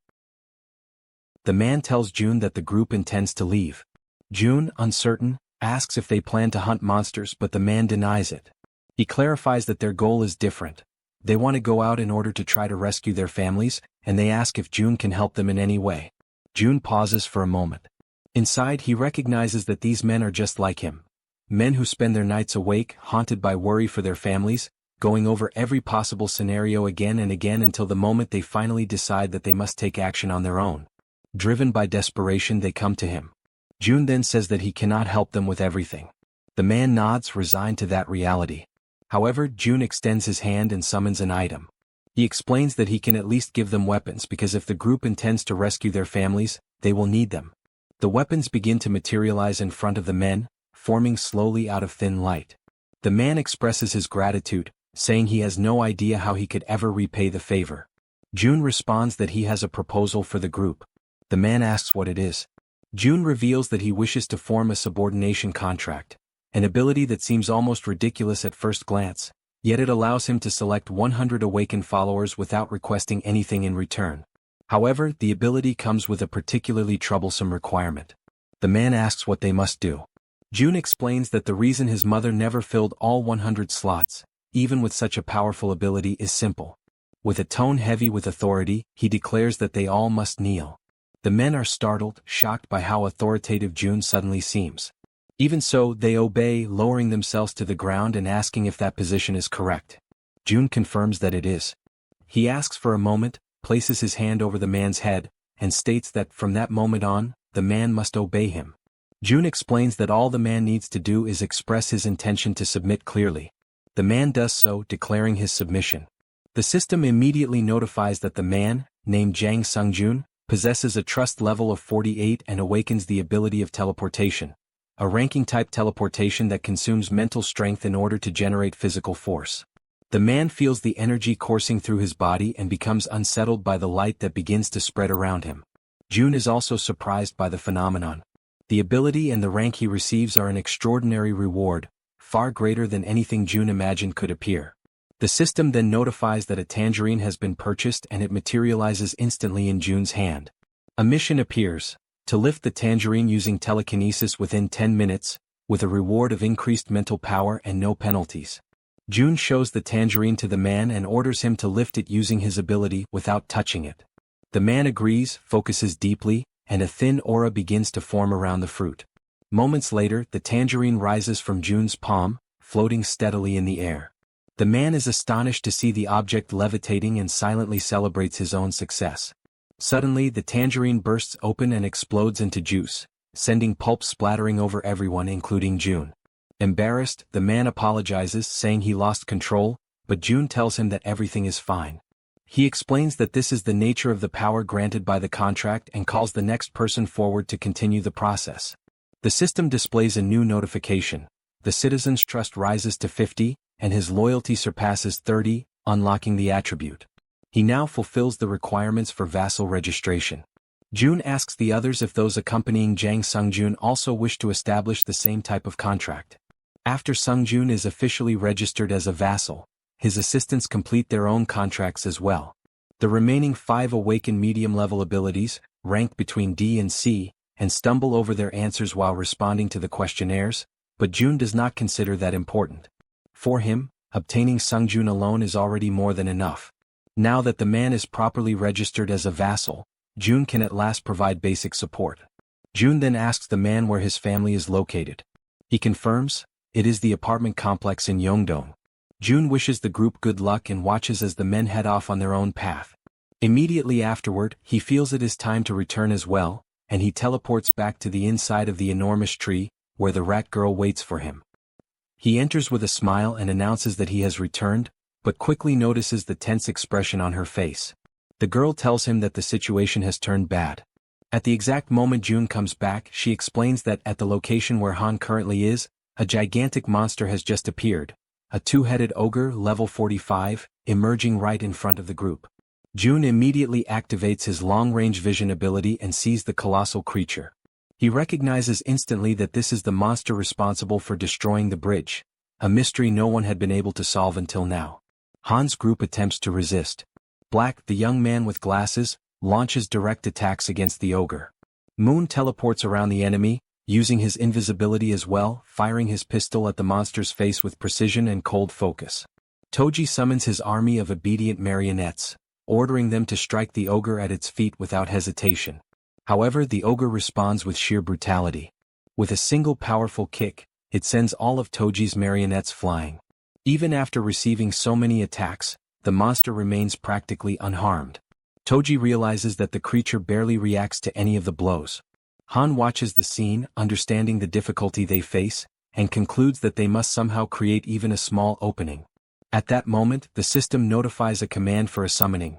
Barbel is called. The summoned creature crashes into the ogre with overwhelming force, knocking it down and pinning it to the ground. The strike comes directly from June's intervention. Using his communication ability, June sends a message to the group, apologizing for taking so long to act. The group, relieved and encouraged as they see the ogre finally brought down, reacts with renewed hope. June then declares, through the same ability, that from this moment on he will provide full support to all of them. Everyone watches the ogre kneeling on the ground, its massive frame trembling as dust settles around it. Togi remains frozen in disbelief, repeating inwardly the same question over and over, whether they truly managed to bring the creature down. Although their attack struck the monster directly and with overwhelming force, the system still has not displayed any notification confirming its defeat. That single missing message makes everything clear. The battle is far from finished. From a distance, June warns the entire group, urging everyone to remain fully alert, because the ogre is still alive and continues resisting with terrifying endurance. June then turns toward the Werbear woman, asking if she has the ability to slow the creature's movements even for a moment. She hesitates, uncertain whether she can manage such a feat in her current state, but ultimately she decides to try. With determination, she rushes toward the ogre and activates the healer. A warm, golden aura immediately envelopes her entire body, reinforcing her strength and vitality. June observes every detail with sharp focus and summons another item. A barrage of bullets materializes and begins striking the ogre repeatedly. The continuous impacts batter the creature's senses, leaving it disoriented. Seizing that crucial opening, the Werbear woman pushes forward with all her strength and manages to unbalance the monster, forcing it down to its knees once again. Recognizing the perfect opportunity, June signals to the archer. The archer raises his bow, aiming carefully, and channels all of his focus into a single attempt, concentrating intensely to achieve maximum accuracy. Sensing danger, the ogre reacts violently. It grabs a car with only one hand and lifts it as if it weighed nothing. In a sudden burst of motion, the monster hurls the vehicle toward the group with tremendous force. The abrupt attack catches the archer off guard for an instant, but his arrow is already in flight. Both the car and the projectile race forward, one propelled by brute strength, the other by precision. The arrow collides with the incoming vehicle, triggering a massive explosion that sends other nearby cars flying through the air in all directions. In that chaotic moment, June gives the command for the Werbear to attack. She quickly positions herself behind the ogre, but the monster turns with startling speed, dodging the archer's second arrow. The sudden shift alters the arrow's path, sending it off course, straight toward the Werbear woman. The archer watches in shock as the projectile strikes her directly, despair overwhelming him. From afar, June witnesses everything with horror, feeling the same cold dread he felt the last time he nearly lost someone important to him. He forces his mind to search frantically for any solution. He begs the system inwardly, pleading for any method, any possibility, to save the injured woman. The golden light surrounding the Werbear intensifies, glowing brighter and brighter as everyone watches anxiously, especially the archer, who appears on the verge of breaking. Suddenly, a presence manifests behind the group. A hand emerges, engulfed in swirling black flames, Han's hand. He steps forward with unshakable determination, declaring that he will end the ogre himself. The sight strikes June so deeply that he collapses to the ground, unable to comprehend what is happening. The rat girl approaches him and gently asks whether he is all right. June insists that he is, explaining that he simply relaxed for a moment before reactivating his long-distance vision. However, he cannot shake the alarm in his mind. This is not supposed to be the time for Han's awakening. He asks himself what exactly could have triggered such a sudden surge of power. Meanwhile, the ogre faces Han. Han grips the metal rod, now entirely wrapped in dark, swirling flames that pulse with unnatural intensity. He focuses all of his strength and hurls the rod with immense precision. It pierces through the air like a spear and strikes the ogre with devastating force. At last, the system displays the long-awaited notification. A level 45 ogre has been eliminated. The group reacts with a mixture of relief and astonishment. The werebear signals that she is alright despite everything that happened. At that moment, Moon looks at Han, curiosity overtaking his surprise as he asks about the ability Han just used. Still shaken, Han admits he is not entirely certain how it happened and wonders aloud whether June might have somehow helped trigger it. June, still lying on the ground, contemplates the black flames. He reflects on the nature of that power, questioning whether the ability activates only under certain conditions and whether it truly belongs to Han, or perhaps to himself. Even so, this mystery is not the most urgent matter. A familiar and intense pain begins creeping over him. The system notifies an increase in skill level, and once again, it becomes time for June to endure the searing agony that seems to stretch on without end. After enduring the pain, which as always had been present in the same familiar way, he gradually regains his composure. His companion shows clear concern, asking whether he is all right, and he assures her that he is. Within the territory, the monsters are completely converted into experience, while the people who manage to survive are officially granted citizenship, marking the definitive conclusion of that cycle of conflict. This time, however, something is different. The system releases a new notification, informing him that a dungeon has been discovered. Because he is the first to find it, June receives 100 crystals as a reward. He is taken aback as he reads the message. If crystals are being awarded as a prize, then the location is very likely connected to that resource in some way. The indicated location lies behind the apartment complex, roughly halfway up the mountainside. June considers sending Lee Junhyuk's group, including himself and everyone currently under his leadership. He reasons that, by forming subordination contracts with them, the group will become strong enough to face whatever lies ahead. He wonders where Lee Junhyuk is at that moment and activates his ability, Ultimate Eyes.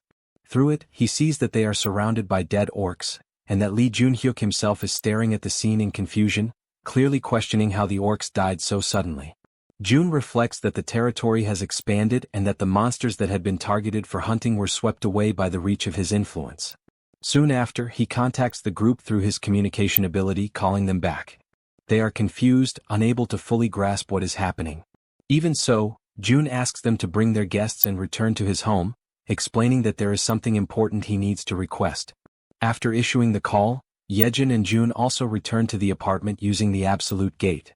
Since Han's group is close to reaching its destination, Jaehyeon's role finally comes to an end. June acknowledges how hard she has worked and tells her that she can finally rest, as everything within her reach has already been accomplished. He assures her that if anything happens he will inform her immediately, but for now she should return home and rest with her family. Jaehyeon thanks him and leaves happily, feeling truly appreciated. June reminds her once more to return safely. Watching her depart, he feels satisfied and begins to reflect on whether Han's mission is also nearing its conclusion. The last time he checked, there was little left to be done, and he reasons that his overall abilities have already been enhanced to the point where most obstacles can be overcome, especially now that the territory's chief threat, its greatest problem, has already been eliminated. Meanwhile, on the other side, Han's group stands before the apartment complex where the families of Han, Toji, and Kim Jian live. Joy spreads through the group as they realize that they have finally reached their destination. Han shows unwavering determination, thinking about rushing forward to rescue everyone and bring them out safely, while the man with glasses reinforces that he will do everything within his power to ensure that no one gets hurt. With that resolve, Toji encourages the group, and they begin running toward their objective. In their thoughts, the same words repeat over and over. Just a little more, only a little more, and they will finally be reunited with the people they are trying so desperately to protect. Toji imagines that after this, they will all head to the safe zone and be able to live in peace at last. However, suddenly the run comes to a halt. The group stops abruptly. Han senses that something is wrong and looks toward Toji, who freezes completely, his body stiffening in shock. Moments later, everyone begins to see the same thing he does. Toji starts to tremble, overtaken by raw nervousness. Filled with terror, he comes to the conclusion that perhaps they arrived too late. Inside the complex, several armed figures occupy the area. There are black orcs of level 3, and another of level 35, along with many others. All of them are large, powerful, and imposing. The group remains motionless, staring at that devastating scene unfolding before their eyes. At the same time, on the other side, June understands what this means. High-level monsters in the range of the 30s have appeared in the underground parking area, and the chance that anyone in that apartment complex has survived is practically non-existent. The exception only confirms a horrifying truth. The families of Han, Toji, and Kim Ji-yeon are the direct targets of this invasion. Overcome by rage and anguish, June reacts without hesitation. He issues a clear command for all enemies ahead to be eliminated. Toji responds immediately, sending his warriors clad in armor straight toward the orcs. As the battle begins, the woman observes the scene from a distance and notices Han once again surrounded by an intense aura. His new ability, now further refined and strengthened, manifests with its full force. While Toji's warriors engage the orcs in direct combat, Han's energy begins to take shape, drawing the enemy's attention. That energy spreads violently, striking the orcs without the slightest mercy. Han becomes completely engulfed by that overwhelming power. For him, that moment clearly marks the true beginning of the battle. Everyone prepares to attack. Han is the most visibly tense. He grips the iron bar tightly, his body steady, his mind filled with determination and absolute confidence in what he is doing. Ahead, the orcs watch the group attentively, but their reaction is abruptly interrupted by two precise gunshots, fired from the weapon of the man with glasses, while Toji follows everything at very close range. Without any hesitation, Toji also advances. His blows strike the orcs in front of him with direct brutality, without mercy and without leaving any room for retreat. From a distance, June summons an artifact. The artifact projects itself rapidly into the center of the conflict and begins to strike the orcs continuously. While maintaining control over the summoning, June analyzes the situation. The ranks of the common black orcs are no match for Han's group, which has grown stronger over time. The real danger lies with the black orcs of the warrior class. They are different from the enemies of the plains, tougher, stronger, and more lethal. June communicates with the group, asking them to maintain formation and to be extra cautious with the armored orcs. At that same moment, one of the enemies raises an arrow and aims it toward someone in the rear line. Upon noticing this, June is struck with shock. The arrow flies straight toward the healer, who does not notice the attack approaching. June tries to warn her, but it is already too late. The arrow pierces straight through the center of the healer's body before she can react. The impact paralyzes her. The entire group turns to watch the scene, unable to look away from that sudden disaster. The arrow has deeply pierced the healer's body, causing such intense pain that it steals her breath. Han loses his concentration. The shock of seeing his companion in that state breaks his focus for an instant. Now June quickly analyzes the situation. The enemy has struck exactly at the team's weakest point. He understands the severity of the blow, knowing that even if healing is applied, its effect will be limited, and that from that moment on, the group can no longer fully rely on the support of Kim De-jong. He reflects that the Werbear woman possesses high regeneration and can endure for a while, but if the fight drags on, the battle will soon turn against the group. The battle has already begun, and its outcome is starting to take shape. Escape is still a possibility, perhaps the last chance. However, June's thoughts are interrupted when he realizes that Han is completely unfocused and an orc is preparing to attack him. June tries to warn him, but at that exact moment, another arrow cuts through the air. What happens next surprises him. The healer reacts, stating that she is still fine, and the arrow is removed from her body. Witnessing that scene, Han's determination solidifies. He understands that they will only discover the ending if they continue fighting. Driven by this feeling, he advances once more. He grips the iron bar with all his strength and attacks without mercy. From a distance, June reflects that the correct procedure would be to order the group's immediate retreat. However, he decides to let himself be carried away by the moment. Overcome by rage, he demands that the status window be opened. He decides to act for everyone in the group, for Han, for Toji, and for the man with glasses. He demands from the system that all of them reach level 40. The notification appears immediately, informing him that to reach level 40, 1 billion is required for each level acquired. June accepts the cost without hesitation. The system confirms the elevation of everyone to level 40.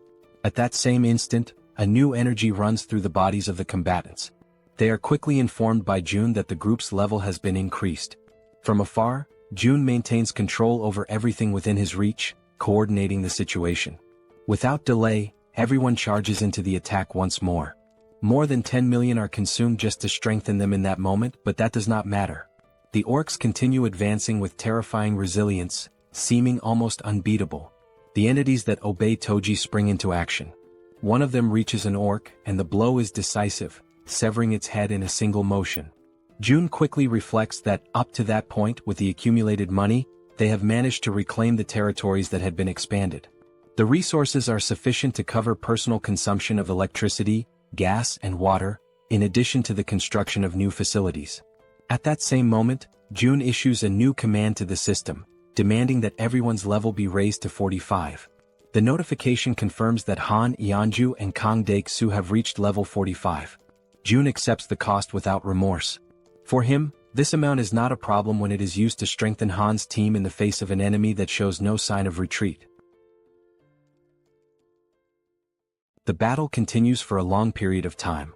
June causes the female archer Moon and Kim Dae-jung to raise their levels. The system notifies that all three reach level 40.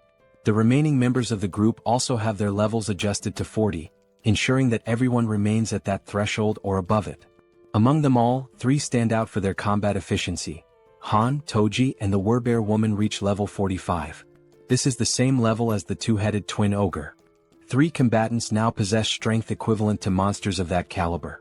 As they begin to fully unleash their power, it does not take long before the only ones still standing on the battlefield are the members of Han's group. After the battle, the group moves forward and comes upon a corridor. It is a dark passage, shrouded in silence and tension. Han and the woman accompanying him observe the place carefully. Even so, they continue advancing, always guided by their objectives. Whether it is raining or not makes no difference. They move forward without hesitation.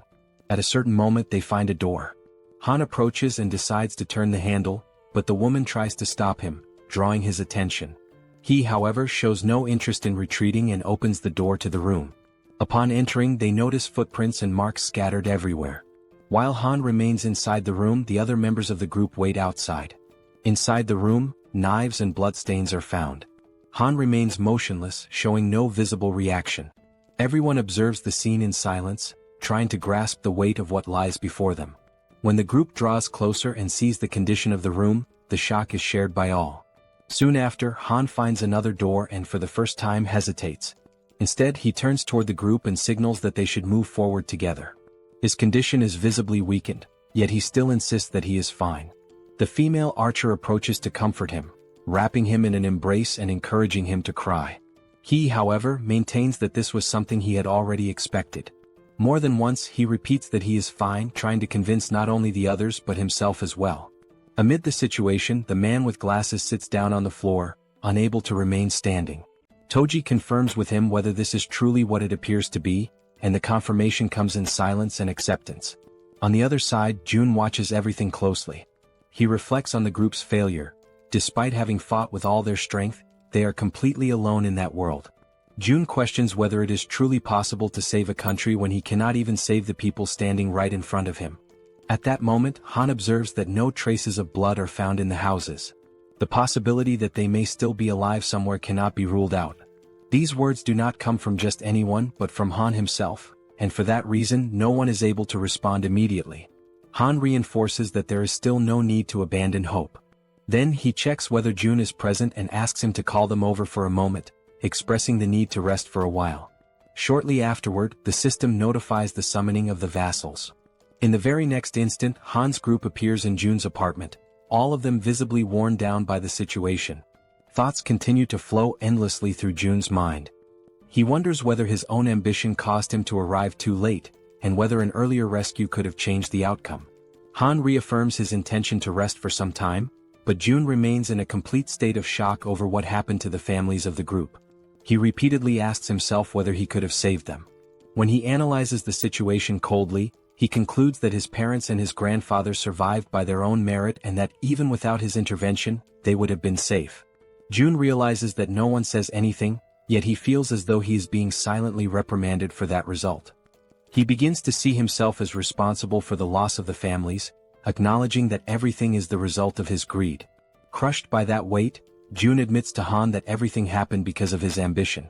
The words come out as he cries, completely shaken. He acknowledges that, because of his choices, he lost the opportunity to save the families they loved. Regret consumes him and he states sincerely that he is truly sorry. Throughout the entire moment, Han shows no expression.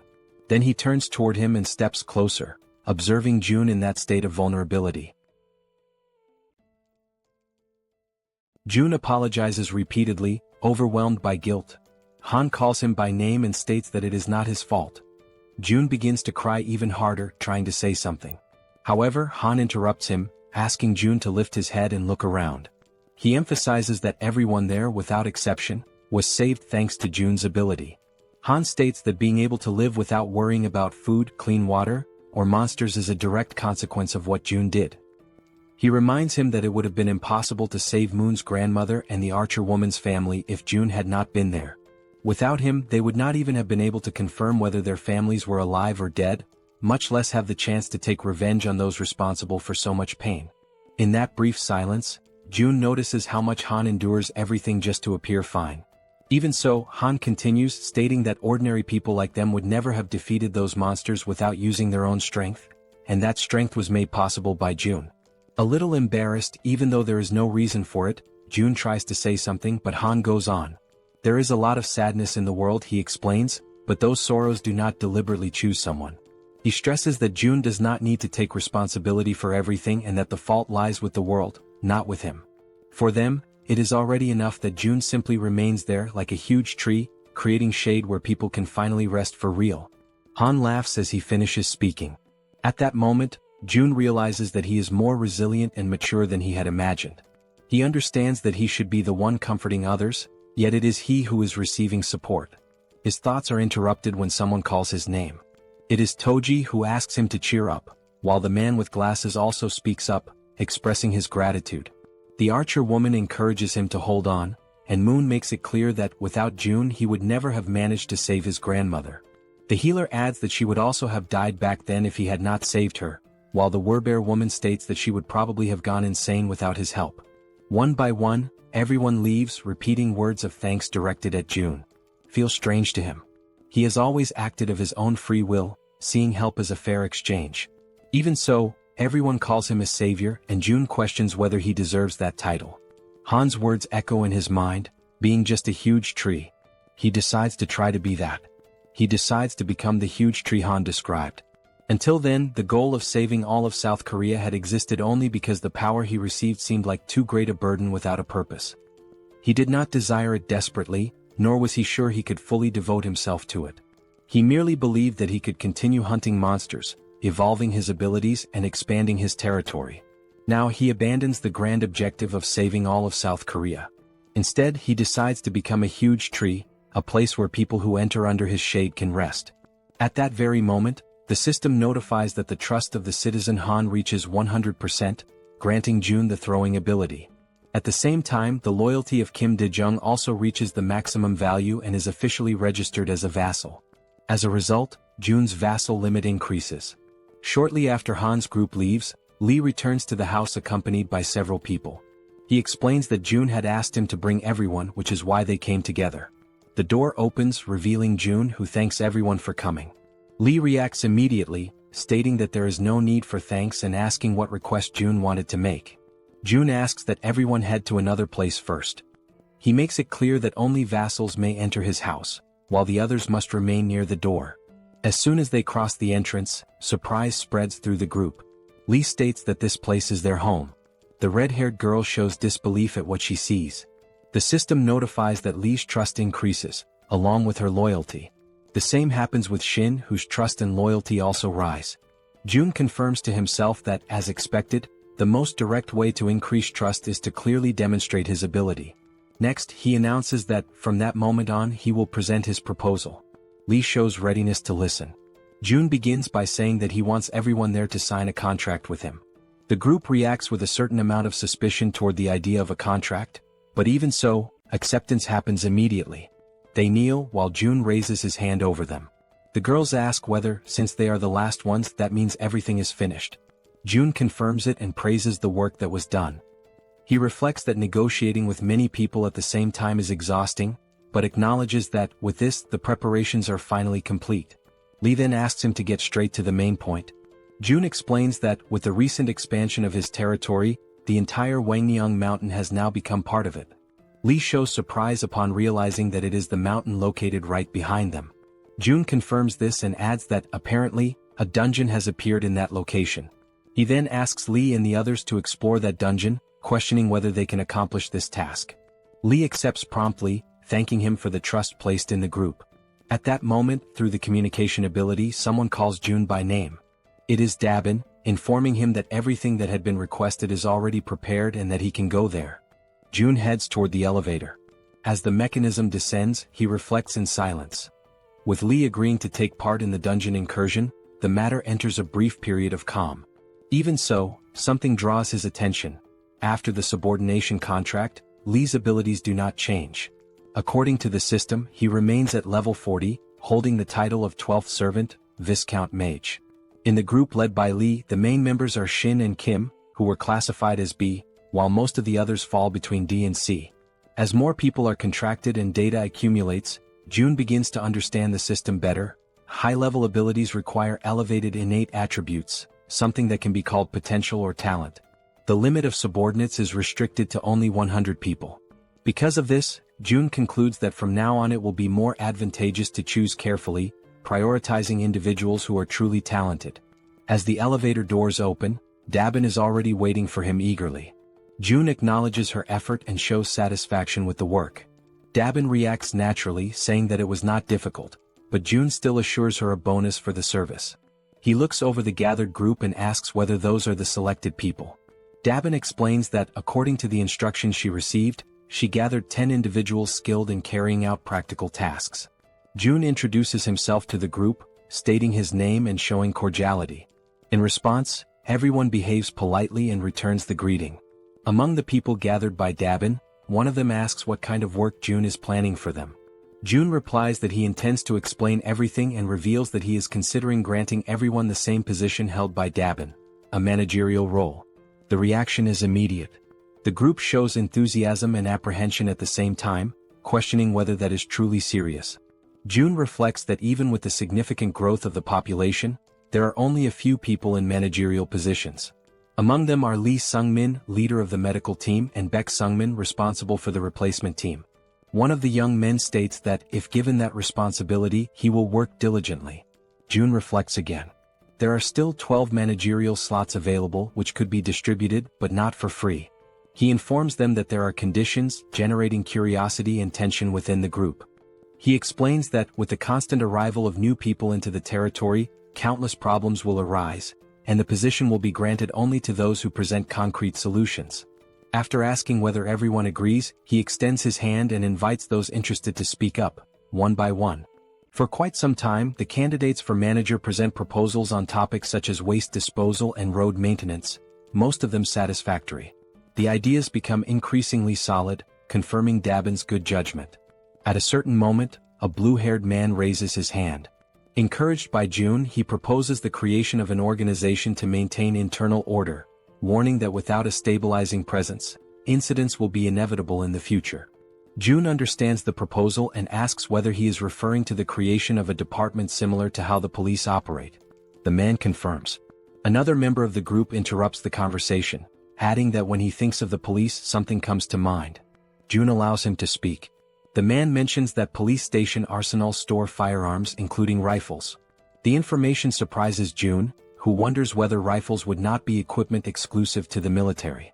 The man explains that technically South Korea is still under an armistice, and that in emergencies, properly established police stations maintain sufficient weapons in their arsenals. June reflects that if they manage to obtain these weapons, it could significantly help in creating a department responsible for maintaining order. He considers that the nearest police station is Busanjan Police Station, located in Siamayan. He then asks the name of the man who brought the information, who introduces himself as Nam Jinho. June asks Nam Jinho to form a team and go on this mission. Surprised, he asks whether he should go personally. June confirms, saying that there is no reason for great concern. Due to the expansion of the territory, the police station is probably within its boundaries, and if it is not, there is no need to insist. Nam Jin-ho accepts the task and states that he will try. June instructs Nam Jin-ho to depart as soon as he is prepared and tells the others to continue suggesting solutions. The following day, after the successful completion of the mission, Nam Jin-ho returns. He had gone in search of firearms and, indeed, manages to bring them back. June confirms everything using the Supreme Eyes and registers the items in the system shop without difficulty. The result does not meet expectations. They recover only 2 rifles, 3 bullets and empty cartridges. The quantity is not the problem, since June can acquire more ammunition later. The real issue arises next. Most of the weapons from the arsenal had already been taken. Judging by the size of the storage, June estimates the existence of a heavily armed group of survivors somewhere. This realization immediately turns into a headache. Even so, June reasons that such a large and well-armed group would hardly go unnoticed. If they were nearby, news would certainly have already reached the territory. This leads him to conclude that, at least for now, that group is not in the vicinity. June decides to leave this problem for later and activates Ultimate Ears, expanding his perception. In another distant part of the territory, orcs advance amid destruction. They spread out in all directions, pressing a cornered group, the one led by Jang. A man asks what they should do, pointing out that the monsters seem to be emerging from all directions at the same time. Jang surveys the battlefield with difficulty and wonders how those creatures managed to advance so far. One of the group members draws attention to an even more urgent problem. Their ammunition is almost completely depleted. Jang feels the weight of reality settle in. Everyone is exhausted and their weapons are beginning to fail. He realizes that his abilities are not enough to withstand the enemy's constant pressure. At that exact moment, the communication skill is activated. June makes direct contact, drawing Jang's attention. Shortly after, a system window opens before them, and weapons begin to materialize in the space around them. June, even from a distance, acts at the perfect moment. The tension turns into relief as new equipment appears, raising the group's morale. Jang is the most emotional of all, certain that the intervention saved the battle and their lives.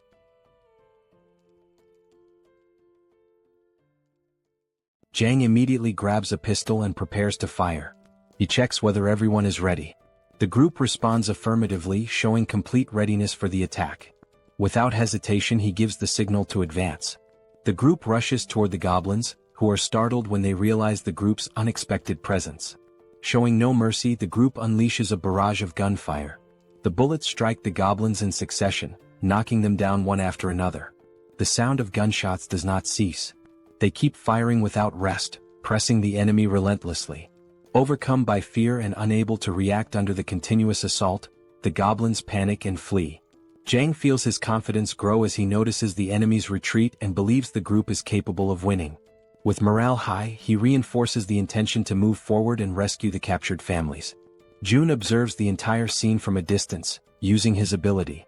The system notifies him of the hunt of yet another orc and the addition of wands to his wallet. As he watches the massacre, June reflects on the true power of a rifle. Even without the use of special abilities, relying solely on firearms, the horde of common monsters is completely crushed. He concludes that by mastering even the basics of firearm production, it is possible to generate enough destructive power to deal with enemies of this level. Because of that, he understands that Jang's group will not face major difficulties for quite some time and decides to entrust them with the remainder of the mission. His thoughts then turn to the other group. Lee's group finally reaches its destination. The system announces the discovery of a dungeon called Lizard Man Swamp. Lee positions himself at the entrance, while everyone notices that the interior is completely flooded. Heineken shows concern, judging that advancing in that state seems impossible.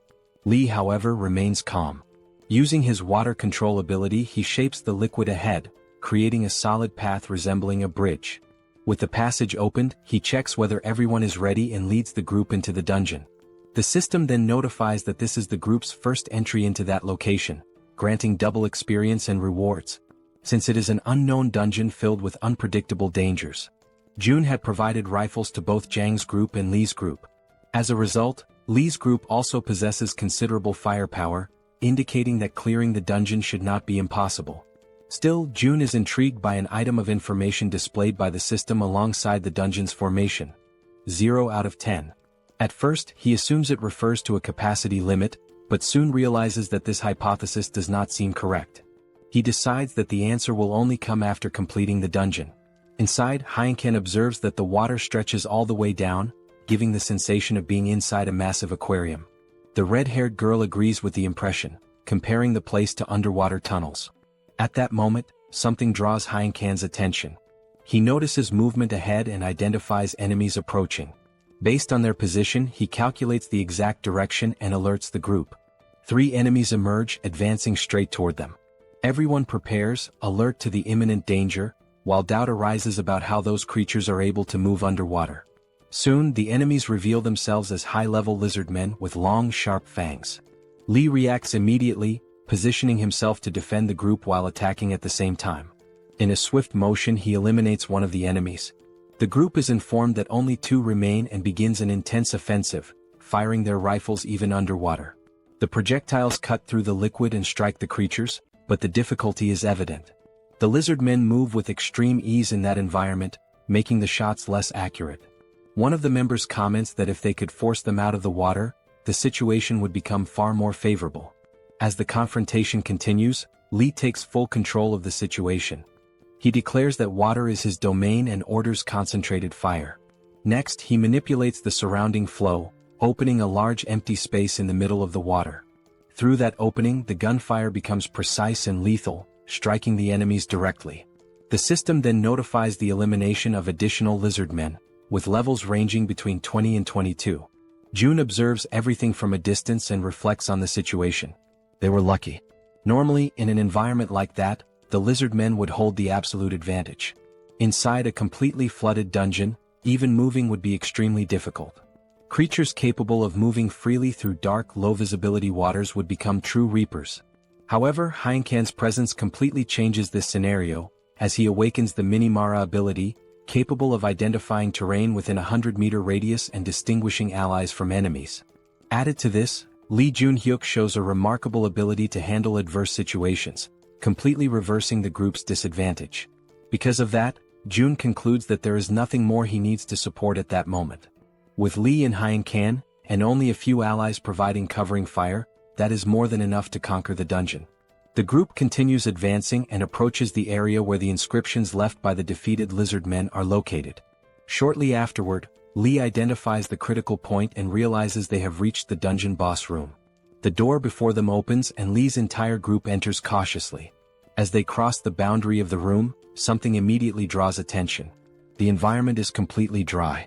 There is no water at all. The absence of that element feels strange, especially considering the entire path taken so far. The suspicion arises that reaching that location may be a prerequisite for clearing the dungeon, while Heinken reflects that whenever something seems too simple, a sudden change usually follows. Soon after, an unsettling sensation spreads. He senses that something is wrong and quickly identifies the approach of an enormous volume of water. In a matter of moments, water bursts violently into the room. The group is startled but remains alert, ready to react. Lee focuses and uses his abilities to observe what emerges from that sudden torrent. When he finally sees it clearly, he is taken by surprise. Before them appears a creature never seen before. Its overwhelming presence leaves no doubt. The dungeon's boss monster has finally revealed itself.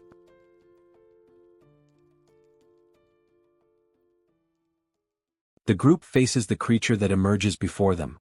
Almost immediately, everyone begins firing their rifles, unleashing bursts of gunfire in an attempt to hit it. However, the creature reacts by forming a shield of water in front of itself, completely blocking the attacks and preventing the shots from reaching it. The red-haired girl notices that the bullets are being stopped by the water, and Heinken realizes that their attacks are having no effect. In response, Lee shows that he understands the situation. If the enemy also uses water, then it is possible to counter its control with the same element. Heinken shows concern and tries to understand what Lee intends to do. Lee simply states that he will end this immediately and return shortly. Without wasting time, he lunges forward, moving at extreme speed. The water around him rises like a living current, lifting his body into the air. That mass of water surges forward with him, carrying him straight toward the opponent. As he closes the distance, Lee focuses deeply, gathering every bit of power possible into his hands and taking control of all the water within reach. He then releases his power, launching a water attack at the enemy. Even so, the dungeon boss defends calmly, raising its own water to block the strike. Observing the way the enemy reacts, Lee understands the limitation of that control, that if the boss is blocking the attack in a physical manner, that means it cannot move the water that Lee already controls. With this certainty, Lee begins controlling a sphere of water that forms around the dungeon boss's head. In a decisive instant, the compressed water explodes from the inside out. The dungeon boss's head is destroyed along with a violent water blast, leaving the group completely shocked and panicked by the sudden and brutal scene. After the attack, the water that had been supporting Lee in the air dissipates gently, returning him to the ground. Calmly, he states that the dungeon has been cleared. At that moment, the system issues notifications. The lizard man boss has been defeated, values are deposited into the wallet, and experience is added. Next, the system reports that Lee has eliminated the territorial leader of the lizardman's domain and that 10 crystals have been received as a reward. After the group leaves the dungeon, its description undergoes a slight change. The system announces that, from now on, the Lizard Man Swamp Dungeon has a classification of 1 out of 10. This number represents the limit on how many times the dungeon can be cleared. June reflects on this and concludes that there are still 9 incursions remaining. If all of them are completed and the crystals are gathered, it will be possible to perform a mystical draw. In other words, this represents the chance to obtain another divine item, such as a communication ring. Using the communication skill, June contacts Lee and checks on his current condition. Lee responds that, although he is a bit tired, he is fine. Relieved, June makes a request, asking whether it would be possible to clear a dungeon once per day. The request surprises the group, leaving them momentarily stunned, yet at the same time pleased to be able to help. 10 days later, the system issues new notifications. Citizen Lee once again defeats the leader of the Lizard Man Swamp, receives another 10 crystals as a reward, and fully clears the dungeon for the first time, earning an additional 100 crystals. After the defeat of the final boss, Lee confirms that this was the last stage. The system reports that all possible dungeon completions have been used. It also notifies that the mystical draw consumes the accumulated crystals and that the total available amount reaches 400 crystals. Next, June communicates with the group members, acknowledges their excellent work, and instructs everyone to return and rest properly. With the mission concluded, June reflects that there are sufficient resources to carry out the mystical draw, and that only this final step remains. When he points toward the ground, an intense light emerges, so bright that he must shield his eyes, unable to keep them fully open. Even so, he watches with difficulty and wonders if there is anything that can be done in the face of such overwhelming brightness. Suddenly, he is startled when he realizes what is beginning to form within the light. A crown slowly takes shape. The object floats into his hand, supported by an invisible force. The system then notifies him that it is a special crown which, when equipped, doubles all effects granted to citizens. June perceives that 6 benefits are active: resource increase, trust power, tax collection, base salary, economic subsidy, and professional effect. And by wearing the crown, all of them are doubled, amplifying their effects twofold. June finds it uncomfortable to wear, but acknowledges that the benefits make it worthwhile and decides to use the crown continuously within his territory. Since he rarely leaves home, he places the crown on his head and feels a refreshing energy flow through his mind, like a gentle current passing through his body. Upon opening the system window, June realizes that the tax collection downtime has ended and that, at level 2, he can fully activate the crown, doubling efficiency and increasing the tax rate from 10 to 20%. Shortly afterward, the system notifies him that an enormous amount of won has been deposited into his wallet through tax collection. He is shocked to find that the amount configuration reaches approximately 15 billion won, indicating that the citizens hold around 75 billion in total. June realizes that far more money is in circulation than he had imagined, which explains the increase in shop sales and indicates a significant rise in the citizens' purchasing power. To him, this is a positive development, as it shows that the citizens' wealth and stability are increasing. Now, with the crown in hand, June concludes that he must level up quickly and expand the number of item categories available in the shop. At that moment, his thoughts are interrupted when he hears voices in the distance, announcing that the group has returned. The person calling out to June, stating that they have come back, opens the door. Standing before him is Jang's group, who explain that they have come to return the items that had been borrowed. June shows gratitude for the effort of having come in person to return the belongings. Jang, in turn, emphasizes that they felt it was their obligation to do so. Upon noticing the object on June's head, he shows curiosity, and June quickly removes the crown, treating the situation as something of no importance. He then congratulates Jang on the recent victory, referring to the safe reunion with his family. Jang states that the rescue was only possible thanks to June and that, without the swift arrival, he might never have seen his family again, considering the immediate supply of weapons a true miracle. June, however, attributes the credit to the group itself, stating that he merely provided support and that it was they who saved their own families. Jang admits that they were desperate for that opportunity and takes the moment to once again express his gratitude. The members of the group follow the gesture, showing their recognition as well. June simply reinforces that he is satisfied to have been able to help them. Shortly afterward, the system issues a notification informing that the trust and loyalty of the citizen Jang have increased. After some time talking, Jang's group says their farewells and departs together with their families. Next, the returned items are organized once again in the shop. While checking whether everything has truly been returned, June is caught off guard by a system alarm. He finds it strange as he does not immediately notice the alert and recognizes that something like this has never happened before. The alarm intensifies, accompanied by countless successive notifications, which report, one after another, the deaths of several citizens. June stands frozen before the notifications, completely beside himself. He tries to understand what is happening and realizes that, in a single instant, more than 10 people have died, something unprecedented until then. With urgency, June begins navigating through the system in search of answers. Soon, a notification appears. A low-level vampire, level 18, has been hunted, and an amount of wands has been added to the resource wallet.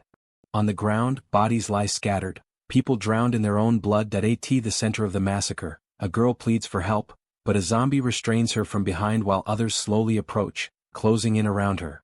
The creature holding her opens its mouth, revealing sharp fangs, and bites her violently. The pain is so intense that it leaves her completely unresponsive. Moments later, the other zombies surge forward, attacking her together and tearing her body apart without the slightest hesitation. The red-haired vampire, who commands the group, allows everyone to feed freely. To him, that place is a true gold mine. He recalls finding the safe zone purely by chance, when a transparent wall blocked his path. At that moment he was surprised by an offer of something called citizenship, which he accepted without a second thought. Upon entering, he was shocked by what he found. Wherever he looked, there was food in abundance, not only in great quantity but also of exceptional quality. Compared to what he hunted outside, the efficiency of that place was incomparably greater. He realizes that if he devours everything and continues to grow, he could become a powerful vampire, perhaps even comparable to that bastard who discarded him as useless. Soon he will reach an intermediate level. Still, merely being equal is not enough. His goal is to drink even more human blood, surpass him and completely overcome him. To achieve this, not only he but his entire swarm must grow stronger. At his current stage as a low-level player, he can command a minimum of only 5 vampires. One of them died during the hunt, but that does not concern him. The area is infested with humans and creating another minimum-level vampire will not be difficult. As soon as he reaches the medium level, his subordinates will gradually evolve into lower-level vampires. When they begin creating even weaker vampires as if reproducing, the hive will grow exponentially. Then he will devour all the humans in the region without distinction and, finally, go after the one he hates so deeply. When that moment comes, he will have enough strength to defeat him and carry out his blood-soaked revenge. Suddenly, something catches his attention. He senses a new presence and turns around, convinced it is just another prey. His vampires immediately ready themselves and rush forward. However, in the blink of an eye, everything changes. The red-haired vampire is left in shock, completely stunned and unable to react. Without any warning, without a fight or resistance, his entire swarm collapses to the ground, annihilated in a single instant. He tries to understand what just happened, but his mind refuses to accept reality. Even so, one thing becomes clear: that human is a monster, something impossible to comprehend at his current level. Fear overwhelms him, and the only option that comes to mind is to flee. Standing before him is June, staring at him without the slightest trace of mercy, his face serious and devoid of any emotion. The system activates and an invisible hand forms from June's arm, surging forward to tighten around the vampire's neck. The enemy's body is lifted into the air, strangled, as he desperately tries to beg for mercy, unheard. He understands that he will die there, a hollow and meaningless death, without even managing to take revenge. His body is eventually thrown to the ground, where he falls gasping, struggling to catch his breath. From that moment on, June makes it clear that he will only remain alive if he answers the questions as best as possible. As he listens to the explanation of how he entered that territory with such ease, June feels a headache beginning to form. The system message that granted citizenship made no mention of humans, and that contradiction starts to raise new suspicions. June reflects that he never imagined citizenship could also be granted to monsters, much less to creatures that feed on humans. He continues the interrogation and discovers that the red-haired vampire was originally an ordinary human. His transformation began after being bitten by a vampire named Sanghyok. June connects this information to the granting of citizenship and concludes that the human origin may have been the determining factor that allowed the system to accept him. Urged to continue, the vampire reports that during the few days he existed as a lowest-level vampire, his memories were confused and fragmented. Only after consuming humans did he evolve into a lower-level vampire. June understands that the vampiric hierarchy is rigid. The lowest levels resemble beasts, guided almost entirely by instinct, retaining only the minimal intelligence necessary to follow orders. Lower-level vampires, on the other hand, gradually regain consciousness and a sense of human identity, in addition to acquiring the ability to create and command a swarm.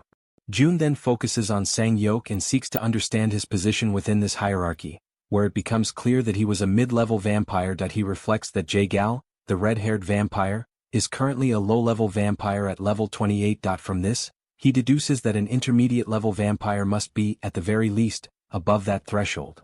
He concludes that the hierarchy extends to high levels, implying that the most powerful vampires must possess extremely elevated levels.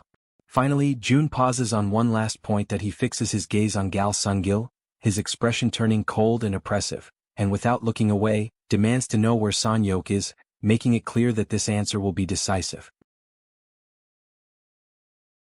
Gal Sungil, seized by fear, informs that he is inside a condominium located in Daeongdong. June understands the situation and orders him to wait and endure. In desperation, Gal Sungil offers to personally guide him to the one responsible. He screams and begs for divine punishment to fall upon the bastard he considers the root of everything. At that moment, the system notifies that the loyalty of the citizen Gal Sungil increases. This loyalty is born purely from the instinct to survive, regardless of what may happen next. To June's eyes, this is repulsive. Whether human or not, there is no need for the loyalty of a monster that devoured its own citizens. June states that he has already heard everything he needs to know and concludes that he has no intention of taking him in. Even so, the system displays a mission with the objective of killing Sanghyok within a 24-hour limit, offering a small amount of experience as a reward. In case of failure, the penalty is death. As the mission is created, June questions why Gal Sungil does not do it himself, making it clear that he has no intention of sparing him either. He then orders that Sanghyok himself be the one to go there and kill that wretch. Panicking, the vampire asks for time and begs to drink human blood, claiming that without reaching at least an intermediate level, defeating someone like Sanghyok would be impossible. June responds coldly that if Gal Sungil so much as touches a human being, his head will explode instantly. Frightened, the vampire retreats, fully understanding the warning. June realizes that the mission borders on a death sentence, yet he cannot allow a man driven by desperation to attack innocent people. He then purchases an M16 with 100 rounds, which materializes in front of Gal Sungil. June reflects that perhaps he should plant a bit of hope in him. He states that he is giving him a single chance, a chance to take revenge on the one who turned him into what he is now. Faced with this, Gal Sungil accepts and declares that he will do his best. June orders him to exterminate all vampires and warns him that if the weapon is used against anyone else, he will be killed immediately. After confirming that he understands, June orders him to run at once. Next, June contacts Jaehyeon asking whether she can hear him. He informs her that there is a man he wants her to track using a rat and asks her to go to his house as quickly as possible. June reflects that if a monster threatens humans, the only response is extermination, and decides to form a team to eliminate the vampires. A short while later, Dabin arrives with the rescue team. Together they clean up the horrific scene. Dabin reports that the team is ready, but that they were unable to find anything confirming the victims' identities or families. June concludes that, in this case, there is nothing to be done. He reflects that this tragedy would never have occurred if the vampires had been filtered out from the beginning. At that moment, flames form in June's hands. As the fire spreads through the area, June vows to carry out vengeance in the victim's name and asks them to rest in peace. He then burns the bodies, bringing an end to that scene of horror. Meanwhile, inside a condominium, Gal Sungil runs through the corridors holding the M16, firing non-stop at every vampire that appears before him. Bodies fall one after another as he advances relentlessly, driven solely by the desire to kill Sanyok. A rat is already on site, observing everything. The rat girl informs June that the man has arrived and confirms that he is the vampire June mentioned. June describes him as completely insane, noting that despite receiving only 100 bullets, he fires continuously whenever he encounters a vampire. Even so, he never truly expects Gal Sungil to be capable of dealing with Sanyok. The ammunition runs out and the vampire becomes desperate. Seeing this, June opens the system's storage. At that same instant, the weapon in Gal Sungil's hands begins to disappear. Desperate, he begs for more ammunition, claiming that if he were given just 50 more rounds he could still do something. Before he can finish, a cold command interrupts him, ordering him to shut up. Startled, he immediately falls silent. Someone watches the scene with curiosity, wondering who could be responsible for all that noise. The figure soon reveals herself. A young vampire appears, commenting that she did not expect to find him there and noting that even after being expelled, he still came back. Upon seeing her, the vampire falls into complete despair. Consumed by rage, he lunges at her, hurling insults without any control. The young vampire reacts coldly and gives a simple order, which the surrounding vampires immediately obey. Gal Sungil is slammed to the ground and restrained, pressed down by the bodies of low-level vampires. The girl watches the scene with boredom and states that all of this is extremely tedious. She says that he does not even understand why he was discarded and makes it clear that the reason has always been the same: his stupidity.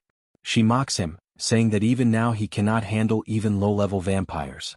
Gal Sungil responds with curses, spitting words filled with hatred, completely out of his mind. The vampire demands that he be honest. She points to the marks on the walls and the earlier noise, saying she wondered where he found the courage to come back.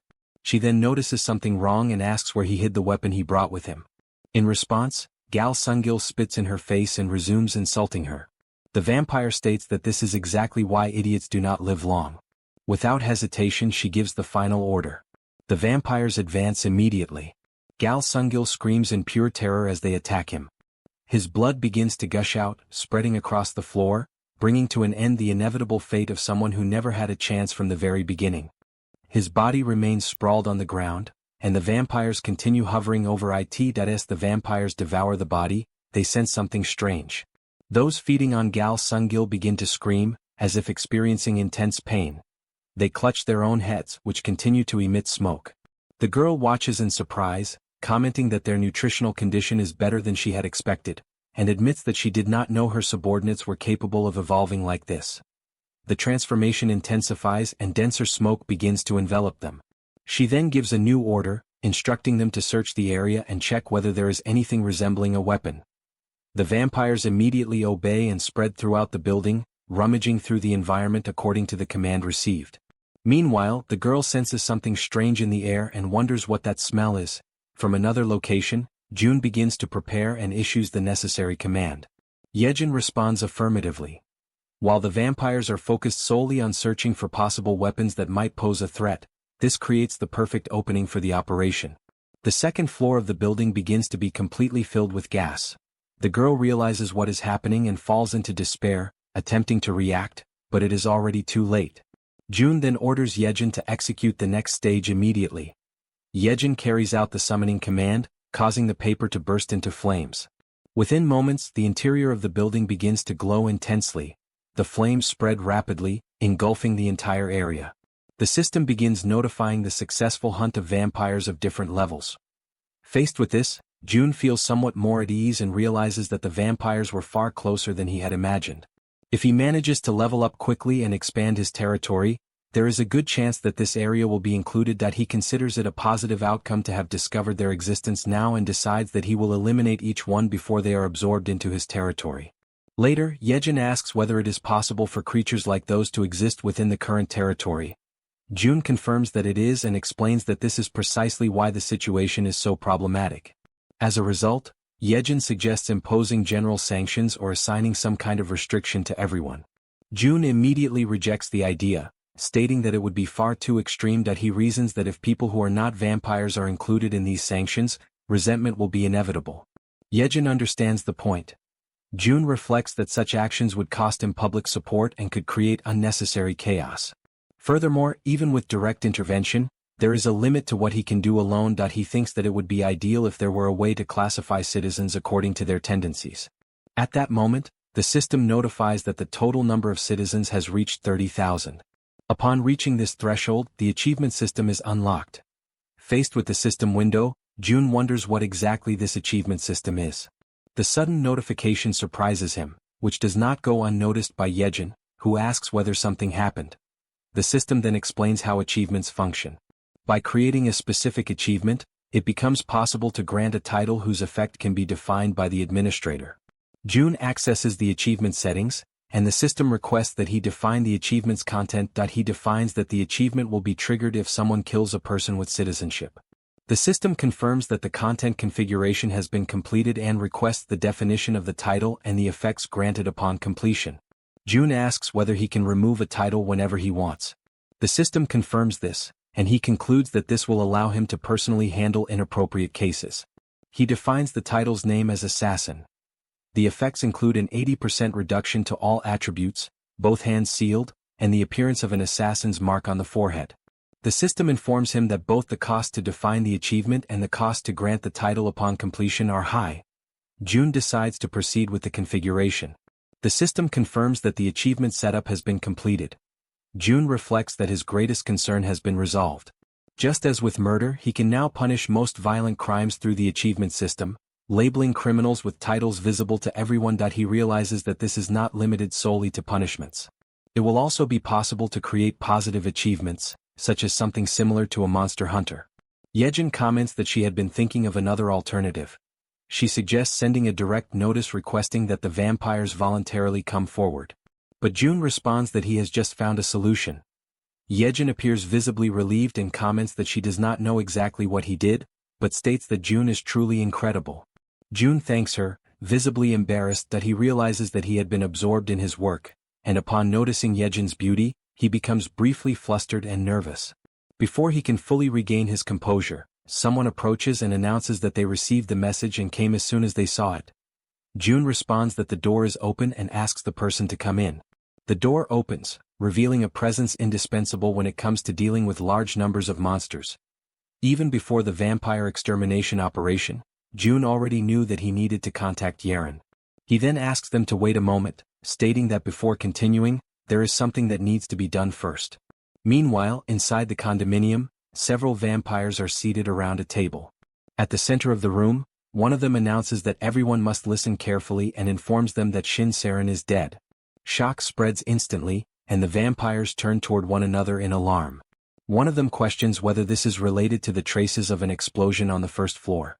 The vampire occupying the center, Sanyok, confirms that the entire corridor on the first floor has been destroyed. He adds that the low-level vampires nearby heard gunshots, indicating that it was most likely the work of those bastards. Another vampire reacts with fury, asking whether he is referring to the damned police. The response comes directly, yes. One of them states that because they were spared for a time, the humans forgot their place and argues that they should be killed immediately and their weapons seized. Another vampire intervenes, saying that the situation is more complex, since the enemies have firearms and a direct confrontation would be dangerous. The bald vampire agrees, stating that the sudden attack and the knowledge of their base raise many doubts. Sanyok reflects that they were aware of the vampire's existence, but a full-scale attack like that raises many questions. He wonders how the base was discovered and why the attack was carried out so suddenly. There are many things he cannot understand. The vampires interrupt his thoughts, urging him to make the call. He states that despite the uncertainties, what needs to be done does not change. They will attack. A female vampire reacts with enthusiasm, while another declares that this time they will wipe out every last one without exception. The leader explains that they will not confront them head-on in order to reduce casualties. The strategy is to exploit the enemy's limited supplies by infiltrating and bringing them down from within. The leader begins to assign responsibilities, but is abruptly interrupted. He turns around, confused, and asks what is happening. At that same instant, the door latch moves violently, followed by a dull thud that echoes through the room. Sanyok remains facing the door as he asks what is happening. On the other side, amid violent coughing, the creature at the door manages to warn that it is dangerous. with great difficulty and coughing without pause, he forces the door open and insists that everyone must leave immediately. The vampire inside the room questions the reason, but he replies that there is no time for explanations and orders them to get out at once. Through his coughing, his final words are almost lost as he mutters about a cursed rat. At that very moment, the rat appears and leaps forward. The vampire is startled at the sight of it, and the animal remains firm in its mission, spreading panic not only in him but also among those inside the room. Overcome by anger and urgency, the leader orders everyone to hold their breath and jump out the window while they rush to obey as quickly as possible. The system notifies that several vampires of different levels have been hunted. Even so, those who were inside the room continue fleeing. Through his vision ability, Jun locates the target and concludes that the vampire is Sanyok. He asks Jaehyeon to continue following with the rat through her connection to it. The strategy of the poisonous mist created by Hyeon eliminates many vampires, but most of them are low level. Those who were inside the room, however, likely belong to Sanyok's elite. Jun reflects that if they do not deal with him now, the swarm will grow again. Meanwhile, the rat continues the pursuit under Jaehyeon's control. Suddenly, the vampire turns swiftly and grabs the rat with his hand, demanding to know what it wants. With extreme force he crushes it, causing the rat to explode. At the same instant, the violent pressure echoes through Jaehyeon's mind. Jun asks if she is alright and she confirms that she is. He grows frustrated for not having eliminated the higher-ranking vampires before they discovered the strategy. Now they know that the poisonous mist is dangerous and that it is spread by the rats. Jun realizes they may retreat into hiding again or even relocate their base. Even knowing that Jaehyeon suffers mental damage every time a rat dies, Jun asks her to check whether the group has moved somewhere else. She hesitates but agrees. He realizes that the poisonous mist strategy using rats will no longer be viable and that he will need external help. For this, the only group currently capable of handling the situation is Han's group. Jun then activates the Absolute Eye and begins searching for Han through his vision, passing through corridors and different areas until he reaches a gym. There he finds Han exercising. The archer woman approaches him and asks how the weight feels. Han replies that it feels much lighter than he expected. She is surprised to learn that it is 350 kilograms, but considers that it may feel light because he has been training a great deal. Han encourages her to try as well, but she refuses. Even so, he insists and reassures her, promising that he will help. Frightened and hesitant, she eventually sits on the bench to perform the bench press. He instructs her to stop immediately if it feels too heavy. When she lifts the bar from the rack, she prepares to exert a great deal of strength, but is surprised to realize that it feels lighter than she imagined. Confused, she asks whether he is helping because she cannot understand why it seems so easy. Han laughs and assures her that he is not interfering. After returning from Janggui Jangjindong, Han's eyes once carried deep sadness. Now, however, that weight seems lighter. Jun watches the scene and feels relieved to see that Han appears better. He realizes they seem ready. He then decides to check on Toji and, using the Absolute Eye again, finds his soldiers fighting orcs. He notices that, compared to the past, the soldiers' movements have become far more natural. Their coordination is more fluid and organic, as if they have evolved along with him. While Toji controls his soldiers on the battlefield, the man with glasses approaches him and calls him by name. Toji explains that he has been training relentlessly after a period of surrendering himself to drinking. The man with glasses says that he too has reached a new level, becoming capable of doing something different. At that moment, he changes his appearance, making Toji turn around in shock at what he sees. Now, the man with glasses displays traits that resemble Black, the crow that accompanies him. Dark feathers form wings on his back, and his body partially transforms into that of a crow. The system then sends notifications. The skill Crow Control has been upgraded to Crow Communion. Another message informs that the Crow Communion skill allows fusion only with targets whose affinity has reached level 100. Observing this, Jun reflects on the meaning of Crow Communion. He remembers that the man with glasses has a crow and that feathers cover his body when he transforms, concluding that abilities can evolve through personal effort. By merging with the crow, his reconnaissance becomes more efficient, and if he can fly like this, his range increases enormously. From the evolution demonstrated, he and Toji seem ready. Jun realizes that only one person is left: Moom. He directs his vision to find him, remembering that Moom recently bought a car and has been hunting in distant locations. Now, Jun sees him seated in the back seat of the vehicle, while two girls occupy the front seats. Moom asks them whether they believe Toji and the man with glasses are simply drinking again that day. Kim De-jong, who is driving, replies that they should leave them alone as they will overcome it in time. Watching the scene, June realizes that, among all the factions in the territory, that group receives the greatest investment and is also the most powerful. Through the ring, he greets them after some time without contact, asks if they have been resting well, and then announces that the time has come to deal with something that will change everything.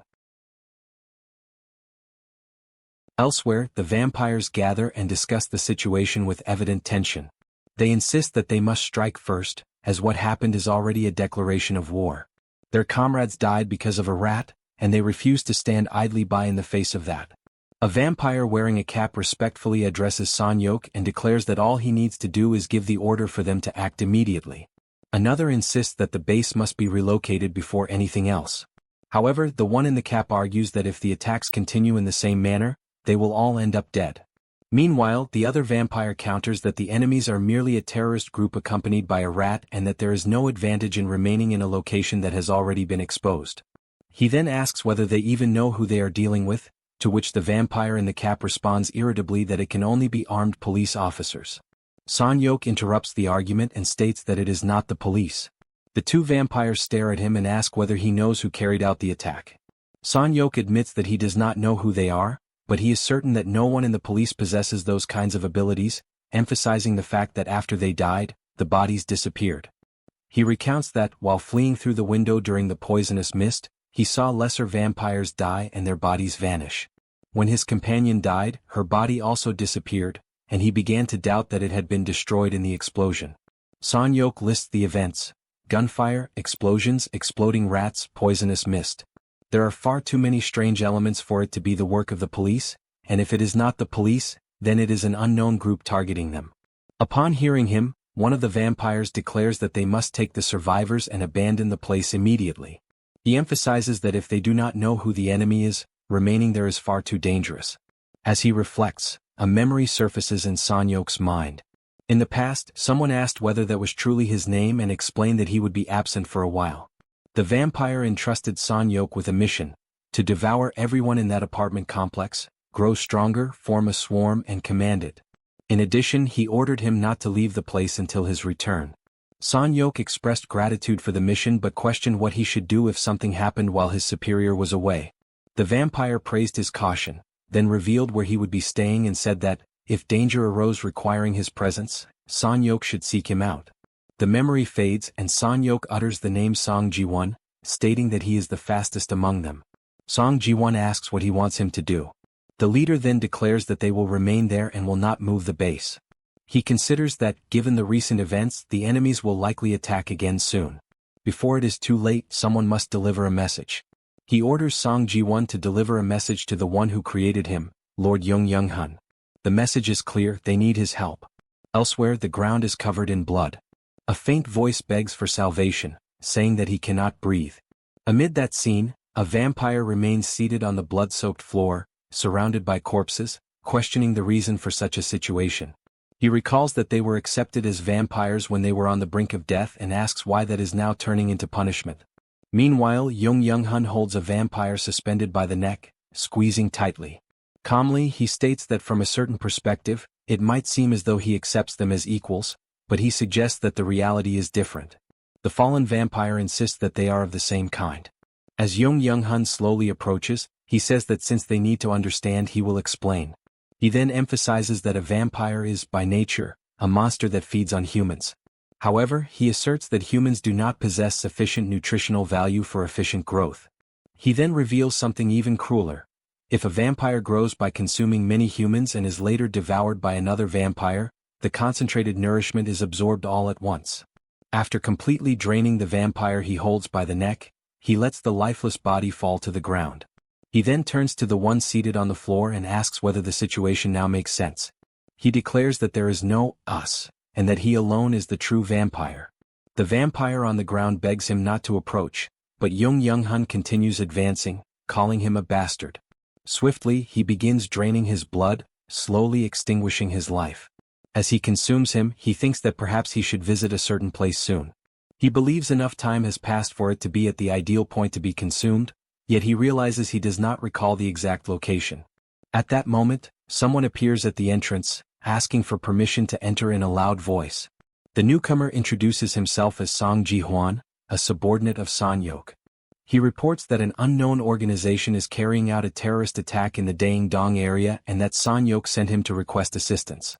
Young-hun casts a sideways glance at the vampire at the door and suddenly laughs, stating that he now remembers the place. The newly arrived vampire notices the scene, reacts in shock as he observes the bodies, and understands what had been happening.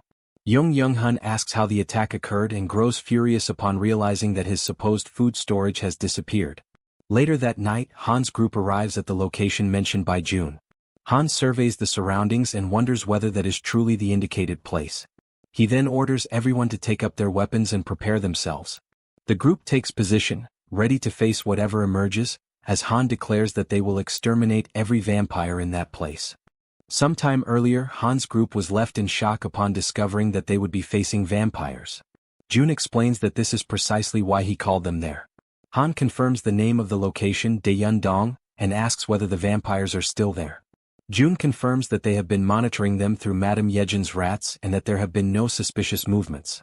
He also states that Han is already strong enough to defeat them, even the most powerful among them. Even so, June shows concern and reminds him that those vampires were once human, and for that reason they differ from ordinary monsters. They can speak. They can beg for their lives when they are dying. And that cruel process can break anyone's heart. So June asks whether Han is truly prepared for that. Han understands the concern but states that, in order to survive in that transformed world, it is an inevitable process. He emphasizes that the day may come when they are forced to kill real humans, not merely monsters that resemble them. Even so, he assures that he will not hesitate. Neither he nor the members of his team. Even if their hearts break, they will rise again just as they have done before. In a lighter tone, he adds that if the situation becomes too heavy, perhaps they will drown their sorrows in alcohol, as his two companions usually do. Hearing this, June sighs and admits that he worried for nothing. He says he feels safer having them by his side and asks them to rely on him once more. In the present, Sanyok remains seated at the table. He watches time pass and notices that they are late, as Song Ji-won should have already gone and returned. The vampire wearing a cap suggests that perhaps Song Ji-won ran away to save his own life. But Sanyok warns him to be careful with his words, for Song Ji-won is not that kind of vampire. Shin Jae-sik argues that too much time has passed without any sign of him. Perhaps he encountered a massive monster along the way and was killed. As he says this, he is suddenly interrupted by a spear that violently pierces through the room. The attack tears through the space, announcing the arrival of Han's group and leaving both vampires frozen in fear. The spear that cut across the room strikes the wall. It shatters the structure, exposing those inside to Han's group as they launch their assault. Han orders the battle to begin. Sanyok reacts immediately, commanding all the vampires in the complex to gather. They charge toward Han's group, outraged that they dared to invade their territory. Shin Jae-sik advances to attack but is struck by Toji's halberd. From a distance, Sanyok realizes that one of the strongest among the lower vampires has been killed with a single blow delivered by Toj, and he grows desperate. A system notification appears. A lower-level vampire, level 28, has been hunted. The corpse slowly disappears before everyone's eyes. At that moment, Sanyok understands that the group standing before him is the same one responsible for the previous attack. He orders all vampires to fight with every means necessary and defend the place entrusted to them by Young-hun. Declaring that they are the ones responsible for the recent act of terrorism against the clan, he demands that they be exterminated. Despite their numerical superiority, one of the vampires questions why the enemy displays such battle experience. Sanyok acknowledges the truth, they are no match for that group. He tries to devise a new plan, but before he can finish, Han's spear pierces through his body. The pain makes him grit his teeth. Han states that he will never defeat them, and that unlike the vampires who only take, they are the ones who have already experienced having everything stolen from them. Han completely impales Sanyok's body. Amid coughing and despair, the vampire utters Young-hun's name and mentions the promise. Suddenly, something emerges between them. An invisible force pushes Han backward. A presence begins to take shape in the space before them. The figure fully materializes. It is Young-hun who has just arrived at the scene. Gravely wounded, Sanyok lifts his gaze toward Young-hun and begs him to save them. Young-hun observes the scene and in a cold tone, questions whether Sanyok is dead, lamenting only the loss of the quality of something he had intended to consume. Then he slowly turns his head and asks whether they are the ones responsible for destroying his food storage. After knocking down yet another rival, Toji remarks that apparently the outer part of the confrontation had already been resolved. Suddenly, he raises his head as if something unexpected had caught his attention. Something had just fallen there a few moments ago, and it leaves him uneasy, wondering what it could possibly be. Shortly afterward, San-yok accuses them of having destroyed his storage, saying that they had completely rummaged through his food supplies. Han, confused, asks what exactly he is talking about. A dark cloud begins to form in San-yok's hands, and he shows clear irritation, muttering that at this rate he would not even be able to eat. At that moment, Han hears the warning sent by June, asking them to retreat immediately. June explains that the man standing in front of them is a high-level vampire, referring to Sang-yok. Before any further conversation can continue, Sang-yok suddenly advances at an extremely high speed. In a sudden movement he strikes Han, and the impact causes Han to fall to the ground in front of everyone. Seeing this, the members of the group behind him shout his name in alarm, but he responds that he is fine and warns the group about the high-level vampire. Further back, Sang-yok observes Han and asks whether it was his ability that made the bodies disappear. Suddenly, something seems to capture his attention. According to his understanding, humans should lack the proper flavor and nutrition for him. Even so, something about that group seemed different, especially Han, who smelled appetizing. That pleases him, and upon realizing this, Sang-yok declares that he has already made his decision. Toji immediately reacts, questioning what kind of absurdity that was. Sang-yok then replies in a simple and cruel manner. Since they had destroyed his food, they themselves would now become his new meal. Without wasting any time, he advances once more, trying to attack the entire group to drain their blood. During the attack, one of his strikes hits Toji. His eyes become visible through the opening of his armor as he stares at what is happening, confused. Soon after, he panics and screams desperately. Before the attack can fully reach him, however, someone appears at great speed. His partner grabs him and pulls him out of the path of the blow, saving him at the last instant. Sang-yok watches the scene and lets out a curious sound. Observing this, Sang-yok asks whether that man was also capable of using teleportation. Irritated, Toji calls him a bastard. Then he turns to his troops and orders them to get up. Seeing this, Sang-yok begins to laugh. To him, the whole situation was extremely amusing.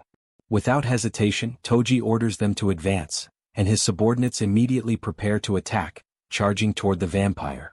Sang-yok, however, remains calm and states that with toys like those, Toji did not stand the slightest chance. Right afterward, he launches a violent attack against the soldiers, trying to strike them before they can get close. But suddenly something makes him stop. In front of him, the archer woman was already prepared to attack. The system then announces the skill being used, Arrow of Light. The archer immediately fires. The luminous arrow cuts through the air at high speed and strikes Sang-yok directly. Without giving him time to react, the Werbear woman also launches her attack. She charges forward with an imposing presence, appearing much larger compared to the vampire at that moment. Sang-yok is surprised but still tries to react. Using his powers, he projects cords toward her and manages to intercept her. With her immobilized, Sang-yok throws her away with great force. Almost at the same instant, the archer woman fires another arrow. Sang-yok, however, was already prepared. He declares that he would not fall for the same trick twice and manages to dodge the arrow. But the moment Sang-yok raises his gaze upward, his expression changes. Above him, the guy with glasses was floating in the air while holding Han. Now Han was positioned above him, gripping his spear and aiming directly at Sang-yok. Concentrating all his strength into that single attack, Han prepares the final strike. Then he hurls the spear at high speed, causing a massive explosion at the location. After the impact, Han moves away and returns near his group, observing the result of the attack from a distance while smoke and debris continue to spread across the battlefield. From afar, Han carefully watches the battlefield. Even after the devastating impact of his spear, something leaves him impressed. Amid the thick smoke still lingering over the site of the explosion, Sang-yok remains standing. Without showing any sign of defeat, he stares at the group, questions what kind of beings they are, and decides to use all of his strength. His eyes turn directly toward the archer woman, and he decides that he will start with her. With cold and absolute conviction, he declares that she will be the first to die. According to him, if she had remained still, she might have managed to live for a little longer. As soon as he finishes speaking, Sung-yuk moves. He advances so fast that, in an instant, he is already in front of the archer to attack her. As he approaches, he insults her with contempt, calling her stupid. The archer, however, shows no sign of panic. She merely displays a small, almost imperceptible smirk. Between them, a system window appears, controlled remotely by June, and at that moment the archer states that it was checkmate. Sung-yuk reacts with surprise, not immediately understanding what was happening. Right afterward, the system issues a notification. A summon had been performed, a 20-kilogram plate. For a brief moment, he becomes genuinely frightened, unable to comprehend what that thing in front of him was. The summoned object fully materializes, and the archer calls him a complete idiot. After some time, Han's group observes Sang-yuk lying on the ground after being struck by the 20-kilogram plate. His head seemed crushed, but something disturbing soon begins to happen. Sang-yuk's head starts to regenerate, surprising the group, who recognize the ability of a high-level vampire. Sang-yuk appears to be awakening and slowly regains consciousness. He murmurs words filled with contempt, calling them filthy dogs and questioning how they dared to put him in such a situation. Han then approaches and states that Sang-yuk's body would not move the way he wanted, because the group had injected a neurotoxin while he was regenerating. Keeping his spear pointed at him, Han demands answers. He wants to know who Sang-yuk really is, who leads the vampires, and where that leader is at this moment. Faced with the threat, Sang-yuk lets out a low laugh. To him, the situation is pathetic. He never imagined that the day would come when prey would dare to threaten him like that. Even so, he decides to speak. He states that if they were curious about his origin, they should know that vampires were the new humanity. A humanity blessed by a certain being and endowed with a power far superior to that of ordinary humans. Han reacts with suspicion, wanting to know exactly what he is talking about. Sang-yuk then admits that, in truth, even he does not know who that being is with absolute certainty. However, there is something he does know, where the others are. Immediately, Han demands that he tell everything. Sang-yuk responds with disdain, questioning whether Han truly believed he could defeat them and reminding him that he was still nothing more than prey. Irritated, Han calls him a bastard and asks what he is trying to do. Sang-yuk begins to move his arm and pushes his own hand into his body in a disturbing gesture. While doing so, he states that exterminating vampires would never be easy and that he would not allow people like them to bring him down. Then he challenges Han to try. Almost at the same instant, the system notifies that a mid-level vampire had been hunted, and an amount in wands along with experience had been deposited into the wallet. Another notification appears. A high-level vampire, level 49, had been hunted. However, since the individual had died by his own actions, the reward value would be adjusted. The system reports that the leader of the Ion Pure Castle had been eliminated. With this, it would now be possible to build an advanced base in the Pure Castle Jaehyeon apartment complex. Another message appears indicating that the skill level had increased. Next, another notification states that the chamber declaration had reached level 25, causing the territory to begin expanding. When the territory expands, June collapses to the ground, feeling intense pain as the area enlarges. Beside him, Jaehyeon watches the situation and asks if the territory had expanded again, and June questions how she knew. The young woman explains that she had already noticed a pattern. Whenever the territory expanded, June ended up exactly like that. June reflects for a moment and realizes that Jaehyeon usually happened to be nearby whenever the territory expanded. Soon after, June asks about the situation in Daeandong, and Jaehyeon responds that the area was clear and that all the vampires had been exterminated. At that moment, however, June hears something through his communication ability. On the other side, Han reports that they had finished searching the complex, but he does not believe there are any survivors. June replies that this was exactly what they had expected and then asks the team to retreat and rest. After ending the communication, he turns to Jaehyeon and says that she had worked hard and could return now. She agrees and begins to walk away. But before leaving, she calls his name. Then she comments that resting was also important and asks him not to push himself too hard. June asks lightly if he really looked that worn out, thanks her for the concern, but says that he still could not rest. Soon afterward, he opens the achievement system. With the expansion of the territory, everyone inside it now becomes part of his domain, so June decides to create achievements to deal with vampires. June declares that the achievement had been defined. Right afterward, the system issues a notification asking him to describe the effects of that achievement. He defines that if a vampire obtains citizenship, their abilities will be restricted and a mark will appear on their face. As soon as he finishes configuring the rules, The system informs him that the achievement configuration had been successfully completed. Without wasting time, Jun decides to proceed to the next task. He remembers that he had received 3 new skill points and comments to himself that he had already decided where to use one of them. He accesses the shop upgrade, and the system informs him that it had been raised to level 6, allowing 1,000 items and applying a 30% discount on all products. However, while analyzing the information, something catches his attention. A new notification informs him that the enchantment function had been unlocked, allowing the construction of an enchantment workshop within the territory. Jun frowns, surprised by the enchantment notification, and accesses construction mode. The system presents the details of the new structure. The enchantment workshop would allow equipment to be upgraded or grant magical effects to them. Next, information about the construction cost appears, along with instructions to select an appropriate location. Jun reflects for a moment and concludes that, considering the required cost, it was fortunate that the building did not require much space. Therefore he decides to place it next to the shop. He chooses Unit 201 as the location and begins constructing the enchantment workshop. However, while analyzing the options, something else draws his attention. A new message appears indicating the possibility of immediate completion of the construction.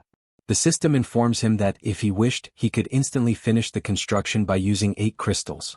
Another notification appears shortly afterward, asking whether he wishes to proceed with the immediate completion. Jun carefully examines the numbers. After reflecting, he realizes that each crystal reduces about 10 hours of construction time, but he decides not to use them, since he needs to save them for the mystic draw. The communication ability and the solution involving the crown had already proven extremely useful, so spending crystals there did not seem like the best decision. Thus he selects the option to cancel. The system confirms that the immediate completion had been cancelled. Jun decides to save the crystals for the mystic draw and also keep the 2 skill points to use later. After finishing the adjustments in the system, Jun walks to the balcony and looks out at the city before him. Within the territory, rescue and construction teams were working to restore what had been destroyed. Roads were being repaired and abandoned vehicles removed. Schools were reopening as well, allowing children to return to their studies, and life was slowly beginning to return. Jun observes all of it in silence. For him, it was impossible to allow the vampires to once again destroy the life and happiness that everyone had managed to recover with so much difficulty. After reflecting for some time, he finally admits to himself that he was tired. With that thought, Jun turns around and walks toward the sofa. Before lying down, he removes the crown from his head and places it aside. He lets out a sigh and leans back, finally able to rest for a while. The scene then shifts to a dark and isolated place, filled with a heavy atmosphere. On the ground, several bodies are scattered, creating a silent and disturbing sight. Among them, one individual remains standing. A vampire. He observes the surroundings for a moment and speaks only one name, Jun. Then he murmurs a single word, Busan. The scene shifts to Jun, who finds himself in an empty and silent place that, as he observes his surroundings, a strange sense of familiarity arises in his mind, as if he had been there before. His thoughts, however, are abruptly interrupted when a voice echoes, drawing his attention. In front of him, several people begin to appear, all speaking at once, their voices overlapping in a collective lament. They say that their families have died, and that this loss has caused them unbearable pain. Amid their despair, they beg Jun to save them, insisting that he is capable of doing anything.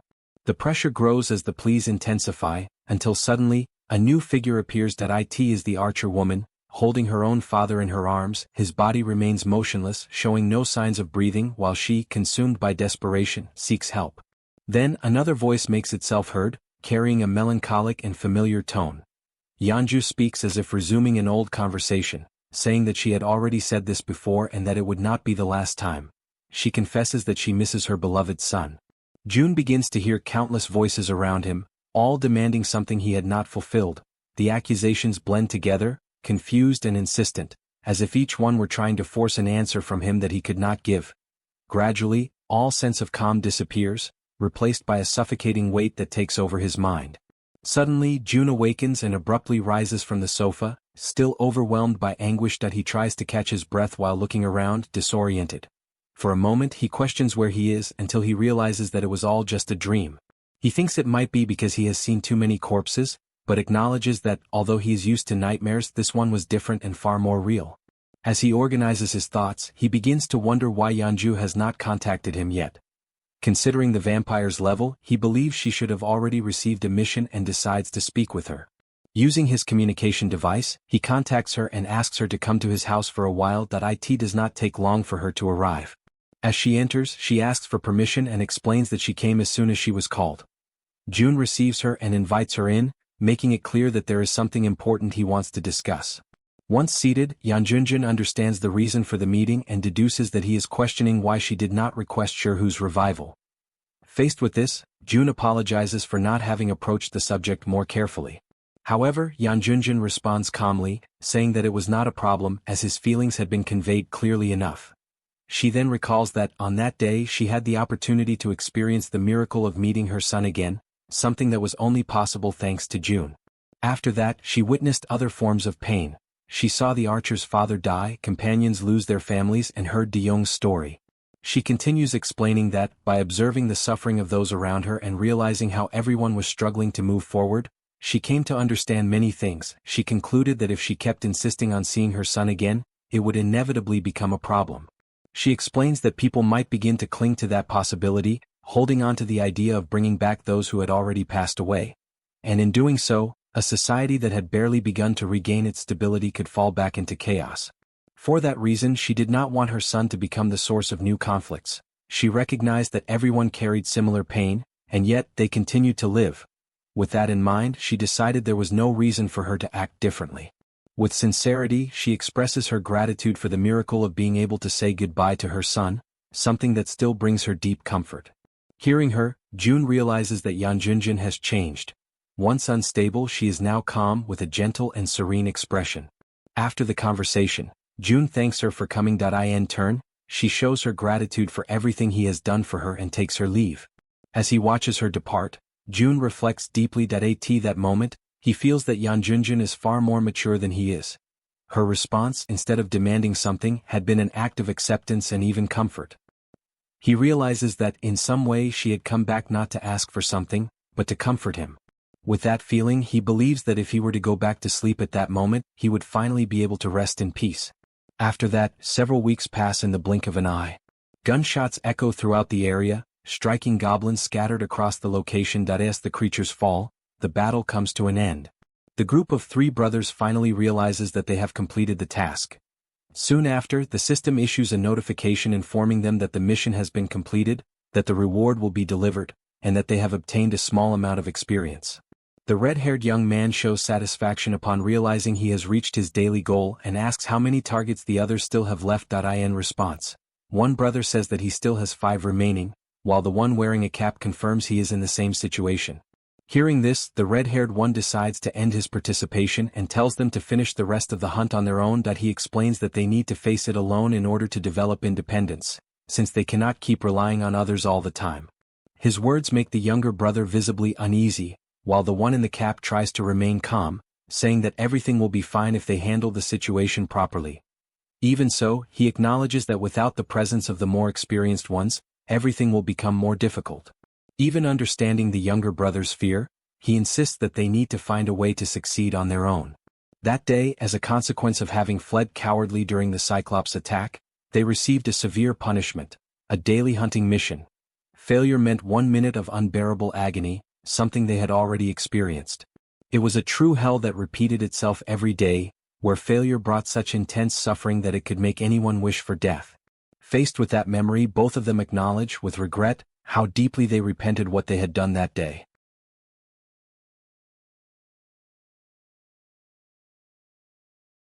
The twins, still out on the streets, faced a harsh and hellish hunt. Despite the adversity, not everything turned out completely bad.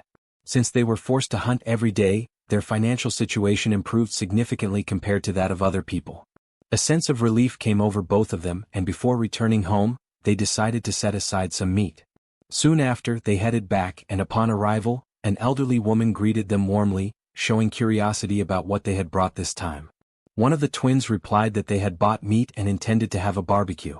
Thanks to this, they no longer had to worry so much about what they could or could not afford, and that thought had been occupying their minds frequently.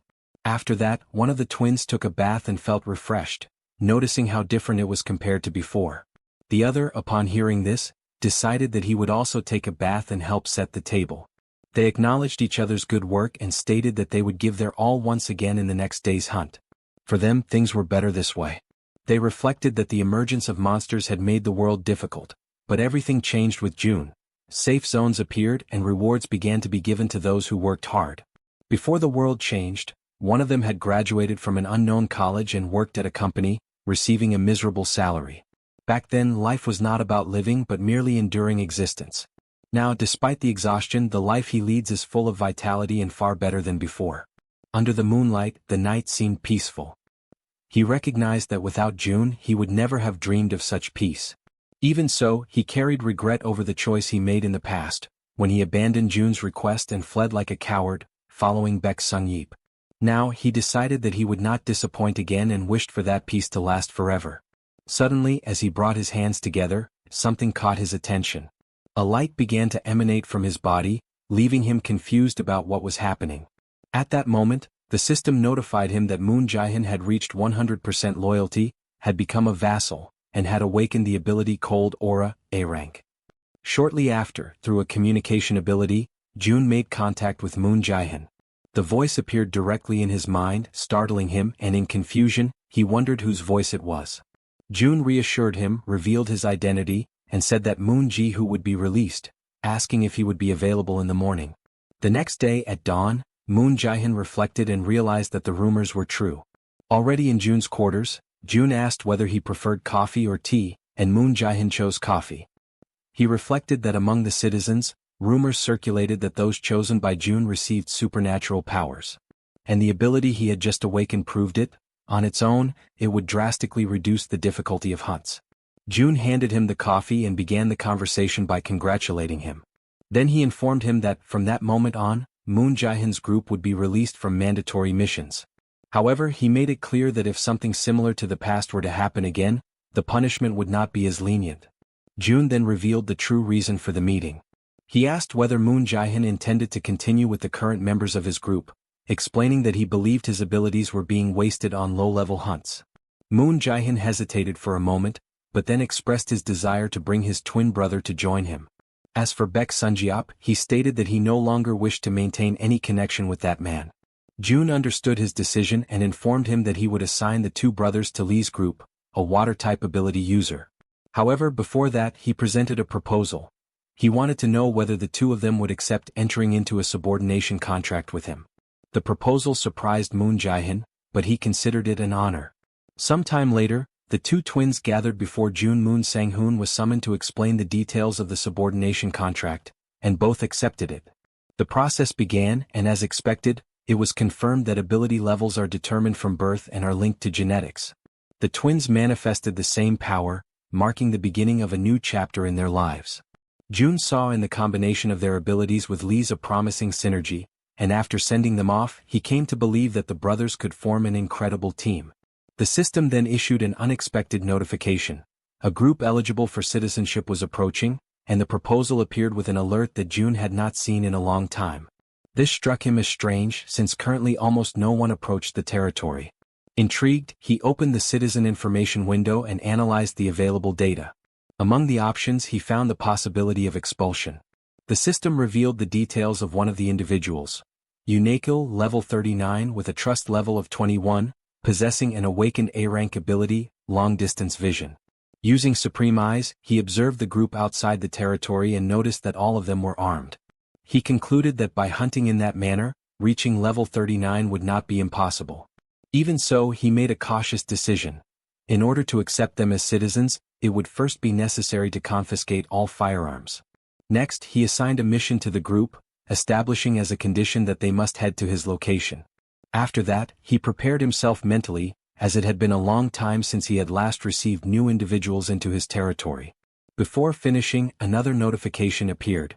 Yet another candidate for citizenship was approaching. June was surprised once again, as this was not common. As he accessed the system, he wondered whether this time it was just a single person. He opened the Citizen Information Center once more and activated his Supreme Eyes. Upon observing the outside, he confirmed it. There was only one individual outside. The system presented the option to grant or deny citizenship. Outside, there was only a single being with an ordinary appearance. But in truth, it was a high-level vampire, already at level 50. Without knowing who the individual is, Jun offers citizenship. His objective is to control all 50,000 citizens, and dealing with a problematic one does not seem impossible. Jun considers that he can restrict this individual's actions through missions and, if necessary, impose death as the outcome. To him, the moment citizenship is accepted, the game essentially comes to an end. However, the system notifies that the target refuses citizenship. Jun finds the situation strange. Outside, the vampire prepares himself. He steadies his stance, concentrates his strength, and unleashes countless punches against the barrier that protects the territory. Immediately, the system issues an alert, informing that an unauthorized entity is attempting to invade. Jun observes the scene and wonders what he is trying to accomplish. The vampire does not retreat, and his blows generate intense shock waves, perceptible even from a distance. Accompanied by heavy booms that echo throughout the surroundings, yet the barrier remains intact. After a continuous sequence of attacks, the vampire finally stops.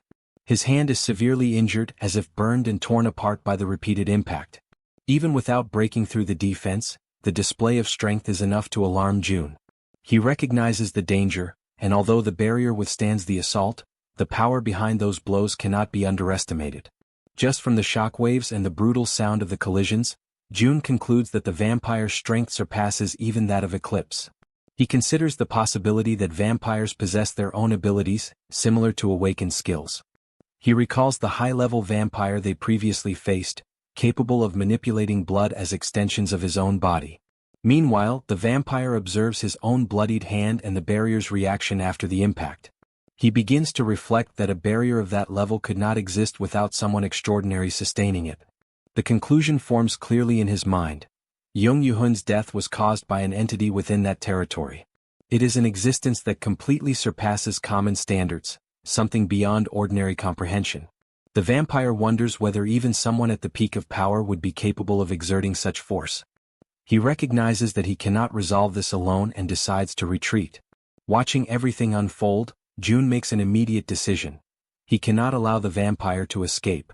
Using his communication ability, he contacts Jaehyeon and summons her, as there is a target that needs to be tracked.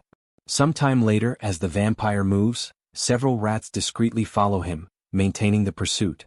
Jaehyeon tracks his movement but warns that the connection will be lost if they continue at that pace, and Jun then asks for the target's location. Jaehyeon reports that he is passing through Shin Haori Station on the Donghae line, but shortly after, the connection is cut. Jun does not worry, stating that Han's group is also in pursuit. Even so, he reflects on the vampire's destination.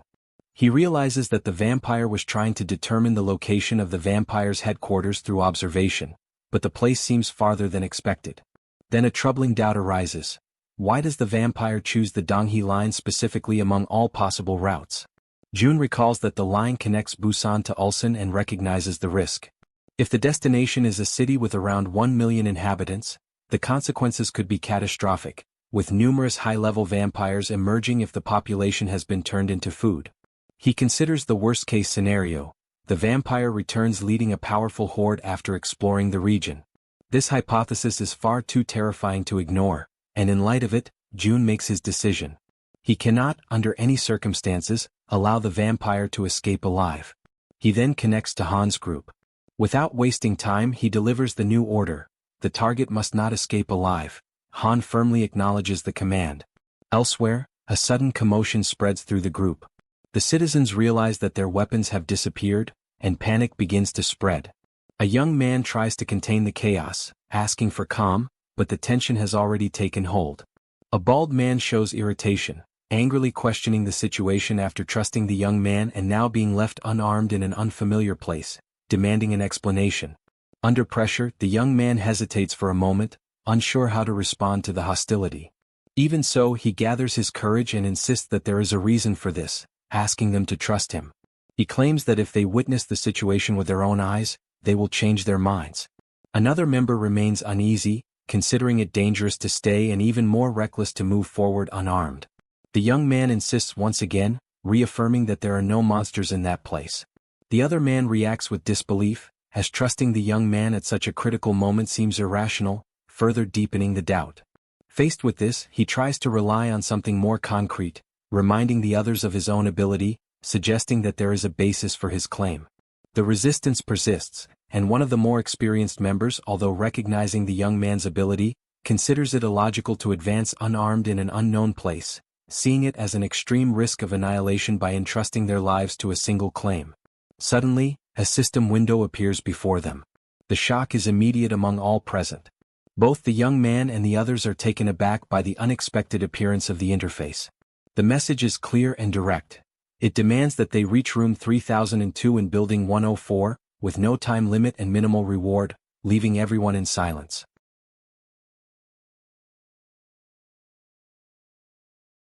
Meanwhile, the vampire continues on his path, unaware that he is being followed by Han's team. Hovering over the area, the man with glasses identifies the target and reports that the individual is right ahead. Observing everything through his ability, June understands the situation and immediately initiates Operation Plan B. He opens his storage and orders the release of a poisonous mist, which quickly spreads throughout the environment. It soon completely envelopes the area where the vampire stands, leaving him trying to understand what is happening. At that moment, Moon appears behind him, takes aim, and fires numerous shots into his back without hesitation. Even under the intense attack, the vampire reacts, while the young man shows confusion upon realizing that the shots did not produce the expected effect. The vampire partially turns and demands to know the identity of his attacker. In an extremely fast movement, he advances, clenches his fist, and strikes the young man with crushing force, sending him flying away.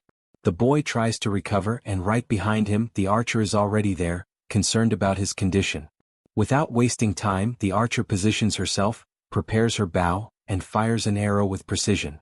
However, the vampire dodges with impressive skill. Intrigued, he questions who those enemies are and how they know about him. At that instant, Toji appears ready to act and orders his subordinates to rise. The prototypes obey immediately, advancing toward the vampire. Even so, acting instantly, the vampire strikes the ground with force, generating an impact that alters the movement of the poisonous mist itself around him. The group notices the action, while June analyzes the situation coldly. He understands that, regardless of how long someone tries to hold their breath, it is impossible to completely avoid inhaling the poison. Furthermore, the substance's paralyzing effect allows the target to be tracked with ease. With the entire team positioned around him, June concludes that the enemy is cornered. He then comments that Han and Yaren should take advantage of the time as they advance toward the location. Within the mist, the vampire, now completely enveloped, concentrates his strength and delivers a powerful blow to the ground. The impact disperses part of the mist around him. Upon witnessing this, the group shows surprise, realizing that he is not an ordinary opponent. The vampire then mentions Young Hoon's name, questioning whether they were the ones responsible for his death. With the mist partially dispersed, June's team remains positioned around him. Observing the scene, June notices something concerning. He concludes that the vampire did not try to escape the mist, but instead bought time to activate his ability while remaining hidden. Already prepared, the vampire directs his attention to Toji's soldiers. Focused on his next move, he clenches his fist and delivers a devastating blow, sending them flying away as if they were mere objects. At that same moment, Toji advances with his halberd, ready to attack. However, the vampire reacts faster and strikes him before he can act, hurling him a great distance away. Moon attempts to intervene to help, but the vampire stops him by grabbing his leg. He declares that he does not know how they managed to defeat Young Hoon, but states that if they try to face him in the same way, they will all die. He then lifts Moon and slams him violently against the ground. Seeing the situation, the archer shouts the fallen companion's name. However, before she can react, the vampire quickly appears behind her and states that this is not the time to worry about others. He then strikes her directly, knocking her to the ground. Han witnesses everything and, consumed by fury, shouts his girlfriend's name. Without hesitation, he throws his iron bar at the enemy, hurling insults in anger. Even so, the vampire easily dodges the attack. Han immediately prepares himself again beside the werbear woman, facing the vampire head-on, ready to attack together. However, once again the vampire anticipates them. He concentrates his strength and delivers a single powerful blow that hits both simultaneously, knocking them to the ground. Observing the two fallen, he acknowledges that, for ordinary humans, they possess a certain level of skill, but still considers them insignificant. He orders them to remain on the ground and watch as he eliminates the rest of the group.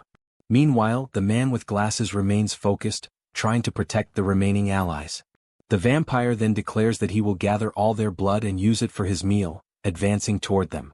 Suddenly, a sphere-shaped barrier emerges, radiating an intense light that halts the vampire's advance. Surprised, he observes the manifestation before him, trying to understand what is happening. At that moment, a new figure appears and apologizes for the delay, explaining that he received the request for help and came as quickly as possible. The man with glasses looks at the newcomer in surprise, still trying to understand who he is. The individual clarifies that the fighters are friends of his son and then introduces himself as Jun's father.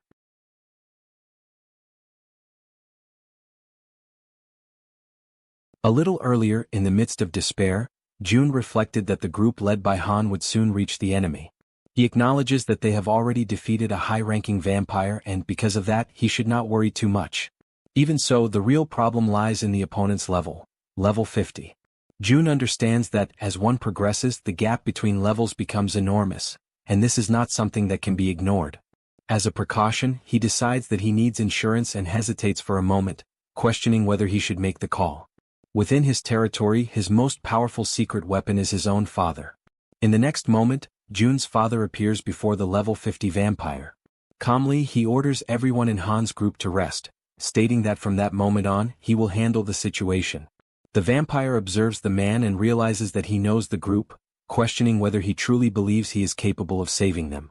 Then he advances with determination, declaring that it will not be possible to rescue Jun's subordinates and that, moreover, he will defeat them all, including that man. Jun's father prepares himself with complete coldness, as if he were not concerned about what is approaching him. Before the vampire can react, he surprises him with a powerful kick to the chin. The impact is so strong that it completely disorients the enemy. Stunned, the vampire realizes that his body armor, capable of blocking even bullets, is pierced by a single strike. He cannot believe that a human is capable of something like that. Meanwhile, Jun's father remains entirely focused on his objective, defeating the opponent in front of him. Han's group watches the scene in total shock, unable to believe what they are witnessing. Without showing any hesitation, Jun's father prepares for a final blow. With a devastating attack, he pierces the vampire's body, going through his abdomen and leaving a large hole. After the impact, he clenches his fists and with a faint smile, remarks that this more or less resolves the situation, praising everyone's effort and suggesting that they return. Gravely wounded, the vampire acknowledges his defeat.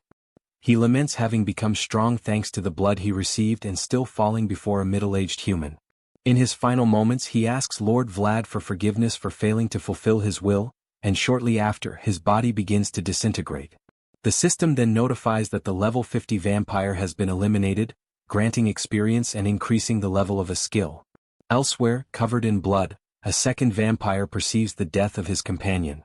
He states that Go In-seok is dead and orders Seo Nuri to depart immediately for Busan, which is promptly obeyed. Meanwhile, within Jun's territory, the territorial barrier begins to expand once again. And, like every other time, he feels an intense pain run through his body, leaving him in complete despair. Near him, Dabin approaches and offers him water, asking if the territory has expanded again and whether he is all right. Jun replies that it has already passed and that there is no reason for concern.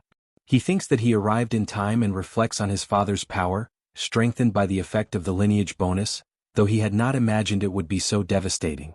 He also recognizes that Han's group possesses titles that increase their strength, making them superior to what their classification indicates, but even so, it does not compare to his father's energy protection. Looking at the system window, Jun reads a notification informing him that the Citizen Moon has exhausted all mission attempts for the day and that his activities will be evaluated. Confused, he reflects that he had considered everyone, including Han's group, as his vassals, and that each one needed to complete 3 daily missions. The efficiency was high in relation to the cost, and they did not fail to complete their tasks. To be honest, he did not have high expectations, but everything ended up working out well. Even so, he wonders what kind of reward increase might arise. Soon, the system announces that the evaluation has been completed and congratulates him. Surprised, Jun reads the next message. He receives skill points as the main reward. He reflects that until then he had already received many rewards from daily missions, but skill points only twice, and on both occasions it happened thanks to Moon. At that moment, Dabin asks if he received good news. June turns and, in a light tone, states that it feels like he has won the lottery, making it clear that something very good has just happened. June reflects on the remaining skill points and decides to improve the shop's abilities, realizing that at the pace he is progressing, he will fill all the slots before reaching level 30. In light of this, he recognizes that he had never carefully thought about how to use the points he earns, but understands that even if they are obtained easily, he cannot afford to waste them. While analyzing the system interface, something catches his attention. He notices an option related to his health and begins to consider the possibility that, by improving this aspect, perhaps the pain he feels when leveling up might decrease. Even so, he hesitates and considers the decision risky because if he upgrades this trait without thinking and the result is something ordinary such as simple increased regeneration, it could become a major waste. The system then displays a notification, asking whether he truly wishes to improve his ability to maintain his dignity. After a brief moment of decision, June confirms, and immediately something begins to happen before him directly within the system window. Soon after, the system informs that the skill maintaining the sovereign's dignity rises to level 6. Surprised, June reacts mentally, not fully believing what he sees. Then, a new notification appears informing that a new feature has been added. Meanwhile, elsewhere, the scene shifts to an environment dominated by destruction, with abandoned and wrecked cars scattered everywhere. It is the city of Ulsan, now dominated by vampires who roam freely throughout the region. Among them, a figure issues a direct order. Young must eliminate 2 high-level vampires, both strengthened directly by a superior entity. When Busan is mentioned, the place is treated with particular weight, as if it hides something beyond the ordinary.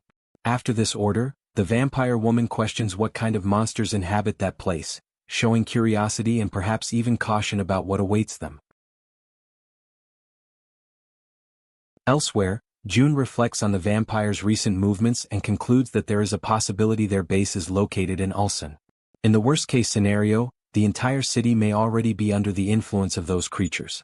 Ulsan is an industrial city with a population of over 1 million people, and if the vampires are using all of those residents as food, then naturally there must also be many high-ranking vampires gathered there. Furthermore, remembering what the high-ranking vampire captured earlier had said, June realizes that there is probably an entity even superior to him. Because of this, June asks Han whether he would feel confident facing several high-ranking vampires if they were to appear at the same time. Han admits that it would not be an easy battle. Then June explains that there is a method to artificially increase the power of those who have been registered as vassals by investing money to raise their levels. If he invested enough to bring Han's group up to level 50, equivalent to high-class vampires, their chances of victory would be high, though the cost would also be enormous. June's father then comments that perhaps he alone would be capable of facing 3 or 4 of those monsters by himself. However, if he fought alongside his wife, he believes they could defeat many more. June knows that this is not an exaggeration. Thanks to the skill called King's Blessing, the physical enhancement effect is activated whenever his father is near his mother. In addition, if Kim Dae-jung's blessing were strengthened, she might truly be capable of defeating all the high-ranking vampires on her own. Even so, June remains uncertain and wonders whether his father would also be capable of facing the creatures recognized by the high-ranking vampires themselves as superior beings. At that moment, John, the man with glasses, states that he will head to Ulsan to conduct reconnaissance, and June asks whether he intends to go alone. John confirms that he does and explains that, with his ability, he can travel quickly to Ulsan and return in a short amount of time. June then considers that, given the distance, John really would be able to arrive there quickly. However, if that place truly is a vampire nest as they suspect, the enemy could be extremely dangerous. Even so, John replies that this is something he must do.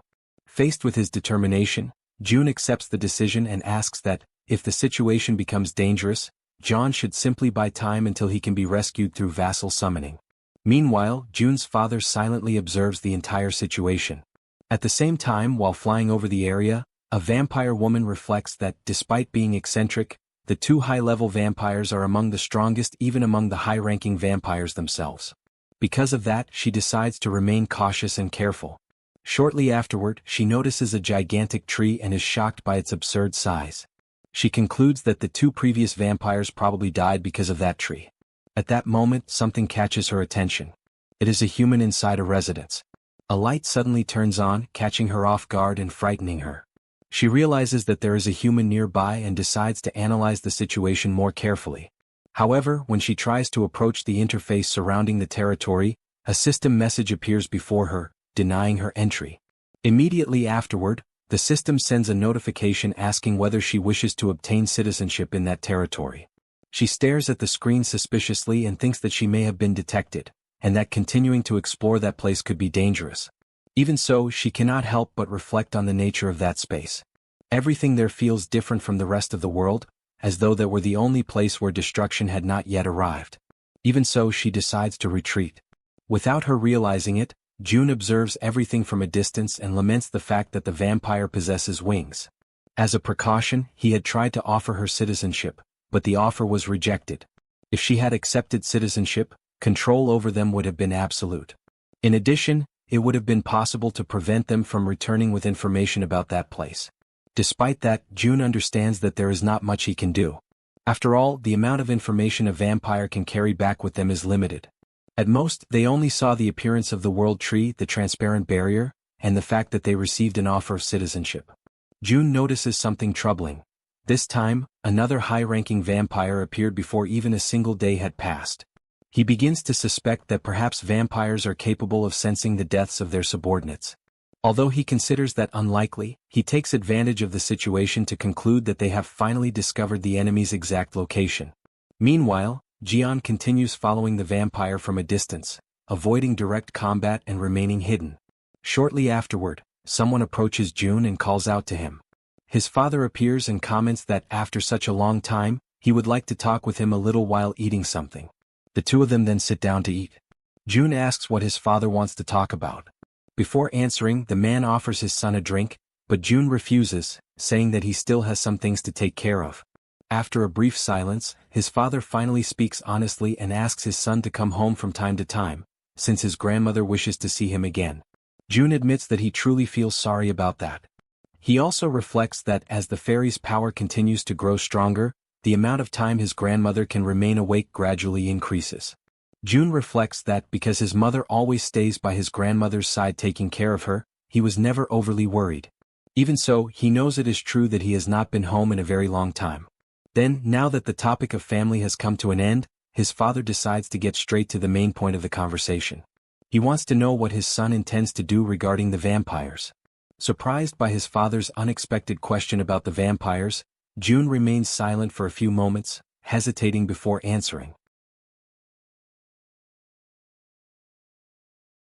His father repeats the question about what he intends to do regarding the vampires. He then also asks what his son is doing and what his plans are. In response, June explains that he first needs to discover the true extent of the vampires. Only after that will it be possible to think of a way to eliminate them, according to the level of threat they represent. His father then asks whether there is really any reason to exterminate them. June looks at him in surprise, unable to understand the question, but his father continues, saying that if the vampires truly control Ulsan, then the situation is extremely dangerous. He points out that June's group could be at risk as well as all the people living within his territory. Because of that, he questions whether it is really necessary to take such a great risk. He states that even if the vampires decide to attack, he believes it will still not be too late to react, and that, in addition, by remaining there, June will be able to make full use of the safe zone ability. In the worst-case scenario, everyone will be able to hide inside the protected territory. With that, he once again asks what reason there is to work so hard to eliminate the vampires. June reflects on those words. What his father says is not wrong. Even if the vampires attack, they will not be able to cross the invisible barrier. Even so, he never wants to go through the same situation again. Even though he is prepared, he still feels anxious whenever he remembers what happened. He then begins explaining that, before he knew about the existence of vampires, he had unknowingly accepted one of them as a citizen. He decides to tell his father everything that happened that day. Furthermore, he states that he intends to eliminate at its source any threat that has the potential to turn into a tragedy. It does not take long for him to recount all the events. After hearing about the tragedy of that day, his father falls silent and adopts a serious expression. June then declares that those monsters feed on people and that he cannot bear the thought of something similar happening again. Even if the vampires have taken over Busan, there are certainly still survivors. Because of that, he intends to exterminate the vampires in Ulsan and rescue those people. He also states that Han's group will continue leading the operation, but this time June will not simply stand by and watch. He intends to help as much as he can within his capabilities. Just as he is about to continue speaking, his father suddenly interrupts him and apologizes. Confused, Jun asks why. The man replies that he believed his son was doing all of this solely for the experience he could gain. Jun immediately reacts, questioning whether his father really sees him that way. Embarrassed, the man explains that defeating a powerful vampire provides an enormous amount of experience. He then tries to change the subject, asking whether Jun wants to eat anything else or if he would like him to prepare more food. Shortly afterward, he sighs and says that if that is truly the reason Jun is fighting, then he will not say anything more. He only asks that his son always remain careful and prudent. If he ever needs help, he should get in touch immediately, no matter the time. Jun agrees and thanks him. Some time later, in another location, the vampire woman continues flying through the skies.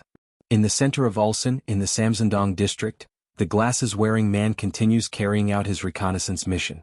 As he observes the area from above, he concludes that it is probably the vampire's hideout, so he decides to descend a little further to get a better look at the area. At that moment, a vampire shouts that there is a person running through the streets. The vampires quickly agree to capture the person and prevent their escape. From high above, the glasses-wearing man notices the commotion and wonders what is happening on the ground. The young woman runs desperately through the streets, covered in sweat. As she flees, she begs the vampires to stop chasing her and let her escape. Behind her, they continue the pursuit, ordering her to stop immediately. The girl keeps running without looking back, but her pursuers continue getting closer. Suddenly, she is startled when she realizes there is nowhere left to run. A wall completely blocks her path. With no way out, the young woman comes to a stop, causing one of the vampires to start laughing and declare that he has finally caught that miserable piece of trash. Despair begins to consume the girl's heart. She deeply regrets her decision to end up in that place and to have placed too much faith in her own abilities. She never imagined that she would end up cornered there only to die as prey for vampires. If she had known this would happen, she never would have come there because now, to her, everything seems over. However, at that exact moment, the glasses-wearing man dives down from the sky. Using his crow claws, he quickly reaches the girl, grabs her, and lifts her away from the vampires, leaving the young woman startled by the sudden action. He tells her to calm down and explains that he is only trying to save her because she appeared to be in danger. Surprised, she asks whether he is really a person, but he replies that he will first take her to a rooftop that seems safe, and after that they can talk calmly. Without wasting any time, he continues flying while carrying the girl, while one of the vampires becomes furious and asks who that idiot is who dares steal his prey. Meanwhile, overcome with emotion, the young woman shouts for all the vampires to die and go to hell. The glasses-wearing man immediately scolds her, warning that that kind of shouting could attract even more vampires to the area. Shortly afterward, he lands on the rooftop of a building and sets her down safely. After being placed on the rooftop, the girl thanks him for saving her. He replies that there is no need for thanks and says that instead, he would like to ask her a few questions. He then asks how much she knows about vampires, to which she replies that she has heard they die when their hearts are destroyed. Moon asks if that is all she knows, causing the young woman to hesitate for a moment before answering that maybe it is, and maybe it is not. Without wasting any time, the glasses-wearing man asks her to tell him everything she knows about the vampires and then asks how far they have spread throughout the city. The girl watches him carefully before asking whether he is curious about where the vampires usually gather. Upon hearing that, he immediately shows interest. The girl then reveals that she is a specialist in that kind of information. The glasses-wearing man considers it great luck to have found someone like her after crossing the entire vampire-controlled zone alone. However, the girl replies that such information is valuable and difficult to provide for free. But at that moment, something interrupts her speech and leaves her surprised. Right in front of her, leaving her completely shocked, a can of soda and several food items begin to materialize. The glasses-wearing man then calmly asks whether that will be enough for her to share the information she possesses about the vampires.